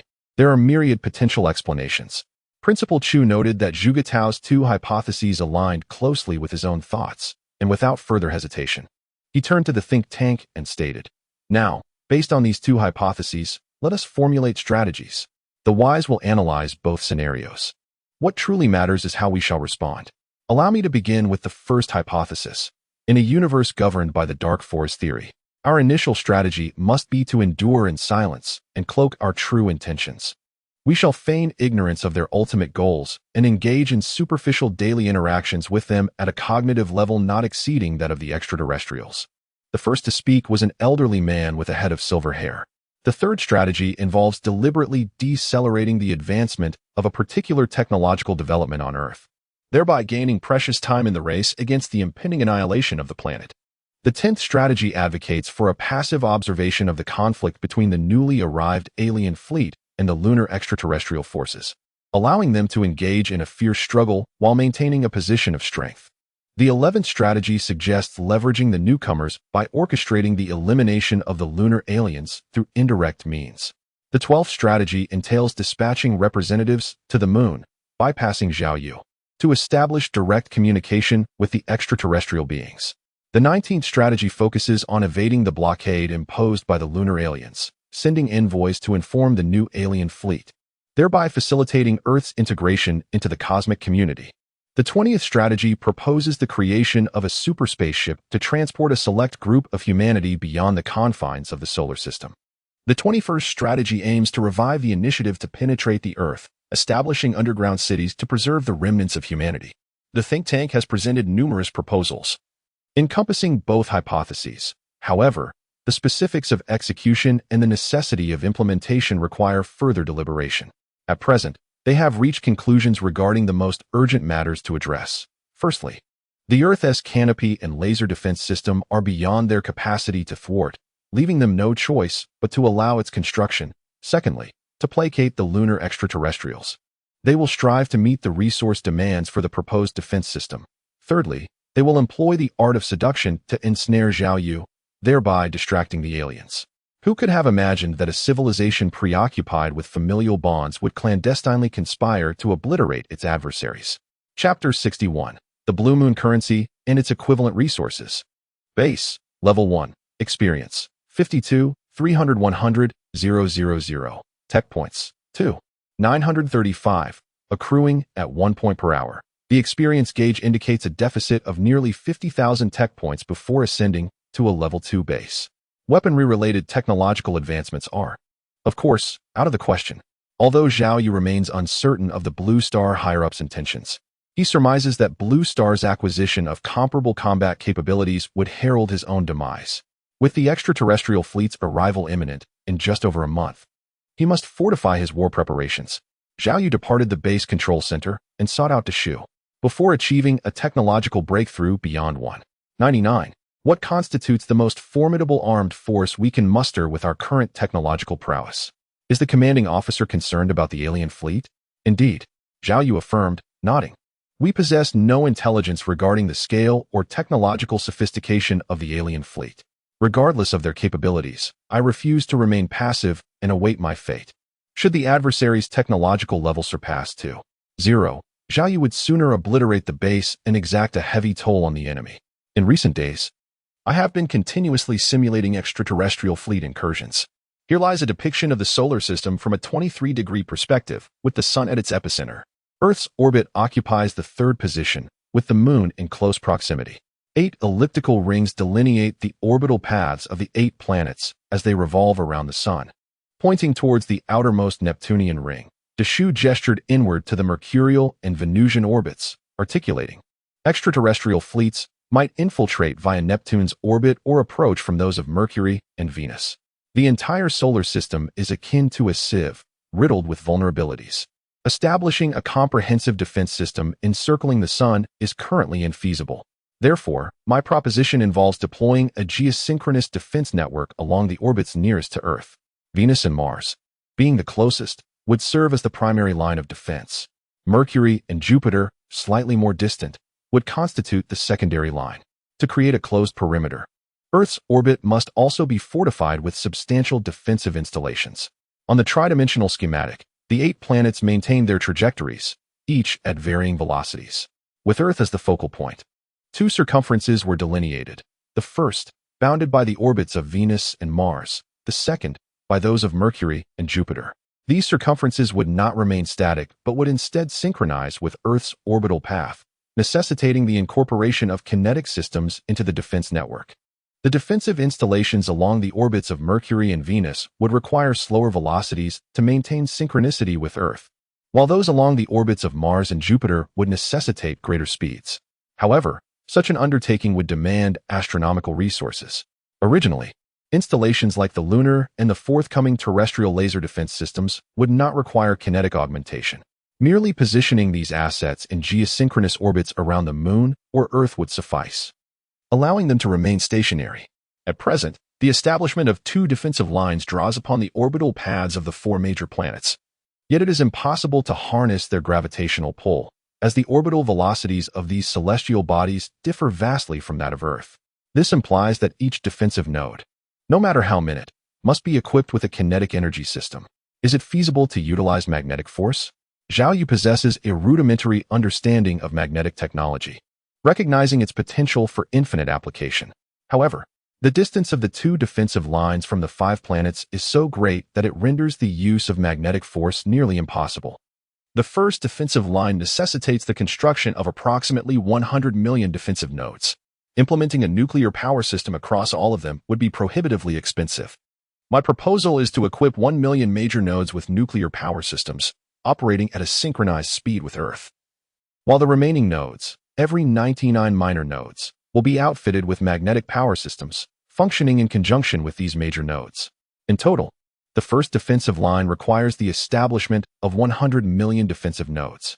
Zhao Yu nodded slightly and inquired, what resources are required for a single node? Immediately after posing the question, he regretted it. Regardless of the type of technology, the variety of resources needed is exceedingly vast.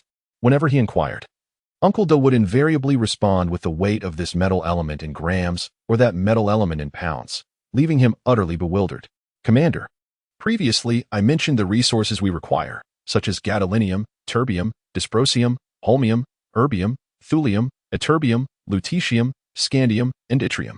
Each time we embark on a new construction, it becomes quite cumbersome to reiterate these details, and it may not be entirely clear to you.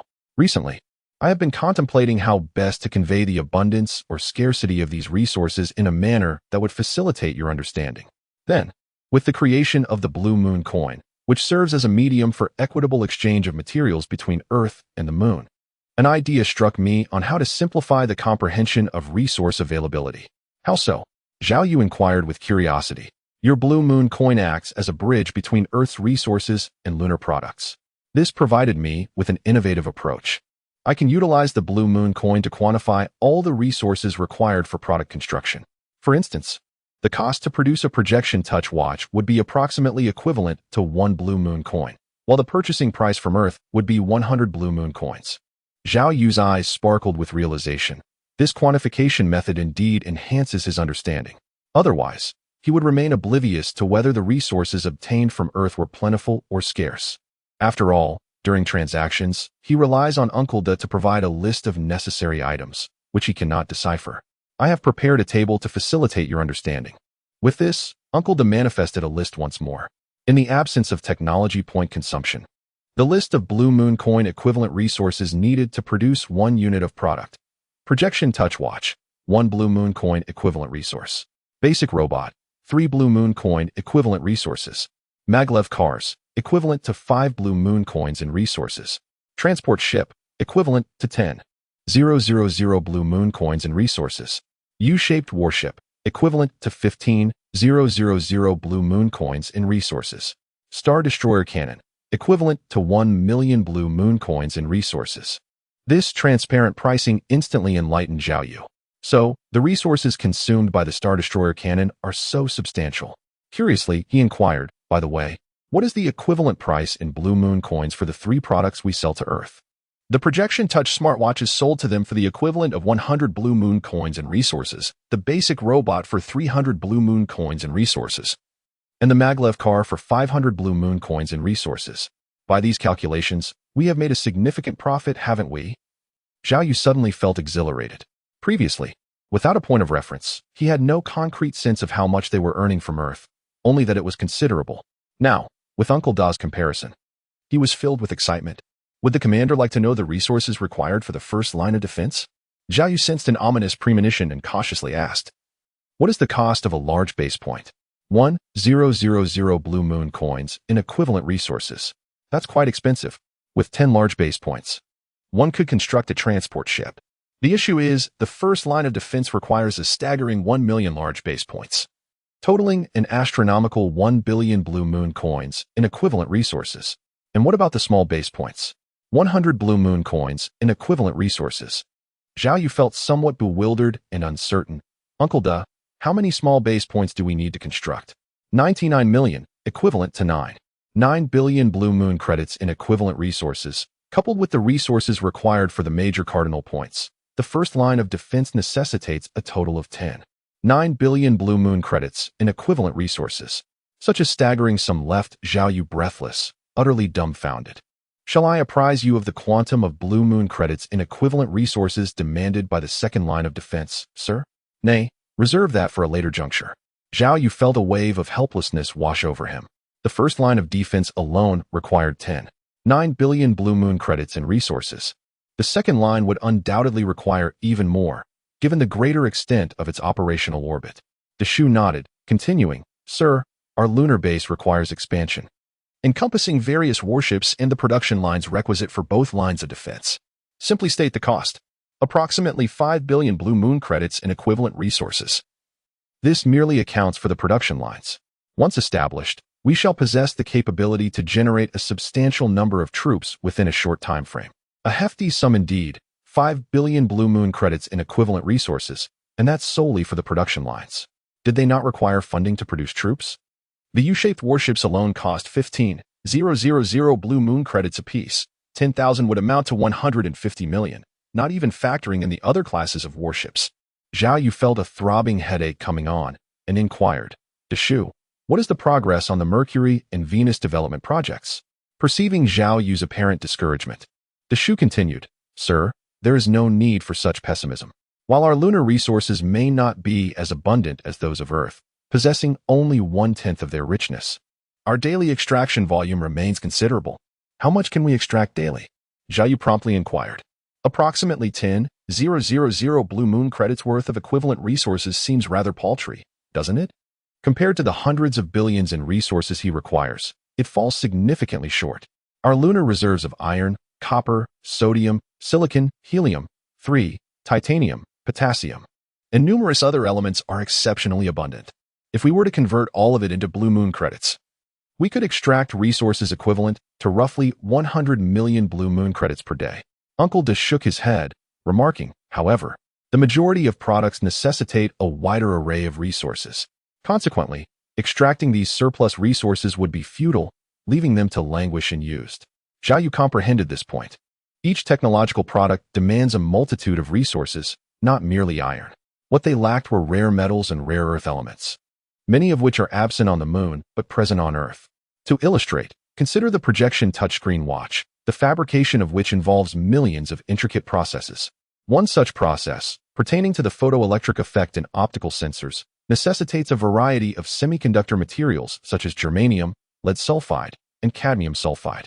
Many of the elements required to refine these semiconductor materials are scarce or non-existent on the moon, necessitating importation from Earth.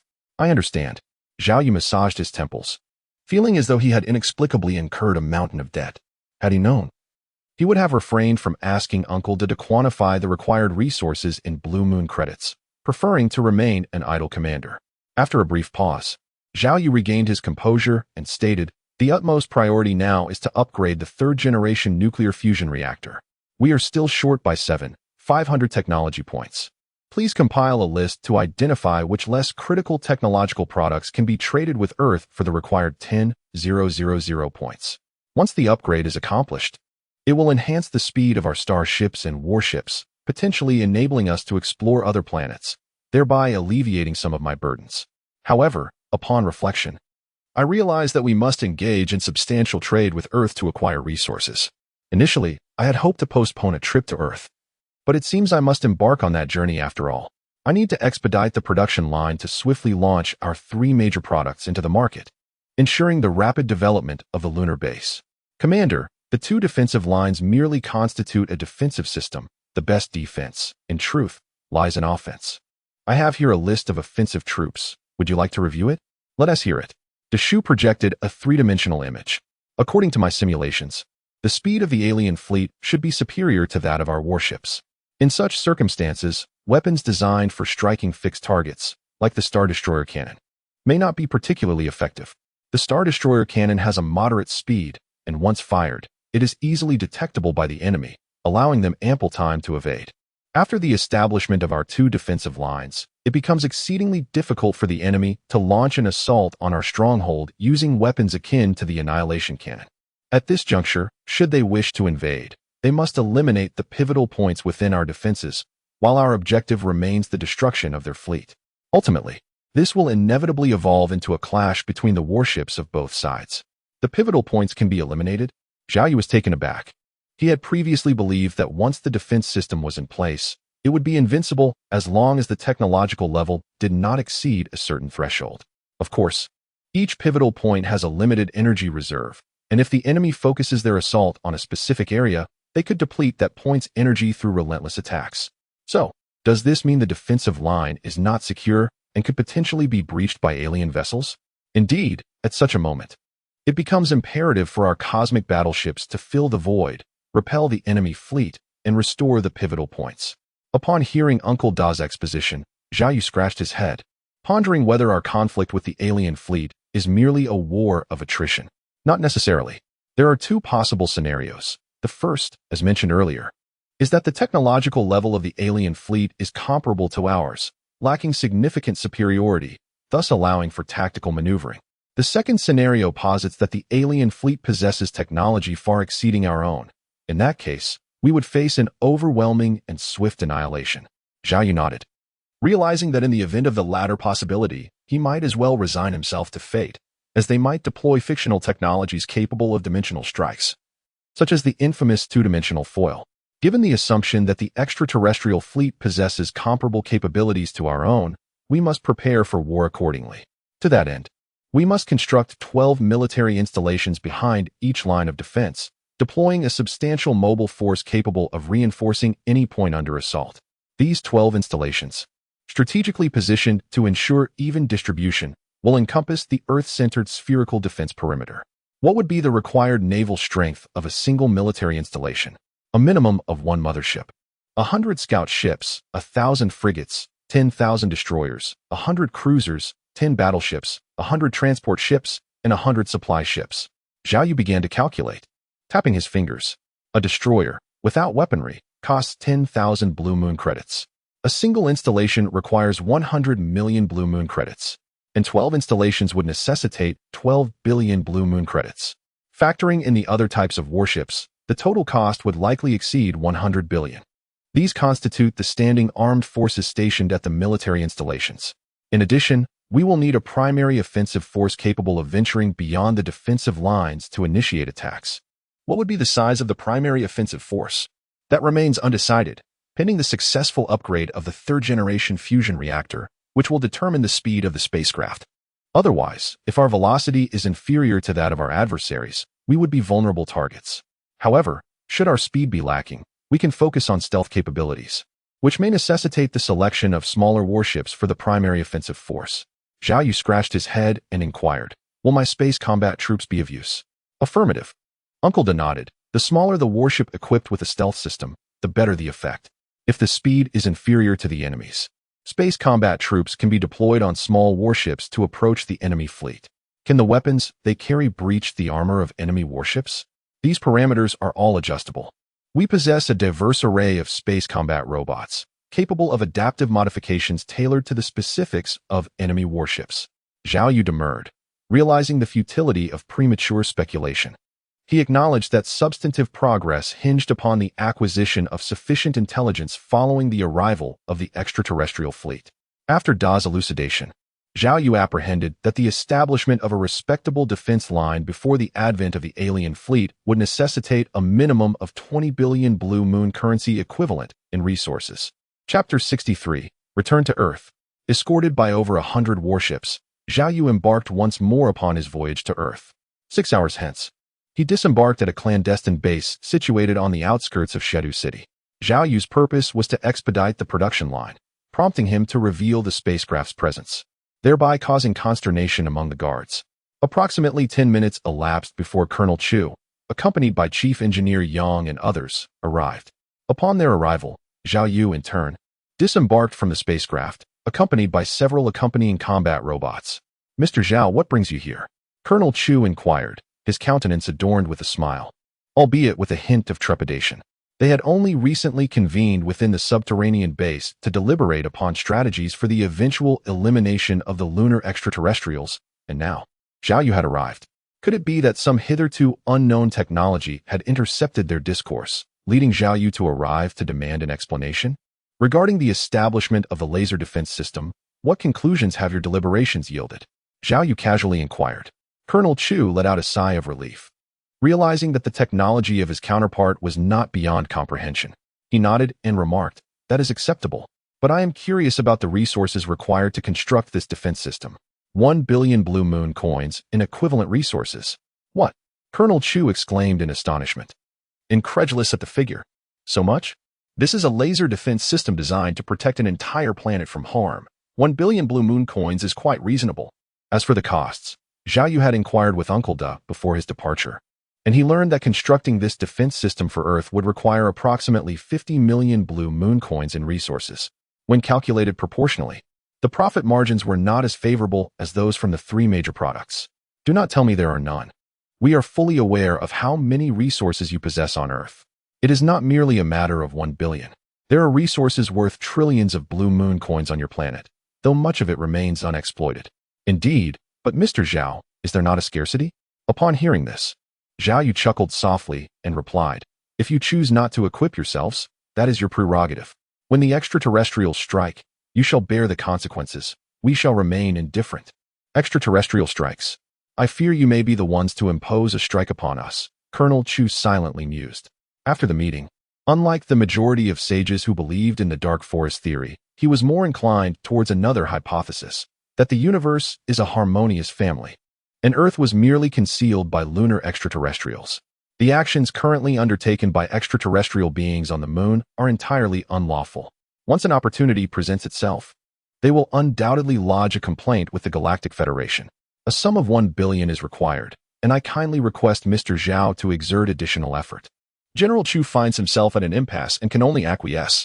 However, as he contemplates the matter, a thought strikes him, prompting him to speak. "It is merely that we cannot amass the resources of 1 billion Blue Moon coins at this moment." "How long do you require?" Zhao Yu inquires. "Within the Great Xia territory, we can gather 200 million in 12 hours. The remainder will likely necessitate sourcing from around the globe, which may take approximately 3 days. In truth, gathering 10 billion from the existing resources within Great Xia poses no difficulty. However, General Chu harbors ulterior motives. 12 hours and 3 days, understood," Zhao Yu nods, seeking clarification on where the resources will be assembled, so as to facilitate the transport vessels. "Is Chang'an suitable? It is the central hub of the nation, allowing for expeditious transit." "Indeed." Zhao Yu expresses no objections. With the agreement on the Earth's laser defense system settled, General Chu pivots to another matter. "Mr. Zhao, might I inquire about the progress of the 3 major production lines?" This is one of Zhao Yu's purposes for being here, and he replies, "They are nearly completed." "Have you selected a location? We can commence the construction of the production lines directly." "Chang'an, what do you think?" "Chang'an again." Zhao Yu pauses momentarily, but with little thought. He nods in agreement, stating, "Then it shall be Chang'an. Please inform your superiors. We can proceed with the installation immediately." Please hold on for a moment. I might need a ride, said Major Chu, looking somewhat embarrassed. It was a trivial matter. This time, Lu Ning and Chief Engineer Yang did not accompany them. Instead, it was Wang Dayue. Mr. Zhao, it is a pleasure to see you again, Wang Dayue said, a hint of apprehension in her voice. Indeed. Zhao Yu replied with a slight nod, turning to Major Chu. Now that everyone is present, let us depart. With that, he made his way toward the spacecraft. Noticing Zhao Yu's disinterest in conversing with her, Wang Dayue dared not say more and followed closely behind Major Chu, boarding the flying saucer alongside Zhao Yu. It was Wang Dayue's first experience aboard a spacecraft, and her curiosity compelled her to survey her surroundings. Inside the vessel, there were no seats, no seatbelts, and no windows to be found. Mr. Zhao, is it possible to increase the number of production lines for the 3 major products? Once aboard, Major Chu wasted no time in inquiring about the next matter at hand. Certainly, Zhao Yu replied. Initially, we discussed that you would cover the costs.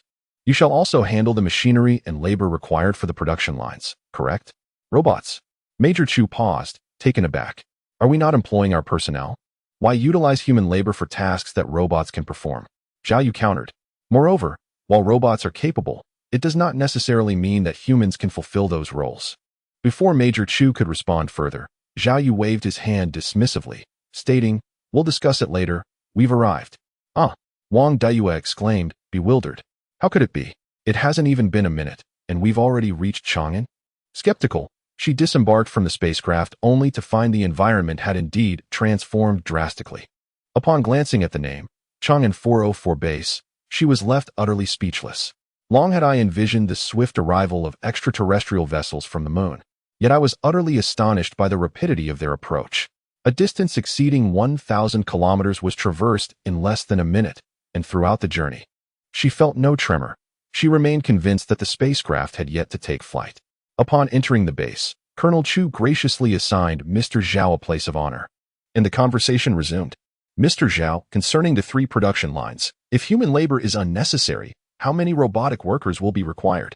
Approximately 10,000 robotic workers for 3 production lines, with each unit costing 300 Blue Moon coins, totaling 3 million Blue Moon coins in resources. You will need to deliver this alongside the resources for the defense system.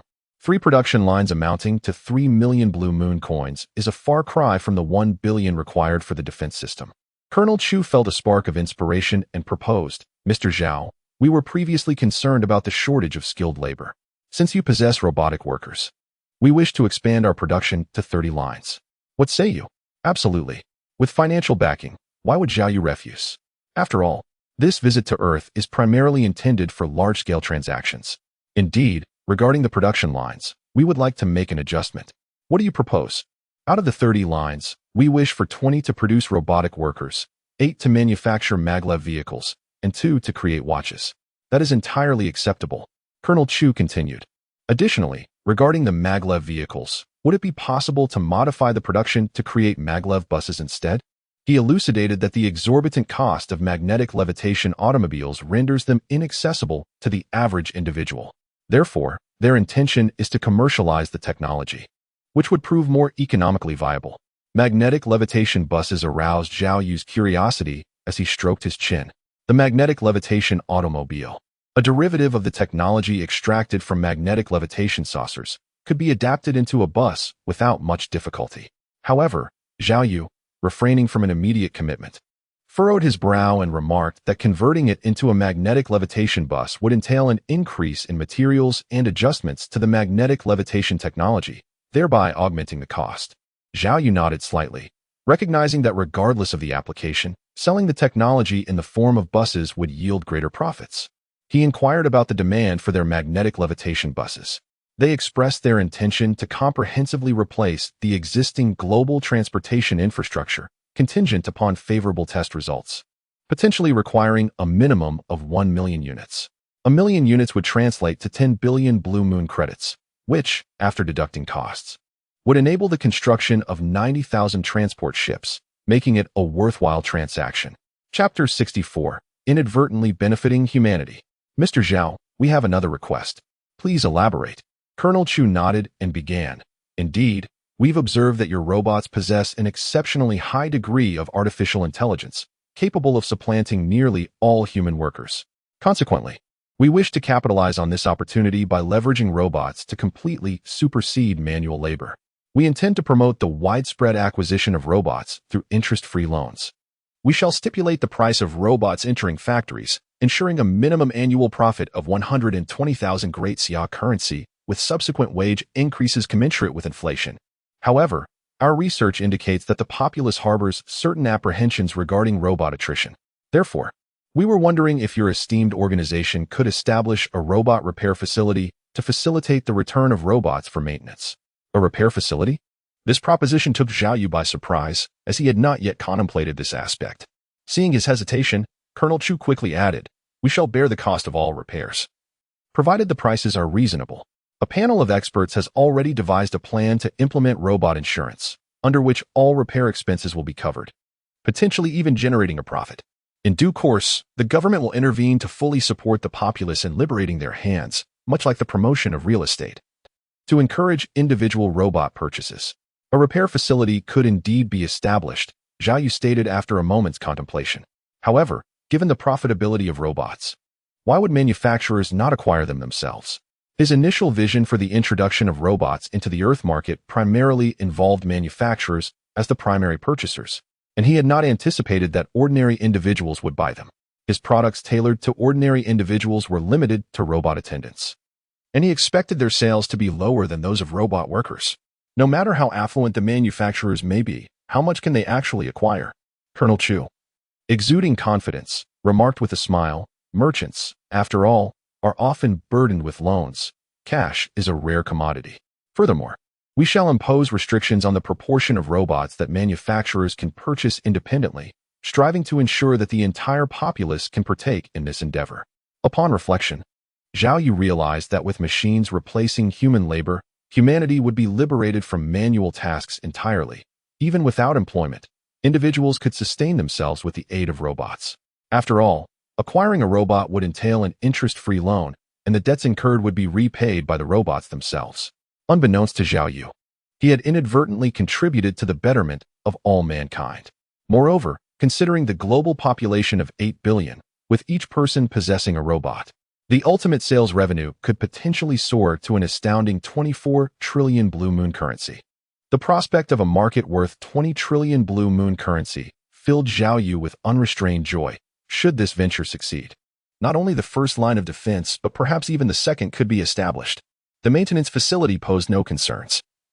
It would be constructed adjacent to the robot manufacturing plant, ensuring immediate access for repairs.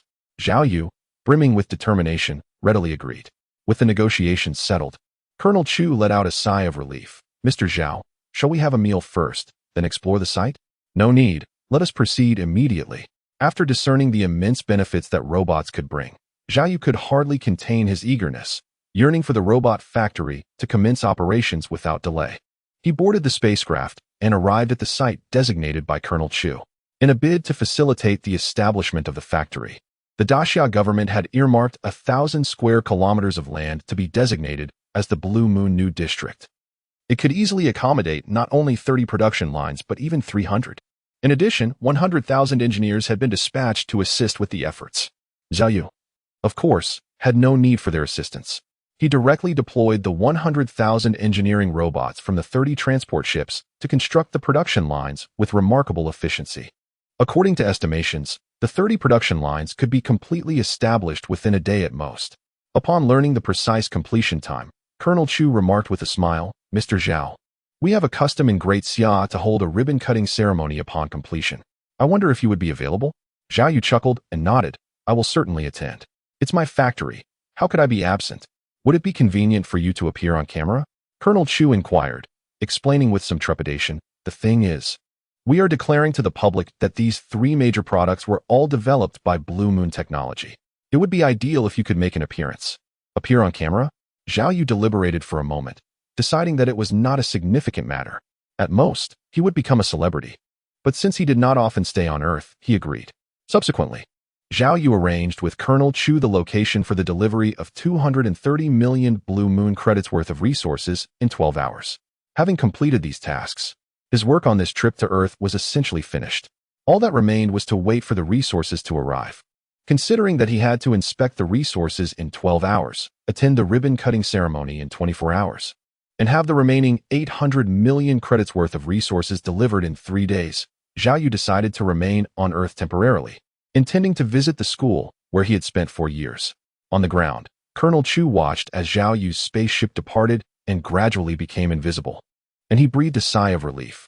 The selection of Chang'an as the factory construction site, as well as the location for receiving goods in 12 hours and the ribbon-cutting ceremony in 24 hours, were all reasons he wanted Zhao Yu to remain on Earth for the time being. The objective, naturally, is to furnish opportunities for the scions of affluent conglomerates. Observing the spacecraft as it vanished from sight, Commander Chu murmured silently, wondering if Zhao Yu could withstand such a sophisticated honey trap. Zhao Yu materialized at Chang'an University of Arts and Sciences. We should proceed there promptly. I will require your assistance in introducing me. Jingjing, he said. Jingxian gazed at the girl before her, whose refined attire could not conceal her noble aura, and she felt a sense of inadequacy. Prior to this, upon learning of Zhao Yu's immense value, she had entertained the notion of trying her luck. However, in comparison to these daughters of leading financial groups, she was far inferior.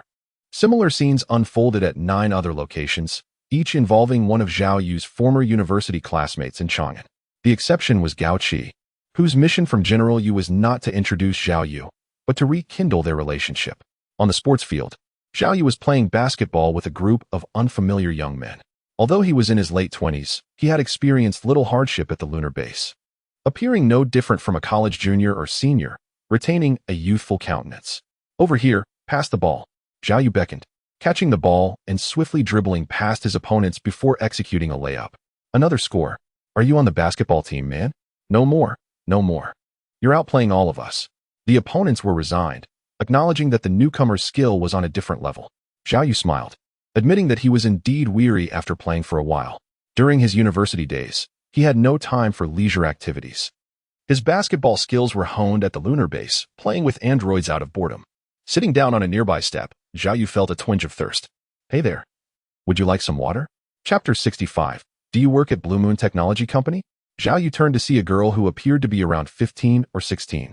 Her hair styled in 2 perky ponytails, glossy and black, her skin delicate and radiant as snow, her eyes sparkling with vitality, and her lips a striking crimson, exuding an undeniable cuteness. No, thank you. Zhao Yu waved his hand in refusal. At 30 years old, he was well aware of the wisdom in not casually accepting water from strangers, especially from the opposite sex. Even if the bottle cap appeared perfectly sealed, one could never be entirely sure if the person might tamper with it, injecting something sinister with a syringe. Wow, you played basketball so well just now. The girl, undeterred by his rejection, circled around to stand in front of Zhao Yu, her face alight with admiration. Zhao Yu scrutinized her closely. The girl was petite, standing at merely 1.50 meters, with a slender frame that suggested fragility. Her attire was quite fashionable, adorned in a pink princess dress with layers of exquisite fabric. On her feet were children's crystal shoes, with lace-trimmed stockings embellished with dainty bows that shimmered as if a butterfly had alighted upon them, creating a captivating sight. Hey, would you like to be my boyfriend? What on earth? Zhao Yu was taken aback, studying her earnest expression, which seemed devoid of jest. What did you say? I asked if you would be my boyfriend. Zhao Yu touched his face, wondering if perhaps he had suddenly become more handsome. Remaining silent is your prerogative. But I must confess, my courage was hardly won, she murmured, her lips forming a delicate pout, a subtle indication of her displeasure as she pivoted to depart. Inwardly, however, she was meticulously calculating the interval before his pursuit would commence. Observing her retreating figure, Zhao Yu offered a gentle shake of his head, inwardly lamenting the situation. Alas, he mused, she is far too young, barely past the threshold of adolescence, whereas I am nearing my 3rd decade. To engage would be unconscionable. Dismissing the matter from his thoughts, Zhao Yu rose, intending to refresh himself at the washroom. Zhao Yu had already acquiesced to attending the ribbon-cutting ceremony. Within the covert confines of Chang'an 404, Colonel Chu, cradling a telephone, was relaying information to the Xia capital headquarters. Excellent work, came the directive. Proceed with a vigorous publicity campaign, lavishing him with accolades. Furthermore, how fares the endeavor involving the allure of feminine charm? Zhao Yu's movements have been discreetly divulged. Came the response, and the scions of various financial magnates are en route. An encounter is anticipated, The outcome, however, rests upon their individual merits. Very well, the voice affirmed. Remain in Chang'an for the duration, ensuring his comfort and hospitality. Probe his inclinations regarding authority and affluence at every opportunity. Understood. Colonel Chu replaced the receiver, his mind meticulously organizing the task at hand. The ribbon-cutting ceremony and the retention of Zhao Yu on Earth were both stratagems conceived by the Xia think tank, with Colonel Chu merely executing their directives. The objective was to exploit fame, fortune, power, and carnal desire to unearth Zhao Yu's vulnerabilities. Once identified, his manipulation would be significantly simplified. Wang Dayue, he inquired, do you believe their efforts will bear fruit? Presumably, Wang Dayue responded. The individuals selected from these financial dynasties are of such exceptional beauty that they could easily grace the ranks of global goddesses, each possessing unique attributes and captivating allure. Even I find myself captivated, let alone a man like Zhao Yu. At long last, Zhao Yu should be ensnared, Headmaster Chu remarked with a subtle nod. Indeed, the individual selected by the consortium was so alluring that even his male colleagues, known for their unwavering resolve, were captivated by mere photographs. How much more so would Zhao Yu, a common man, be? Gao Qi sat listlessly in the car, her heart weighed down with vexation. Her chapter with Zhao Yu had closed, and they should have had no further involvement. Yet, President Yu had treated her with exceptional kindness and dangled before her the prospect of immense fortune. After a moment of inner conflict, the allure of profit overshadowed her emotions. Otherwise, she would not have come. She resolved to play her part, feigning affection only to secure the deal. Once accomplished, she would be free to indulge as she pleased behind the scenes. Daughter, Zhao Yu is of paramount importance, pivotal to the advancement of our Bahu group. Upon meeting him, you must cultivate a strong rapport. Rest assured. Father, I shall. Xiao Shiyu responded with feigned compliance, her heart brimming with excitement. She perceived this as an exceptional opportunity. From her earliest years, Xiao Shiyu had felt blessed and fortunate. As the only daughter of Qiao Rongyuan, chairman of the Bahu group, she was the epitome of a privileged heiress, envied by all. Her parents were the picture of marital harmony, frequently appearing together in various media outlets. As an only child, she was showered with affection and allowed to indulge her every whim. While other children were burdened with learning various skills, from company management to the art of leadership, she was free to revel in the pleasures of life, pampered by her father's doting care. However, this idyllic existence was shattered a year ago when she gained a younger brother. At that moment, the flawless image she held of her father crumbled irrevocably. At last, Xiao Shiyu comprehended the rationale behind her father's indulgence. It was because he had never intended for her to succeed him in the family business. Despite her previous outbursts, which proved futile, her father, who had always been compliant with her whims, held a steadfast stance on this matter. He even welcomed the woman and her illegitimate brother into the estate. Following this, Xiao Shiyu moved out and took residence in a vacant manor, leading a solitary and desolate life. Now, an opportunity had arisen. From her father's tone, she discerned that Zhao Yu was of paramount importance. The Dachao officials were even prepared to base the agency rights of Blue Moon technology across the entire Dachao territory solely on Zhao Yu's preferences. Xiao Shiyu held no curiosity about Zhao Yu's background, nor did she wish to know. At this moment, a singular thought consumed her. If she could win over Zhao Yu, might she seize control of the Balu group? If so, she would expel her father's mistress and her illegitimate brother entirely. In the school's water room, a row of faucets saw several boys washing their faces. Among them was Zhao Yu. Zhao Yu wiped the droplets from his eyelids and looked up to see He Jingxian and Gao Qi, two acquaintances, standing together. What are you doing here? Zhao Yu inquired. Gao Qi remained silent, slightly lowering her head, seemingly a bit anxious. The tactic of feigned indifference was one she had often employed with great success in the past to manipulate Zhao Yu. The only discomfort arose from encountering He Jingxian on the way.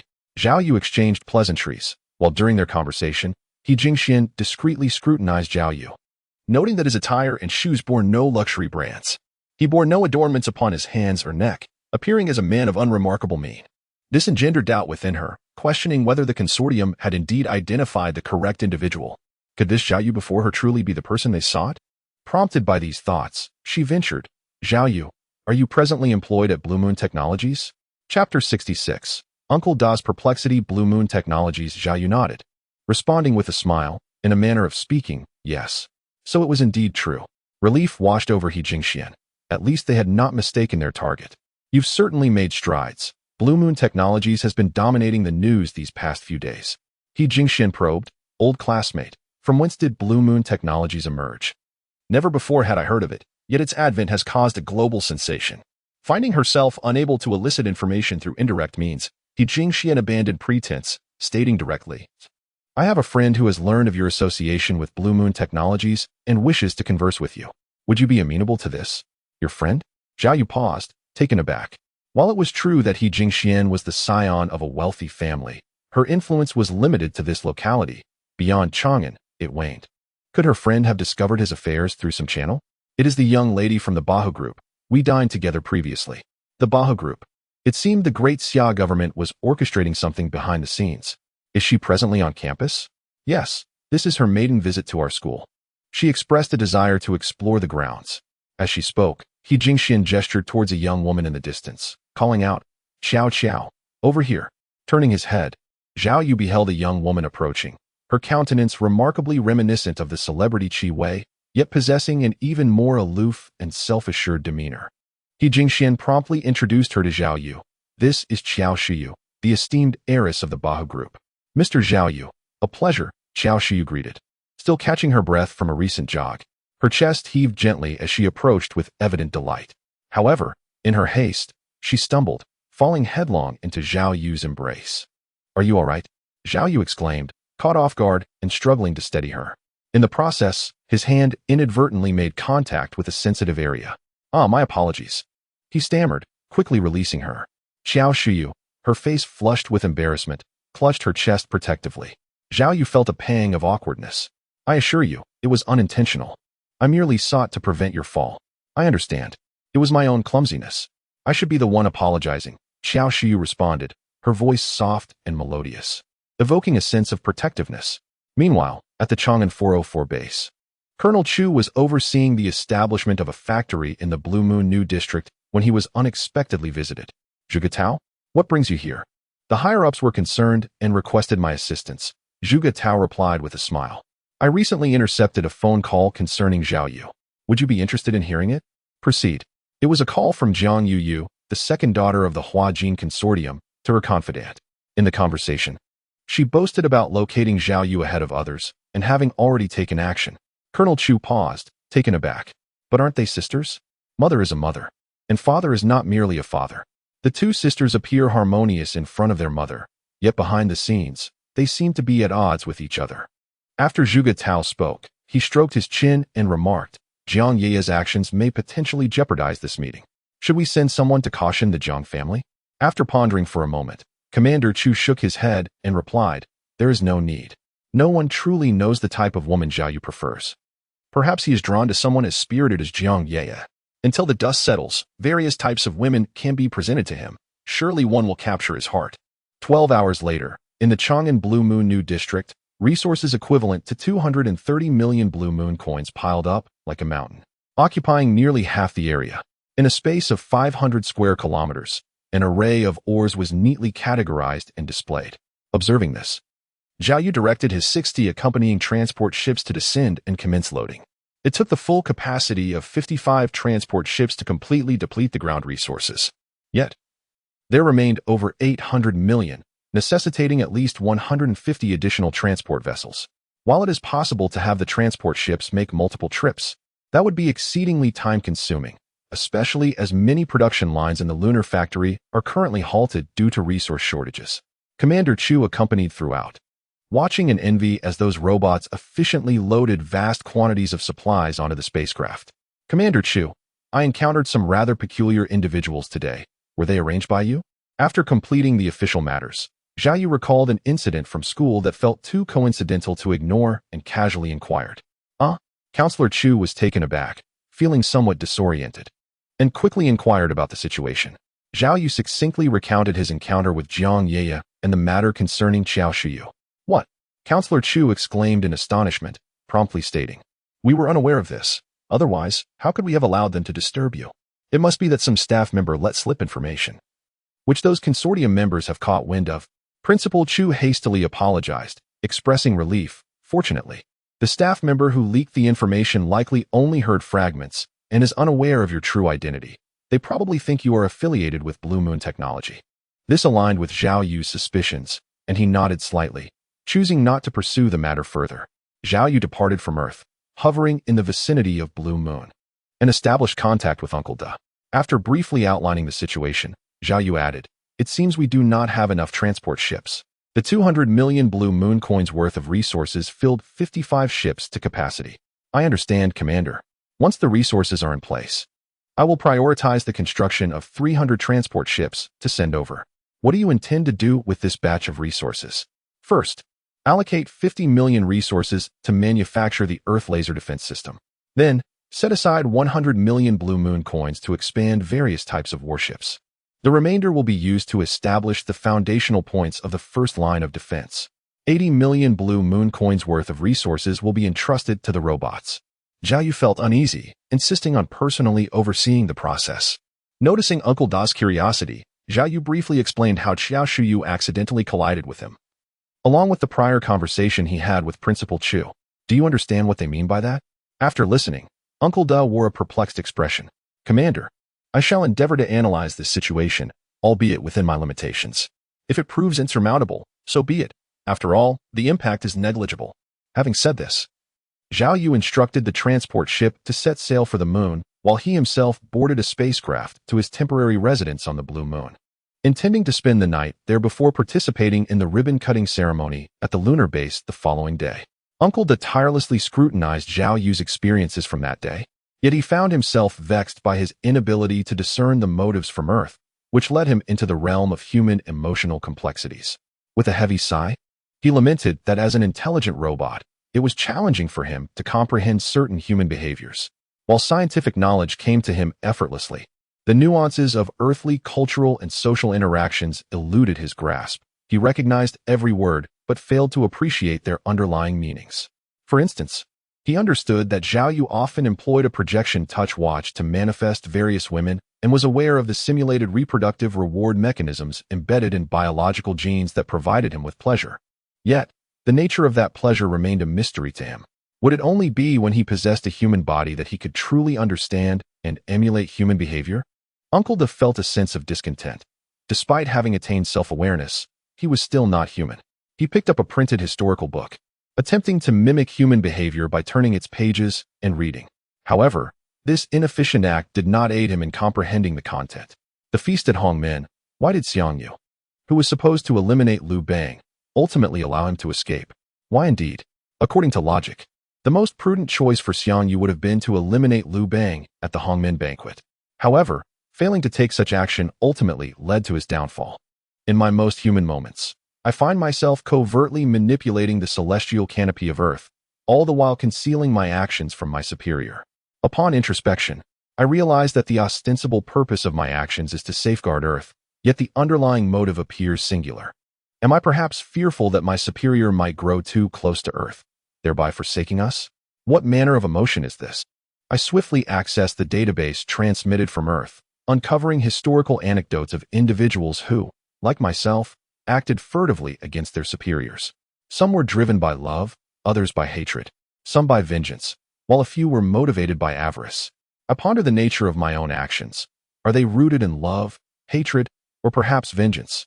Lacking an emotional foundation, to him, the act of one human taking the life of another is merely an intrinsic aspect of humanity. Even with the knowledge of familial bonds, parents, siblings, and relatives, he remains unable to comprehend the essence of enemy, despite having witnessed countless narratives in which protagonists suffer the loss of their parents. Perhaps it is only when Zhao Yu faces the specter of death that he will truly grasp the meaning of enmity. At the Blue Moon base, Zhao Yu had just awakened and was preparing to freshen up when Deshu appeared, an unusual hint of fatigue gracing his features. "What troubles you?" Zhao Yu inquired, noting his superior's uncharacteristically poor demeanor. "Sir, regarding the experiences you shared yesterday, I spent the night analyzing them. Have you reached any conclusions?" Uncle Da, with a countenance marred by embarrassment, confessed, "No." However, he did manage to unearth some analogous materials from the database, referred to by Earthlings as harem novels. Yet, those narratives predominantly revolve around the theme of biological reproduction. Logically speaking, why would Earthlings encourage the commander to procreate when all appears well? It is utterly irrational. Not having found anything conclusive is of no consequence. It must merely be a misunderstanding. Councilman Chu clarified that there had been an internal leak, but only fragments of information were disseminated, which stirred up the trouble. Uncle De shook his head and remarked, "Commander, I believe the situation is not as straightforward as it seems. How could there possibly be a slip-up in such matters? It is improbable that our counterparts on Earth would commit such an oversight."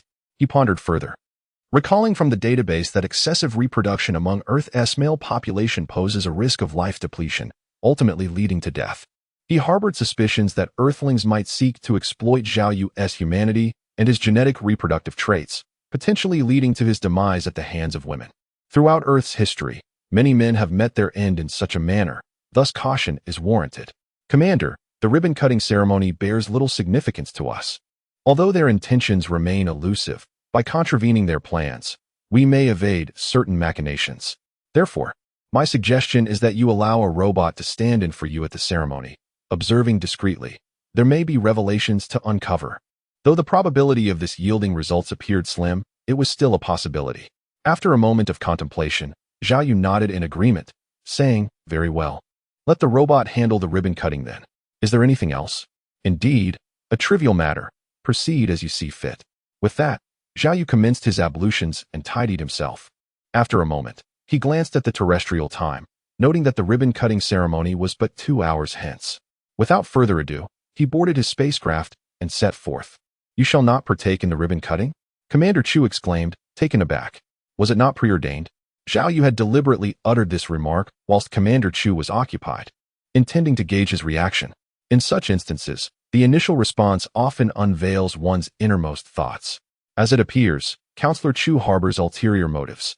The aftermath of the ribbon-cutting may conceal some clandestine scheme. Realizing his momentary lapse, Commander Chu cleared his throat and added, "We have rehearsed and arranged certain elements in anticipation of your participation in the ribbon-cutting. Should you decline to partake, a rearrangement may be necessitated. As this marks Blue Moon Technology's inaugural global debut, I aspire for its flawless execution.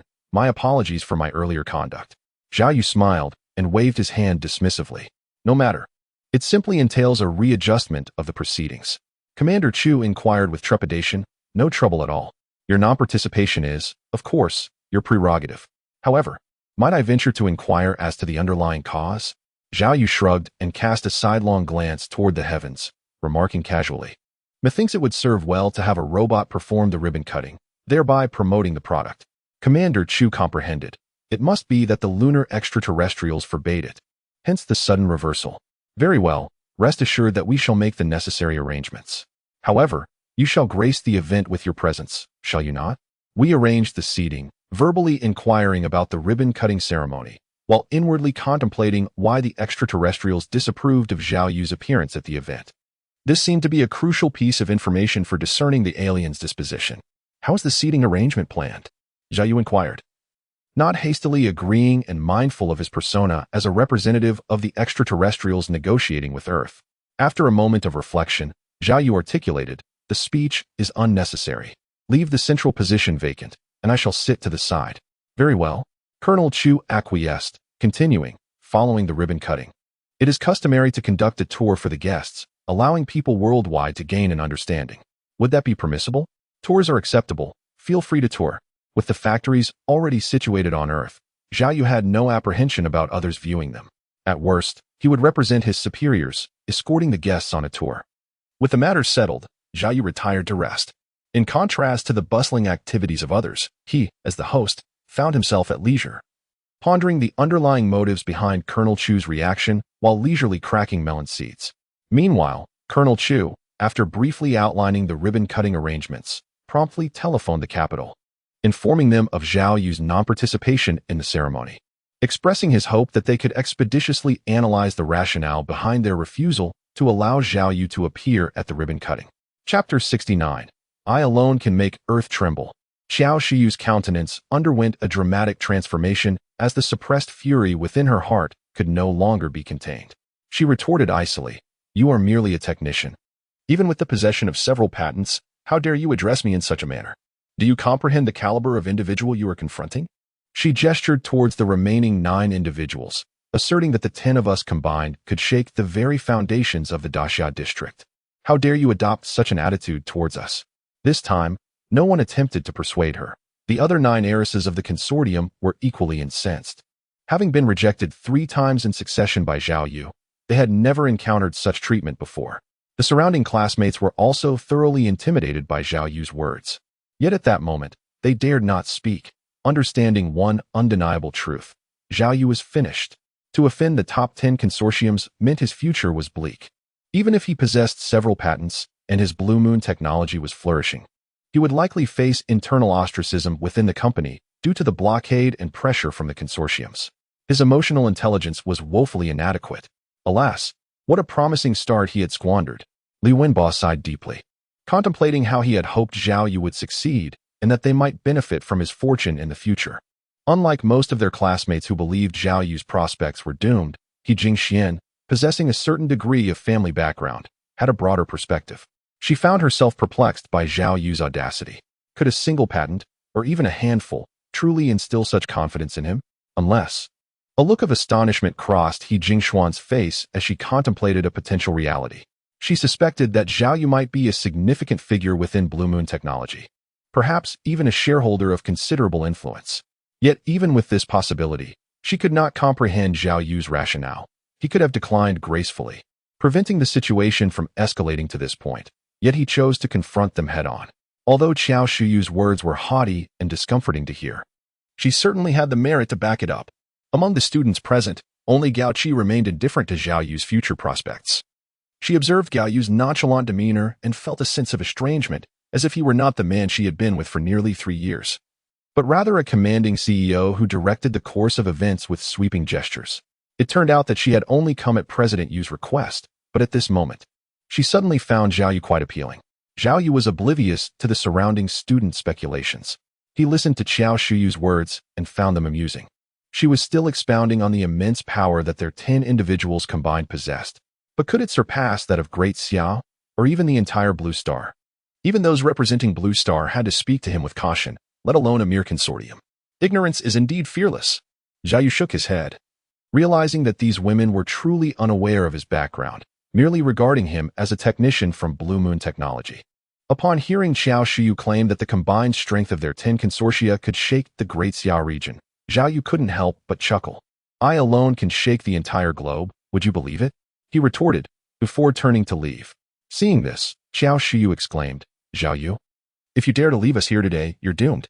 The bodyguards in the distance glared menacingly at Zhao Yu, as if they would immediately seize him upon their mistress's command.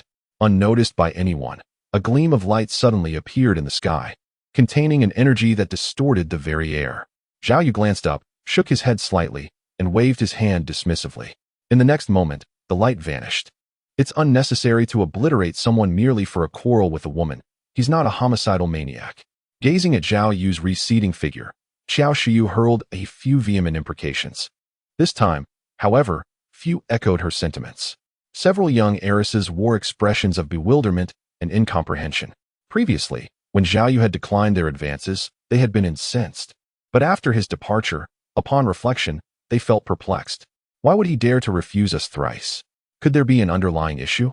Is it plausible that he is simply unaware of our influence? Unable to decipher the situation, they hastily departed, intending to report the day's events to their families and seek their counsel. Chang'an 404 base. Colonel Chu was in the midst of arranging the construction of a factory in the Blue Moon New District when he was unexpectedly approached. Zhuge Tao, what brings you here? Xiao was concerned and dispatched me to assist. Zhuge Tao smiled and began. We recently intercepted a phone call concerning Zhao Yu. Are you interested in hearing it? Proceed. It's a call from Jiang Yu, the second daughter of the Hua Jin conglomerate, to her confidant. In the call, she boasted about locating Zhao Yu beforehand and instructing him not to select Jiang Xiaotian. Colonel Chu paused, taken aback. Are they not sisters? Mother is a mother, and father is not merely a father. The two sisters appear harmonious before their mother, yet behind the scenes, they seem to be at odds with each other. After Zhuge Tao articulated his thoughts, he stroked his chin and remarked, Jiang Ye's actions may jeopardize this meeting. Should we send someone to caution the Jiang family? Chancellor Chu pondered for a moment before shaking his head. There is no need. No one truly knows the kind of woman Zhao Yu prefers. Perhaps he is drawn to someone as vivacious as Jiang Ye. Before the dust settles, we can present various types of women to him. Surely one will resonate with him. 12 hours later, in the Chang'an Blue Moon New District, resources equivalent to 230 million Blue Moon coins were piled high, occupying nearly half the area.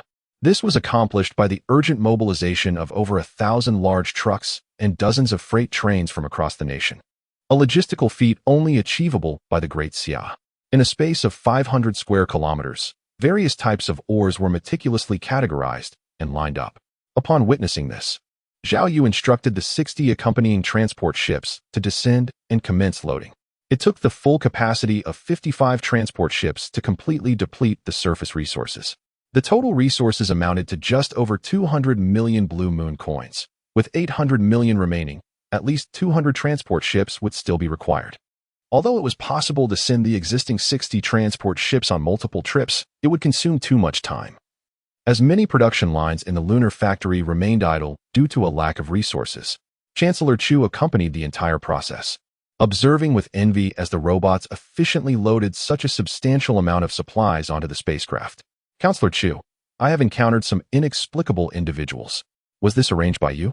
After completing the official business, Zhao Yu casually inquired about the incident he had encountered at school today. Counselor Chu was taken aback, somewhat bewildered, and hurriedly asked for more details. Zhao Yu provided a brief description of the situation. What?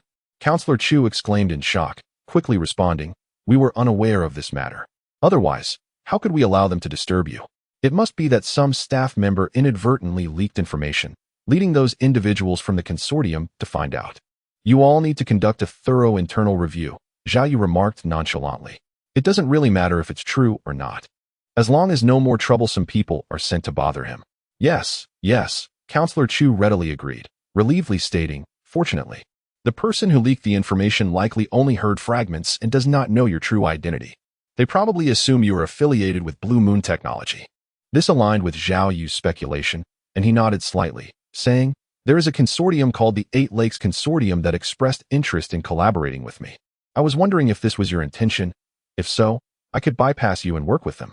Counselor Chu was alarmed and repeatedly insisted. She must not have known your identity, which is why she spoke so recklessly. I sincerely apologize on her behalf. Collaboration with us would certainly be preferable, as we can represent Blue Star. Well, since this is a misunderstanding, let it be. After Zhao Yu departed, Counselor Chu immediately summoned Zhuge Tao. Why do you look so distressed? Has the invitation for the ribbon-cutting ceremony been sent out? Not yet. Remove the names of the top 10 consortiums that met with Zhao Yu today. Zhuge Tao was momentarily taken aback, perplexed as he inquired. They are, after all, among the nation's top 10 financial conglomerates. What could have transpired that would warrant their absence? Chancellor Chu, with a stern expression, replied in a low voice. The Bahu Consortium seeks to collaborate with Zhao Yu. What do you think has occurred? The consortium attempted to entice Zhao Yu with their wealth, believing that a subtle hint would suffice for the various financial groups to comprehend his intentions. However, this miscalculation led to a significant blunder. Indeed, merchants seem solely driven by profit. How could this be? We are, after all, the official representatives. Zhuge Tao shook his head, yet soon found himself in deep thought. Furrowing his brow, if extraterrestrials were to demand collaboration with others, it appeared we would have no means to deter them. The audacity of these aliens is astounding. It is also my oversight. Chancellor Chu recognized that this matter was inextricably linked to him, as he was responsible for it. You should understand how the Bahu Consortium will be handled, correct? First, we shall suspend their bank loans. Then I will instruct various units to conduct investigations at their headquarters. Furthermore, all directors of the Bahu Group will be placed on a blacklist, prohibiting their departure from the country. Such matters cannot be trifled with.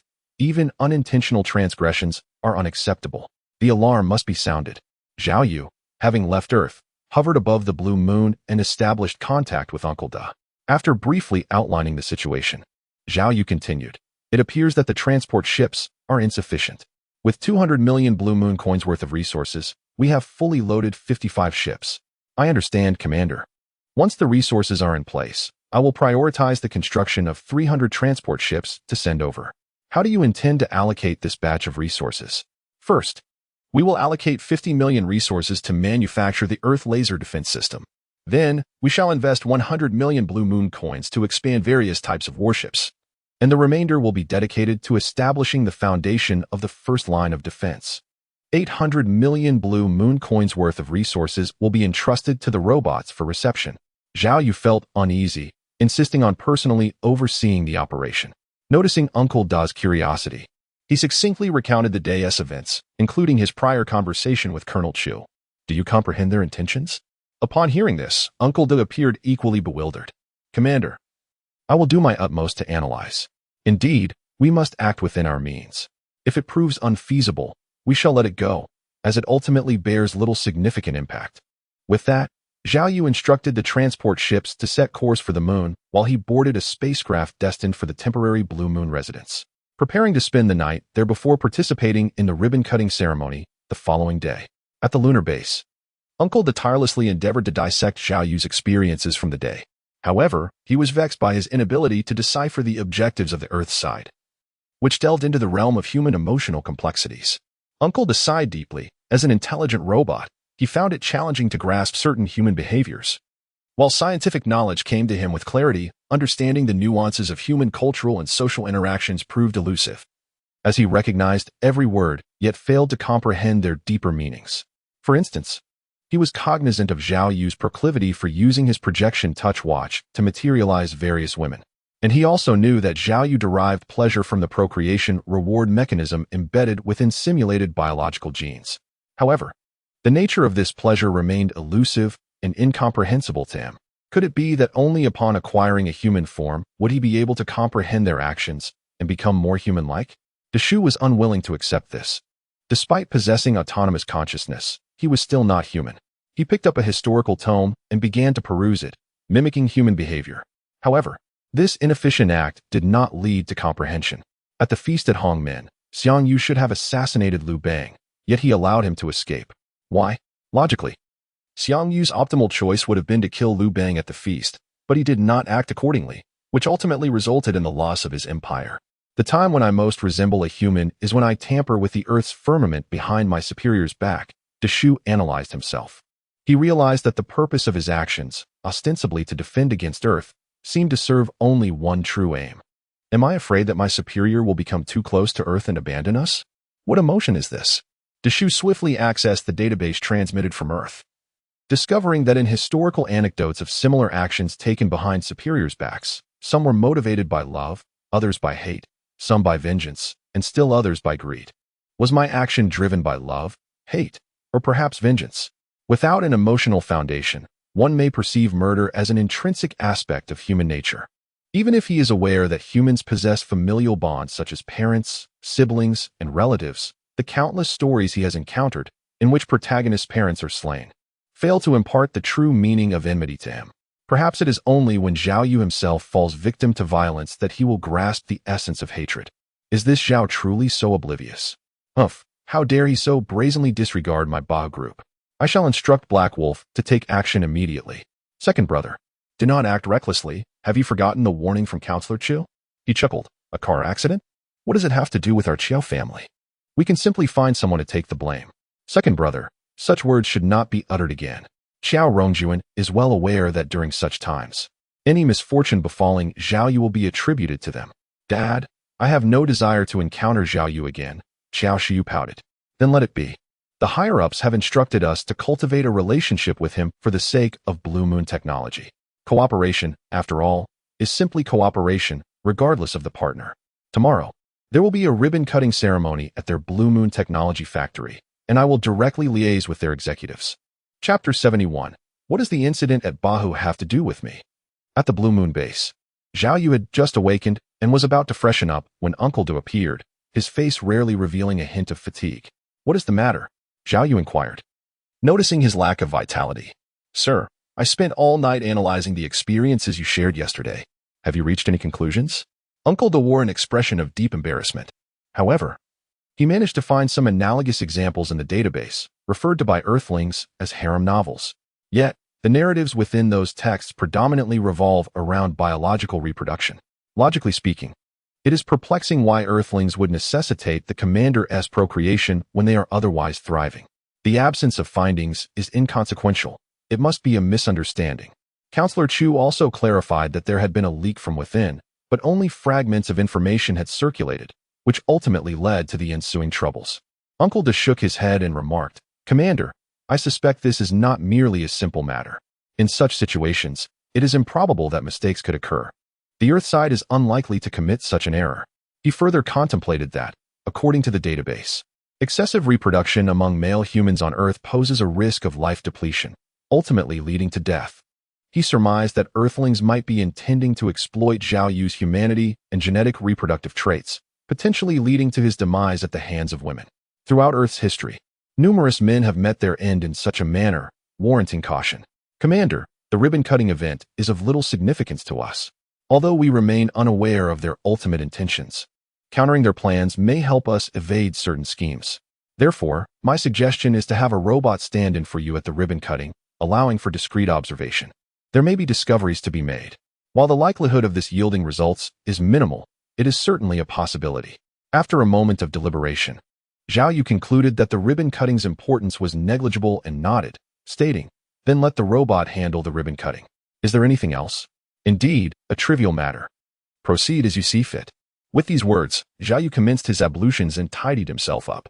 Casting a glance at the earthly chronometer, he noted that 2 hours remained until the ribbon-cutting ceremony. Without further ado, he boarded his spacecraft and hastened to the location. "You will not be participating in the ribbon-cutting ceremony?" Chief Instructor Chu exclaimed in astonishment, adding swiftly, "But was it not previously agreed upon?" Zhao Yu, seizing the moment when Chief Instructor Chu was at his most preoccupied, abruptly posed this question to observe his initial reaction. Such instinctive responses often unveil one's innermost thoughts. As it appears, Counselor Chu harbors hidden motives, suggesting potential trickery in the aftermath of the ribbon cutting. Realizing his momentary lapse in composure, Chief Instructor Chu cleared his throat and attempted to rectify the situation. "We have conducted rehearsals and made arrangements specifically for your participation in the ribbon cutting. Should you not partake, a rearrangement may be necessary." He continued, "This marks the inaugural global debut of Blue Moon technology, and I aspire to ensure its success. Therefore, I was somewhat anxious. I apologize for my earlier behavior." Zhao Yu chuckled and waved his hand dismissively. "No matter, it merely necessitates a readjustment of the proceedings on your part." Chief Instructor Chu inquired cautiously, "No trouble at all. Your non-participation is, of course, your prerogative. However, I would be remiss if I did not inquire as to the reason behind this decision." Zhao Yu shrugged and glanced skyward, remarking casually, "I simply believe it would be fitting to have a robot perform the ribbon cutting, thus serving as a promotional demonstration of our product." Chief Instructor Chu comprehended, deducing that the extraterrestrials from the moon were the cause of this last-minute change of heart. "Very well, rest assured, we shall make the appropriate arrangements. However, you will be present at the event, will you not?" We arranged the seating, inquiring about the ribbon-cutting ceremony. Yet my mind pondered the reason why the extraterrestrials opposed Zhao Yu's appearance at the event. This seemed to be a crucial piece of information, potentially revealing the aliens' thoughts. How was the seating organized? Zhao Yu did not hastily agree. Instead, he countered with a question. Mindful of his persona as the representative of the extraterrestrials in negotiations with Earth, after a moment of contemplation, Zhao Yu spoke. "No need for formalities. Leave the central position vacant. I shall sit to the side." "Excellent." Chancellor Chu nodded, continuing, "Typically, after the ribbon cutting, we should guide the guests on a tour, allowing the global audience to gain insight. You see, they may visit at their leisure. The factory is situated on Earth, so Zhao Yu had no reason to fear observation. At worst, he would represent the hosts and escort the guests during the tour." Once the arrangements were finalized, Zhao Yu took the opportunity to rest, contrasting the bustling activity of others with his own leisurely demeanor. While cracking sunflower seeds, he contemplated the underlying motives behind Chancellor Chu's reaction. Meanwhile, after succinctly briefing the ribbon-cutting details, Chancellor Chu swiftly contacted the summer capital, informing them of Zhao Yu's absence from the ceremony. He hoped they could promptly analyze the reasons behind the aliens' reluctance to allow Zhao Yu to make a public appearance. In a hotel suite in Chang'an, Xiao Rongyuan paced restlessly in the living room, his eyelids twitching, filled with unease. With only 2 hours remaining until the ceremony, he anxiously wondered, has the invitation not yet arrived? No. The living room was filled with the directors of the Bahu Consortium, each adorned in splendid attire, poised for departure. Suddenly, the phone rang. At that moment, the telephone's chime resonated. Xiao Rongyuan hastened his pace, seizing the receiver. "Hello, Chairman Xiao. dire straits have befallen us. Contrary to his expectation of a wedding invitation, it was a member of the headquarters staff, bearing tidings of what seemed to be a calamitous event. Xiao Rongjuan inquired with a grave tone, "What has occurred?" "The banks are pressing for debt repayment." Xiao Rongjuan paused, questioning if his auditory perception had betrayed him. "You approach me with such trivial matters." "It is far from trivial, Chairman Xiao. All the banks are demanding immediate repayment, stipulating that we settle our debts within a month or they will seize the mortgaged assets." "What?" "Without any forewarning, the banks descended this morning, issuing formal notices of debt collection." "How can this be?" Xiao Rongjuan expressed disbelief. His Bahu conglomerate, a leading financial power in the nation, maintained intricate relationships with various entities, and the banks accrued substantial interest from their coffers annually. Why would they undermine their own interests? "Hold for a moment. I shall contact Old Hu and revert shortly." Upon terminating the call, Xiao Rongjuan personally dialed a number. To his dismay, Old Hu, who had previously been amicable, adopted a detached, businesslike demeanor, devoid of any personal consideration. A sense of foreboding washed over Xiao Rongjuan, realizing that someone was orchestrating against the Bahu conglomerate. "Old Hu, for the sake of the blue and white porcelain, grant me some insight." Silence lingered on the other end before a hushed voice responded. The vendor of the porcelain was Yuanbang Corporation. "I merely facilitated the connection. You should seek answers from elsewhere." Beep, beep, beep. Beside him, Mrs. Chiao, upon hearing the news, was filled with rage. This scoundrel had extricated himself entirely. If need be, they would perish together. Silence. "You woman, what do you understand?" Xiao Rongjuan glared, causing Mrs. Chiao to hesitate in her words. After a moment of contemplation, he dialed another number. To his dismay, he received the same response. A series of 4 or 5 calls yielded identical results. At this juncture, an ominous premonition loomed ever larger in Xiao Rongjuan's heart. As he fell into silence, Mrs. Chiao stepped forward and inquired, "Could it be that those 2 conglomerates are behind this?" Numerous corporations contended with them, yet only 2 held the requisite stature. The likelihood seemed slim. In that moment, Xiao Rongjuan regained his composure, shaking his head. They lack such influence. In truth, a notion had already taken root in his mind. In this great Xia, only one entity possessed the capacity to unsettle the Bahu consortium. Those privy to the inside information were all guarding their own interests. After a period of reflection, Xiao Rongjuan formulated a plan and placed another call. "Hello? Good day. I am Xiao Rongjuan, the chairman of Bahu Group. I have heard that Blue Moon Technology Company is inaugurating today, and we would like to partake in the festivities. May I inquire, Bahu Group? I'm afraid you're not on the guest list." The organizer, being from the Great Xia, rendered their absence from the list telling. Suppressing his unease, Xiao Rongjuan reached out to the other 9 conglomerates.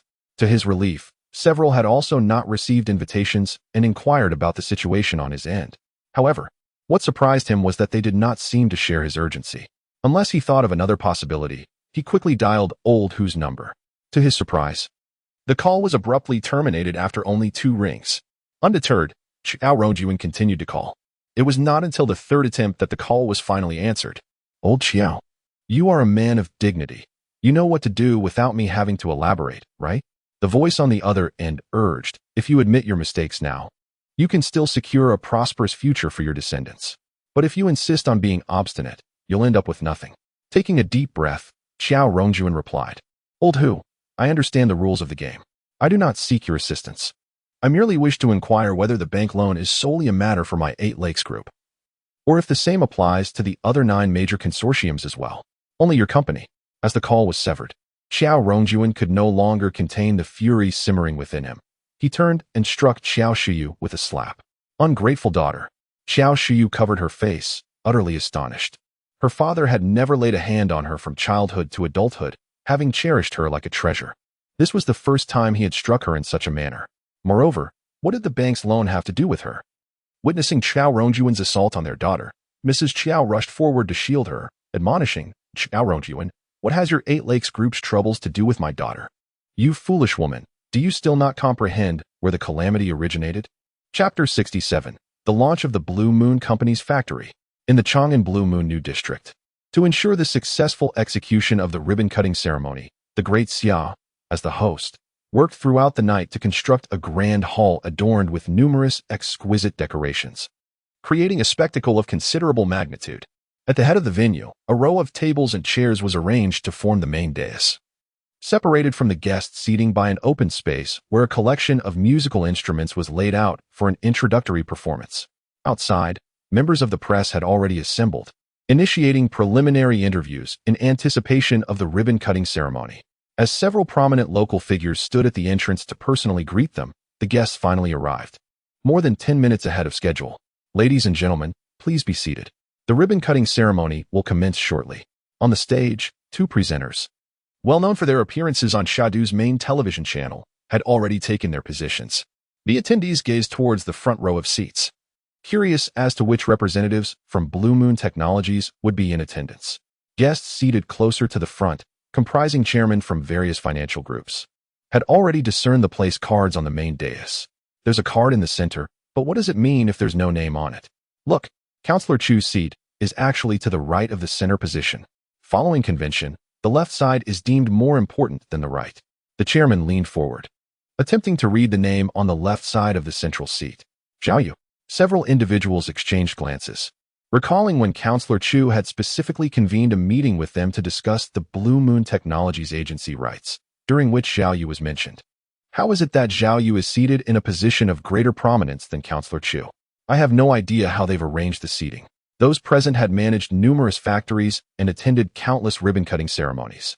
This was the first time they had encountered such an arrangement. Amidst the hushed discussions, a group of individuals entered from backstage, proceeding directly to the main dais and taking their seats according to the names on the place cards. That is Zhao Yu, who appears remarkably youthful. His affiliation with Blue Moon Company is not indicated on the sign. As Zhao Yu and his companions took their seats, the host officially announced the commencement of the ribbon-cutting ceremony. The band members positioned in the central area began to play, while various fireworks erupted outside. The host, positioned centrally, was the first to introduce Zhao Yu. This is Mr. Zhao Yu, a representative of Blue Moon Technology Company. Zhao Yu rose in response, waved to the multitude of guests, and then took his seat once more. After his introduction, the host proceeded to introduce Major General Chu and other local organizing committee members, as well as other distinguished guests present. The majority were heads of supervisory units, and their speeches were filled with congratulations for Blue Moon Technologies ribbon cutting, pledging robust support in the times to come to jointly benefit humanity. When it was Zhao Yu's turn to speak, he remained seated, prompting Major General Chu to rise. After delivering some formal remarks, Major General Chu shifted the focus. Taking this opportunity, I shall now announce the content of the Great Xia's Robot Initiative. The esteemed dignitaries at the forefront were taken aback. It was only the second time that a proposal had been read during a ribbon-cutting ceremony, the previous instance occurring during the initial welcoming of foreign investments into Great Xia. This represented a significant turning point, showcasing Great Xia's commercial environment to the world and marking a new beginning for the nation. The recurrence of such an event is a testament to Great Xia's emphasis on Blue Moon Technology Company. Too realistic to display. Numerous contents pertain to the promotion of universal adoption of robots in factories. As Colonel Chu concluded his address, murmurs erupted among the guests regarding the hasty initiative of replacing human labor with robots. Questions arose about the proposed limitations on the proportion of robots that manufacturers could purchase, suggesting a notion of benefiting the average person. Was this transition too rapid? Could robots truly supplant human labor entirely? The current state of robotics does not exhibit such advanced intelligence yet. In the central venue, staff members entered, bearing a crimson ribbon and floral arrangements. As all participants were positioned, curiosity mounted among the guests about who would wield the scissors for the ribbon cutting. To their astonishment, a robot adorned with a large red flower emerged from backstage. Gasps of surprise rippled through the audience. The ribbon cutter was indeed a robot. At that moment, the host seized the microphone to elaborate on the occasion. Blue Moon Technology Company, adhering to the principle of benefiting humanity, had gradually arrived at this day. The advent of robots would ultimately replace human labor, liberating hands, and allowing everyone to live a life of sustenance and dignity in their elder years. This heralded a new era, a splendid age where individuals could thrive without the necessity of employment. The host's eloquence was captivating, even stirring Zhao Yu's desire to acquire 2 robots for his own tasks. Under the scrutiny of cameras, the robot confidently grasped the scissors and severed the red ribbon. With a resounding snap, confetti cascaded down, and the venue erupted in enthusiastic applause. Zhao Yu joined in the ovation, Zhao Yu glanced at the elderly gentleman in the front row, their hair as white as snow, and felt no sense of commonality with them. He turned to Colonel Chu and said, "Never mind. You all go ahead. I have other matters to attend to, so I shall take my leave." "Very well. I shall escort our guests on a tour of the factory." With that, Colonel Chu proceeded to lead the numerous guests on a guided tour, all under the watchful gaze of the cameras. My concern lies with the introduction of robots into the factory. What percentage can we secure? And what profit margins must we allow? If ordinary people can acquire robots without interest, what will they do if they no longer need to work? Indeed, how can one survive without employment? The faces of those present were etched with worry, uncertain whether this transformation heralded good or ill. Yet, they were acutely aware that once the coverage of the ribbon-cutting ceremony by Blue Moon Technology Company aired on television, the world would be irrevocably shaken. The promotional efforts for the Blue Moon Technology Company's inauguration had commenced long before the event itself, saturating media channels. Almost everyone around the globe was poised in front of their television sets, eager to glimpse the true visage of Blue Moon Technology. Among them were Zhao Yu's classmates, who had all gathered at Yi Jingshuan's home specifically to witness the ceremony. Next, the host announced the representative of the organizing party, Blue Moon Technology Company. As the introduction unfolded, the audience's eyes widened, and when they beheld Zhao Yu's entrance, they were left utterly astounded. Zhao Yu? He is to represent Blue Moon Technology Company? As the screen displayed only Zhao Yu, representing Blue Moon Technology, a hush fell over the living room. Yi Jingxian turned her head, surveying the room, and noticed that every classmate wore an expression of shock and bewilderment. "What do you all think Zhao Yu is?" she began, her voice barely audible. To be able to represent Blue Moon Technology at the ribbon-cutting ceremony. No one dared to finish her sentence, as if the words were too difficult to utter. Yi Jingxian inhaled deeply and slowly stated, "He might be one of the founders of Blue Moon Technology." These words struck the group like a bolt from the blue, leaving them reeling. Yi Jingxian recalled Zhao Yu's nonchalant demeanor during their recent encounters. She couldn't help but sigh. Zhao Yu has already transcended our world. "No," Gao Qi interjected. "He may not be in your world, but he is still in mine." The surrounding classmates turned to her, shaking their heads in dissuasion. "Gao Qi, didn't you say before that you and Zhao Yu were from different worlds?" Someone asked. "Yes, you two are already history," another chimed in. One person scoffed inwardly. "We're all classmates here. What are you trying to prove?" Gao Qi, whether out of embarrassment or anger, turned and left.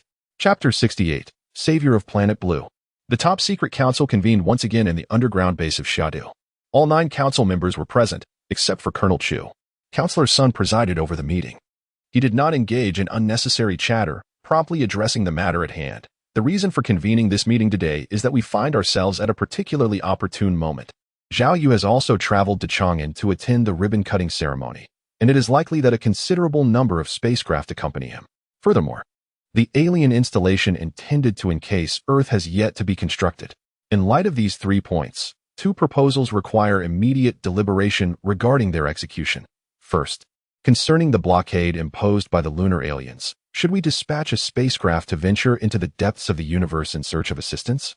Second, with the aliens negotiating through Zhao Yu, should we send personnel to the moon to infiltrate their ranks and take his place? After succinctly outlining the situation, Councilman Sun swiftly stated, "Let us commence our discussion with the first proposal." Upon hearing this, Councilman Zhou was the first to voice his opinion. Dispatching a spacecraft from Earth seems imprudent. If, as Zhao Yu suggests, the universe operates under the dark forest principle, then our actions would amount to courting disaster. The 2 council members beside him nodded in agreement, acknowledging that, given the existence of other civilizations in the cosmos, it is indeed prudent for us to conceal our presence.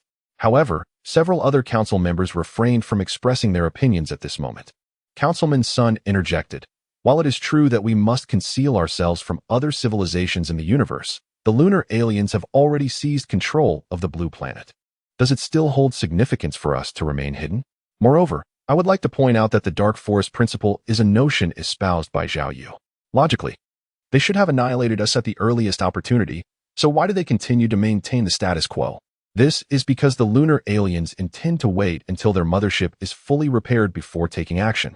Do you perceive any flaws in this reasoning?" The congressmen shook their heads, for on that day, the analysis presented by the think tank was already quite lucid. Thus, the tranquility we currently experience is but ephemeral. I implore you not to be deceived by the fleeting and illusory benevolence of extraterrestrial beings. Representative Sun continued, the timeline for Earth's annihilation has been established. And only by seeking external forces do we stand a chance of surviving in this precarious situation. Should we refrain from soliciting aid from the depths of the cosmos, we will inevitably face obliteration by lunar extraterrestrials within a mere 6 months, or at most 3 years. However, if we do reach out to the vast universe, even if the other alien civilizations arrive with intentions of destruction, they would first have to contend with the lunar extraterrestrials. Fighting fire with fire and navigating the chaos for survival has become a necessary strategy. Moreover, assuming the existence of the dark forest theory in the universe, if it is true, we possess a mere 0.01 chance of survival. If false, the Galactic Federation would intervene to prevent the lunar extraterrestrials from annihilating us, thus granting us an approximate 50 chance of survival. Having conveyed his thoughts, Representative Sun was confident that those present comprehended the gravity of the situation. Let us proceed to vote, he declared, raising his hand in agreement. Following his lead, 4 others also raised their hands, while Representatives Zhou and the 2 flanking him remained undecided. With 5 votes, even with Representative Chu present, the motion was deemed approved. Member Sun nodded and stated, the meeting is concluded. We shall promptly launch the spacecraft and transmit signals into the depths of the cosmos. Next, we shall deliberate on the second proposal, whether to send individuals to the moon to infiltrate the extraterrestrial ranks. He continued, Zhao Yu, a clear representative of the Great Xia, was merely abducted by aliens 5 years ago and has since undergone a transformation in thought. Our deference towards him is profound. We cannot even assert our authority over the Great Xia without resorting to flattery through women. The primary reason lies in Zhao Yu's substantial trust among the extraterrestrials, which enables him to negotiate on our behalf. However, we remain oblivious to which of his utterances convey the alien's intentions and which reflect his personal views. For us, this remains a mystery, yet we are compelled to comply strictly.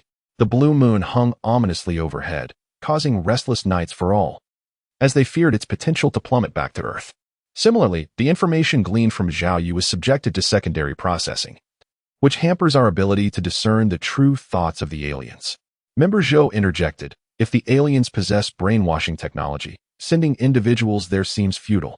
Member Sun shook his head firmly, asserting, their brainwashing capabilities likely do not possess such mystique. They do not seem to be the kind that renders individuals wholly compliant. Otherwise, they would have already taken action against us, rather than sending Zhao Yu to negotiate matters.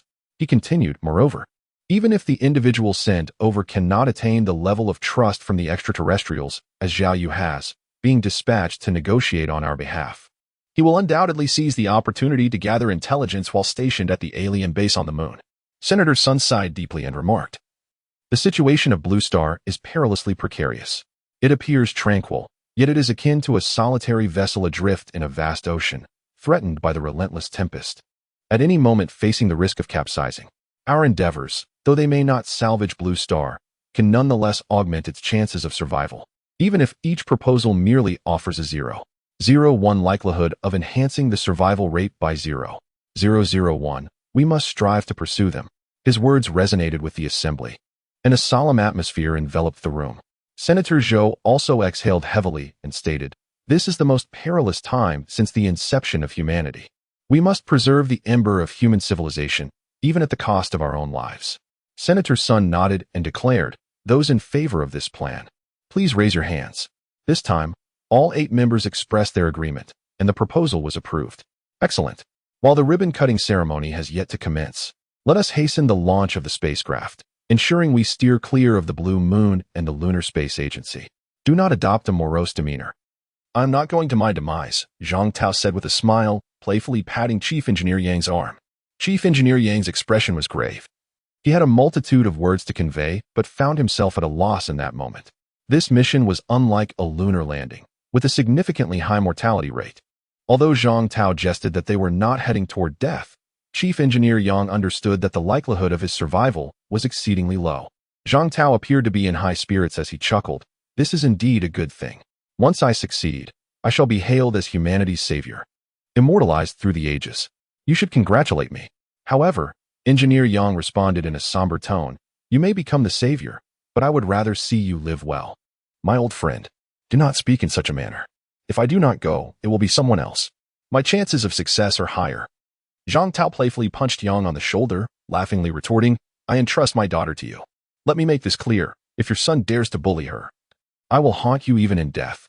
Observing Zhang Tao's feigned nonchalance and playful demeanor, Engineer Yang could not muster a smile. He spoke earnestly. I will treat your daughter as my own and care for her well. Well, with your words, I can rest easy, Zhang Tao replied. But I mustn't linger. The window of opportunity is fleeting. I must take flight, or I shall miss my chance. Not far away, numerous staff members silently observed the exchange.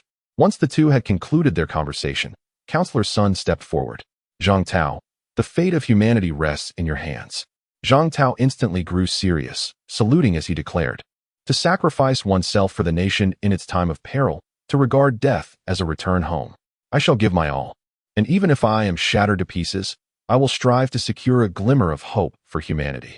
Salute, Counselor Sun commanded, and the entire assembly returned the gesture. Tears shimmered in the eyes of each participant, yet they understood that such sacrifices were necessary. It could be Zhang Tao or someone else. He feared he might not be able to contain his own tears. Upon finishing his words, he turned and plunged into the spacecraft, leaving the audience in tears. All the staff could no longer contain their emotions, and together they erupted in a deafening cheer that resonated deeply.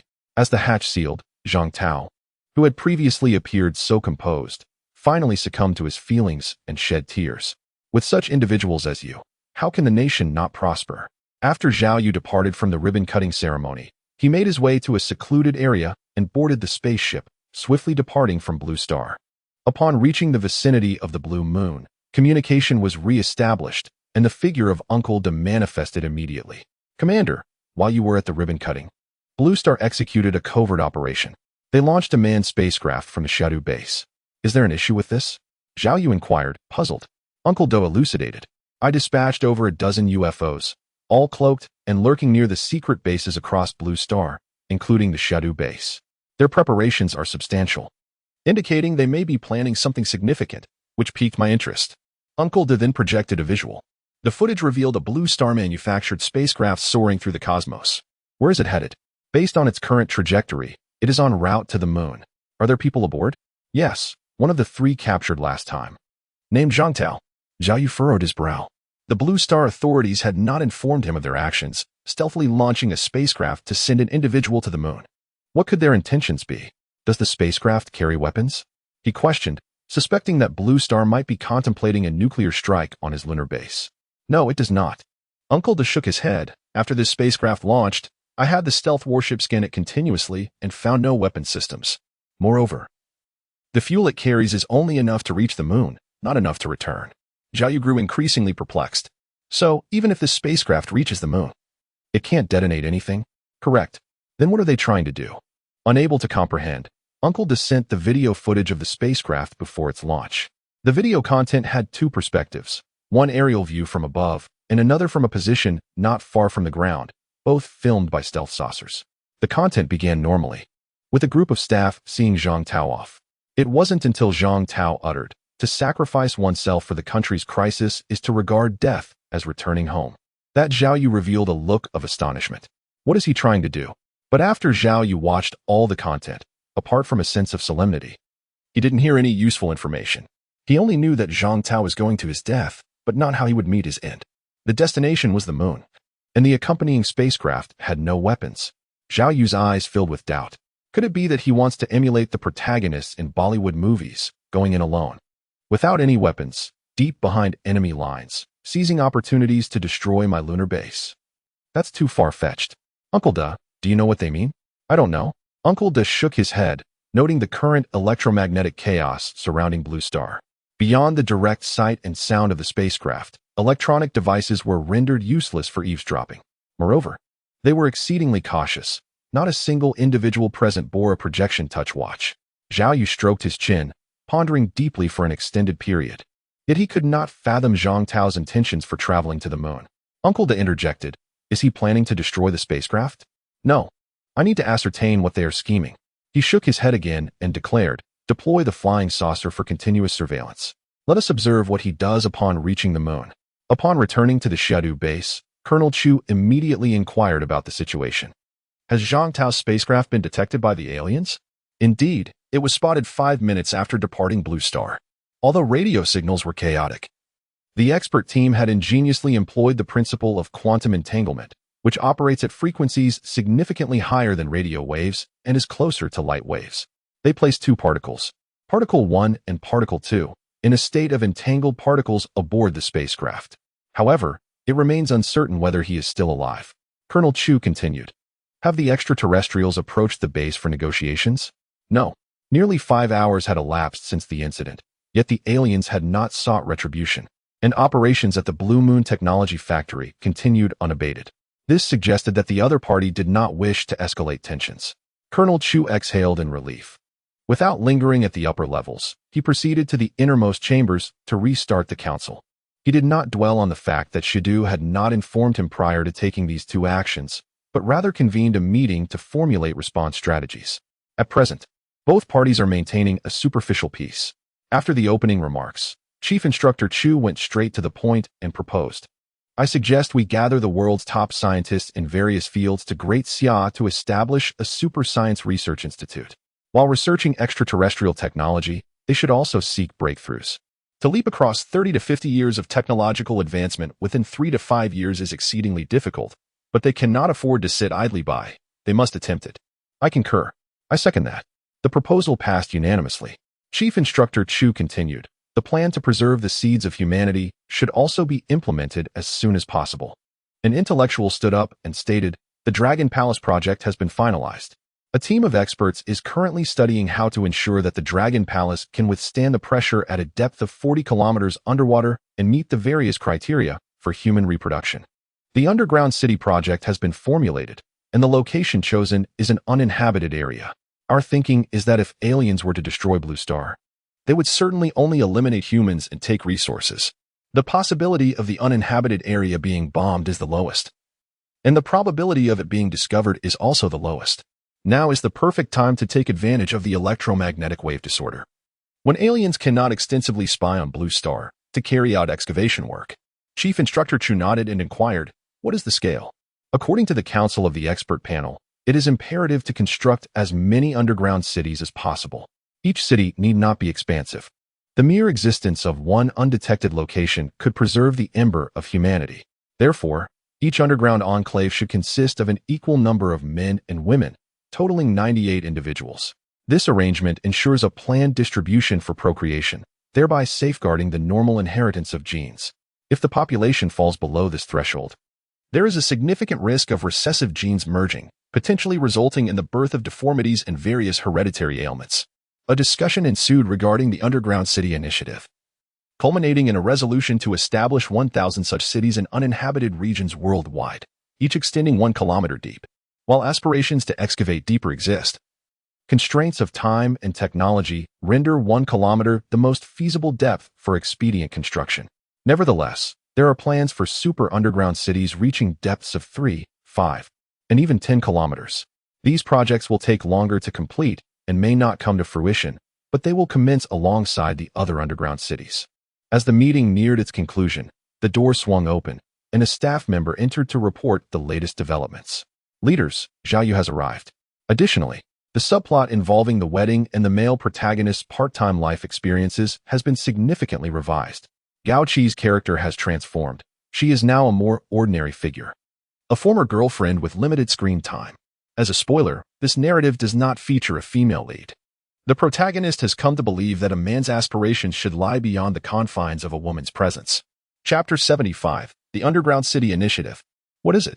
Upon seeing Colonel Guanshu's astonished expression, Zhuge Tao promptly inquired about the situation. A spacecraft has been launched from Xiaotian, transmitting a distress signal into the cosmos. Furthermore, Zhang Tao has been dispatched to the moon. Zhuge Tao paused, taken aback. Were these initiatives not slated for deliberation following an assessment of Zhao Yu? Their envisioned strategy involved placating the extraterrestrials while covertly plotting. However, this action essentially conveys to the aliens that they are distrusted. Xiaotian has traditionally been known for its prudence. Why such an impetuous approach in this matter? Chu, the senior colonel, was perplexed. After a moment of contemplation, Zhuge Tao was the first to comprehend, stating, Councilman Chu, Are you aware of why I consistently initiate the discussions during meetings? Enlighten me. Gaining entry into the think tank is arduous, yet it represents the pinnacle of achievement for individuals like us. Zhuge Tao paused, adding, "You are, of course, an exception. The others possess more seniority than I. As long as they avoid errors, their positions are virtually secure. Conversely, I am young and entered under pressure. If I fail to demonstrate tangible accomplishments, it would be untenable." Councilman Chu immediately grasped the rationale. Xiaotian's previous caution stemmed from the principle that maintaining stability was paramount. However, with the advent of an extraterrestrial presence within the dome, stability is no longer assured. His personal inclination towards a gradual approach is rooted in his accustomed reliance on higher authorities for guidance, making the addition of extraterrestrials a manageable adjustment. Having deciphered the mindset of those in Xiaodu, Councilman Chu lamented the inherent frailties of human nature. "What is the course of action now?" Zhuge Tao inquired. "The die is cast. It is now imperative to contemplate the extraterrestrial response upon learning of these two matters." Colonel Chu gazed up at the sky, where the azure expanse and white clouds presented a scene of tranquility. It had been over 3 hours since the spacecraft's ascent, and the aliens must have already taken notice, yet there was an unsettling silence. This further confirmed that the extraterrestrials were not inclined to annihilate the blue planet at this moment. Zhuge Tao nodded, recognizing that this was precisely why the summer capital felt emboldened to transmit the light signal. They were confident the aliens would not destroy Earth at this juncture and boldly sent forth the plea for assistance. Colonel Chu meticulously analyzed the implications of the light signal sent from the summer capital, concluding that aside from revealing their true intentions to the aliens, there were no immediate and dire consequences. The extraterrestrials required the advancement of our planetary technology to repair their mothership. We must seek methods of self-preservation before they restore their vessel and consider the eradication of the blue planet. Rubbing his temples, Colonel Chu acknowledged the precariousness of their position. Playing their cards openly made victory elusive, and the imbalance of power rendered their situation all the more challenging. Upon returning to the summer capital base, Colonel Chu promptly inquired about the current status. Had the spacecraft that transmitted the distress signal been detected by the aliens? Indeed, it was discovered within 5 minutes of departing the blue planet. Although radio signals were in disarray, the expert team employed the principle of quantum entanglement, which operates at frequencies vastly superior to radio waves, more akin to light waves. They had placed 2 particles, Particle 1 and Particle 2, within the spacecraft, both in entangled states. If the vessel that sent the distress signal was detected, Zhang Tao's spacecraft bound for the moon had surely also been noticed. Uncertain of his fate, the esteemed Colonel Chu inquired further. Have the extraterrestrials engaged in any negotiations at the base? The answer was negative. Nearly 5 hours had elapsed since the incident, and the aliens had not sought retribution. Moreover, operations at the Blue Moon Technology Factory continued unabated. This indicated that they were not inclined to escalate tensions. Colonel Chu exhaled in relief, opting not to linger in upper echelons, but instead delving into the depths of the matter, where he promptly reconvened the council. He chose not to dwell on the fact that the summer capital had taken actions without his prior notification. Instead, he initiated a meeting to discuss strategic responses. At present, a superficial peace persisted between both parties, each harboring their own intentions. The extraterrestrial faction, aware of our distrust and our calls for external assistance, had refrained from any provocative actions. This demonstrated their haughty demeanor, and therein lay our opportunity. Having concluded his opening remarks, Colonel Chu addressed the matter directly. I propose that we assemble the foremost scientists from diverse fields worldwide to convene in the Great Xia and establish a super scientific research institute. This institution will not only investigate alien technology, but also seek breakthroughs.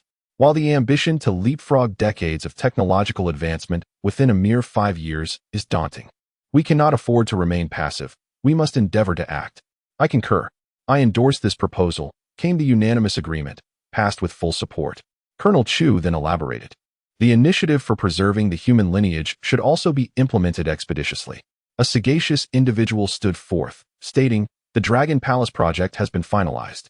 A team of experts is currently investigating methods to ensure the Dragon Palace can withstand the immense pressure at a depth of 40 kilometers beneath the sea, along with various parameters to facilitate human propagation.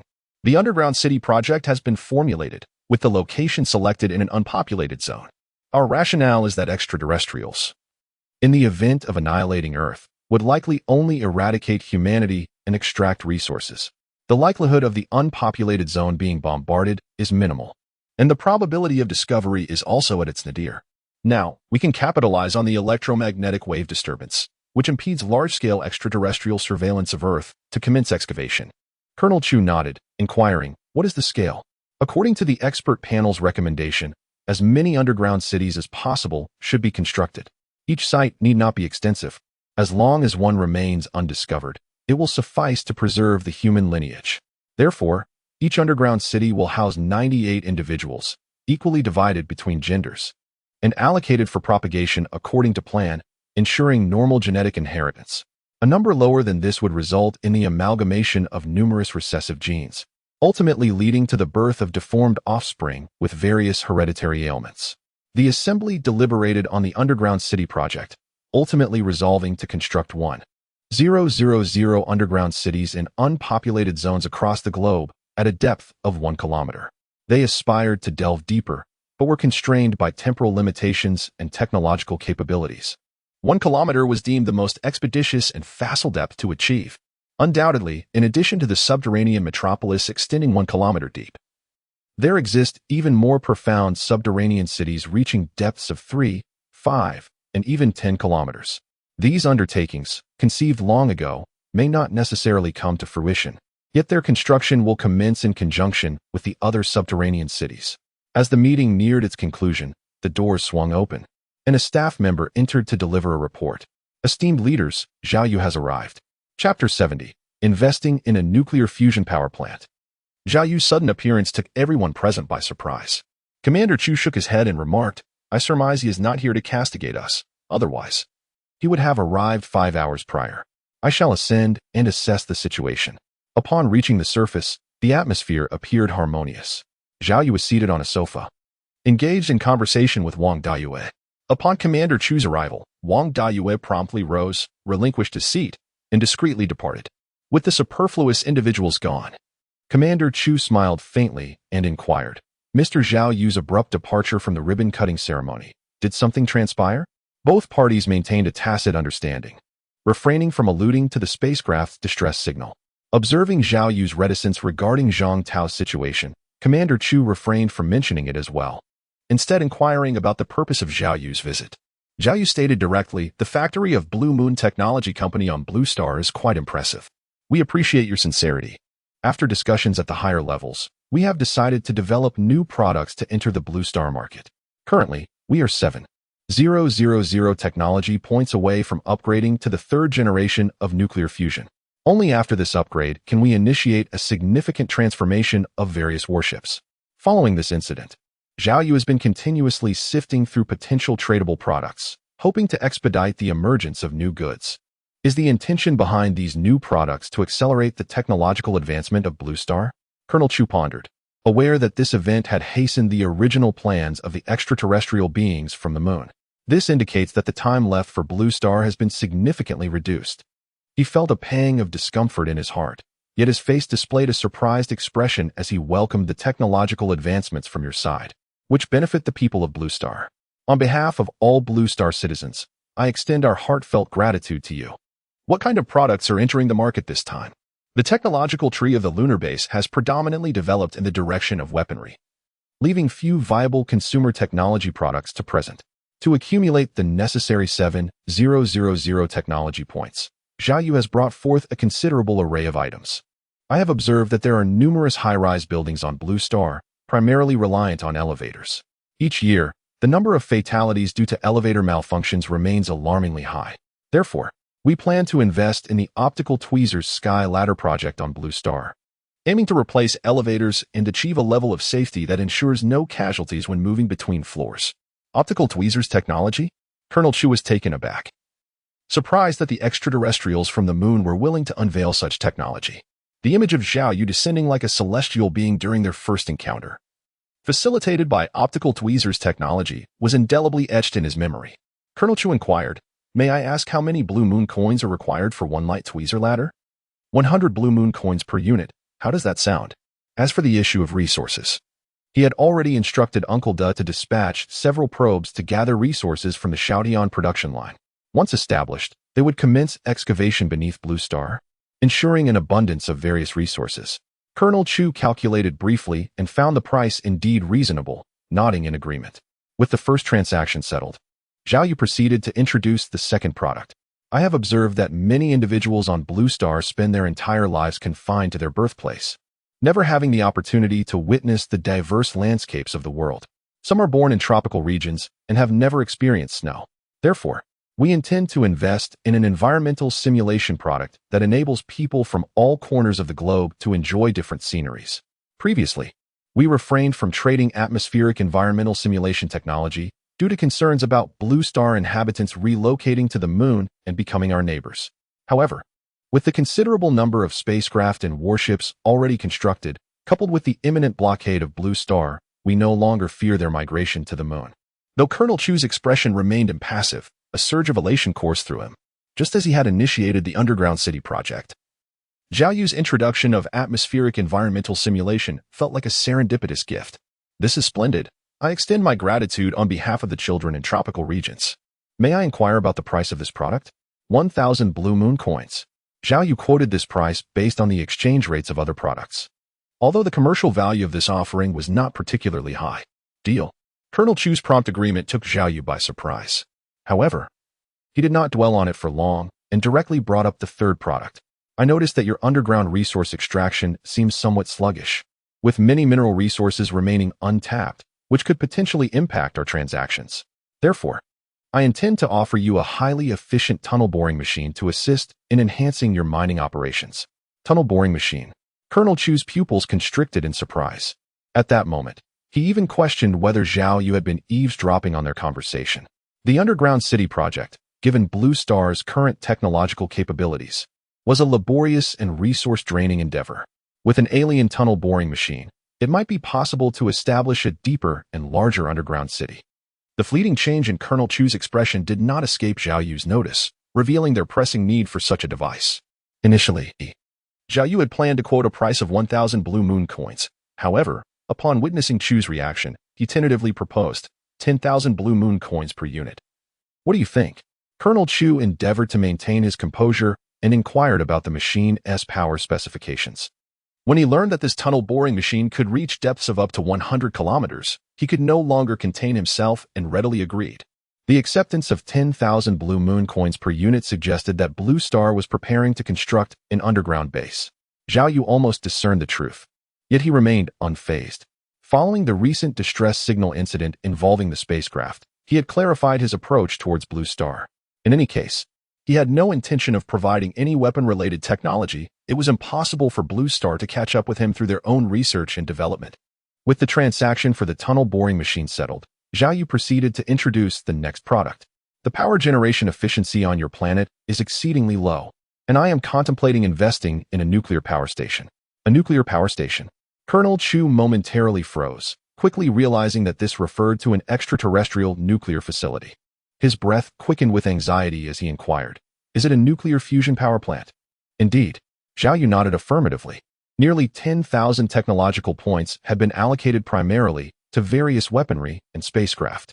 Additionally, there were 3,000 technological points dedicated to the construction of first, second, and third-generation nuclear fission reactors, as well as 1,000 points for the first generation and 5,000 points for the second generation of nuclear fusion technology. Are you truly considering investing in a nuclear fusion power plant on Blue Star? Colonel Chu could not help but rise from his seat, wondering if the extraterrestrials would truly grant them such technology. Were they not afraid of the potential repercussions? Zhao Yu, however, remained unfazed, explaining that while nuclear weapons could be effective within a planetary environment, their impact diminished significantly in the vastness of space. This was due to the fact that the mechanisms of nuclear weapons, electromagnetic pulses, shock waves, and extreme heat, rely on atmospheric conditions. In the vacuum of space, the absence of air pressure differences means that shock waves do not occur. Furthermore, the various radiations produced by a nuclear explosion do not undergo radioactive fallout in the cosmic environment, rendering them virtually ineffective. The only aspect that retains some utility might be the high-energy particles released during the explosion, which could generate substantial electromagnetic interference, potentially affecting electronic devices. Colonel Chu took a deep breath twice to suppress the excitement surging within him and solemnly inquired, "Mr. Zhao Yu, may I ask the price for your invested nuclear fusion power station? Allow me to express my sincerest apologies to the readers at this juncture. The original intention behind writing this book was to achieve a modest goal of 500 subscriptions for a chance at full attendance. However, as of last week, the editor indicated that 3,000 pre-orders were within reach. Having faced prolonged setbacks, my mindset faltered, akin to Fan Jin's exuberance upon passing the imperial examination, leading to an overabundance of excitement.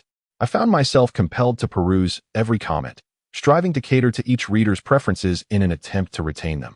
This, regrettably, resulted in a chaotic narrative that underwent 3 or 4 revisions, culminating in the deletion of approximately 20 to 30,000 words in a bid to rectify the situation. Ultimately, the story morphed into an unrecognizable form, straying from the outline, the central theme, and the original vision. This phenomenon exemplifies the notion of talent not aligning with one's aspirations. Fortuitously, I garnered a modest readership, yet my inadequacies caused a series of missteps that alienated them. After enduring the emotional roller coaster of gains and losses, I finally regained my composure. As an author, it is imperative to avoid lofty ambitions and instead focus on the craft of writing. With a resolute determination, I have decided to take a day off to refine the outline, recalibrate my mindset, and embark on a new journey. As a form of recompense, starting tomorrow and continuing until the book's official release, I shall endeavor to publish 3 chapters daily.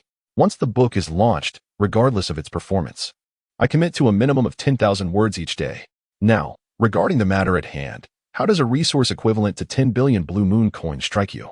The first line of defense necessitates resources amounting to 109 billion Blue Moon coins. Acquiring them all at once would be ideal. 10 billion. Colonel Chu exclaimed, taken aback by the figure. Is that too much? Not at all. Colonel Chu hurriedly stated. I will make a call now to ascertain the remaining global reserves of rare earth resources. Mr. Zhao, please hold on.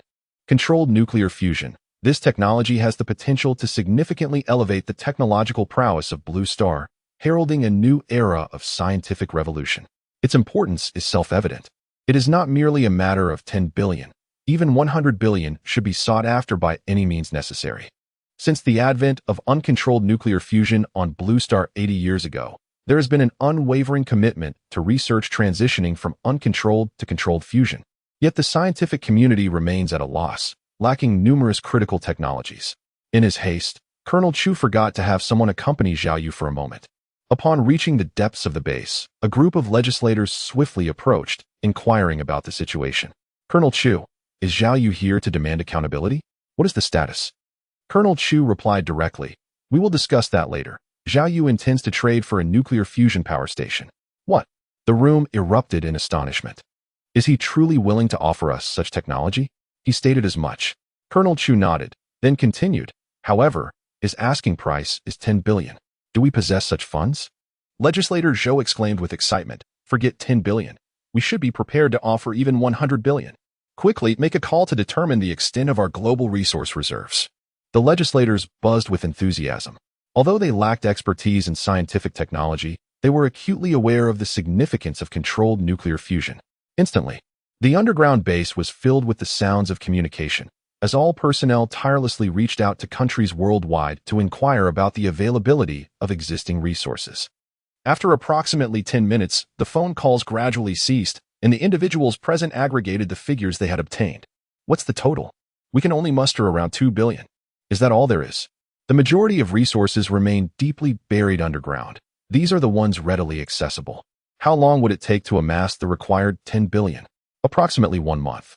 They proceeded to comprehensively detail the present state of Earth's resources. 1 month for 10 billion? Upon hearing this, Zhao Yu's brow furrowed slightly. A month seemed excessively long.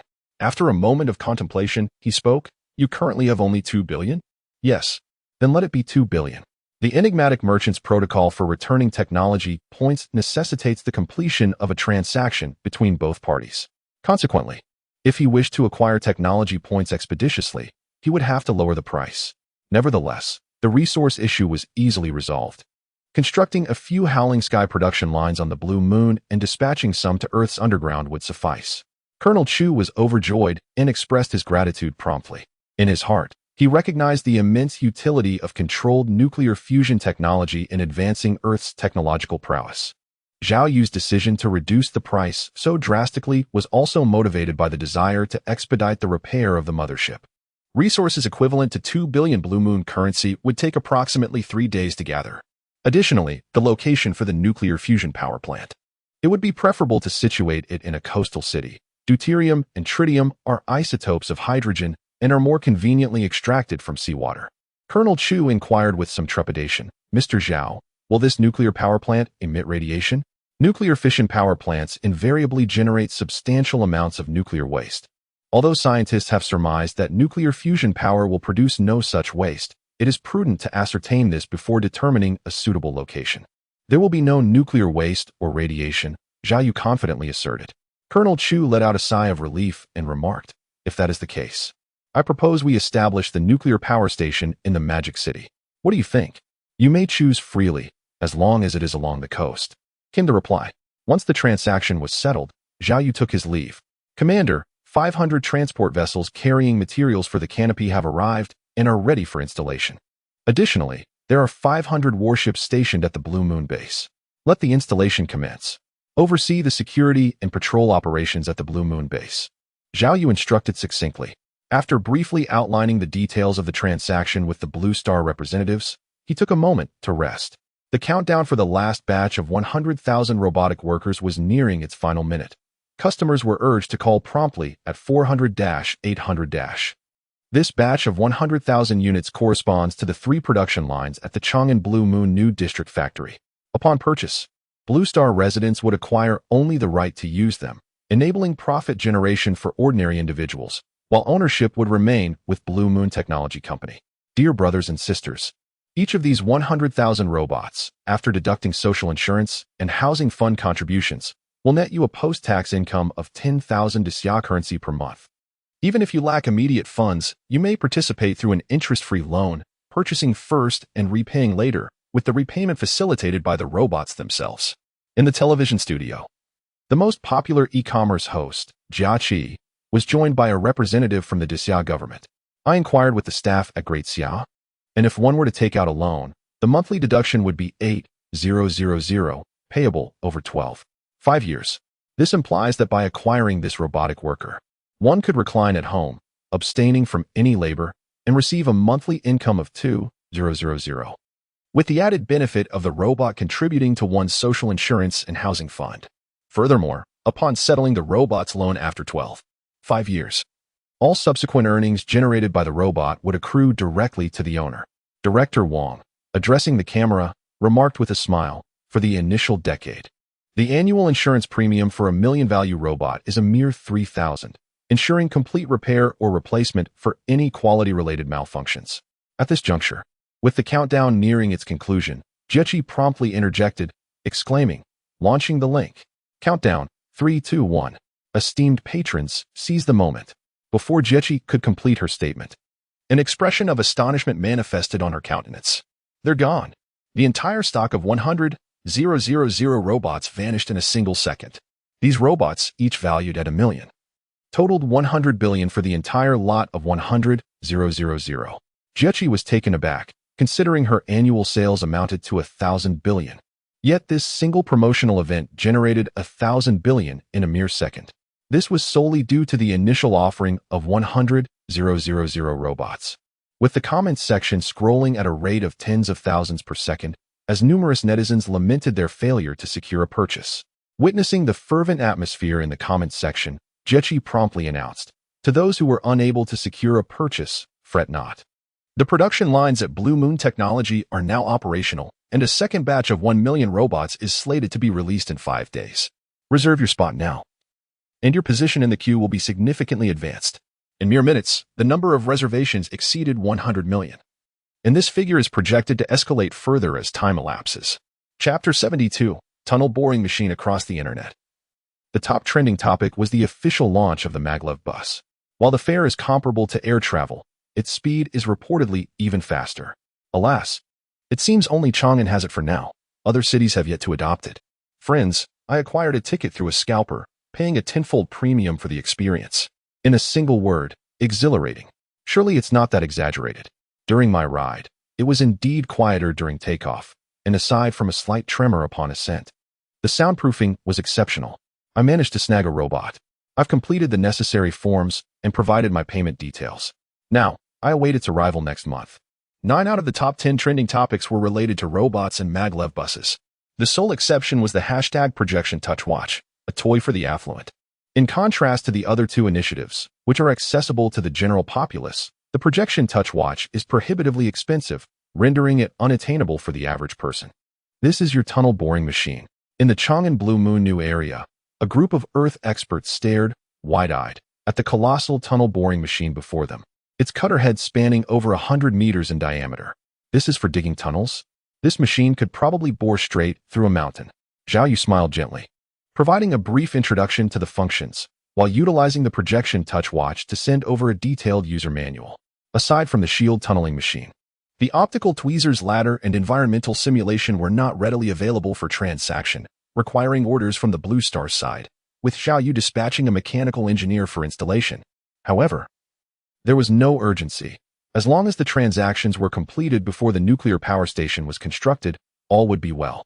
Noticing that Major General Chu and the team of experts were utterly captivated by the immense shield tunneling machine, Zhao Yu shook his head and said, "You may continue your research. I shall arrange the production lines for the optical tweezers ladder and environmental simulation." Once Zhao Yu departed, the experts present could no longer contain their excitement, reaching out as if they were admiring a stunning maiden, eagerly exploring the shield tunneling machine. Major General Chu observed them with bemusement, shaking his head as he inquired, "Can this machine excavate underground? Given its size, it should be capable. We must examine the parameters." The hundreds of experts specializing in shield tunneling each attended to their respective tasks, some delving into the user manual, others investigating the materials employed, and still others analyzing the machine structure. Major General Chu stood by, occasionally hearing bursts of astonished exclamations from the team of specialists. After a full hour had passed, one representative finally approached, his face flushed, to report on the findings. The excavation of this treasure can reach the mantle layer at the very least. What is most astonishing is that the fixed passage employs steel rather than mud. This signifies that the processes of drilling, reinforcing, and constructing the passage can occur almost simultaneously. According to the specifications, this steel structure can withstand earthquakes of up to magnitude 15. Chancellor Chu inquired, "Can you operate this machine now?" "Nearly. Each of us is responsible for a designated area, and we have almost mastered the operation of this shield machine." "That is reassuring," Chancellor Chu nodded. But then he was confronted with a dilemma. Such a colossal shield machine appears to weigh over 100 tons. What means of transportation can accommodate it? The most powerful aircraft can carry no more than 800 tons, and even 100 of them combined might struggle to transport it. Trucks? Trains? Ferries? After pondering the options, Chancellor Chu found himself at a loss as to what tool could facilitate its movement. Ultimately, he decided to leave it to the experts. Without further ado, Chancellor Chu instructed his subordinates to inform Shidu, entrusting them with the task of devising a solution. Upon receiving the three-dimensional data of the shield machine, the team in Xiaodu promptly began their calculations. The experts, fraught with stress, lost considerable amounts of hair, yet they ultimately arrived at a conclusion. It is transportable via two methods. The first is by land, necessitating the use of specialized Shenlu transport vehicles and the concurrent construction of dedicated roadways. The second is by water, requiring a minimum of 3 aircraft carriers for towing. For expedited transit, up to 10 aircraft carriers would be needed.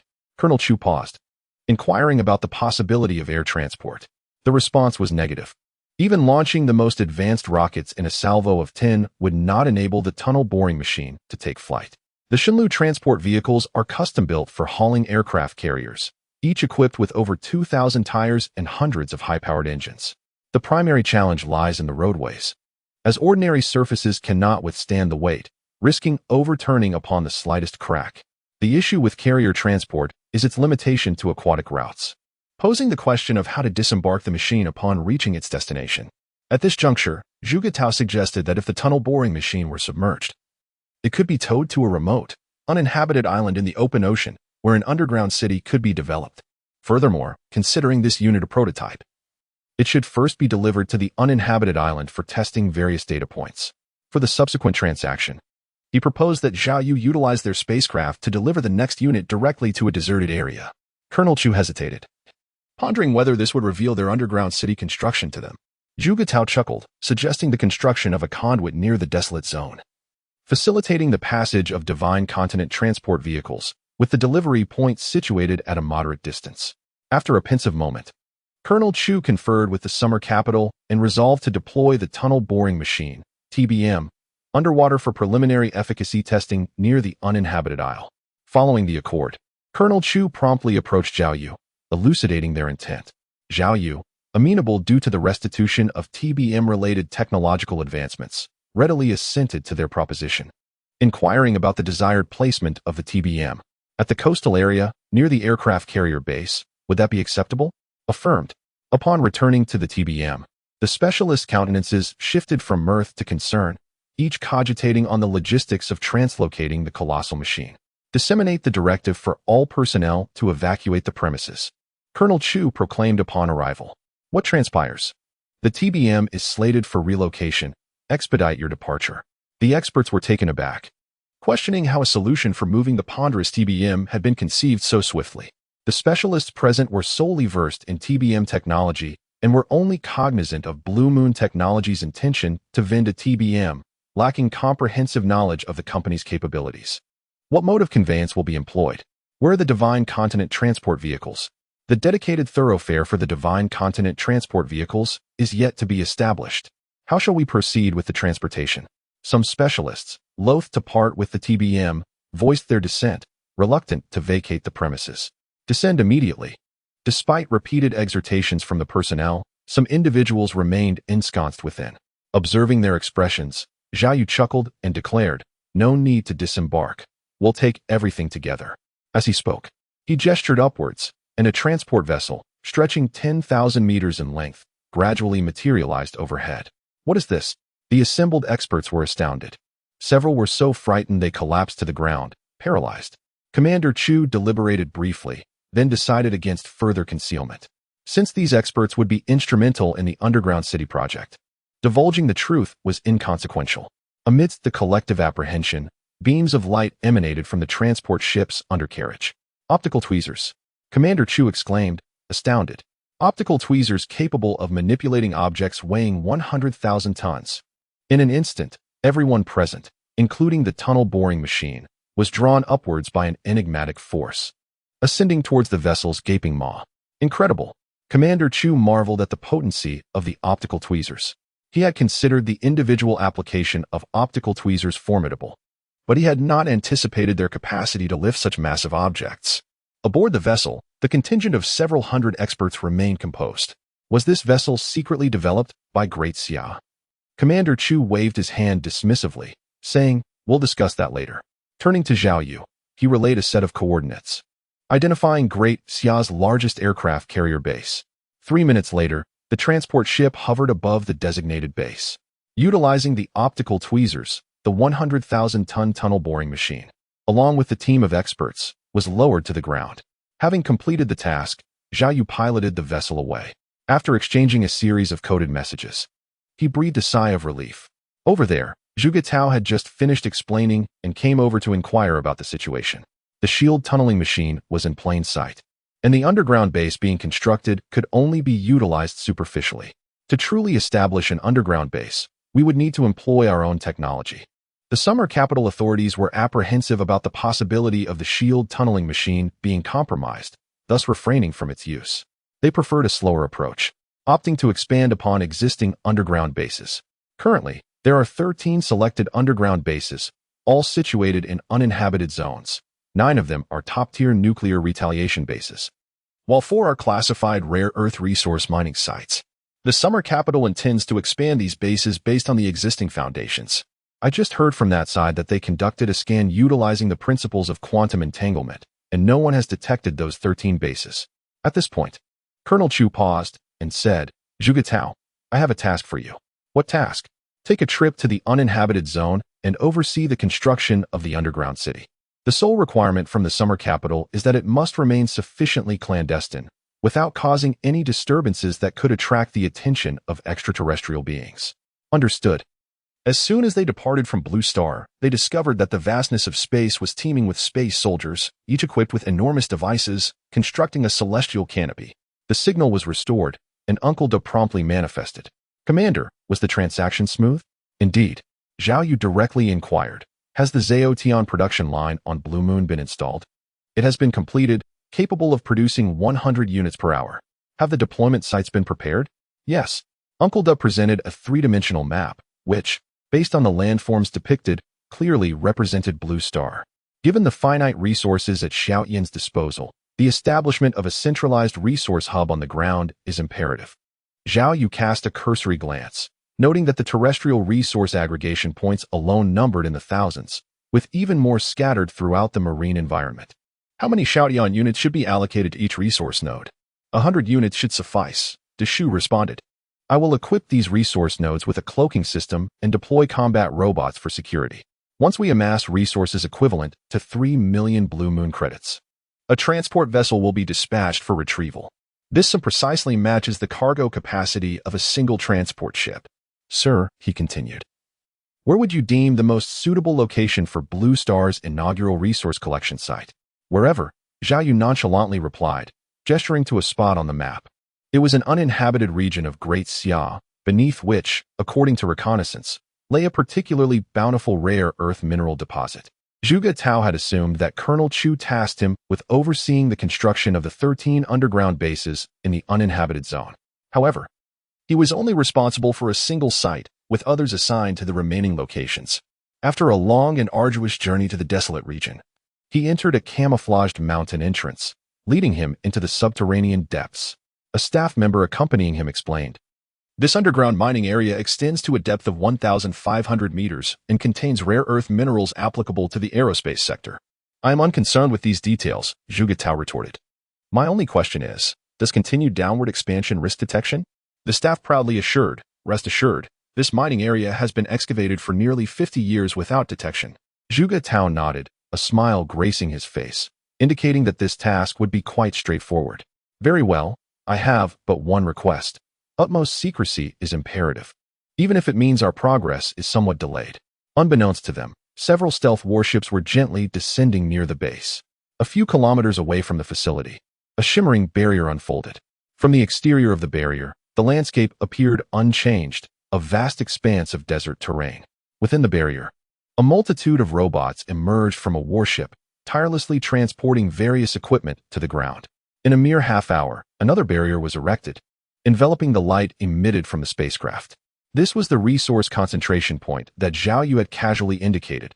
Over 100 Howling Sky units were now primed and positioned, ready to burrow into the earth below. With the establishment of the base complete, the escorting warships promptly retracted their protective barriers and descended into the sky. Chapter 74, Paranormal Events. At the summer capital base, a member of the council expressed concern. Do you think the extraterrestrials are aware of our underground city endeavors? They should be oblivious. Colonel Chu shook his head and remarked, Zhang Tao piloted the spacecraft to the moon, where we deployed particles. After 5 minutes, they were detected, indicating that extraterrestrial beings have made no advancements in the realm of quantum entanglement. The 13 secret bases in the no man's land also harbored particles, which remain undetected. The placement of these particles was done with utmost discretion, unbeknownst even to the station personnel, intended to ascertain whether they were being surveilled by foreign powers. Now, it serves as a means to counteract any extraterrestrial encounters. The newly appointed leader is quite peculiar, despite it being time to clock out. There is still work to be done without any mention of additional compensation. In the underground base of the no man's land, Sun Fan operated the equipment, digging downward while grumbling to himself. Suddenly, something flashed across the display. What was that? Startled, Sun Fan stared at the screen for a moment, but saw nothing. He chuckled at his own fright, thinking he must have imagined it. After all, he was 500 meters underground. What creature could possibly survive down here? Even if there were any, they would be mere microorganisms. Just as he settled back in, the screen flickered again, causing Sun Fan to spring up abruptly, colliding with the ceiling of the vehicle. Ouch! He clutched his head and glanced at the top of the vehicle before looking back at the screen, which remained still. Yet this time, he could no longer remain seated. Grabbing a nearby entrenching tool, he leaped from the excavator and advanced toward the pit. Who was there? His body tensed, and the sweat from his palms dampened the entrenching tool. At this moment, he disregarded everything else, his eyes wide open, continuously scanning the areas illuminated by the hat lamp. Upon reaching the detection site, Sun Fan lifted a spade and poked at the ground a couple of times. Noticing no reaction, he proceeded to dig a few shovelfuls. The soil he unearthed revealed nothing out of the ordinary. Damn it, that was terrifying. Just as he turned around, the wall of the pit suddenly came to life, opening a gaping maw that shot forth a net. What is this? Help! Sun Fan shouted, but it was too late. In the blink of an eye, he vanished, and the pit restored itself to its original state. Sigh, if only I had that projection touch smartwatch with me. Zhuge Tao lamented, slowly donning his headphones and turning to his phone to watch a video. Just as he was engrossed in his viewing, a sudden, urgent knocking echoed from the door. Leader, something's gone terribly wrong. Startled, Zhuge Tao jumped, shaking slightly, and quickly tidied up before opening the door. What is the matter? I just took a nap. At the entrance, two supervisors appeared, visibly frantic. Leader, Sun Fan has gone missing. Sun Fan, is he one of ours? We thought he simply lost track of time, so we sent someone down to look for him. To our surprise, not only was his workstation empty, but his dormitory was also unoccupied. Zhuge Tao furrowed his brow. In such a vast base, he might just be wandering around somewhere. No, leader. Our base has surveillance cameras, and the footage shows that Sun Fan entered the lowest level of the work area and hasn't come out since. Zhuge Tao squinted his eyes. His previously mundane thoughts suddenly invigorated. Take me to the monitoring room. I wish to observe the situation. Soon. He secured the door and made his way to the surveillance room. Behold, the footage reveals that after the gala, Sun Fan donned his work uniform and descended to the lowest level, where he has yet to emerge. Zhuge Tao fast-forwarded through the video, discovering that since Sun Fan had entered, aside from a few other employees who had gone in to look for him, he had not reappeared. Is there another exit? No, this workspace has only one route. Take me to the scene. Zhuge Tao remained skeptical. He needed to personally ascertain what had transpired. He gestured towards several individuals who had previously sought Sun Fan and remarked, "Have these people accompany us. In cases of mysterious disappearances, the culprit is often among them." Zhuge Tao led the group deep into the work area, meticulously inspecting every corner, only to confirm that indeed, there were no alternative exits. Let us check the pit to see if someone has been buried there. His words startled all present, yet no one dared to voice their apprehensions.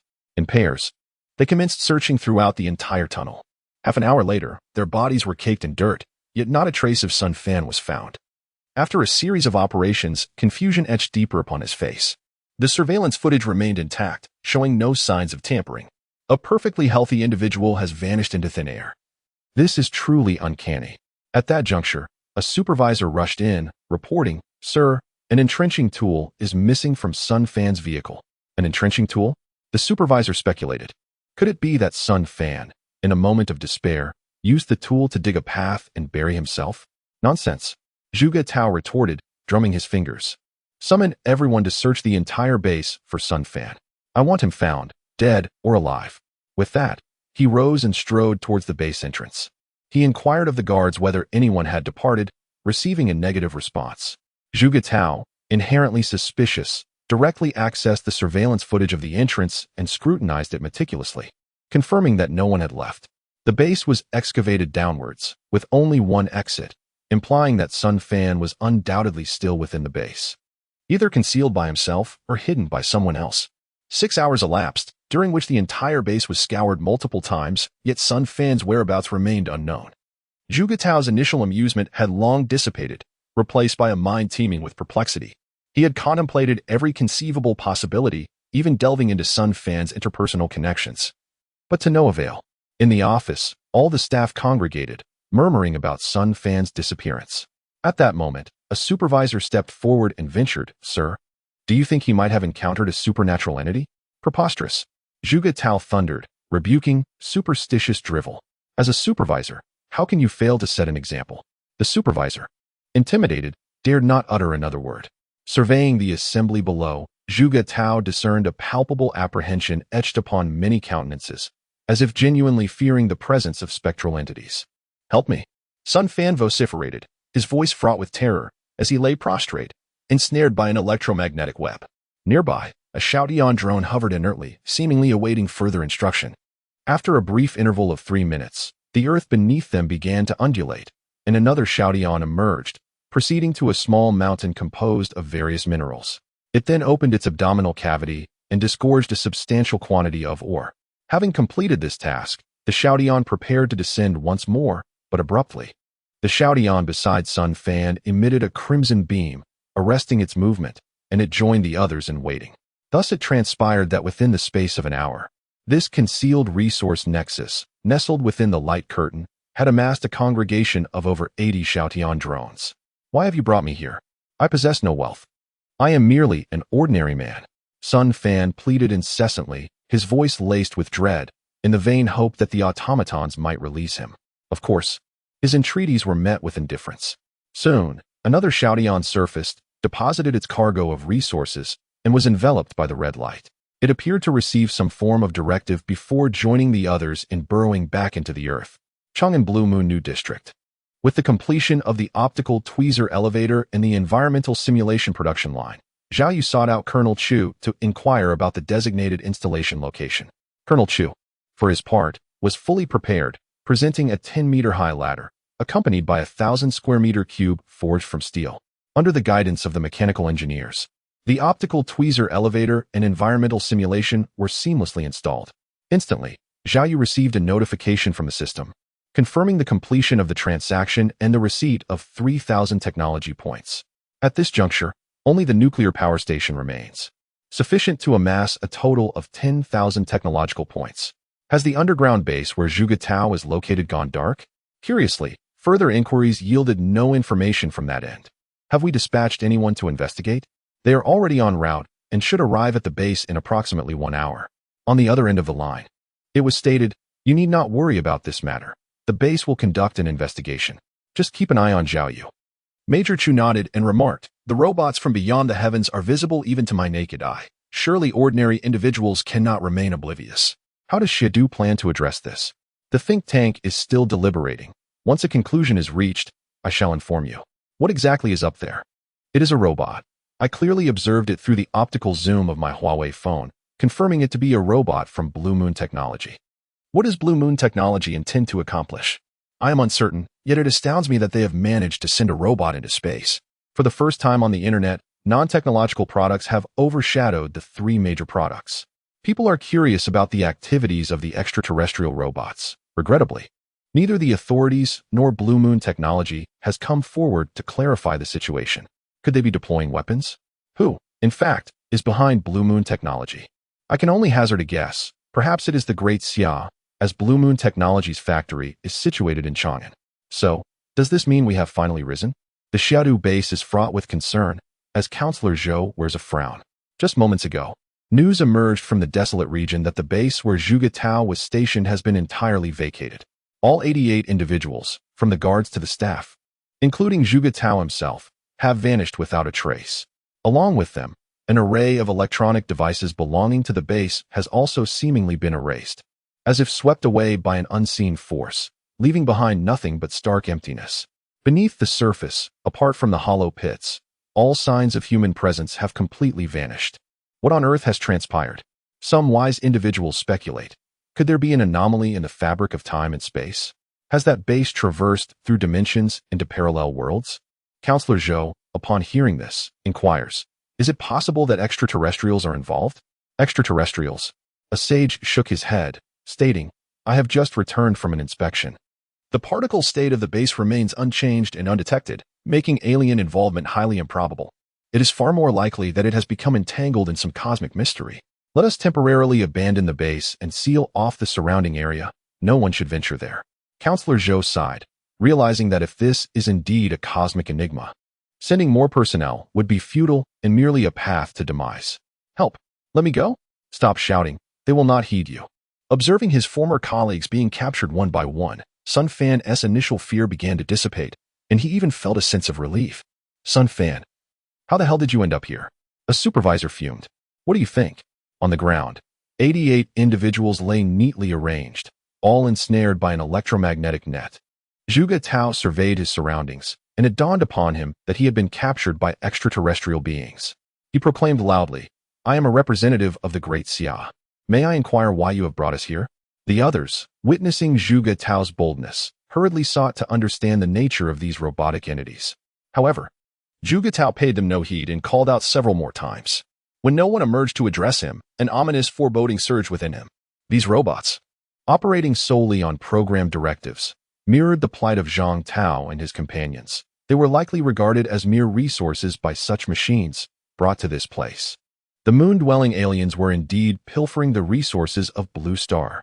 Enraged and frustrated, Zhuge Tao soon found himself gripped by panic. If the aliens were clandestinely stealing resources from Blue Star and were now aware of their presence, would they resort to silencing them?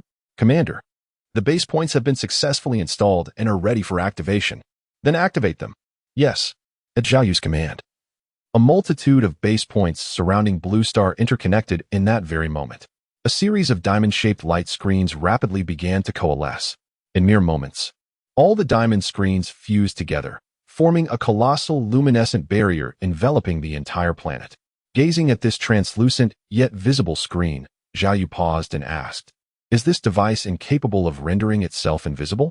Commander, it can achieve limited invisibility on a small scale, but enveloping the entire globe to this extent is the pinnacle of its capabilities. In other words, everyone on the blue planet can witness this shimmering veil. This is Chapter 76, the impact of the canopy on the future. What is it?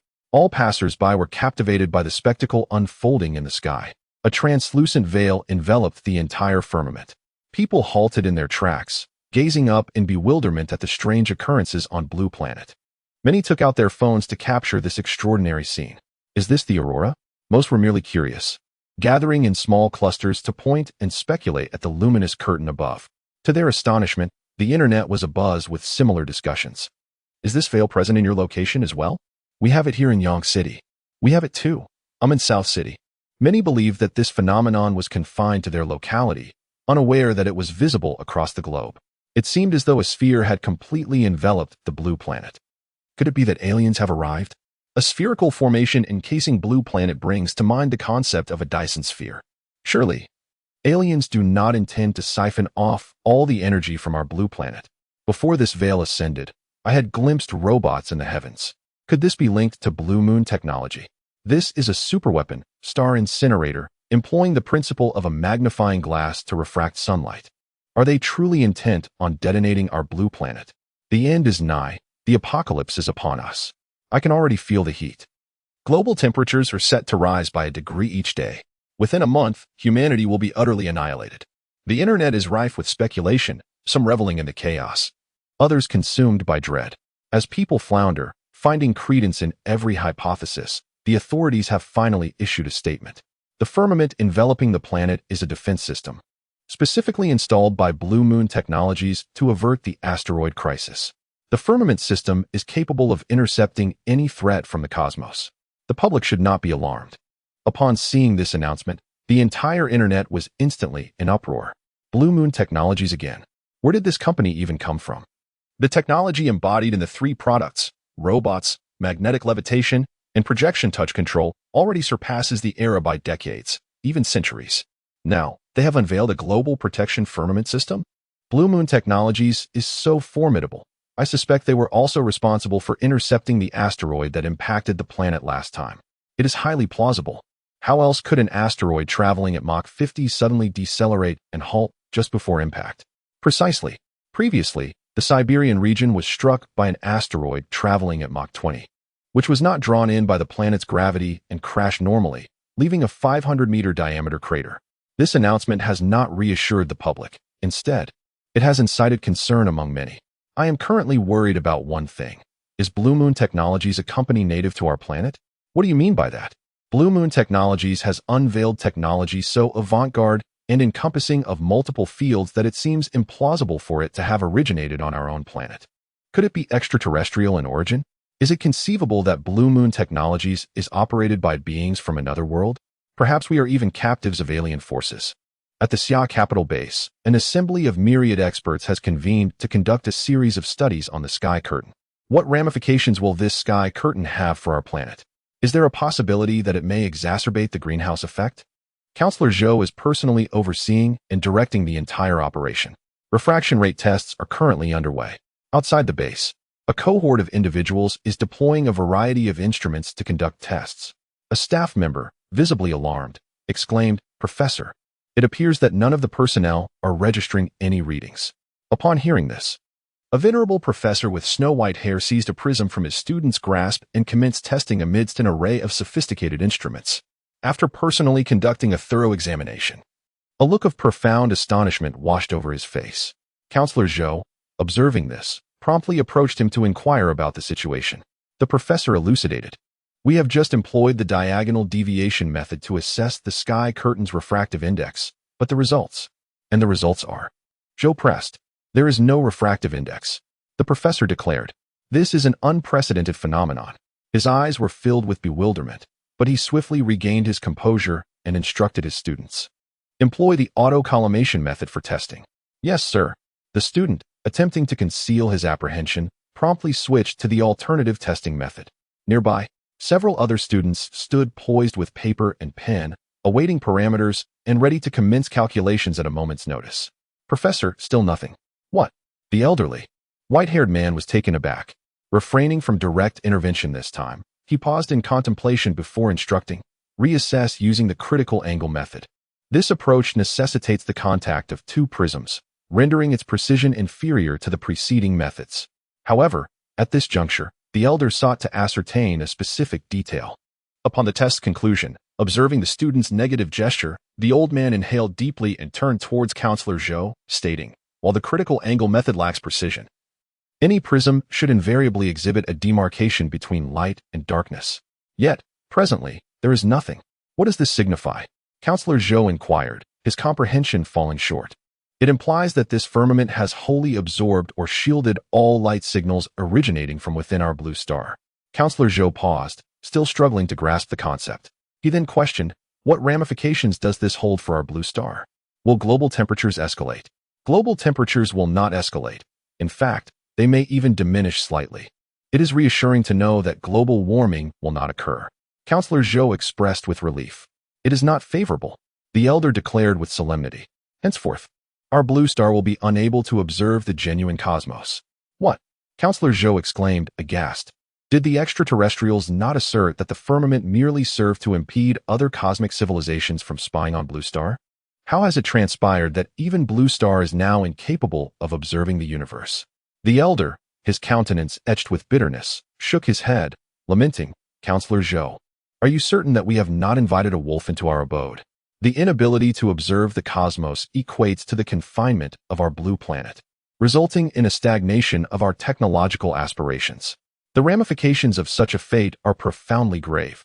While the immediate effects may appear negligible, the long-term implications are dire. Blocking our blue world from the universe means we may never again witness a Copernicus who dares to propose the heliocentric theory. Our understanding of the universe will remain irrevocably trapped in the moment of the geocentric model, progressing no further. Counselor Zhou was taken aback and quickly inquired, are you implying that our technological advancement will come to a halt? While technology may still evolve for several decades. The elder with silver hair sighed and emphasized that the crux of the matter lies not in technology itself, but in science. From this day forth, we may formulate hypotheses and establish laws, yet we will no longer possess the means to validate the authenticity of these laws. This situation is akin to Newton's law of universal gravitation, which, for a century, was regarded as the truth, capable of elucidating the workings of our solar system. However, with the advent of Einstein's theory of general relativity, the law of gravitation revealed its inconsistencies. It could not address the issues of instantaneous gravity, the phenomenon of length contraction, or the misinterpretation of gravitational action at a distance. With the emergence of this celestial veil, the realm of science will not witness the rise of another Einstein, even if one were to emerge. It would only be on a misguided path, straying further from the truth. Humanity's comprehension of the cosmos will be irrevocably frozen at this moment. Today, Chapter 77, the Nuclear Fusion Research Project. I am so hungry. I have a pressing need to relieve myself, esteemed mechanical entity. Would it be within the realm of possibility to grant me a brief respite before resuming my confinement? Within the energy field of the resource collection point in the desolate zone, a figure lay prostrate, lamenting their predicament. Zhuge Tao remained taciturn, endeavoring to conserve his strength until the robotic entities conveyed them away from the terrestrial sphere. He meticulously observed that the energy field's range was circumscribed, encompassing solely the mines and their contingent. The mines were substantially filled, and it appeared that in approximately half a day, they would reach their capacity. The robots operated in accordance with pre-programmed directives, rendering any discourse futile. Once in space, upon the restoration of communication, it was anticipated that the extraterrestrial beings would become cognizant of their presence. Suddenly, Zhuge Tao discerned that the newly arrived mining machines, post-deposition of the ore, had refrained from further subterranean activity, instead remaining stationary. His eyes illuminated with a glimmer of hope as he proclaimed, "Cease your lamentations. Our departure from this locale is imminent." This pronouncement immediately captured the attention of the assembled individuals, who promptly inquired about the situation. Zhuge Tao provided a concise elucidation. "O leader, upon our ascent into space, will the extraterrestrial beings genuinely liberate us?" Assuredly. A collective surge of elation coursed through the group. After an additional hour of anticipation, all the howlings emerged from the earth.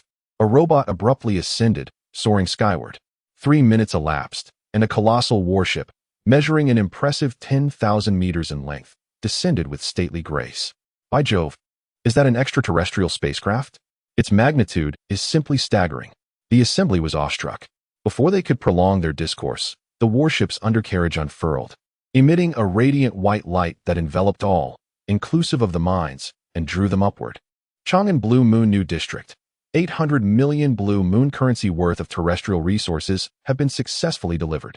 With the assistance of optical tweezers technology, Zhao Yu was relieved of any burdens, as all resources were promptly loaded onto the vessel.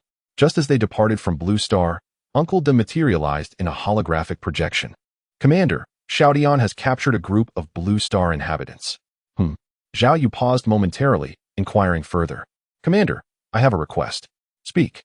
"I intend to establish an experimental zone, where these Blue Star individuals will be placed to observe their behaviors and comprehend the nuances of human thought. Handle it as you see fit." "Professor Liu." "Representatives from the Blue Star Federation have arrived." "Blue Star Federation?" Within the research institute, an elderly gentleman set down his equipment, a hint of perplexity crossing his face. "What do they want?" "Please invite them in." "Yes." A middle-aged student hastily departed, and shortly thereafter, 2 individuals clad in Federation uniforms entered the room. "Professor Liu, greetings. We are from the Blue Star Federation." "I see. Please, state your purpose directly." Professor Liu expressed his indifference towards the staff with a casual remark. "We have a project and would like to invite you to come on board." "I am unavailable." Professor Liu refuted the proposition outright, gesturing towards the apparatus before him, stating impassively, "My current research is at a pivotal juncture. To abandon it now would render 3 years of diligent effort utterly futile." The federal agents exchanged glances, recalling the directives imparted by Counselor Chu before their departure, which detailed strategies for engaging various professors. One of them then remarked, "Participation in this undertaking is exclusively reserved for members of the Academy of Sciences. Your involvement would thusly—" Professor Liu's countenance underwent a dramatic shift. His eyes widened as he inquired with fervent enthusiasm, "Would participation in this project grant me admission into the Academy of Sciences?" The stark contrast in his demeanor left the 2 federal agents momentarily perplexed. "Indeed, provided you participate. Then I shall go." A middle-aged student standing nearby was taken aback, interjecting hastily, "But Professor, our project has been underway for 3 years and is nearing completion." Professor Liu turned his attention back to the 2 agents, inquiring, "When is the projected commencement of this project?" "Immediately." Professor Liu furrowed his brow, pausing briefly in contemplation before addressing his student. "The remaining tasks shall be entrusted to your capable hands. I must accompany them on this venture." The middle-aged student appeared apprehensive, exclaiming, "Professor, am I truly capable? One must invariably mature. Consider this a trial by fire." With that, Professor Liu promptly accompanied the 2 agents out of the institute. Upon closer inspection, he observed a helicopter stationed at the entrance, awaiting their arrival. "Such urgency?" Professor Liu remarked with a hint of surprise, before inquiring, "What precisely is this project?" The federal agent responded with measured deliberation, uttering a single phrase, "Nuclear fusion." "What?" Professor Liu was taken aback and promptly inquired about the specifics. However, the 2 agents remained tight-lipped, divulging no further information. Helpless, Professor Liu could only hastily board the helicopter, his mind preoccupied with matters concerning nuclear fusion. With a deafening roar, the helicopter ascended, heading towards a coastal city within Great Xia. Widening the perspective, it would be observed that at that precise moment, hundreds, even thousands, of helicopters worldwide were taking flight from various locations. Their singular destination, the great Xia city of magic, to partake in the nuclear fusion research endeavor. Chapter 78. The radically transformed moon aboard the transport vessel. The 88 captives were unburdened of their restraints by the robots, granting them a fleeting moment of liberty. Yet, their freedom was circumscribed, their movements confined by the robots vigilantly patrolling the perimeter. Even so, elation permeated the air. Piggy, you were spot on.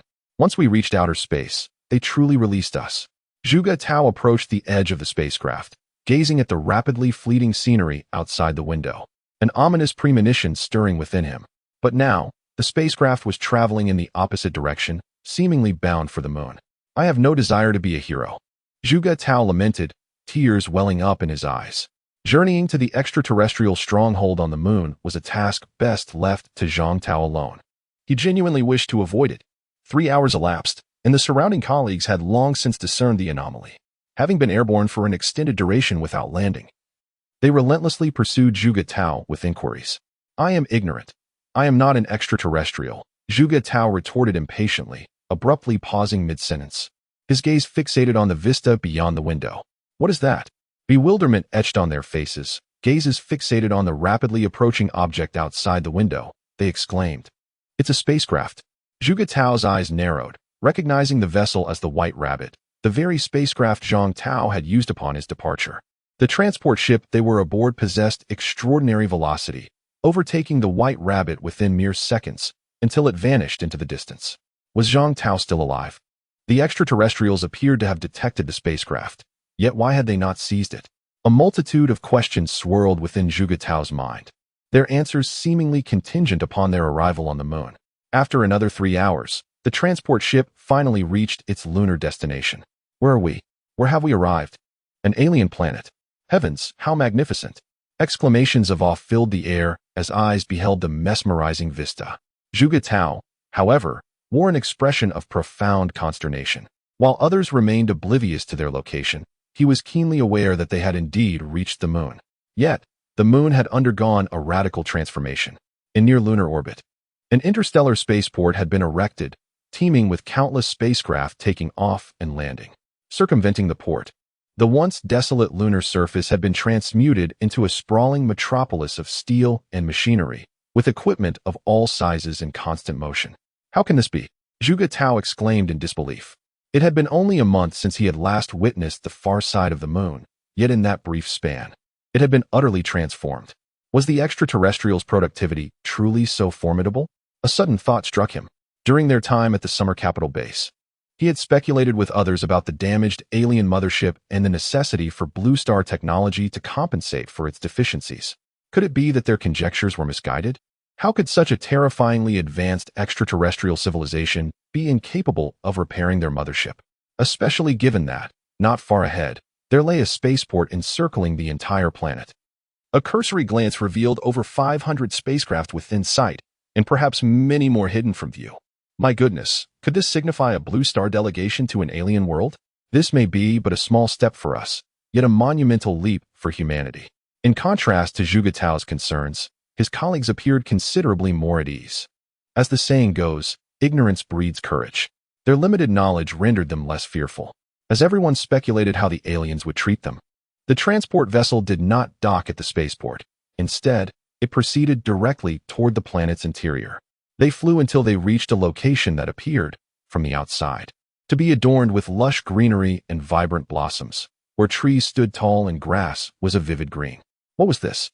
As before, others remained indifferent, merely curious about the alien surroundings. Yet Zhuge Tao understood all too well. This was the moon, where the atmosphere was so thin it approached the vacuum of space. How could such a vast expanse of grassland exist here? Environmental simulation technology. Zhuge Tao recalled the transaction Zhao Yu had conducted with them shortly before his capture, which had mentioned this very technology. As the spacecraft descended closer to the surface, the astonishment in Zhuge Tao's eyes deepened. Their environmental simulation technology was astonishingly powerful. This area spanned a considerable expanse, and within it, there were numerous creatures native to Blue Star. Lions, tigers, leopards, antelopes, rhinoceroses, and so forth. Each of these creatures occupies its own territory, remaining undisturbed by one another. Suddenly, Zhuge Tao discovered a cluster of buildings at the very heart of the sanctuary. Could it be the management center of the park? As this thought crossed his mind, a transport ship arrived above the structure. With a low hum, the hatch at the bottom opened, casting a beam of light that sent 88 individuals plummeting to the ground. Zhuge Tao was left dumbfounded. At this moment, he could no longer deny their predicament. They had unwittingly become part of the display alongside the other animals. Surely, living among these creatures would not pose any danger. Would it? Zhao Yu, seated aboard the spacecraft, observed the individuals being deployed into the park and casually inquired, "There won't be any issues, will there?" "Not at all. I have established air walls between each species of animal, ensuring they do not interact," Zhao Yu assured him with a nod. Once he saw that Zhuge Tao and the other 87 had safely landed, he shifted his focus, and the spacecraft began to orbit the moon. Not only was Zhuge Tao astonished, but Zhao Yu, the commander of this lunar base, was equally taken aback. Upon his arrival, he initially thought he had made a mistake and wandered on as someone else's planet. Uncle De chuckled and remarked, "Commander, we possess many production lines. We simply refrained from operating them freely in the past. Now, with ample resources and the construction of the canopy and laser defense systems complete, we need no longer fear detection by extraterrestrials. It is time to unleash our full potential for development. Commander, our base currently primarily produces two categories. One is various types of warships, and my ambition is to expand our fleet to 1 million vessels before the arrival of the extraterrestrial armada. The second category comprises the foundational points necessary for our defenses. We have presently achieved a mere one. However, the subsequent resource dilemma is quite pressing. Relying solely on trade with Blue Star is insufficient, and the collection points we have established there seem inadequate. In just a single day, we have deployed as many as 400 mining units on Blue Star.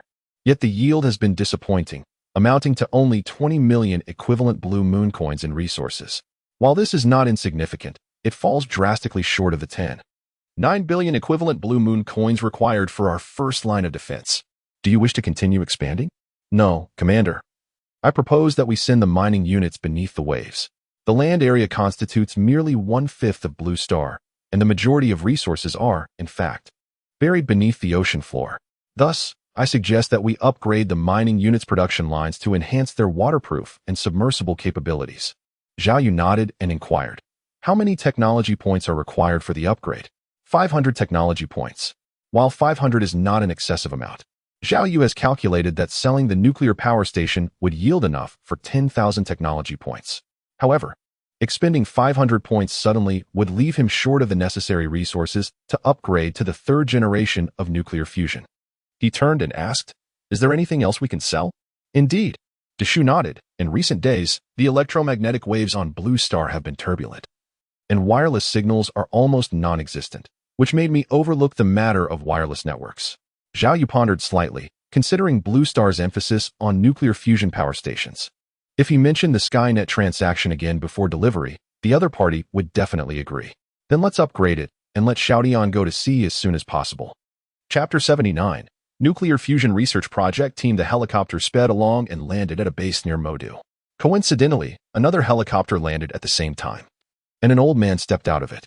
Seeing the old man, Professor Liu was taken aback and stepped forward, saying, "Old Wang, you're here too? Professor Liu, are you also participating in this project?"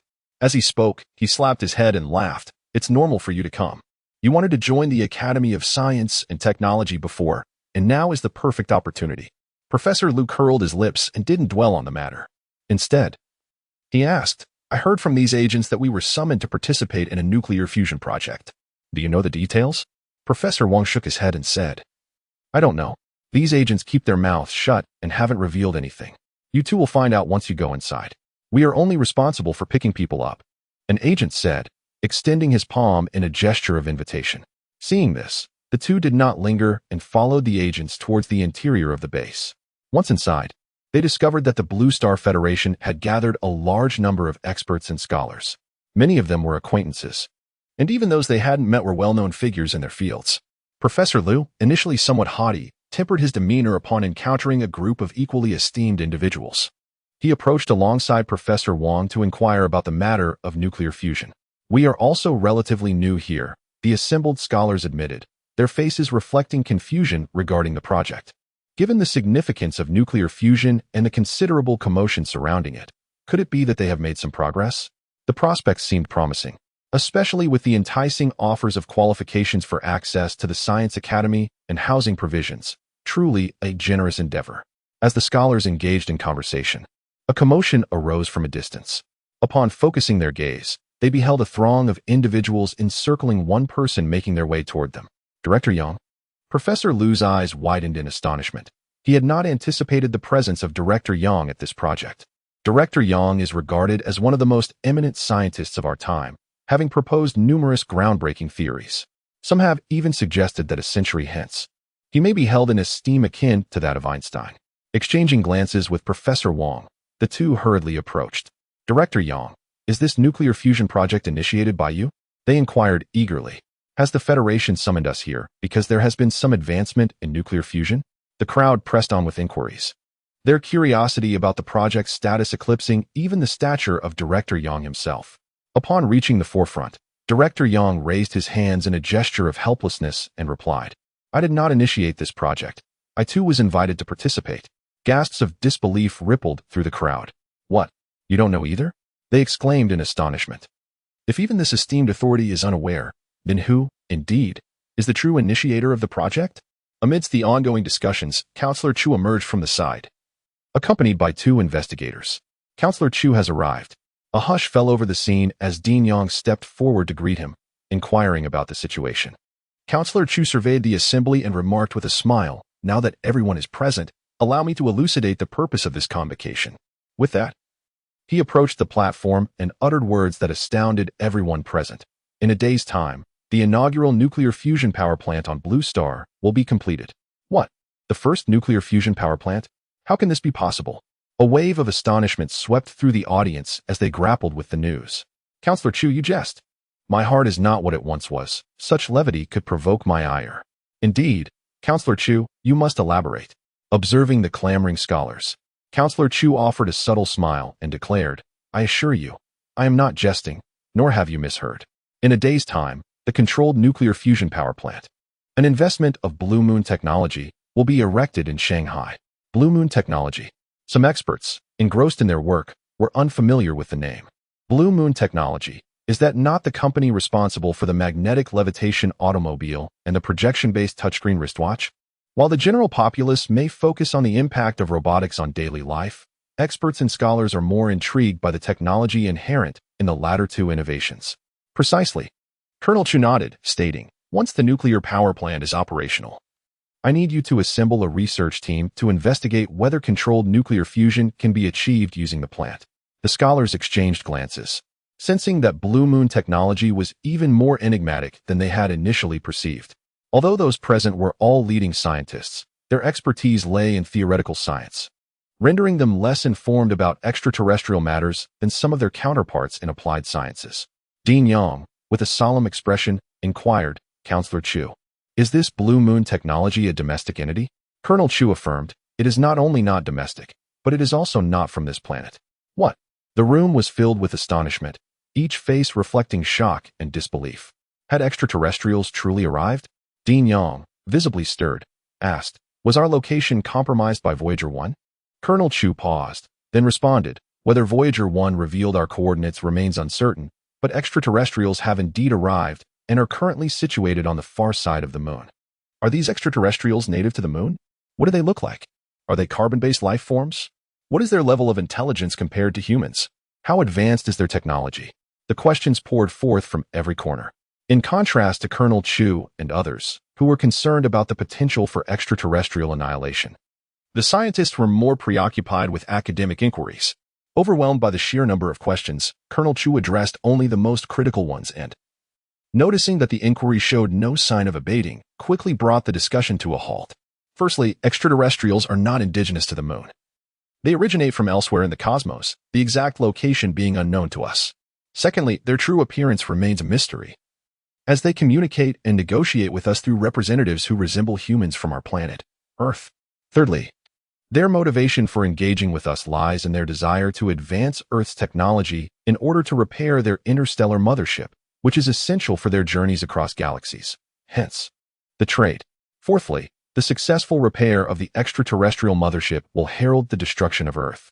Fifthly, we must race against time to independently develop technologies sufficient to safeguard humanity before the extraterrestrials bring about our planet's demise. Upon reaching this point, Colonel Chu noticed that the scholars were completely stunned, seemingly overwhelmed by the revelation of this truth. He shook his head and said with a solemn expression, "Esteemed colleagues, the fate of humanity rests in your hands. I implore you to dedicate yourselves wholeheartedly to observing and studying the nuclear fusion power plant invested in by the extraterrestrials, and to refine the relevant theories as swiftly as possible." Chapter 80. Zhang Tao arrives on the moon. The moment is nigh. Seated within the spacecraft, Zhang Tao's eyes welled up with tears. The 3-day journey through the vast expanse of space, fraught with the ever-present danger of death and the inability to communicate with anyone, filled his heart with trepidation. Fortunately, he had arrived. As the spacecraft drew nearer, Zhang Tao began to make adjustments in preparation for deceleration. But in the next instant, he was taken aback. Was this truly the moon? Gazing at the toroidal spaceport amidst the cosmic environment, along with the comings and goings of spaceships, Zhang Tao wondered if he had somehow gone astray. A month prior, he had visited this place, yet it now appeared exceedingly unfamiliar. At that moment, a patrolling warship detected his presence and swiftly approached. Just as Zhang Tao felt a surge of anxiety, an electronic voice resonated within the spacecraft. "This is a controlled area. Please identify your unknown vessel." After a brief pause, the electronic voice resumed. "Without landing permission, your craft will be detained at this port." Zhang Tao was taken aback, yet powerless to act. His spacecraft was not only sluggish but also devoid of any weaponry. Almost immediately, a vessel resembling an octopus emerged from the spaceport, effortlessly ensnaring Zhang Tao's craft in its grasp.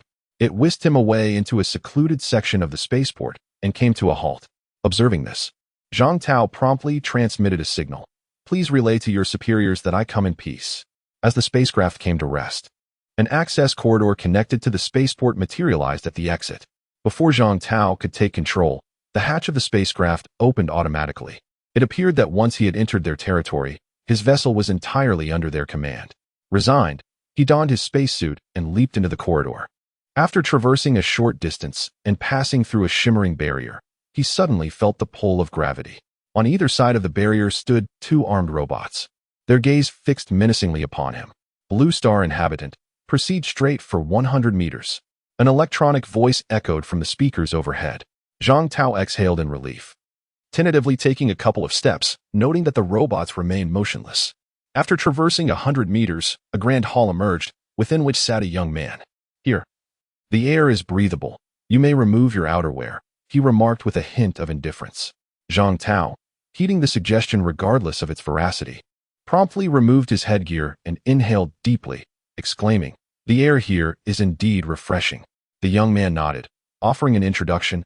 "I am the security chief of the spaceport, a Blue Star inhabitant. Please, state your purpose."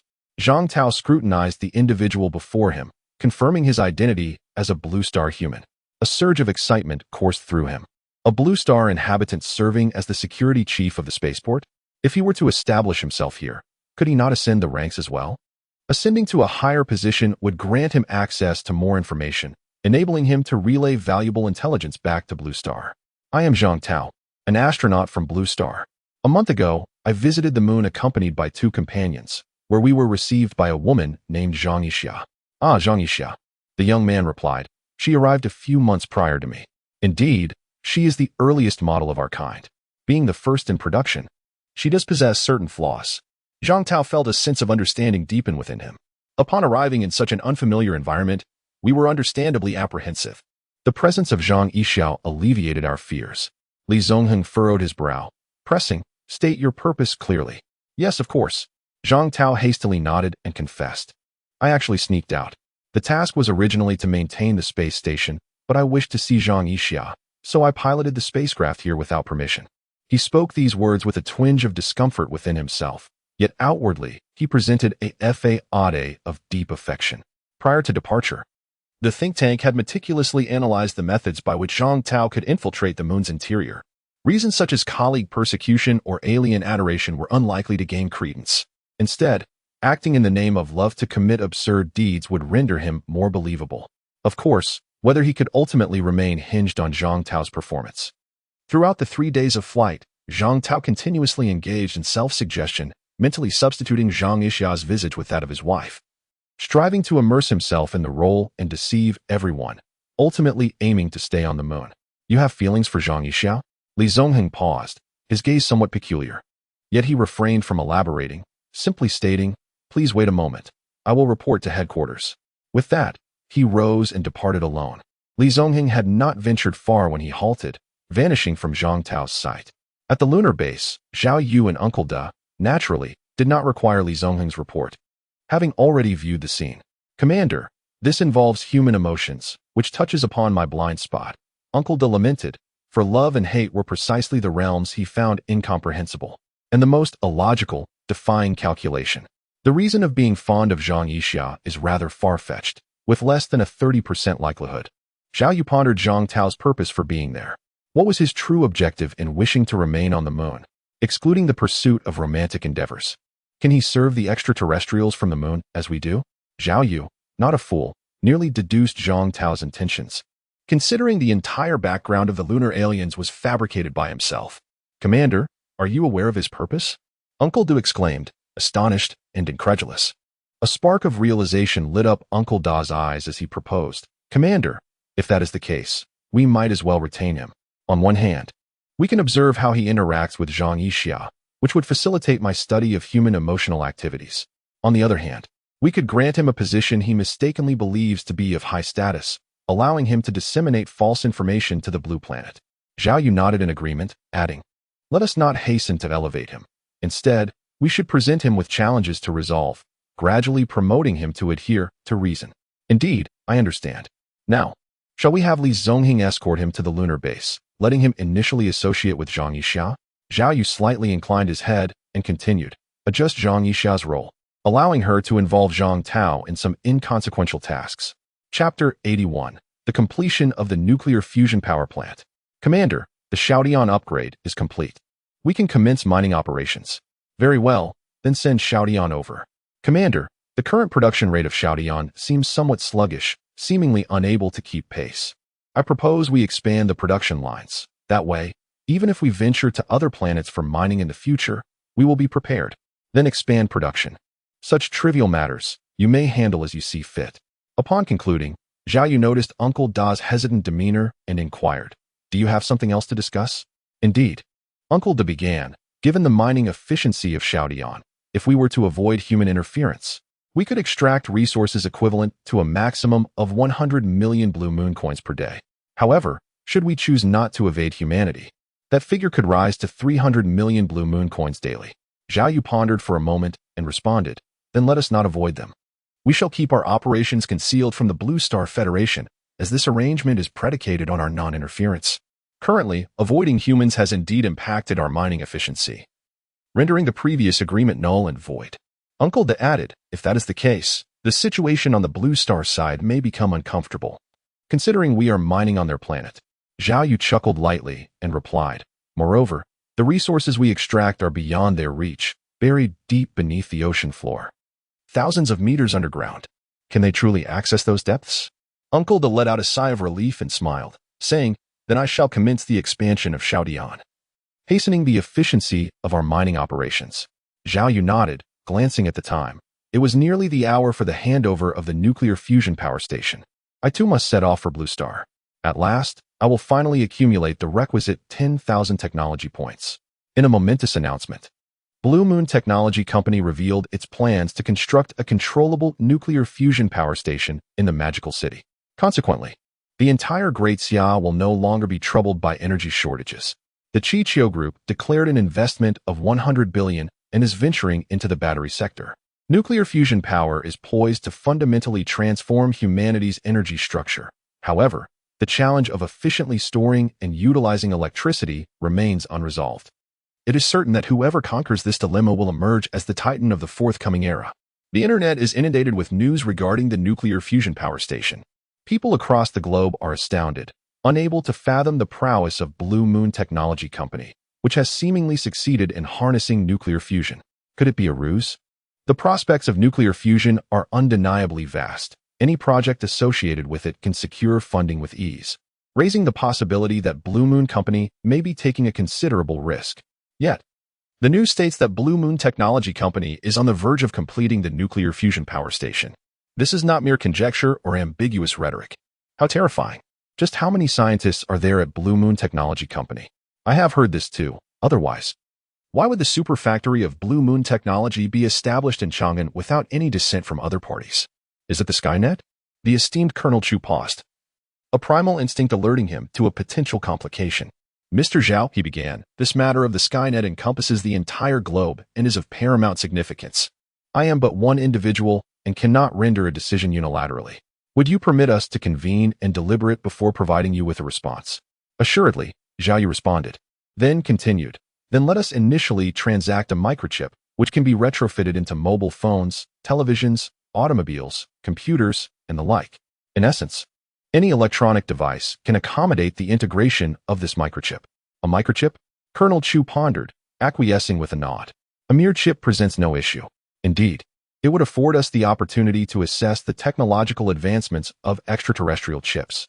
As for Zhao Yu's proposition of a Skynet providing ubiquitous signal coverage, he remained unconcerned. His foremost apprehension lay in the domain of cybersecurity, for the establishment of a Skynet would effectively eliminate human privacy. For a solitary microchip, Zhao Yu's valuation was modest, settling at several hundred Blue Moon currency equivalent in resources. The instant the chip was transferred to Colonel Chu, 500 technology points were credited to his account. Zhao Yu inquired with curiosity, have the resources for the Chang'an Blue Moon new area been fully procured? Affirmatively, Colonel Chu affirmed, we mobilized global resources with utmost urgency, thereby amassing all requisite resources within a mere 3 days. Colonel Chu harbored a modicum of trepidation, for the existing resources were nearing depletion, and the newly extracted resources were struggling to keep pace with demand. Very well, let us proceed to the City of Magic and deliver the nuclear power plant. The entourage arose and boarded the spacecraft, embarking on their journey to the City of Magic. The nuclear power plant, ostensibly constructed in the City of Magic, was, in actuality, situated 50 kilometers distant from the urban center, encompassing an area of 5,400 mu. The collaborative construction has yielded 10 trillion kilowatt generator units, with an annual cumulative power generation reaching an astounding 100 trillion kilowatts. Once completed, this facility will be capable of meeting the total electricity demand of nearly 100 nations, including the Great Xia. When Zhao Yu arrived at the nuclear power station site, the ground was already teeming with thousands of individuals, comprising various experts and scholars. The crowd gazed at Zhao Yu with keen curiosity. Although they had heard of him, this was their first encounter with the man himself. It was said that Zhao Yu was originally from the Great Xia and had been taken by extraterrestrials 5 years prior for training, and he now served as their diplomatic representative to the Blue Planet.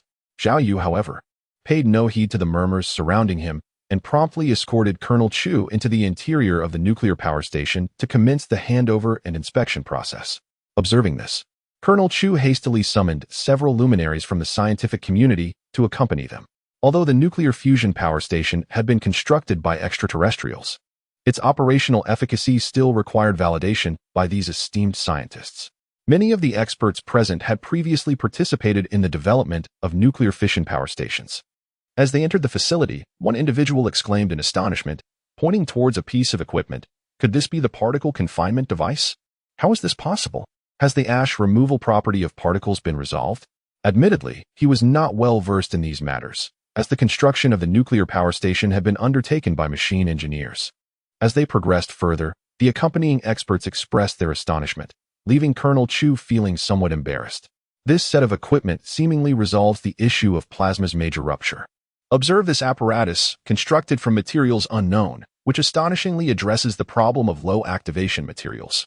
Like a fleeting glance, Zhao Yu hastily led everyone in a rapid tour before arriving beside the generator unit, stating, "Let us first test the power generation."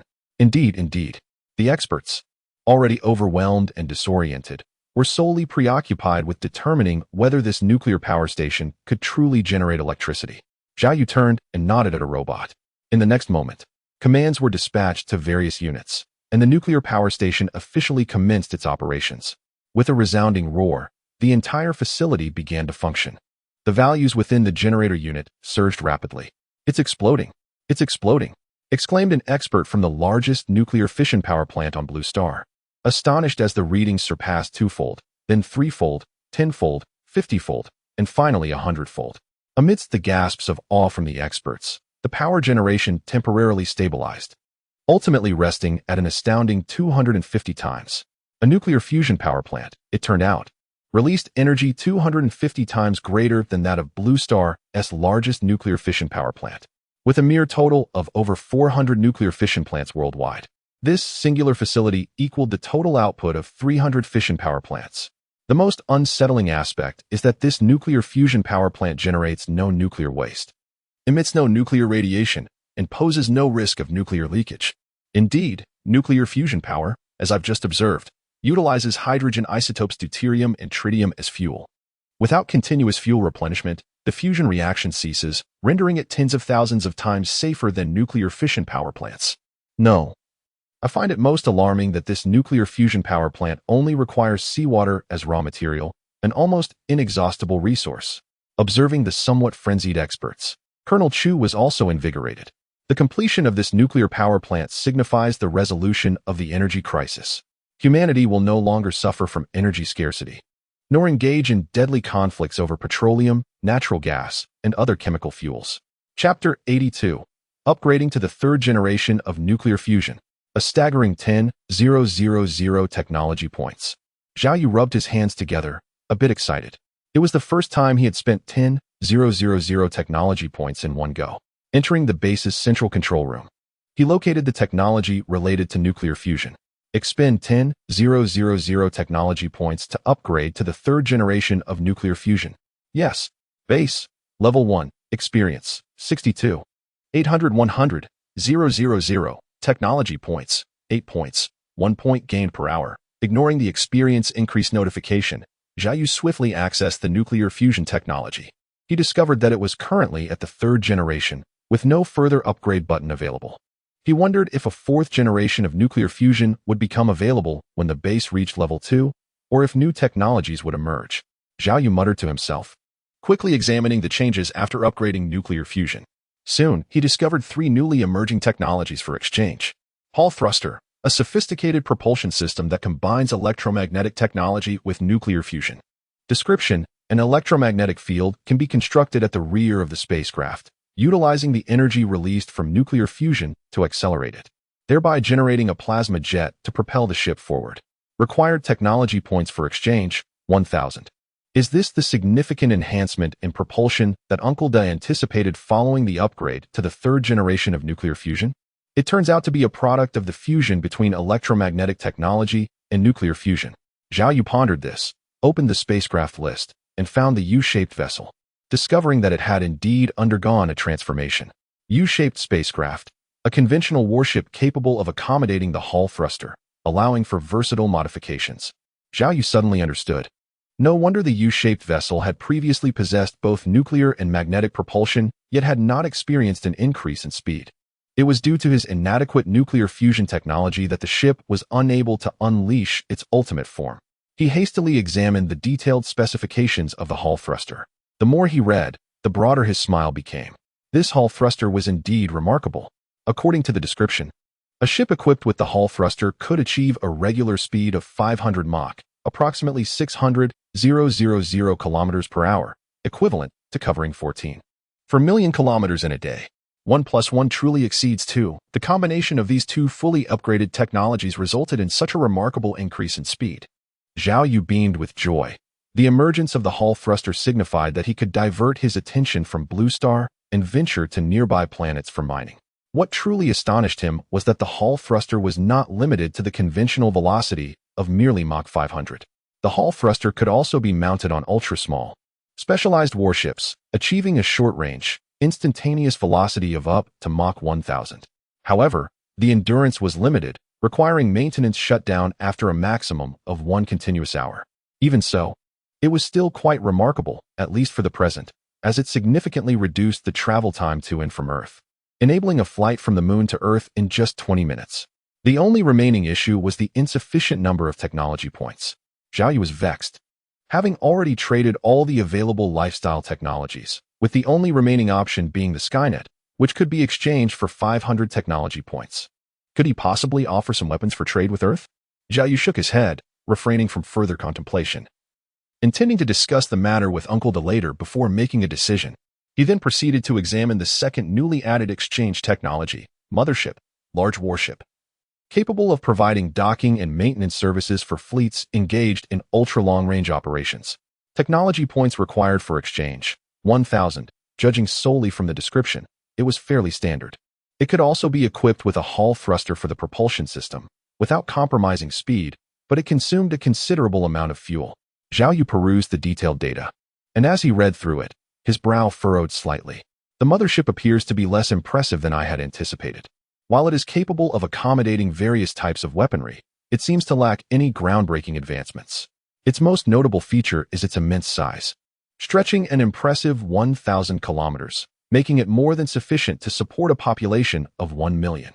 Returning to the description section, it is clear that the mothership is an indispensable vessel for long-range operations, capable of carrying a diverse array of supplies, akin to possessing a miniature asteroid.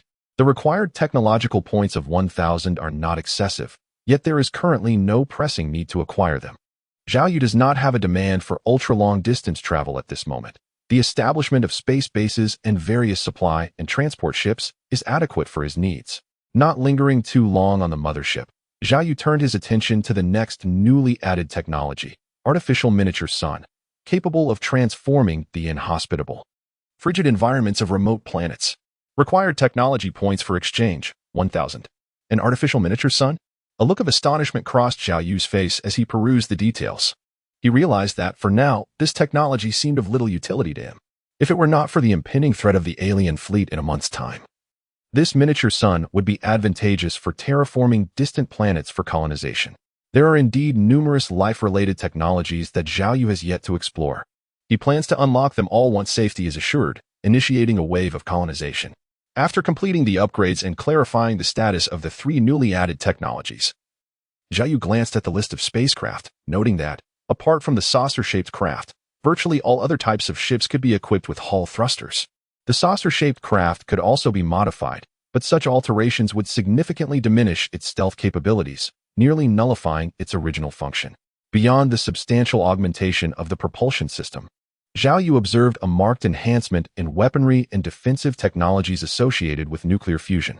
For instance, the Star Destroyer cannon, previously limited to the first generation capable of obliterating asteroids with a diameter of 100 kilometers, now featured an upgrade option, enabling it to shatter asteroids up to 500 kilometers in diameter, thereby amplifying its destructive capacity 5-fold.